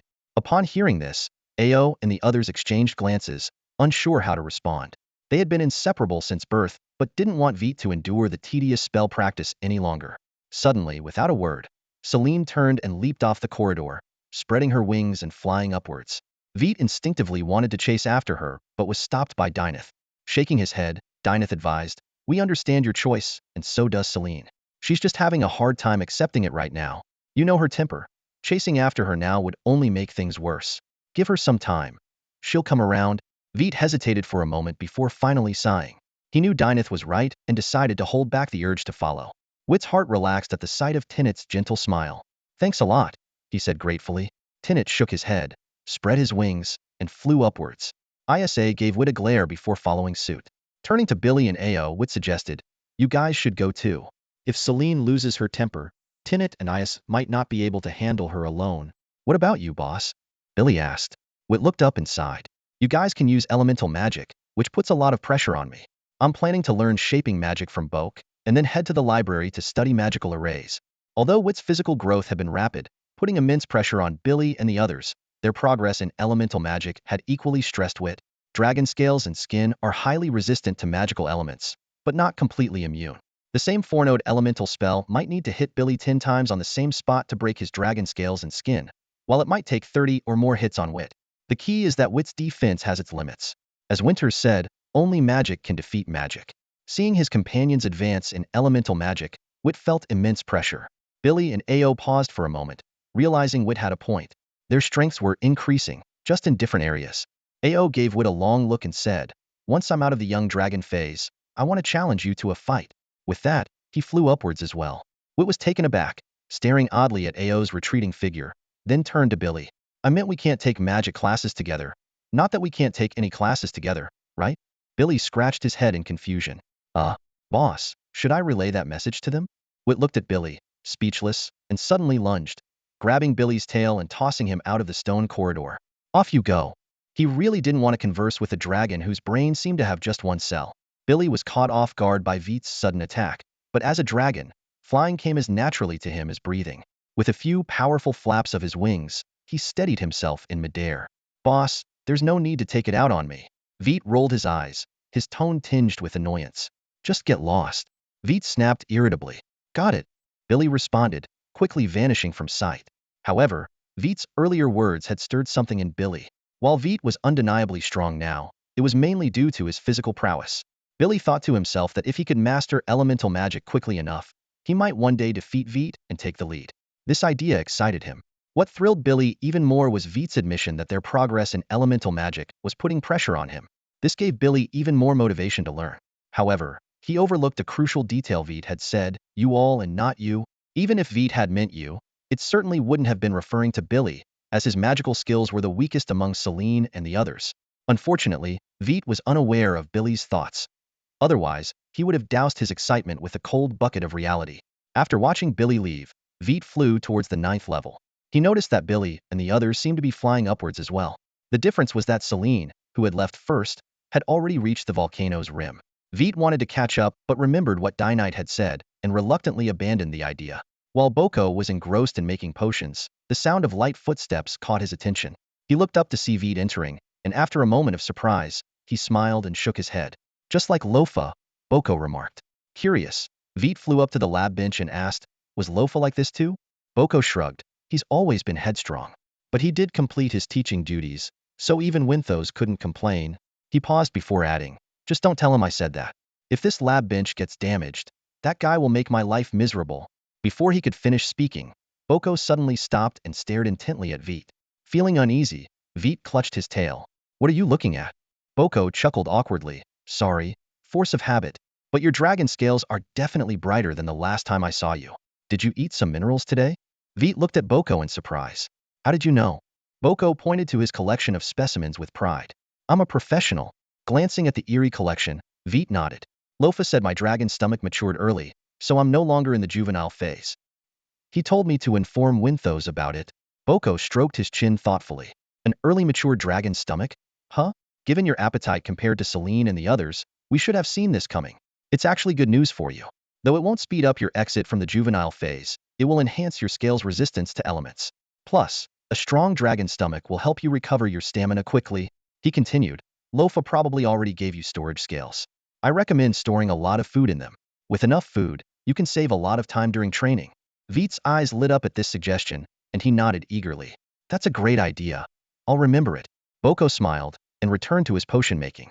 Veit, seeing this, flew down from the lab bench to an empty spot nearby and resumed practicing his shaping magic. He first went through his sharpness spells, practicing from his claws to his horns and teeth. Then, Veit once again picked up his tail. Remembering his previous failed attempts at casting the fortify spell, he resolved to succeed today. With this determination, Veit extended a claw and touched a scale on his tail. Fortify, he whispered. And then, it exploded again. Despite this, Veit was unfazed, having grown accustomed to such setbacks. Veit wiped the soot off his face, undeterred, and continued selecting the next scale. However, he soon noticed something unusual. The explosive power of the scales seemed significantly reduced. He suddenly realized that it wasn't the explosive power that had weakened. It was the scale's defense that had strengthened. This discovery excited Veit immensely. He turned to Boko and asked eagerly, Boko, do you have any metal ores in your lab? Boko nodded thoughtfully. I do. I see where you're going with this, but... He hesitated. Are you sure you want to do this? Haven't you noticed any other changes in your body besides the scales becoming shinier and tougher? Veit paused, feeling his body carefully. Now that you mention it, something does feel off. When I flew up earlier, it felt unusually strenuous. Boko gave a knowing smile. Of course it was. Enhancing dragon scales defense by ingesting metal ores is a shared ability of both metal dragons and crystal dragons. The principle is simple. Transferring the metal elements from the ores to the scales, effectively coating each scale with a layer of metal. 1 or 2 scales might not make a difference, but considering the number of scales on your entire body, it's quite significant. He continued, the downside of using metal ores to strengthen dragon scales is a noticeable increase in weight. For ordinary dragons, this doesn't matter much since they rely primarily on magic for flight. But you're different, so you need to balance between speed and defense. At least in the short term, this is a serious consideration. Boko paused and added, don't forget, you haven't yet tackled the acceleration spell out of the 3 shaping spells. If your body becomes too heavy, it could hinder your learning of that spell. And until you master Fortify, I won't let you attempt acceleration lightly. The sudden increase in speed could make you lose control of your body, or even break your neck. I'm not joking. The acceleration spell is far more dangerous than you think. After hearing Boko's words, Veit fell into deep thought. A moment later, he silently hugged his tail and continued focusing on his practice. Seeing Veit's reaction, a hint of approving smile flashed in Boko's eyes. He greatly appreciated Veit's ability to discern right from wrong and make thoughtful choices. Even more commendable was Veit's willingness to heed advice. In Boko's opinion, this was the most crucial quality. Boko's voice interrupted Veit's magic practice. All right, Veit, it's been a magic hour. Take a break. Last time you left, you were so exhausted you could barely walk. Veit stopped and looked at Boko. The alchemist was carefully setting down a potion, his expression full of concern. Veit didn't argue. knowing that time held little meaning for him. After all, he had once woken up to find a whole year had passed. As he paused, Veit noticed his progress. His dragon scales had become tougher, his mastery of magic had improved, and the explosion's power had significantly diminished. At that moment, a large glob of light green, viscous liquid enveloped his tail, bringing a refreshing coolness. Veit glanced up at Boke, about to thank him, but was taken aback. Before him appeared a massive slab of cooked meat, twice the size of his body, exuding the unique aroma of buslong beast meat. Boke smiled and explained, "This is for you. Seeing your determination, I knew you'd be practicing magic here for a long time. Practicing doesn't just drain your elemental and mental energy, it also exhausts your physical strength. Since you're still in your young dragon phase, you can't take potions to replenish elemental and mental energy, but restoring physical strength is simple." Feeling touched, Veit gave Boke a grateful look and began devouring the meat. As his strength gradually returned, he couldn't help but admire Boke's thoughtfulness. After resting for a few minutes, Veit resumed his practice. However, less than half a magic hour later, he had to stop again. Although his physical strength had recovered and his mental energy was holding up, the elemental power stored in his dragon crystal, including water elements, was depleted. Thinking about the water elements, Veit recalled his childish attempt to hide his dual breath when he was born. In reality, both Boke's blood tests and the keen senses of Winters and the others had long detected the presence of water elements in him. Notably, Veit's water element breath wasn't high-pressure water or boiling steam but a 0-degree cold stream. Among the 3 types of silver dragon breath, it was the most controllable, unlike the blazing white breath, which could be used at will. With his elements exhausted, Veit received some simple treatment from Boke before flying to the 8th floor library. He struggled to pull down the book, The Ins and Outs of Magic Circles. His teacher had reminded him that learning about magic circles required extensive explosive practice, filling Veit with both anticipation and anxiety about the formal lessons starting tomorrow.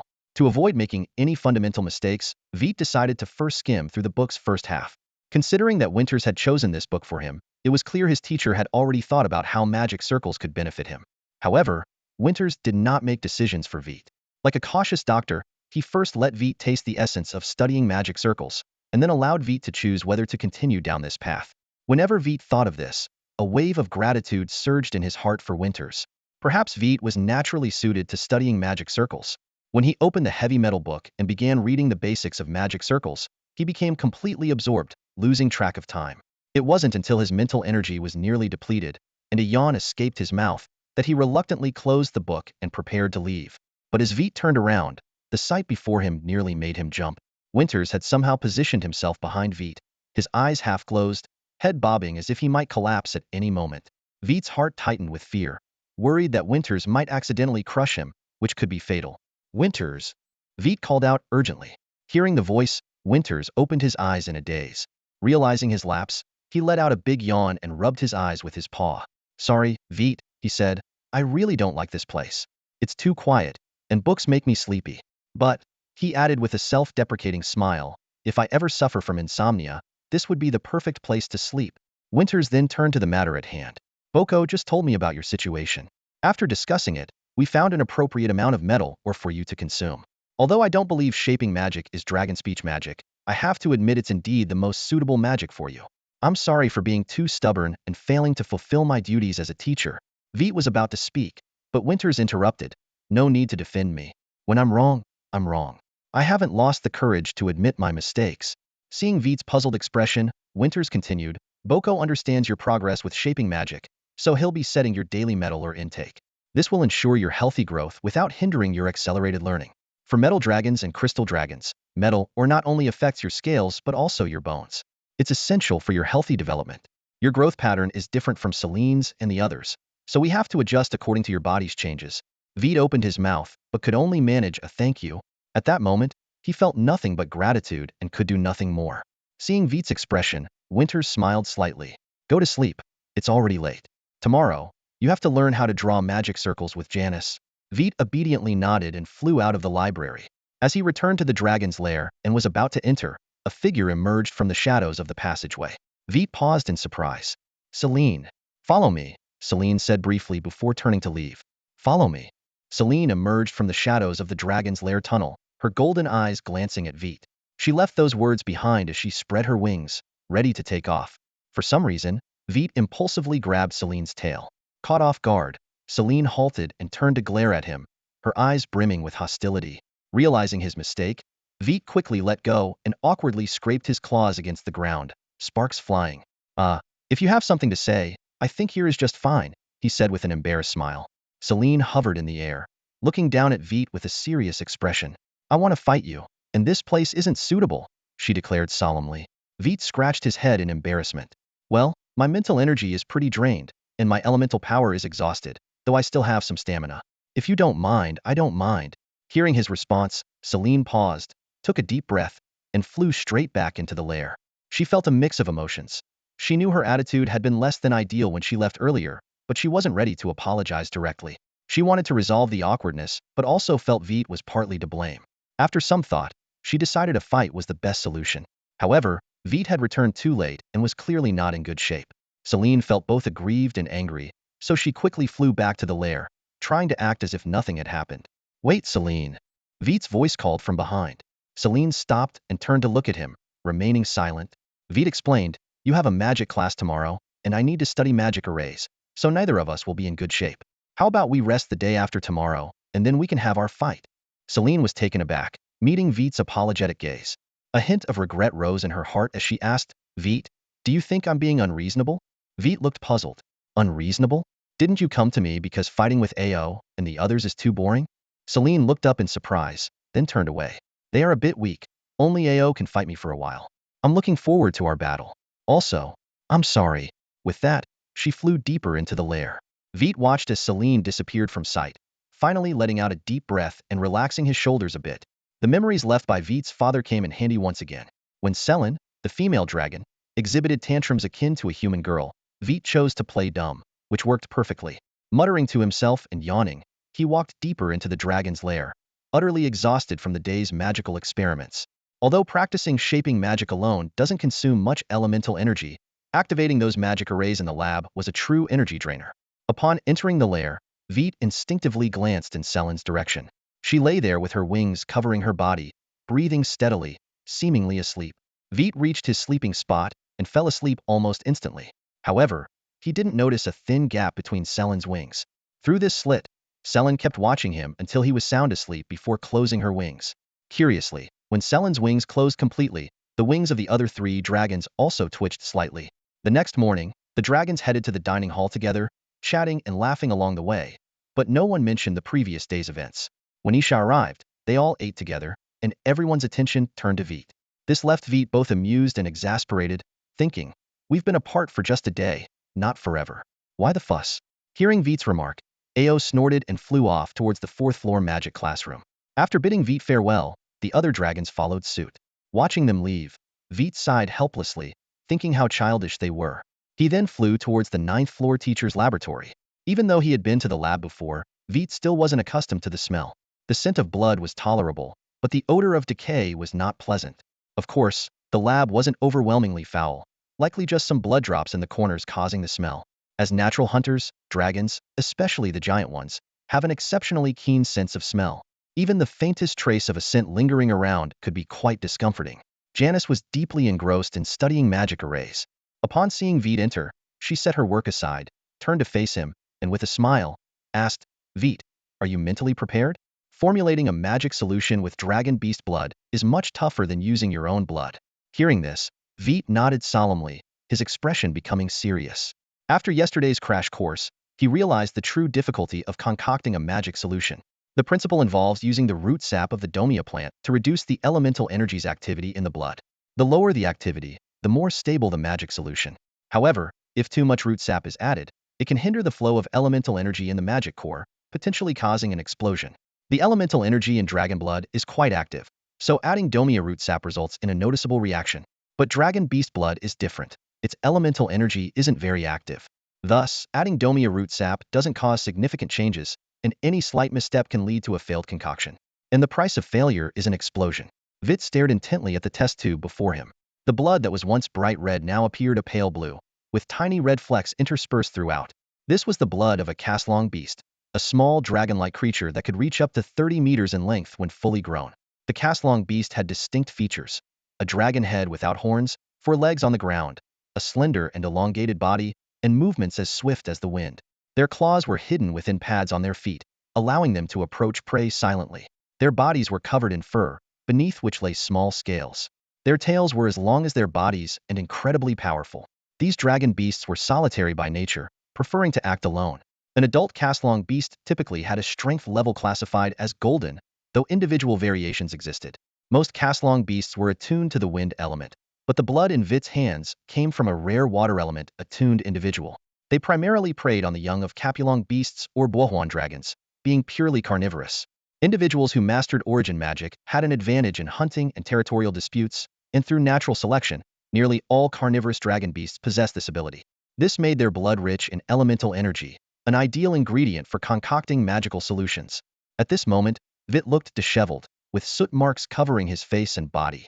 This was his nth attempt at creating a magical solution, with every previous test ending in an explosion. He recalled his last magic circle class, where he had been exceptionally careful to conserve bilious blood and succeeded on his first try. This time, he thought he had been even more cautious when adding the root juice of domia, yet he kept failing. After each explosion, Veit would sneak a glance at his teacher, worried that his clumsiness would disappoint him. Yet, his teacher's gaze remained encouraging, which only made Veit more anxious, fearing he would let his teacher down. With his claw holding the test tube trembling slightly, Veit took a deep breath and carefully added the last drop of domia flower root juice. However, his nervousness caused him to add an extra drop. The final trace of red in the solution vanished, but Veit couldn't feel happy, fearing that this mistake would lead to another failure. Despite his concerns, he continued with the test. Suddenly, with a loud bang, the scale used for the test exploded, landing on his head. Though uninjured, this failure left Veit frozen in place, still holding the test tube. The test tube rolled off the workbench, and Veit dropped his claw in dejection. He turned to look at his teacher, who was studying a magic circle, and was just about to say, "Teacher, maybe I'm not cut out for this," when his pupils suddenly contracted. A blinding flash of fire filled his vision, and he saw his teacher quickly extend a claw, shielding him from the blast. Boom! A deafening explosion echoed through the lab, instantly engulfing the room in blinding firelight. Despite his teacher's protection, Veit was violently thrown back by the shockwave. He rolled on the ground a few times before coming to a halt. Dazed and disoriented, Veit sat up, only to see the protective magic circle around the storage shelves by the lab wall slowly dimming. The ringing in his ears was unbearable, and he shook his head vigorously, trying to alleviate the discomfort. Janice awkwardly scratched his head and offered a sheepish smile. Haha, it exploded. Veit stared at Janice in shock, his heart still pounding with fear. Though he hadn't been directly touched by the terrifying flames, the imminent sense of death had seared itself into his mind.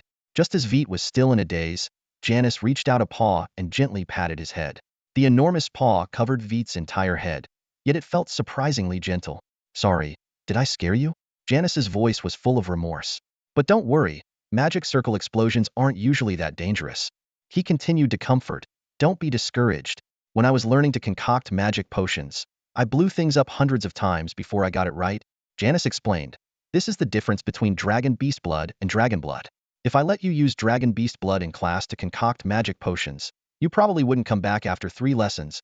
His tone suddenly became enthusiastic. As for the explosion, the art of magic circles is all about the explosion. The more powerful the explosion, the more successful your magic circle is. Janice continued with gentle guidance. A magic circle is a new way of communicating with elemental forces, and the knowledge within is vast and profound. Even 10 or 100 years might not be enough to grasp its mysteries. Take your time, Veit. These words filled Veit with a sense of shame. He had promised himself to uncover the secrets of magic through magic circles, yet he wanted to give up at the very first step. The gentle touch on his head made him relax involuntarily. Of course, this was just Veit's perception. To others, Janice's head patting looked like an adult pressing a finger on a beetle's head. What would he do next? Continue patting, or press down? Veit watched Janice as he struggled to clean up the mess on the experiment table caused by the explosion, a wave of gratitude washing over him. He thought to himself. His teacher had independently developed low-level magic circles, overturning the belief that such circles didn't exist. How could it be a coincidence that his teacher's magic circle exploded just when he was feeling down about the potion explosion? With this realization, Veit steadied himself and began to clean up his own mess. He silently encouraged himself. What's a little explosion? What's a few failures? His teacher had gone to such lengths for him. Giving up now would truly betray his expectations. After an astonishing display of determination, Veit finally succeeded despite enduring over 20 explosions in the process. As he gazed at the pale blue solution in the test tube, a sinister grin spread across his soot-blackened face. His mouth, full of sharp teeth, couldn't quite manage a friendly expression, but his joy was unmistakable. Janice, seeing Veit successfully create the magical solution, also smiled with satisfaction. She had taken him on as a student not just because of his determination, but because his personality and approach to tasks were ideal for drawing magical arrays. As a knowledge bearer, Veit showed promising potential. Time proved Janice's choice to be right. Veit possessed all the qualities needed for drawing magical arrays: patience to endure repetitive and tedious work, a meticulous and down-to-earth attitude, and an unyielding perseverance. The more Janice observed her student, the more she liked him. She approvingly said, "Well done. Your talent in this area is far better than I anticipated. Now that you've successfully concocted it, continue working to fill it up before nightfall." With that, Janice handed Veit a small jar.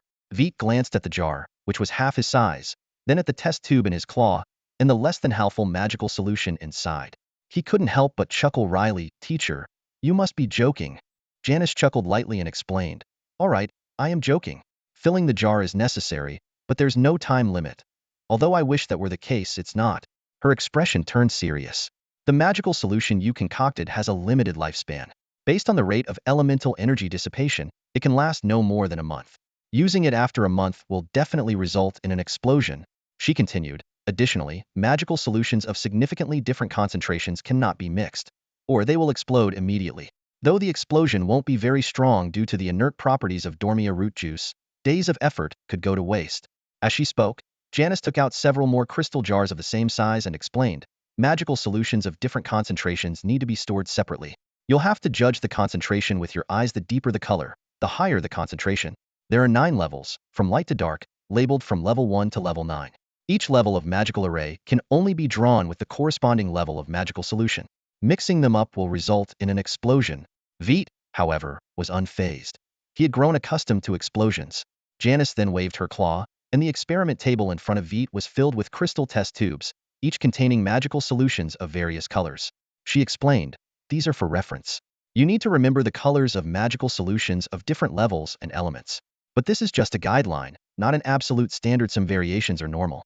Also, we only have magical solutions from level 1 to level 7 here. Level 8 corresponds to legendary strength, and I, being only a legend, cannot obtain such rare materials, let alone those at mythic levels." Veit suddenly understood why the number of test tubes didn't add up to 9. But he quickly noticed that there weren't fewer tubes. In fact, there were more. And the overall colors of the magical solutions weren't 8 but 9. Pointing to 5 tubes of silvery white magical solution, he asked, "Teacher, what are these?" Following Veit's gaze, Janice's eyes lit up with a hint of realization. Janice pulled out a bottle of clear liquid, sparking Veit's curiosity. "This is spatial magic solution," Janice explained. "During the last Grand Dragon Feast, a dragon proposed adding the space element to the 8 elements, making it the 9th. But the proposal was ultimately rejected." Veit listened intently as Janice continued, "Space doesn't possess the representative qualities of an element. Every dragon that reaches the legendary realm might master space magic, but that falls under the domain of rules and laws, not elements." Veit nodded thoughtfully. Janice added, "Even though I've created the spatial magic solution, it doesn't prove that space is an element." Suddenly, Veit remembered something. "Dean Wentz never mentioned any of this." Janice smiled. "Wentz is a traditionalist. She wouldn't bring it up. But Boko probably told you a bit, right?" Veit's eyes lit up in realization. Janice went on, "Unfortunately, there are still too few dragons and beasts with spatial powers. Higher-grade spatial magic solutions can be dangerous. I'll give you some when you're stronger." Veit picked up his own water element magic solution and compared it to his teacher's Tier 1 water element magic solution. Janice observed and said softly, "Yours has a lower concentration, but it's still a Tier 1 magic solution. It's enough to power a Tier 1 magic array, though its potency is lower." "Put them away and try to memorize it," Janice suggested. Veit nodded in agreement and began tidying up the test tubes and crystal jars on the lab table. Just as he was about to pour the magic solution into the remaining crystal jar, Janice suddenly asked, "Do you want to try drawing a magic array yourself?" Janice pulled out a massive metal book and explained, "This is a gift for you. It contains all the magic arrays and related knowledge I know. It's not finished yet, so you'll have to wait a bit longer." Veit flew over to the book, excitedly examining the engraved water sphere magic array. "Can I really try it?" he asked eagerly. "Of course you can," Janice confirmed, then added mischievously, "Worst case, it just explodes." Veit's expression froze, his face full of worry. Veit curiously examined the dragon scale in his hand, which was larger than his face. He lightly scratched it with his claw, causing a shower of sparks but leaving no mark at all on the scale. "Teacher, this thing is incredibly tough," Veit exclaimed. Are you sure you want me to draw a magic circle on it? Meanwhile, Janice was rummaging through the cluttered workbench, searching for something. Despite the powerful explosion earlier, most of the equipment remained intact due to years of exposure to magical detonations, and the fact that much of it was specially reinforced. Without looking up, Janice responded to Veit's comment, the stronger the material, the better for holding a magic circle. Ah, found it! She exclaimed as she placed a pin-like object in front of Veit. Don't lose this. These are custom-made for your size, and we haven't ordered new ones in years. The stock is limited, and we need to get Lofa to make more. Veit picked up the pin and instinctively held it in a familiar grip. Despite being slightly thicker, it felt surprisingly comfortable. Have you used one of these before? Janice asked, astonished. Veit scratched his head and replied, I remember something similar. What is this exactly? This is an enchantment pin, designed specifically for drawing magic circles, Janice explained. What you have is a special version for young dragons. It may look like a simple stick, but it's quite intricate. She walked over to a shelf and picked up an object Veit had always thought was a pillar. Holding it in a similar manner to Veit, Janice revealed that this pin was much thicker than Veit's waist. This is my usual enchantment pin, Janice demonstrated. From this, you can see the structure of an enchantment pin clearly. It consists of 3 parts: the tip, the body, and the tail.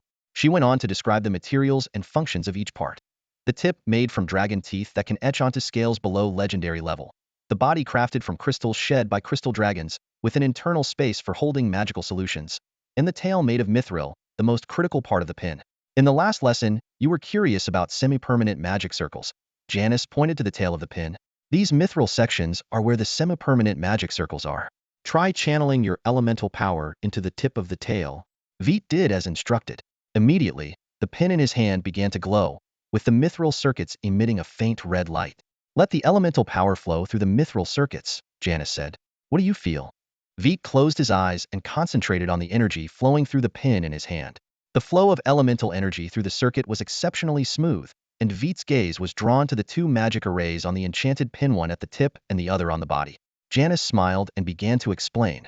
This is the brilliance of the mithril magic circuit.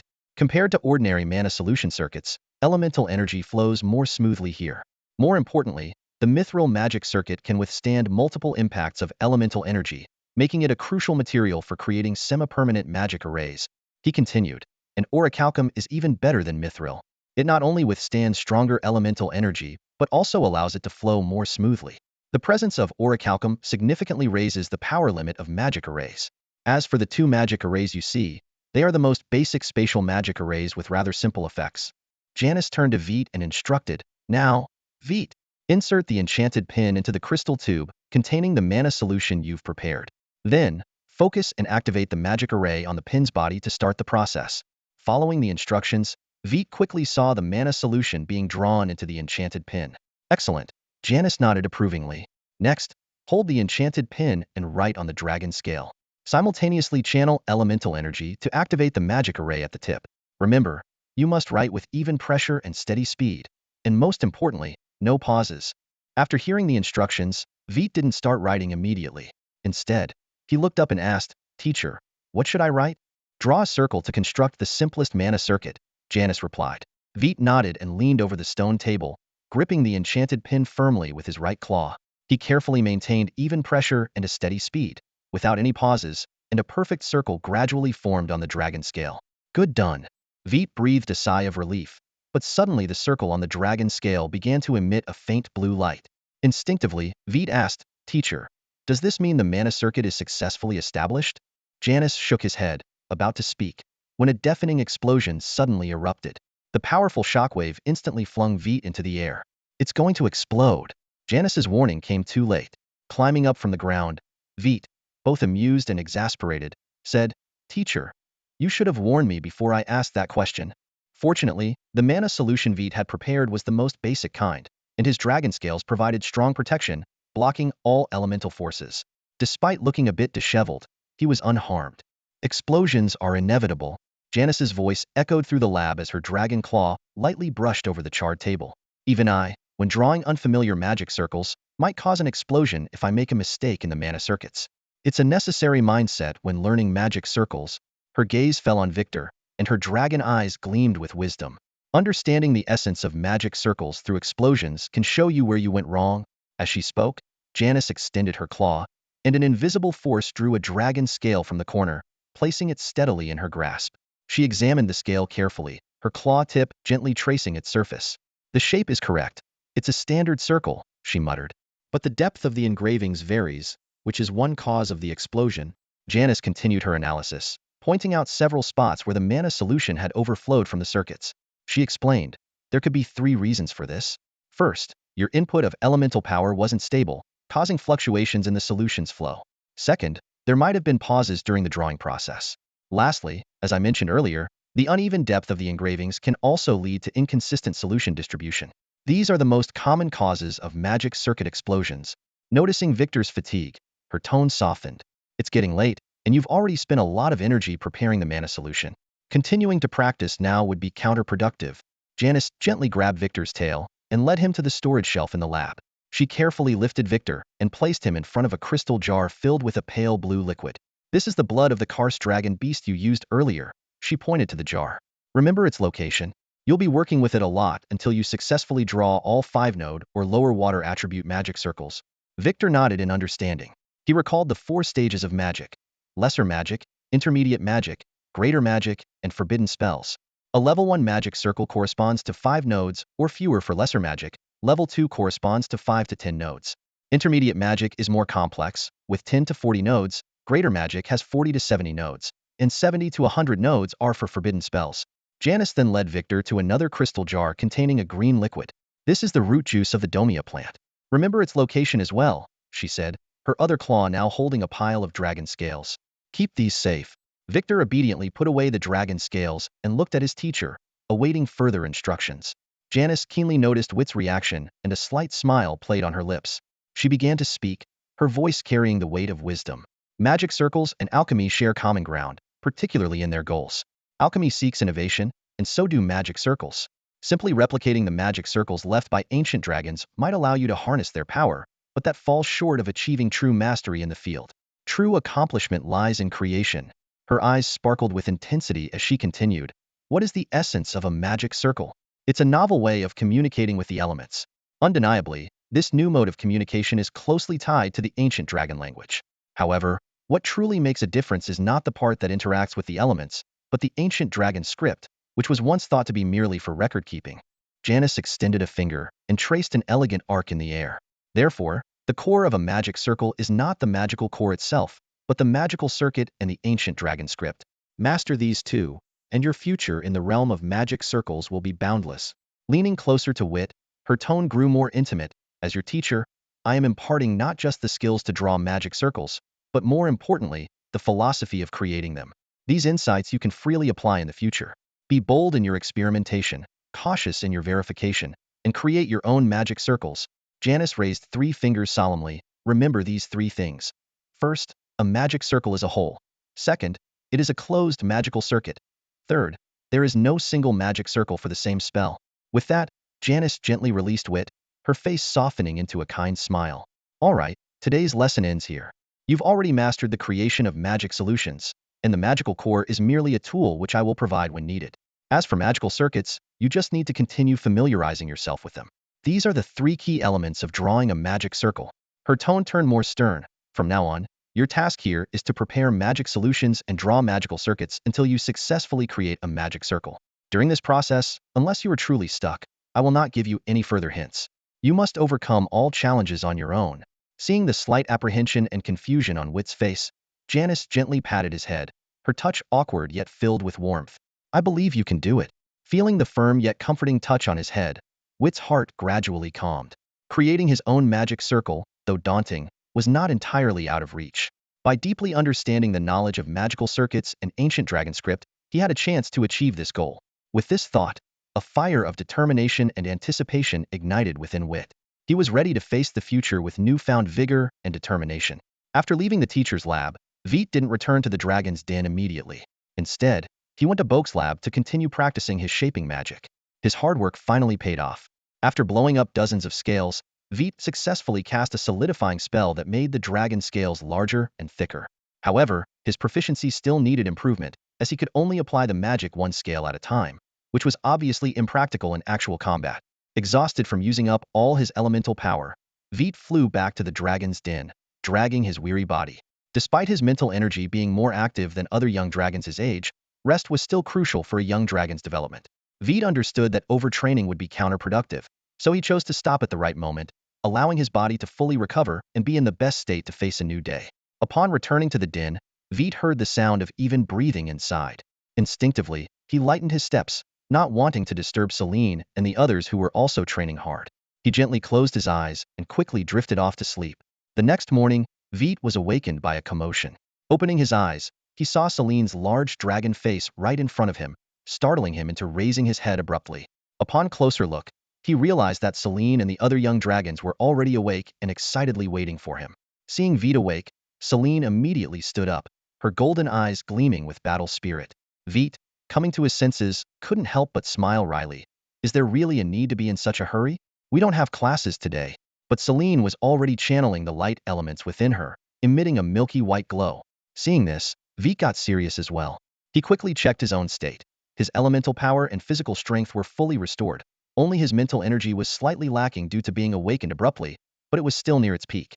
Both dragons were eager for the battle, and Veit was equally curious to see how strong he had become. Considering the space constraints, Veit suggested they fight outside. He explained, "I'm bigger than you. The dragon's den is large, but the rock walls will hinder your performance, especially in flight. Let's go outside the academy, where there are no obstacles, so you can give it your all." Celine nodded in agreement and immediately flew out, with Veit following closely behind. Billy and the other young dragons exchanged glances and hurried to catch up. They happened to run into Isha, who was looking for them. Upon learning about Veit and Celine's duel, she joined the group of spectators without hesitation. The volcano where the Dragon Academy was located was massive, and the area of the caldera was large enough to serve as a battlefield for the two dragons. Veit and Celine stood 300 meters apart. Celine was surrounded by a milky white glow, with light elements actively swirling around her. Veit showed no obvious elemental fluctuations, but his 4 claws gripped the ground firmly, and his muscles bulged, making him appear even more imposing. The other 4 dragons stood at a distance, watching the two in the arena with excitement and curiosity. Suddenly, Veit moved. His wings were pressed tightly against his back, and his limbs moved swiftly and nimbly, each step kicking up small stones. His head was held low and steady, despite the uneven terrain, as he charged towards Celine. Veit's eyes locked onto Celine like a hawk's, while his body moved swiftly like a serpent. The moment he sprang into action, Celine also made her move. Unlike Veit's ground charge, Celine spread her wings in an instant, releasing a burst of milky white light as her massive form soared upward. However, the preparation for flight was more cumbersome than running, and Celine's initial speed didn't give her an advantage. Seeing Veit rapidly closing in, Celine knew that if she didn't act, she wouldn't escape his attack range in time. Light shadow, Celine muttered under her breath. Veit had been watching Celine's lips intently and immediately realized she was casting an unfamiliar spell. This didn't surprise him. Since Celine dared to challenge him despite their size difference, she must have prepared some new tricks. Using familiar magic would only risk being countered by Veit. Although he didn't know the spell's effect, Veit didn't slow his pace. At their current level, neither could cast mid-level magic, and the power of low-level magic was something he could ignore once or twice. As Veit calculated this, Celine's spell completed. A sudden burst of intense light erupted from her, causing even Veit to involuntarily close his eyes for a moment. Fortunately, by then, he was already close to Celine. He leaped upward with his eyes shut, wings snapping open. Accelerated, Veit's takeoff speed was more than twice that of Celine's. According to Veit's calculations, Celine would have ascended no more than 100 meters, well within his attack range. However, when he opened his eyes, his pupils constricted in shock. She was gone. Turning his head, he saw only a lingering white light where she had been, while Celine was now several dozen meters above that spot, still rapidly ascending. As Veit looked back at her, Celine grinned, revealing 2 rows of sharp, gleaming teeth. It turned out to be a low-level light attribute spell called Light Shadow, a 5-note spell. It had no offensive power but allowed the caster to move a short distance at twice their current speed while emitting a burst of light. In the first round, Veit's calculations failed, and Celine successfully took to the skies, gaining a slight advantage. Seeing Celine baring her teeth at him, Veit's internal alarm bells went off. He knew all too well that Celine never made unnecessary moves. Sure enough, beams of white light began to leak from her slightly open mouth. Celine was about to unleash her most powerful spell at this stage, Photon Breath. Among all dragon breaths, this one was the fastest, both in preparation and release. Just as Veit realized the danger, Celine's mouth opened fully. A blinding flash of white light shot out, and Veit's back started to smoke as he plummeted straight down. Selene, however, remained unfazed and continued to ascend higher into the sky. Her lips began to move as she chanted a new spell. She knew Veit's dragon scales had formidable defensive capabilities. This attack might injure him, but it wouldn't be enough to take him out of the fight. Indeed, when the smoke cleared, Veit's back was completely unscathed. He had fallen only because the impact of the photon breath had hit the base of his wings, causing him to momentarily lose control. Quickly, Veit regained his composure and control of his wings, rising once more and keeping a wary eye on Selene. Dragons are natural-born hunters, and the combat scenes from their inherited memories make it easy for them to find ways to fight. Veit also had these memories, but Winterth had forbidden him from using them against his fellow dragon nestmates, especially the incredibly powerful blazing white breath. According to his father, it was strong enough to pierce through space beasts larger than stars. But in this sparring session, Veit couldn't use it, and he wasn't yet strong enough to wield such power anyway. So, he had to figure out his own way to fight. His strategy was simple: charge. As long as he could get close, he had a chance. With this thought in mind, Veit circled around Selene, looking for an opportunity to get close. Suddenly, a flash of white light enveloped Selene, and the concentration of light elements around her intensified. Veit didn't know what spell this was, but he guessed it must be some kind of enhancement. Realizing this, his expression darkened. Selene never missed a chance to make the most advantageous move. To stop Selene from further strengthening herself, Veit quickly closed the distance, trying to force her to expose a weakness. However, just as he was about to get close, he suddenly halted. He had keenly sensed an unusual concentration of light elements around him. Light prison. Selene's voice suddenly rang out, the last two words spoken in ancient dragon language. Another light element spell Veit had never heard of. As Veit prepared to retreat, tiny spots of light appeared around him. These spots rapidly connected, forming a light prison that trapped him inside. Instinctively, Veit spread his wings with all his might, attempting to break free by sheer force. To his surprise, he couldn't immediately escape. He struggled against the light prison for a few seconds before finally breaking it. This brief moment was enough for Selene to fly behind him. Another flash of white light, and once again, photon breath made intimate contact with the same spot on Veit. As expected, Victor lost his balance once again. Selene didn't get carried away with her success. She knew that 2 breath attacks were far from enough to break through Victor's scale defense. Even though she could land multiple successful hits, a single close encounter with Victor could turn the tide of the battle. Victor managed to steady himself, glaring at the rapidly retreating Selene with burning rage in his heart. At this moment, a faint pain began to radiate from his back. By his calculations, he could endure no more than 3 additional attacks before the scales on his back would be breached. The 4th attack would strip his skin of its elemental resistance. After that, even with his formidable physique, he could withstand no more than 2 more breath attacks. In short, if Selene unleashed 7 more breath attacks of the same caliber, he would lose this duel. However, the situation was more dire than it appeared. 2 more attacks would injure his wings, drastically reducing his flight speed and agility. 1 more hit after that would completely rob him of his ability to fly. Of course, all of this assumed that Victor had no other means of countering. Fortify, fortify, fortify, Victor chanted under his breath, and the scales on his back and wings visibly thickened and expanded. Selene kept a close eye on Victor's movements, noticing his lips starting to move. A magic incantation, she quickly analyzed. Victor couldn't use elemental magic, and mental magic relied on reacting to an opponent's actions, which he wasn't currently casting. Therefore, Victor must be using shaping magic. Realizing this, Selene immediately scanned Victor's claws. No change. This meant Victor had mastered another type of shaping magic fortification. She knew exactly which areas Victor would choose to strengthen. Getting close to stop him was impossible. The size difference was too great, and close proximity would result in instant defeat. The only option was a war of attrition. With this in mind, Selene began chanting another spell. Light Element 7-Node Restoration Magic Dawn. This spell had a single effect, continuously restoring her light element. Thus, the critical moment of this battle shifted from elemental reserves to the expenditure of mental energy. On the other side, Victor stopped after fortifying the scales on his back and wing roots. Shaping magic continuously consumed elemental energy, and over-fortifying too many scales at once would deplete his internal reserves. It was time to launch the next wave of attack. Victor looked up at Selene in the sky, noticing that the light elements around her had grown denser. He couldn't help but twitch his lips. She really never missed an opportunity.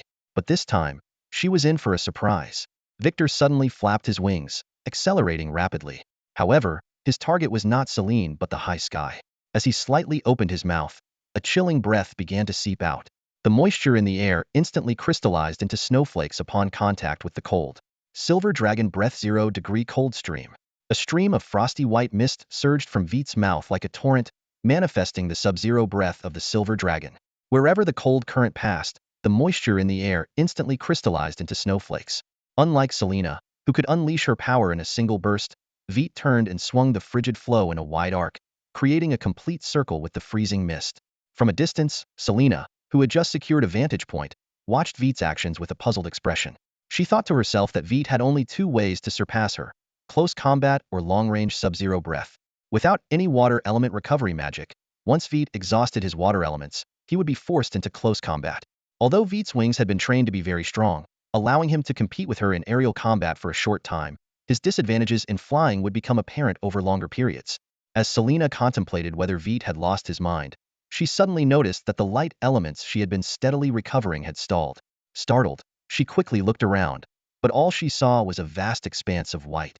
Large snowflakes drifted down from the sky, and Veit's figure became an indistinct silhouette in the snowstorm. Though his silvery body couldn't blend in entirely like a white dragon's, it was still difficult to pinpoint. Selena was baffled, unable to understand where this sudden snowfall had come from. She had never heard of a silver dragon's sub-zero breath causing snow. Despite her confusion, she didn't forget that they were still in the midst of battle. She realized that in this snowy landscape, her creamy white body would be better camouflaged compared to the metallic sheen of the silver dragon. Spreading her wings, Selena flapped them slowly, suppressing most of her elemental power. She knew that Veit relied on his physical sight for flying, and to locate him, she would have to remain visually undetectable. Using elemental power would only give away her position. Silently, she flew in a chosen direction through the snow. She guessed that the range of snow Veit created wouldn't be too large, and that it wasn't a magical effect. In this situation, Selena couldn't easily use magic, and with the sun obscured by the snow, her ability to recover elemental power through light was also ineffective. Therefore, she needed to escape the snow-covered area as quickly as possible. However, Veit did not search for her tracks within the snowstorm as Selena had expected. Instead, he hovered high above the snow-covered region, where he could spot and attack Selena the moment she emerged. Veit thought to himself that this snowstorm was his deliberate doing. Desadro, located by the Moonshadow River, had naturally humid air, making it easy for a sudden cold front to trigger snowfall. Although the snow wouldn't last long and the sun would soon disperse the cold, Selena couldn't afford to wait that long. To avoid being exposed in the snow, Selena would have to suppress her elemental power. Without the aid of elemental power, Selena's flying ability might only be slightly better than that of a newly hatched dragon, and her wings would struggle to support her massive body. Therefore, Selena would inevitably try to leave the snow-covered area. With this in mind, Veit slightly opened his mouth, preparing another sub-zero breath, but this time he kept it deep in his throat to avoid detection by Selena. As time ticked by, Veit waited patiently for the perfect moment to strike. Suddenly, after a violent surge of light energy, Selene burst out from the snow. Her eyes scanned the surroundings urgently, searching for Veiter. When she spotted Veiter high in the sky, her heart skipped a beat. In that instant, Veiter opened his mouth, unleashing a long-awaited zero-degree cold wave like a torrent. Selene had no choice but to counter with her light atomic breath. This was the first clash of breaths since the battle began. The zero-degree cold wave surged forward with unstoppable force. Although the light atomic breath was quick to follow, it only held for a moment before being dispersed. The remaining cold wave continued in its trajectory, but Selene was no longer there.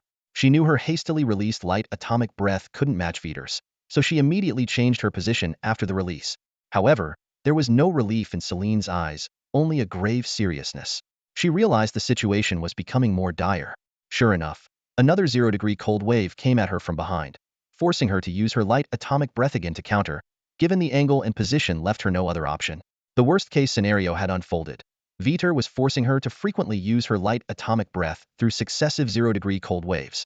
If she didn't counter with her breath, the cold waves would affect her flight, making it harder to evade subsequent attacks. But by continuously using her light atomic breath, her elemental energy would soon be exhausted, potentially forcing her to surrender. Worse still, only the light atomic breath could penetrate Veiter's tough dragon-scale defense. Despite her growing anxiety, Selene could only try to evade Veiter's pursuit, while continually releasing her light atomic breath to fend off the zero-degree cold waves. The two dragons showcased extraordinary flight skills in the sky, creating a true elemental storm with their powerful breath collisions. For the onlookers like Billy, it was undoubtedly a visual feast. The battles in the Academy Square were far less intense by comparison. There, the dragons had to move within a limited space and be careful not to harm others. But here, Selene and Veiter could unleash their breaths without restraint, as long as their elemental energy held out. The battle-hungry AO and ISA watched with gleaming eyes, their desire evident. However, just as the fight reached its peak, Selene and Veter suddenly stopped. Selene habitually used her light atomic breath to block Veter's 0-degree cold wave, but didn't hear the expected explosion. Turning back, she saw that Veter had ceased his attack. She froze for a moment, then realized that Veter's water elemental energy was depleted. Yet, this realization brought no joy of victory. Selene gave a wry smile, knowing her condition wasn't much better. She could only release her light atomic breath 2 more times at most, and even if Veter stood still, she couldn't secure a win. I've lost, Selene admitted to herself silently, and the battle came to an end. I lost, Selene whispered in frustration, but she quickly calmed down, admitting that the duel had been against her from the start. Reflecting on the entire battle, Selene realized she had been taking risks.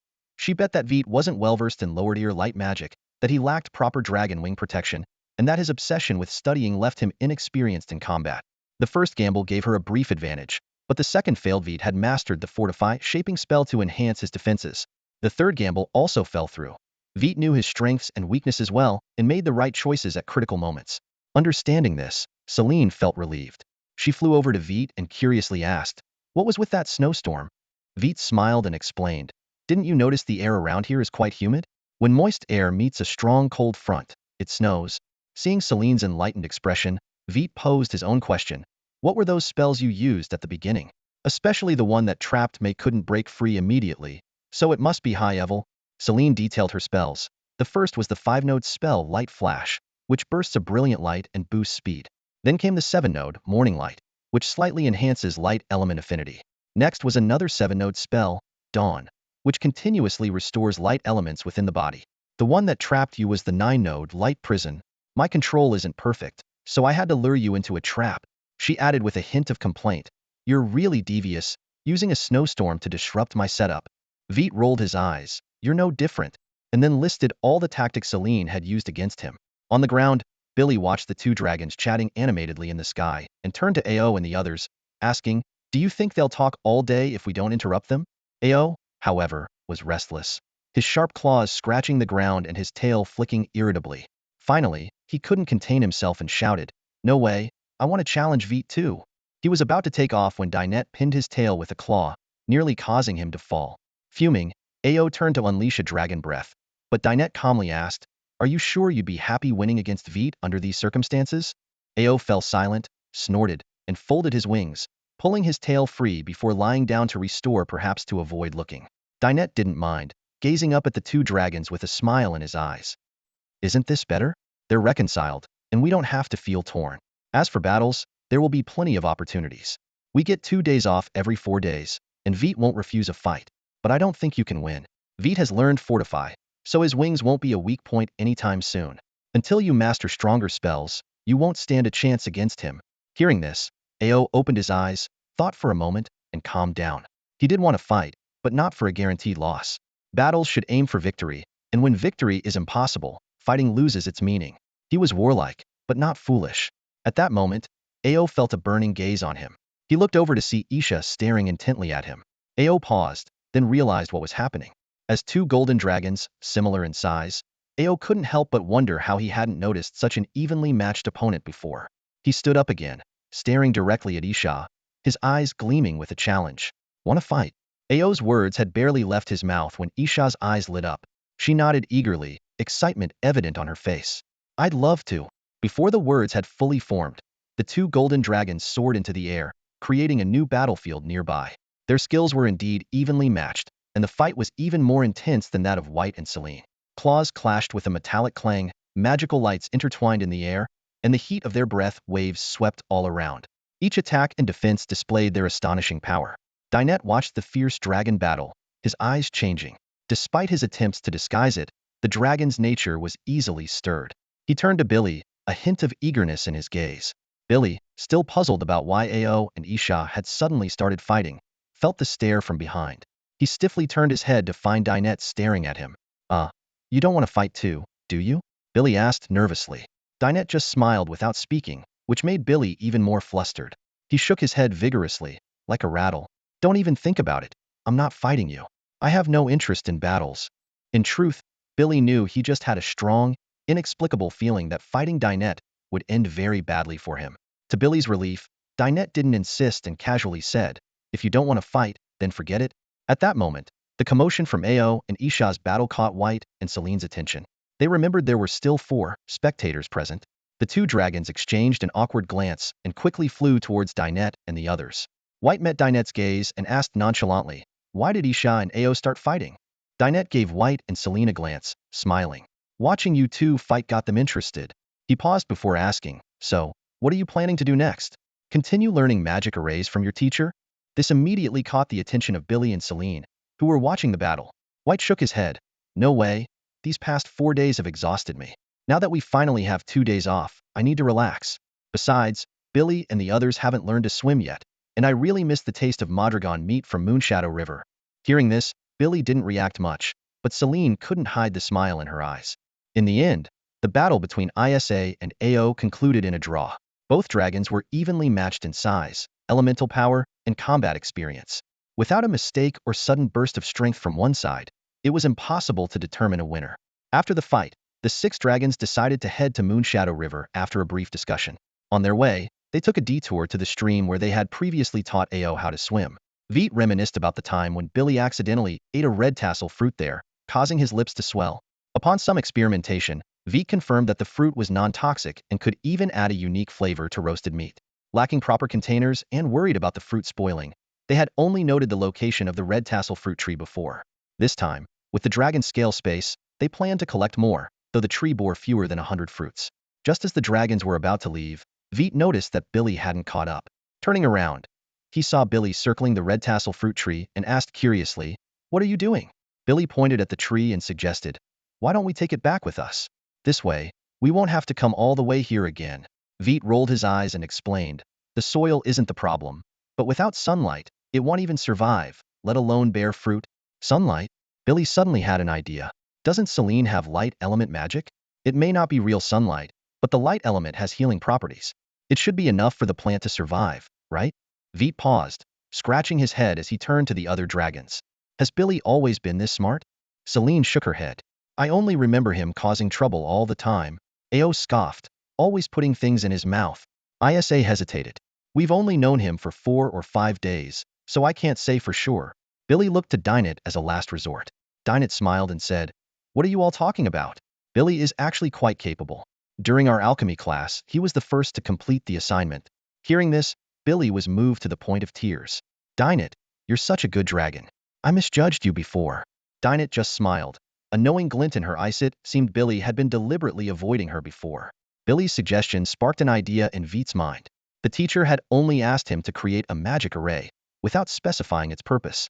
Growing a red tassel fruit tree inside the dragon's lair would be challenging, but not impossible for Veit. At the same time, he had new thoughts about combat magic. Reflecting on his battle with Celine, Veit realized the complexity of shaping magic, although this was partly due to his level of mastery. He understood that enhancing shaping magic differed from elemental magic. Elemental magic allowed for learning more powerful spells as one's mental strength and elemental reserves increased, but individual elemental spells had fixed power limits. For example, Fireball, Chain Fireball, and Explosive Fireball had fixed strengths, with enhancement relying mainly on the caster's ability. In contrast, improving shaping magic required repeated practice, primarily increasing its power rather than casting speed. Veit's mind was buzzing with ideas about the shaping magic circle. He recalled his teacher's silent casting technique demonstrated in class and was convinced that shaping magic could be enhanced through a magic circle. He believed it was only a matter of time before he found the right ancient dragon script to stabilize the shaping magic. This thought had lingered since his battle with Celine, and if not for considering his companion's feelings, he would have rushed back to the lab to research. At this moment, however, Veit was carefully digging up the red tassel fruit tree in front of Billy. His gaze shifted past Celine and landed on Dinette. Compared to Celine's light element, Dinette's natural element was evidently more suitable for the task at hand. Dinette understood immediately, flying over to Veit and pressing her paw, infused with natural elements, onto the tree's roots. As the elements flowed in, the red tassel fruit tree became increasingly vibrant. With the natural element's reinforcement, it wouldn't wither even if stored in the dragon scale space for weeks. After securing the tree, the group of dragons set off towards Moonshadow River. They didn't return to the academy until the following evening. During this time, Veit first completed the swimming techniques he hadn't finished teaching last time. While Billy still floundered on the water like a large moth, Celine and Ao were now able to move freely underwater. Next, Veit taught his companions the sharpness magic casting techniques he had developed. He explained that Boko had them practice cutting wood and stone boards to hone their control over sharpness magic. Veit had consistently practiced this and formed his own insights. By sharing these now, he hoped his companions would perform well in the upcoming potion class. Veit's foresight proved correct.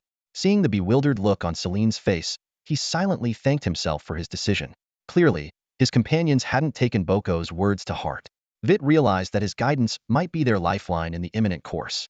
The past 2 days of vacation have been a roller coaster for Celine and the others. It started with thrilling battles that got their adrenaline pumping. Then came the fun and laughter from playing games. But soon, the pressure of studying hit them like a tidal wave, making their hearts sink. The first challenge was the swimming lessons.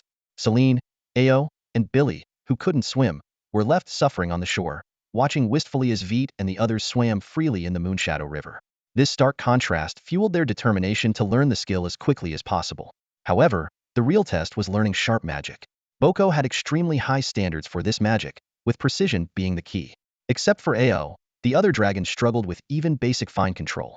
It wasn't a matter of capability, but rather their personalities. They simply lacked the patience for such meticulous work. Even Ao often failed by applying too much force. Faced with this situation, Veit had no choice but to make them practice repeatedly while he explained over and over again. Although this repetitive method wasn't the most efficient, any sign of progress made it worthwhile. Finally, when the dragons barely met the requirements, Veit let them off the hook. By this time, their 2-day vacation was nearly over. As the sun set, the dragons couldn't help but cast resentful glances at Veit. Veit rolled his eyes and reminded them that tomorrow was Boko's potion class. Despite their reluctance, the dragons had to admit that Veit's help had been invaluable. Without his supervision, it would have taken them 3 or 4 days to meet Boko's standards, even with continuous practice.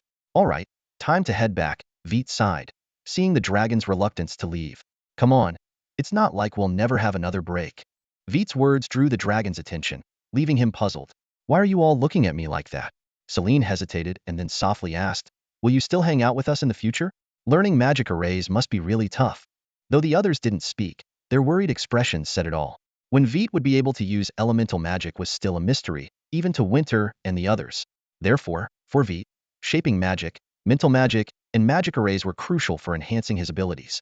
From the previous battle with Celine, it was clear that apart from 0-degree Coldstream, Veit had almost no other usable skills in combat. The young dragons might not realize this yet, but as they grew, the importance of magic would become increasingly apparent. If Veit continued to rely solely on 0-degree Coldstream, he would eventually be at a disadvantage in battles. Hence, the time during their youth was especially valuable for Veit. The dragons longed to grow and play with Veit, but didn't want to be obstacles on his path to improvement.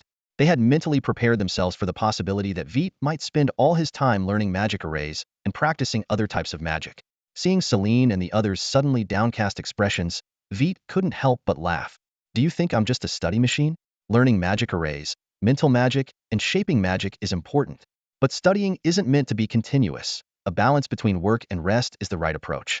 After 4 days of hard work, isn't it fair for me to take a 2-day break?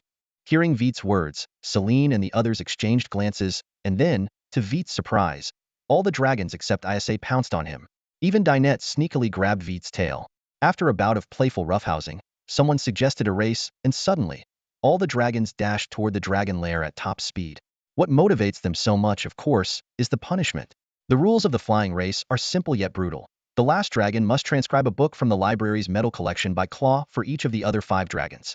This terrifying penalty is enough to make every participant give their all. Veit and the other dragons sped through the air, the sound of their wings echoing across the sky. Even the first-time participant, Isha, seeing the other dragons' desperate efforts, realized how dreadful the punishment was. She struggled to keep up with the group, her heart pounding. As the race ended, it was no surprise that Billy came in last once again. He hung his head, tears welling up in his eyes, while the other dragons breathed a sigh of relief. They dragged the tearful Billy to the cafeteria to fill their bellies before dispersing. Oh, and Billy flew down to the square to spar with the younger dragons. Celine and Dinette headed to the magic class to practice. Isha went home to rest. Veit, alone, once more flew towards Boke's laboratory. Inside the lab, the air was thick with the scent of potions. Boke was intently stirring a bubbling concoction. Hearing Veit land, he looked up with a smile. You look full of energy. Thinking about the past few days, Veit couldn't help but grin wickedly. The holiday was enjoyable, he said, his gaze falling on the potion in front of Boke. Is this an intermediate healing potion? Its life essence seems much stronger than what we used before, Boke shook his head. Not intermediate. It's an advanced healing potion. Veit stared curiously at the nearly finished potion and asked, "Is someone injured?" "No," Boke said, with a glint of amusement in his eyes. "It's for you." "For me?" Veit was momentarily taken aback. Boke explained, "During yesterday's battle, you had two noticeable highlights. One was the snowstorm created by your 0-degree cold stream, and the other was the reinforced dragon scales at the base of your wings." Veit asked in surprise, "You knew about that?" Boke pointed around them. "Not just me. Winters and the others saw it too. After all, you were fighting right above our heads. It was hard not to notice." Veit blushed, his eyes returning to the now bubbling potion. Boke continued, "Your fortification magic was impressive. I guess you'll soon come to learn acceleration magic. So I prepared this potion in advance.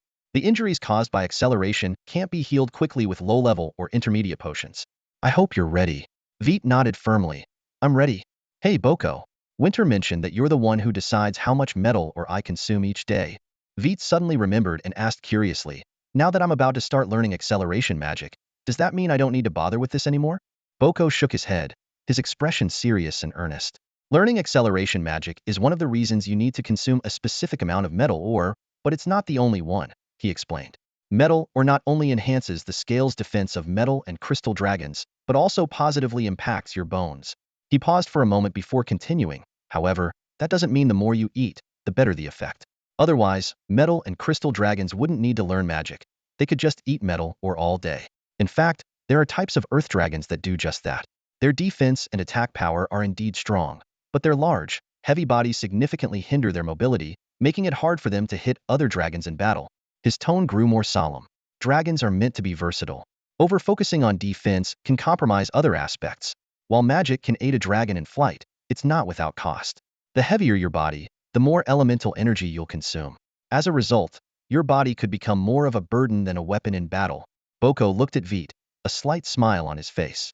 "Besides, you don't think acceleration magic is as easy to learn as sharpness or fortification, do you? Acceleration magic reshapes not just your wings but your entire body. Even though it's a spell below the 10th node, it will take at least a month or two to master. That's why I've prepared so many advanced healing potions for you." With that, Boko placed various metal ores in front of Veit. "Since you brought it up, let's start today. This is your quota for today, and I've calculated the ratio of different metals." He added, "Of course, this ratio will change over time. You're still a young dragon, and your body is different from ordinary young dragons. So, you'll need to come to me every night for a detailed checkup to ensure the metal intake remains balanced." Veit hesitated for a moment before asking, "Won't this be too much trouble for you?" Boko waved his claw dismissively. "It's no trouble at all. Ensuring you grow up healthy and safely through your young dragon stage is my job and my responsibility. Your only task is to accept this and grow well. That's the biggest compliment you can give me." Boko then examined a crystal vial closely before shutting down a temperature control array. "The potion is ready. Follow me," he said, floating out of the lab like a giant ghost. Watching this, Veit thought, calling this dragon an elemental dragon doesn't seem quite right. Ghost dragon fits better. He tossed a piece of metal ore into his mouth and flapped his wings to follow. "Where are we going?" Veit asked. "The lab isn't suitable for practicing acceleration. We're heading to the ring of rocks at the volcano's crater," Boko replied. Veit suddenly understood and tensed up. This was the last shaping spell. He had hoped to cast all 3 shaping spells within the same magic array, but now he wasn't so sure. Boko's lab was on the 9th floor, so it didn't take long for them to reach the ring of rocks. "All right, you can start now," Boko said. "No matter how severe your injuries, I can heal you quickly. Practice without fear." Veit gave Boko a wry smile. That was hardly a comforting way to put it. He shook his head, clearing his mind of distractions. "Accelerate." Veit chanted an awkward and unfamiliar incantation, dispersing his mental energy throughout his body. Only then did he realize that the scope of the acceleration magic extended far beyond his wings. His initial understanding had been too shallow. As the incantation completed, Veit felt a surge of fire elemental energy from his dragon crystal, spreading throughout his body. Before Wick could react, a surge of excruciating pain shot through his brain like an electric shock. His eyes widened, pupils narrowing to slits, and he struggled to breathe from the agony. Visibly, his body began to twist and contort as if gripped by an invisible giant hand. His tail bent at an unnatural right angle, with jagged bone fragments clearly visible. His wings were in even worse condition, crumpled beyond recognition. The sudden pain caused Wit to lose consciousness instantly. With his fainting, his mental power retracted into the dragon crystal, and the elemental force he had summoned dissipated, halting the acceleration magic abruptly. Wit collapsed onto the rocky ground like a discarded rag, a sight that was shocking but did not surprise Boke. If shaping magic were so easy to master, it would be far more widespread, Boke thought to himself. And among the three types of shaping magic, acceleration is the most powerful and the hardest to learn, far surpassing sharpness and durability. In comparison, severed fingers, explosions, and even being shattered to pieces are trivial. Boke quickly took out an advanced healing potion, carefully enveloping Wit's entire body in it. The potion soon worked its magic. Bones realigned, tendons and muscles regenerated, flesh reformed, and even the shattered scales began to regrow. Within minutes, Wit was fully restored. Only the stark red bloodstains and scattered white bone fragments on the ground silently testified to the agony he had just endured. Watching the harrowing scene, Boke let out a gentle sigh. With a wave of his hand, a breeze swept through, making the bloodstains and bone fragments vanish without a trace, even restoring the rocky ground beneath Wit to its original state. It was a promise Boke had made to Wit, one he always kept in mind. Suddenly, Boke turned towards the volcano's edge and said in a deep voice, "Come out." As soon as he spoke, everyone except the already departed Isha, including Celine and the others, emerged from behind the rocks. Celine, the group's leader, awkwardly said, "We didn't mean to spy." Boke shook his head and calmly replied, "It doesn't matter. If you want to learn, I can teach you now."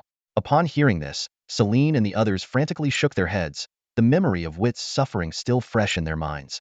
No one wanted to experience such pain firsthand. Boke was not surprised by their reaction. It was precisely for this reason that no dragon was willing to learn shaping magic. After exchanging glances with Celine and her group, Boko scratched his head in confusion, his thick eyebrows furrowing slightly. "Do you have any other matters to discuss?" Celine glanced nervously at Veit, who was still lying motionless on the ground. After a moment's hesitation, she cautiously asked, "Shouldn't we take Veit back with us?" Her voice carried a hint of unease, clearly intimidated by Boko's earlier indifference. Boko was taken aback by her question, a look of realization dawning on his face. "Oh, you're worried about Veit," he said, his tone softening a bit. "If that's the case, you'll need to wait a little longer. Veit hasn't finished his training for the day." Hearing this, Celine found an unexpected surge of courage and raised her voice. "He's in this state, and you still think about training? Shouldn't he be allowed to rest?" The dragons behind her, including Billy, nodded in agreement.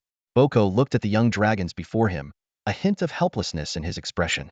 He patiently explained, under normal circumstances, suffering injuries like that would indeed require proper rest. While advanced healing potions can cure physical wounds, they can't heal mental exhaustion. However, if you take Veit back now, the injuries he just endured will be meaningless. He continued, "I've said it many times before. Learning shaping magic is different from elemental magic. To master shaping magic, the body needs to remember and adapt to the sensation. Veit chose to learn shaping magic on his own. As his teacher, I don't have the right to deny his efforts. I can only provide some assistance and necessary protection." Celine scratched her head awkwardly after hearing this, then looked back at the other dragons for help. Boko's words seemed reasonable, and they indeed had no right to make decisions for Veit. But leaving Veit lying there didn't seem like a solution either. At that moment, a pained groan broke the silence. The dragons turned to see Veit shaking his head as he slowly got up. His movements were sluggish, indicating he hadn't fully recovered. Veit felt peculiar at that moment. His body felt warm and comfortable, without any pain. Yet the memory of the sudden agony before he passed out lingered, leaving him a bit disoriented. He looked around and was surprised to see Celine and the others. "What are you all doing here?" Celine quickly explained. "We saw you and Boko come up here and followed out of curiosity. How are you feeling now?" Veit scratched his head, causing small sparks to fly. I've used up some elemental energy, and I'm mentally exhausted, but other than that, I'm fine." Celine hastily added, "That's not what I meant. Don't you think you need to rest?" Veit finally understood, looking at Celine with a helpless smile. "Don't worry about me. With Boko here, there's no real danger to my life. As for the pain," his tone became resolute, "if there's a day when you or the dragon nest need my protection and I lack the ability, that would be more painful. Besides, I've already endured the pain once and gained new insights into the acceleration magic. Giving up now would be a waste of that suffering." Hearing this, Celine's wings drooped, and her tail lost its usual vigor. "All right, if that's your choice." She turned to leave. Just then, Boko suddenly spoke up. "Wait, Celine. Although you can leave now, by my estimation, Veit only has enough mental strength for one more practice session." Upon hearing the words, Celine halted and cautiously took a few steps to the side. A flicker of concern flashed in her eyes, clearly anticipating a potentially bloody scene. Seeing this, Billy and the others followed suit, moving to a safer position alongside Celine. Noticing his companion's actions, Veit's eyes showed a hint of helplessness, but his heart warmed with their concern.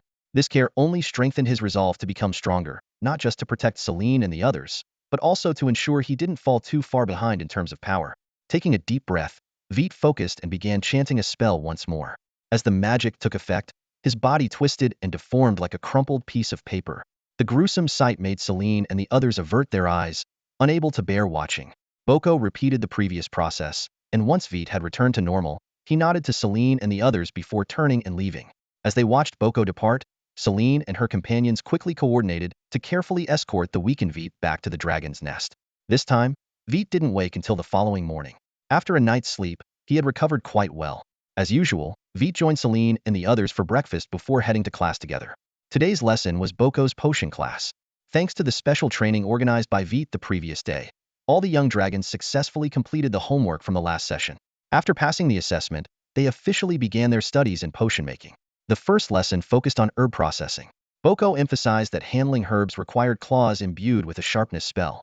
It wasn't until Veit tried it himself that he truly understood why Boko insisted on such a high standard for the spell. Any mistake could damage the herbs, and in severe cases, ruin them completely. During the class, Billy once again caused a commotion. While Veit was concentrating on processing the herbs, Billy couldn't resist tasting one, nearly causing a disaster. Despite Veit's prior warning, Boko was still shocked that any young dragon would put something clearly marked as poisonous into their mouth. Though Billy was saved in time, he was subjected to Boko's belated concern, a pair of eyes glaring so intensely that Billy could feel his breath on his face, making him extremely uncomfortable. After class, Veit and the others had dinner together before heading to Boko for a routine physical examination and to collect their daily metal ores. After completing these tasks, Veit engaged in a session of accelerated training but limited it to just one session. He had something more important to do that night, drawing a magic circle. Staring at the increasingly bright blue glow of the magic circuit on the dragon scale, Veit remained unfazed. He grabbed the scale and tossed it into the corner of the lab. Quickly curling into a ball, he braced himself as a deafening explosion echoed through the room. Once the dust settled, Veit stood up unharmed, calmly walked to the corner, and picked up the scale. He carefully examined the residual engravings on the scale, noting that they were evenly deep with no signs of hesitation. Muttering to himself, Veit said, "It seems the explosion was caused by an unstable infusion of elemental power into the enchantment pen's magic array." With that, he turned and approached the workbench, picking up the enchantment pen once more. Even though his teacher wasn't around today, Veit chose not to go home but to stay and continue drawing the magic circuits. Since he had only managed to produce less than a test tube of magic solution last time, and had already used up nearly a third while drawing the circuits, he decided to start by preparing more magic solution. Relying on his teacher's prior guidance and his own memory, Veit began the preparation process. Initially, he was a bit clumsy and even made some mistakes, but he quickly got the hang of it. As his proficiency increased, he noticed an interesting phenomenon. The faster he prepared the solution, the darker its color became. By the time he finished the last tube, its color was close to that of a level 2 magic solution. To verify this discovery, Veit conducted an experiment. He observed that after adding a drop of Domia grassroot juice to the blood of the castragon beast, the elemental content in the blood began to decrease. The longer the duration, the less the elemental content. Although it wouldn't drop to the point where the solution automatically succeeded, once the elemental content in the blood stabilized, the prepared magic solution was noticeably lighter than a level 1 solution. Veit attempted to draw a magic circuit with this diluted solution, but it had no effect. He suddenly realized the jar of cast dragon beast blood his teacher had given him was originally intended for preparing level 2 magic solution, but due to his limited skills, he had only managed to produce a level 1 solution. No wonder his teacher had prepared so many crystal jars. Next, Veit practiced drawing the magic circuits. His calm and practiced response to the earlier explosion indicated that he had experienced similar situations many times before.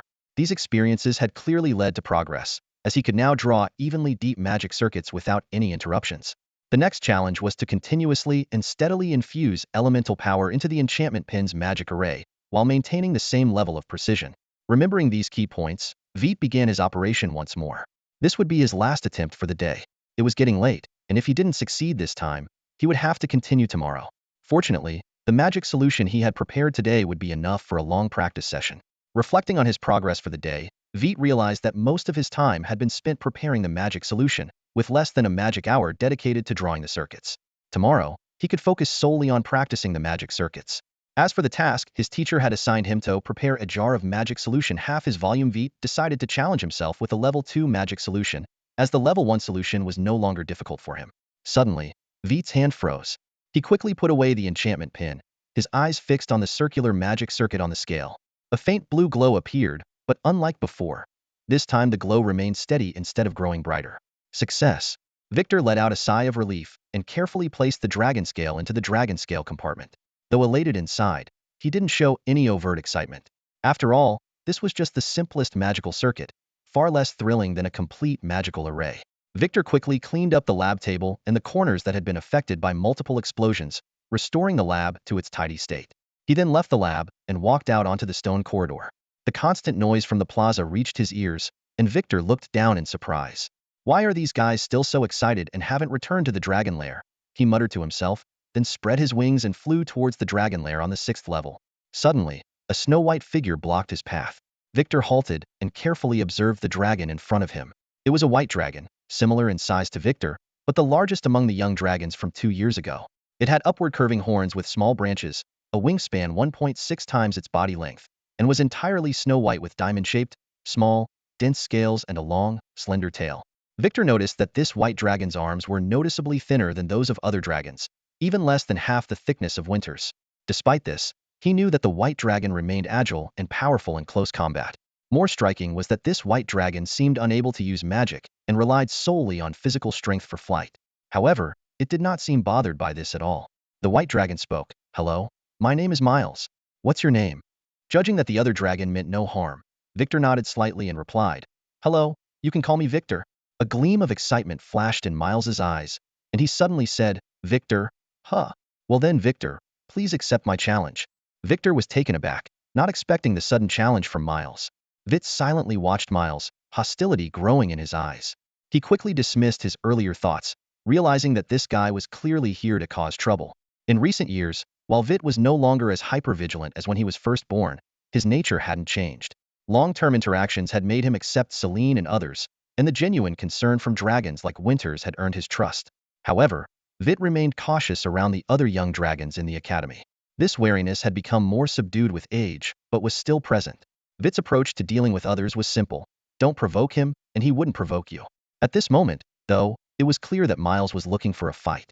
Veit's reaction was almost instinctive. His eyes flashed with danger, his body tensed, ready to respond to any potential attack. Sensing Veit's hostility, Miles immediately raised a forepaw and took a few steps back. "Hey, calm down," he quickly explained. "I just want to spar with you. No harm intended." Miles went on to describe how there were very few young dragons in the academy of his size, and how fighting them had lost its novelty. "You're an exception," Miles continued. "I just want a challenge. Don't look at me like I'm here to hurt you. If Winters and the others see us, it'll be a big misunderstanding." The thought of Winters' punishment made Miles shiver. Copying texts is the worst. After hearing Miles' explanation, Veit's hostility lessened, though his caution remained. This was a deeply ingrained habit, not easily changed in a short time. Seeing this, Miles added, "Of course, if you're not interested, I won't force you. But think about it, opportunities like this are rare. Your size makes it hard for the other young dragons to be your match. Even if they can fight you, it would be frustrating for you, right?" Veit thought for a moment and then nodded. "All right, I agree." He had to admit that Miles had a point. Not only were the young dragons his age no match for him, but even those decades older might struggle. In a real fight, they might not even fare as well as Sealney. At least she knew him well enough not to challenge him with strength or ineffective magic. It seemed that the only ones who could match him were Miles and the few other dragons of similar size that he had mentioned. As a dragon, Veit had an innate desire for a fair fight that rivaled that of Ao. Seeing Veit agree, Miles excitedly dove down. "Follow me." Veit hesitated for a moment, then followed. Because their conversation had lasted a while, some dragons below had already noticed them. Seeing them fly down, the other dragons immediately realized what was about to happen and turned their curious gazes toward them. Even the battling dragons paused, making way for the newcomers. Their gazes fixated on Veit and Miles, eyes gleaming with excitement and anticipation. It had been a long time since they had witnessed a clash between dragons of this magnitude. As Veit landed, he keenly sensed the numerous eyes upon him. Though he appeared calm, his restless tale betrayed his inner anxiety. After all, aside from his first-day fight with Celine, this was his first encounter with a dragon of similar size. "Ready?" Miles' voice cut through Veit's thoughts. Veit composed himself and nodded solemnly. "Ready." Miles picked up a small stone from the ground and explained, "I'll toss this up. When it hits the ground, the fight begins. If you have no objections, I'll throw it now." "Agreed."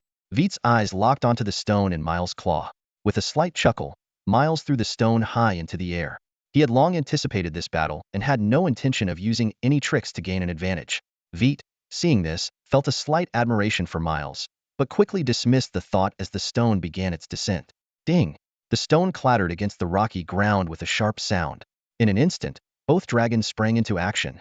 Veit charged at Miles with the same speed he had used against Selene. However, Miles' response was entirely different. He merely leaned forward, adopting a defensive stance and standing his ground steadily. Being of similar size, he had no need to create distance. Just as Veit was about to close in, a smirk appeared on Miles' lips, and he murmured something under his breath. Suddenly, a layer of ice spread out from beneath him, rapidly covering the ground for dozens of meters. Veit's path was instantly frozen, and the slick surface caught him off guard. He slipped, his forward momentum abruptly halted, leaving him teetering. Seeing this, Miles' eyes lit up. His sharp claws dug into the ice as he advanced towards Veit with swift and stable movements. He aimed his sharp right claw at Veit's hind leg. Whether standing on four legs or two, the hind legs were crucial for power. Injuring them would significantly hinder his opponent's performance. This move showcased Miles' battle-hardened experience, something Veit lacked. However, clang! A piercing metallic scrape accompanied by sparks made Miles pause in surprise. Is a metal dragon's body supposed to be this tough? He wondered. I don't remember it being this hard. Despite Miles' momentary distraction, Veit couldn't capitalize on the opportunity. Although Miles' claw didn't penetrate, the force behind it was undeniable. Coupled with the slippery ice, Veit was sent flying, crashing heavily onto the icy surface, scattering shards of ice everywhere. After Miles scored the first point, Veit didn't panic. He rolled to the side, trying to disperse the force on his body. However, he underestimated the slipperiness of the ice. His hind legs pushed too hard, causing him to slip again. Only when his front claws gripped the ice did he manage to stop, looking rather disheveled. Miles shifted his focus back to the battlefield from Veit's unusual dragon scales. He keenly noticed Veit's awkward stance and raised an eyebrow, understanding. Not good at fighting on ice. A slight smile played on Miles' lips as he quickly chanted another spell. In an instant, a wave of cold air spread from his feet, covering the entire battlefield in a thick layer of ice. He wasn't in a hurry to take the lead, but he didn't mind exploiting his opponent's weakness. To him, this was the essence of combat strategy. Faced with the solid ice beneath him, Veit had no choice but to take to the air prematurely. This move cost him his strength advantage, especially since he had already sensed from their earlier clash that his opponent was just as powerful. Confronting a foe of similar size and strength, who was also adept at elemental magic, Veit felt immense pressure. I might actually lose. The thought barely crossed Veit's mind before he shook his head to dispel it. Surrendering before the fight was not his style. He began circling Miles, trying to calm down while searching for an opening. However, Miles had spent over 60 years studying and living at the Dragon Academy, his combat experience far surpassing Veit's. After several laps, instead of calming down, Veit grew increasingly agitated. In contrast, Miles remained composed as he stood alert, tracking Veit's movements. Miles knew that without magical assistance, Veit couldn't stay airborne for long. The longer he flew, the more stamina he would expend, decreasing his chances of victory. If Veit wanted to win, he would need to engage Miles Hedon soon. Sure enough, Veit could not hold back any longer and charged at Miles with incredible speed. Seeing this, Miles slightly moved his lips and instantly erected a thick, 1-meter ice wall in front of him. Veit hesitated briefly but then adjusted his posture, narrowly skimming past the right side of the wall and continuing his attack on Miles. Miles frowned slightly, decided against creating another ice wall, and instead stood his ground, waiting for Veit to get closer. As Veit's right claw was about to strike his chest, Miles expressionlessly ducked, grabbing Veit's right arm and executing a swift shoulder throw. With the sound of ice shattering, Veit landed flat on his back in a hole created by the impact, momentarily stunned. When he regained his senses, he shook his head and looked at Miles, who was now relaxing and shaking his head. This fight ends here. I don't think there's any need to continue, Miles said calmly. Veit was taken aback, looking at Miles in confusion. Why? Miles shook his head helplessly. Initially, I thought with your size, you could at least put up a decent fight. But reality made it clear that you're just a 2-year-old hatchling. Of course, that's not the main issue. After all, everyone starts young, and my combat experience was also accumulated through countless battles. Miles' words suddenly enlightened Veit. He realized that he had been overly cautious in battle, neglecting the innate advantages of being a dragon. Reflecting on his previous fight with Selene, he recognized that his human-like approach had worked then, but now he understood that dragons should have their own unique way of fighting. Hold on, let's continue, Veit said in a deep voice, filled with newfound determination. Miles turned around, slightly exasperated. I told you. This way? Let's continue. I get it now. Veit interrupted, bending down with his eyes locked onto Miles. Miles was taken aback by the seriousness in Veit's gaze. After a moment of hesitation, he also turned to face him, leaning forward slightly, if you insist. Before Miles could finish his sentence, Veit shot towards him like an arrow from a bow. As he ran, he began to chant obscure and cryptic spells. With each word, Veit's front claws extended rapidly, easily piercing the hard ice beneath him, providing him with a stronger burst of speed. At this moment, Veit completely abandoned his human combat mentality. He no longer meticulously searched for his opponent's weaknesses or overly relied on wit and strategy. He unleashed his dragon instincts, letting the boiling blood within him guide his actions. Veit knew well that as a dragon, he possessed tough scales, sharp claws and fangs, and powerful magic. These innate advantages were enough to give him the upper hand in battle. He didn't need to be as cautious as a human, nor overly depend on tactics. With Veit's awakening, the atmosphere of the battle changed dramatically. The air was filled with a tense and exciting energy as the confrontation between the two dragons was about to reach its climax. Veit's eyes gleamed with a wild light. He was ready to showcase the true combat style of a dragon. That's all for today. Thank you so much for watching. I hope you guys enjoyed. If you wish to have another part of this recap, please give us at least 1,000 likes. Please don't forget to comment and subscribe to our channel for more content like this. Until next time.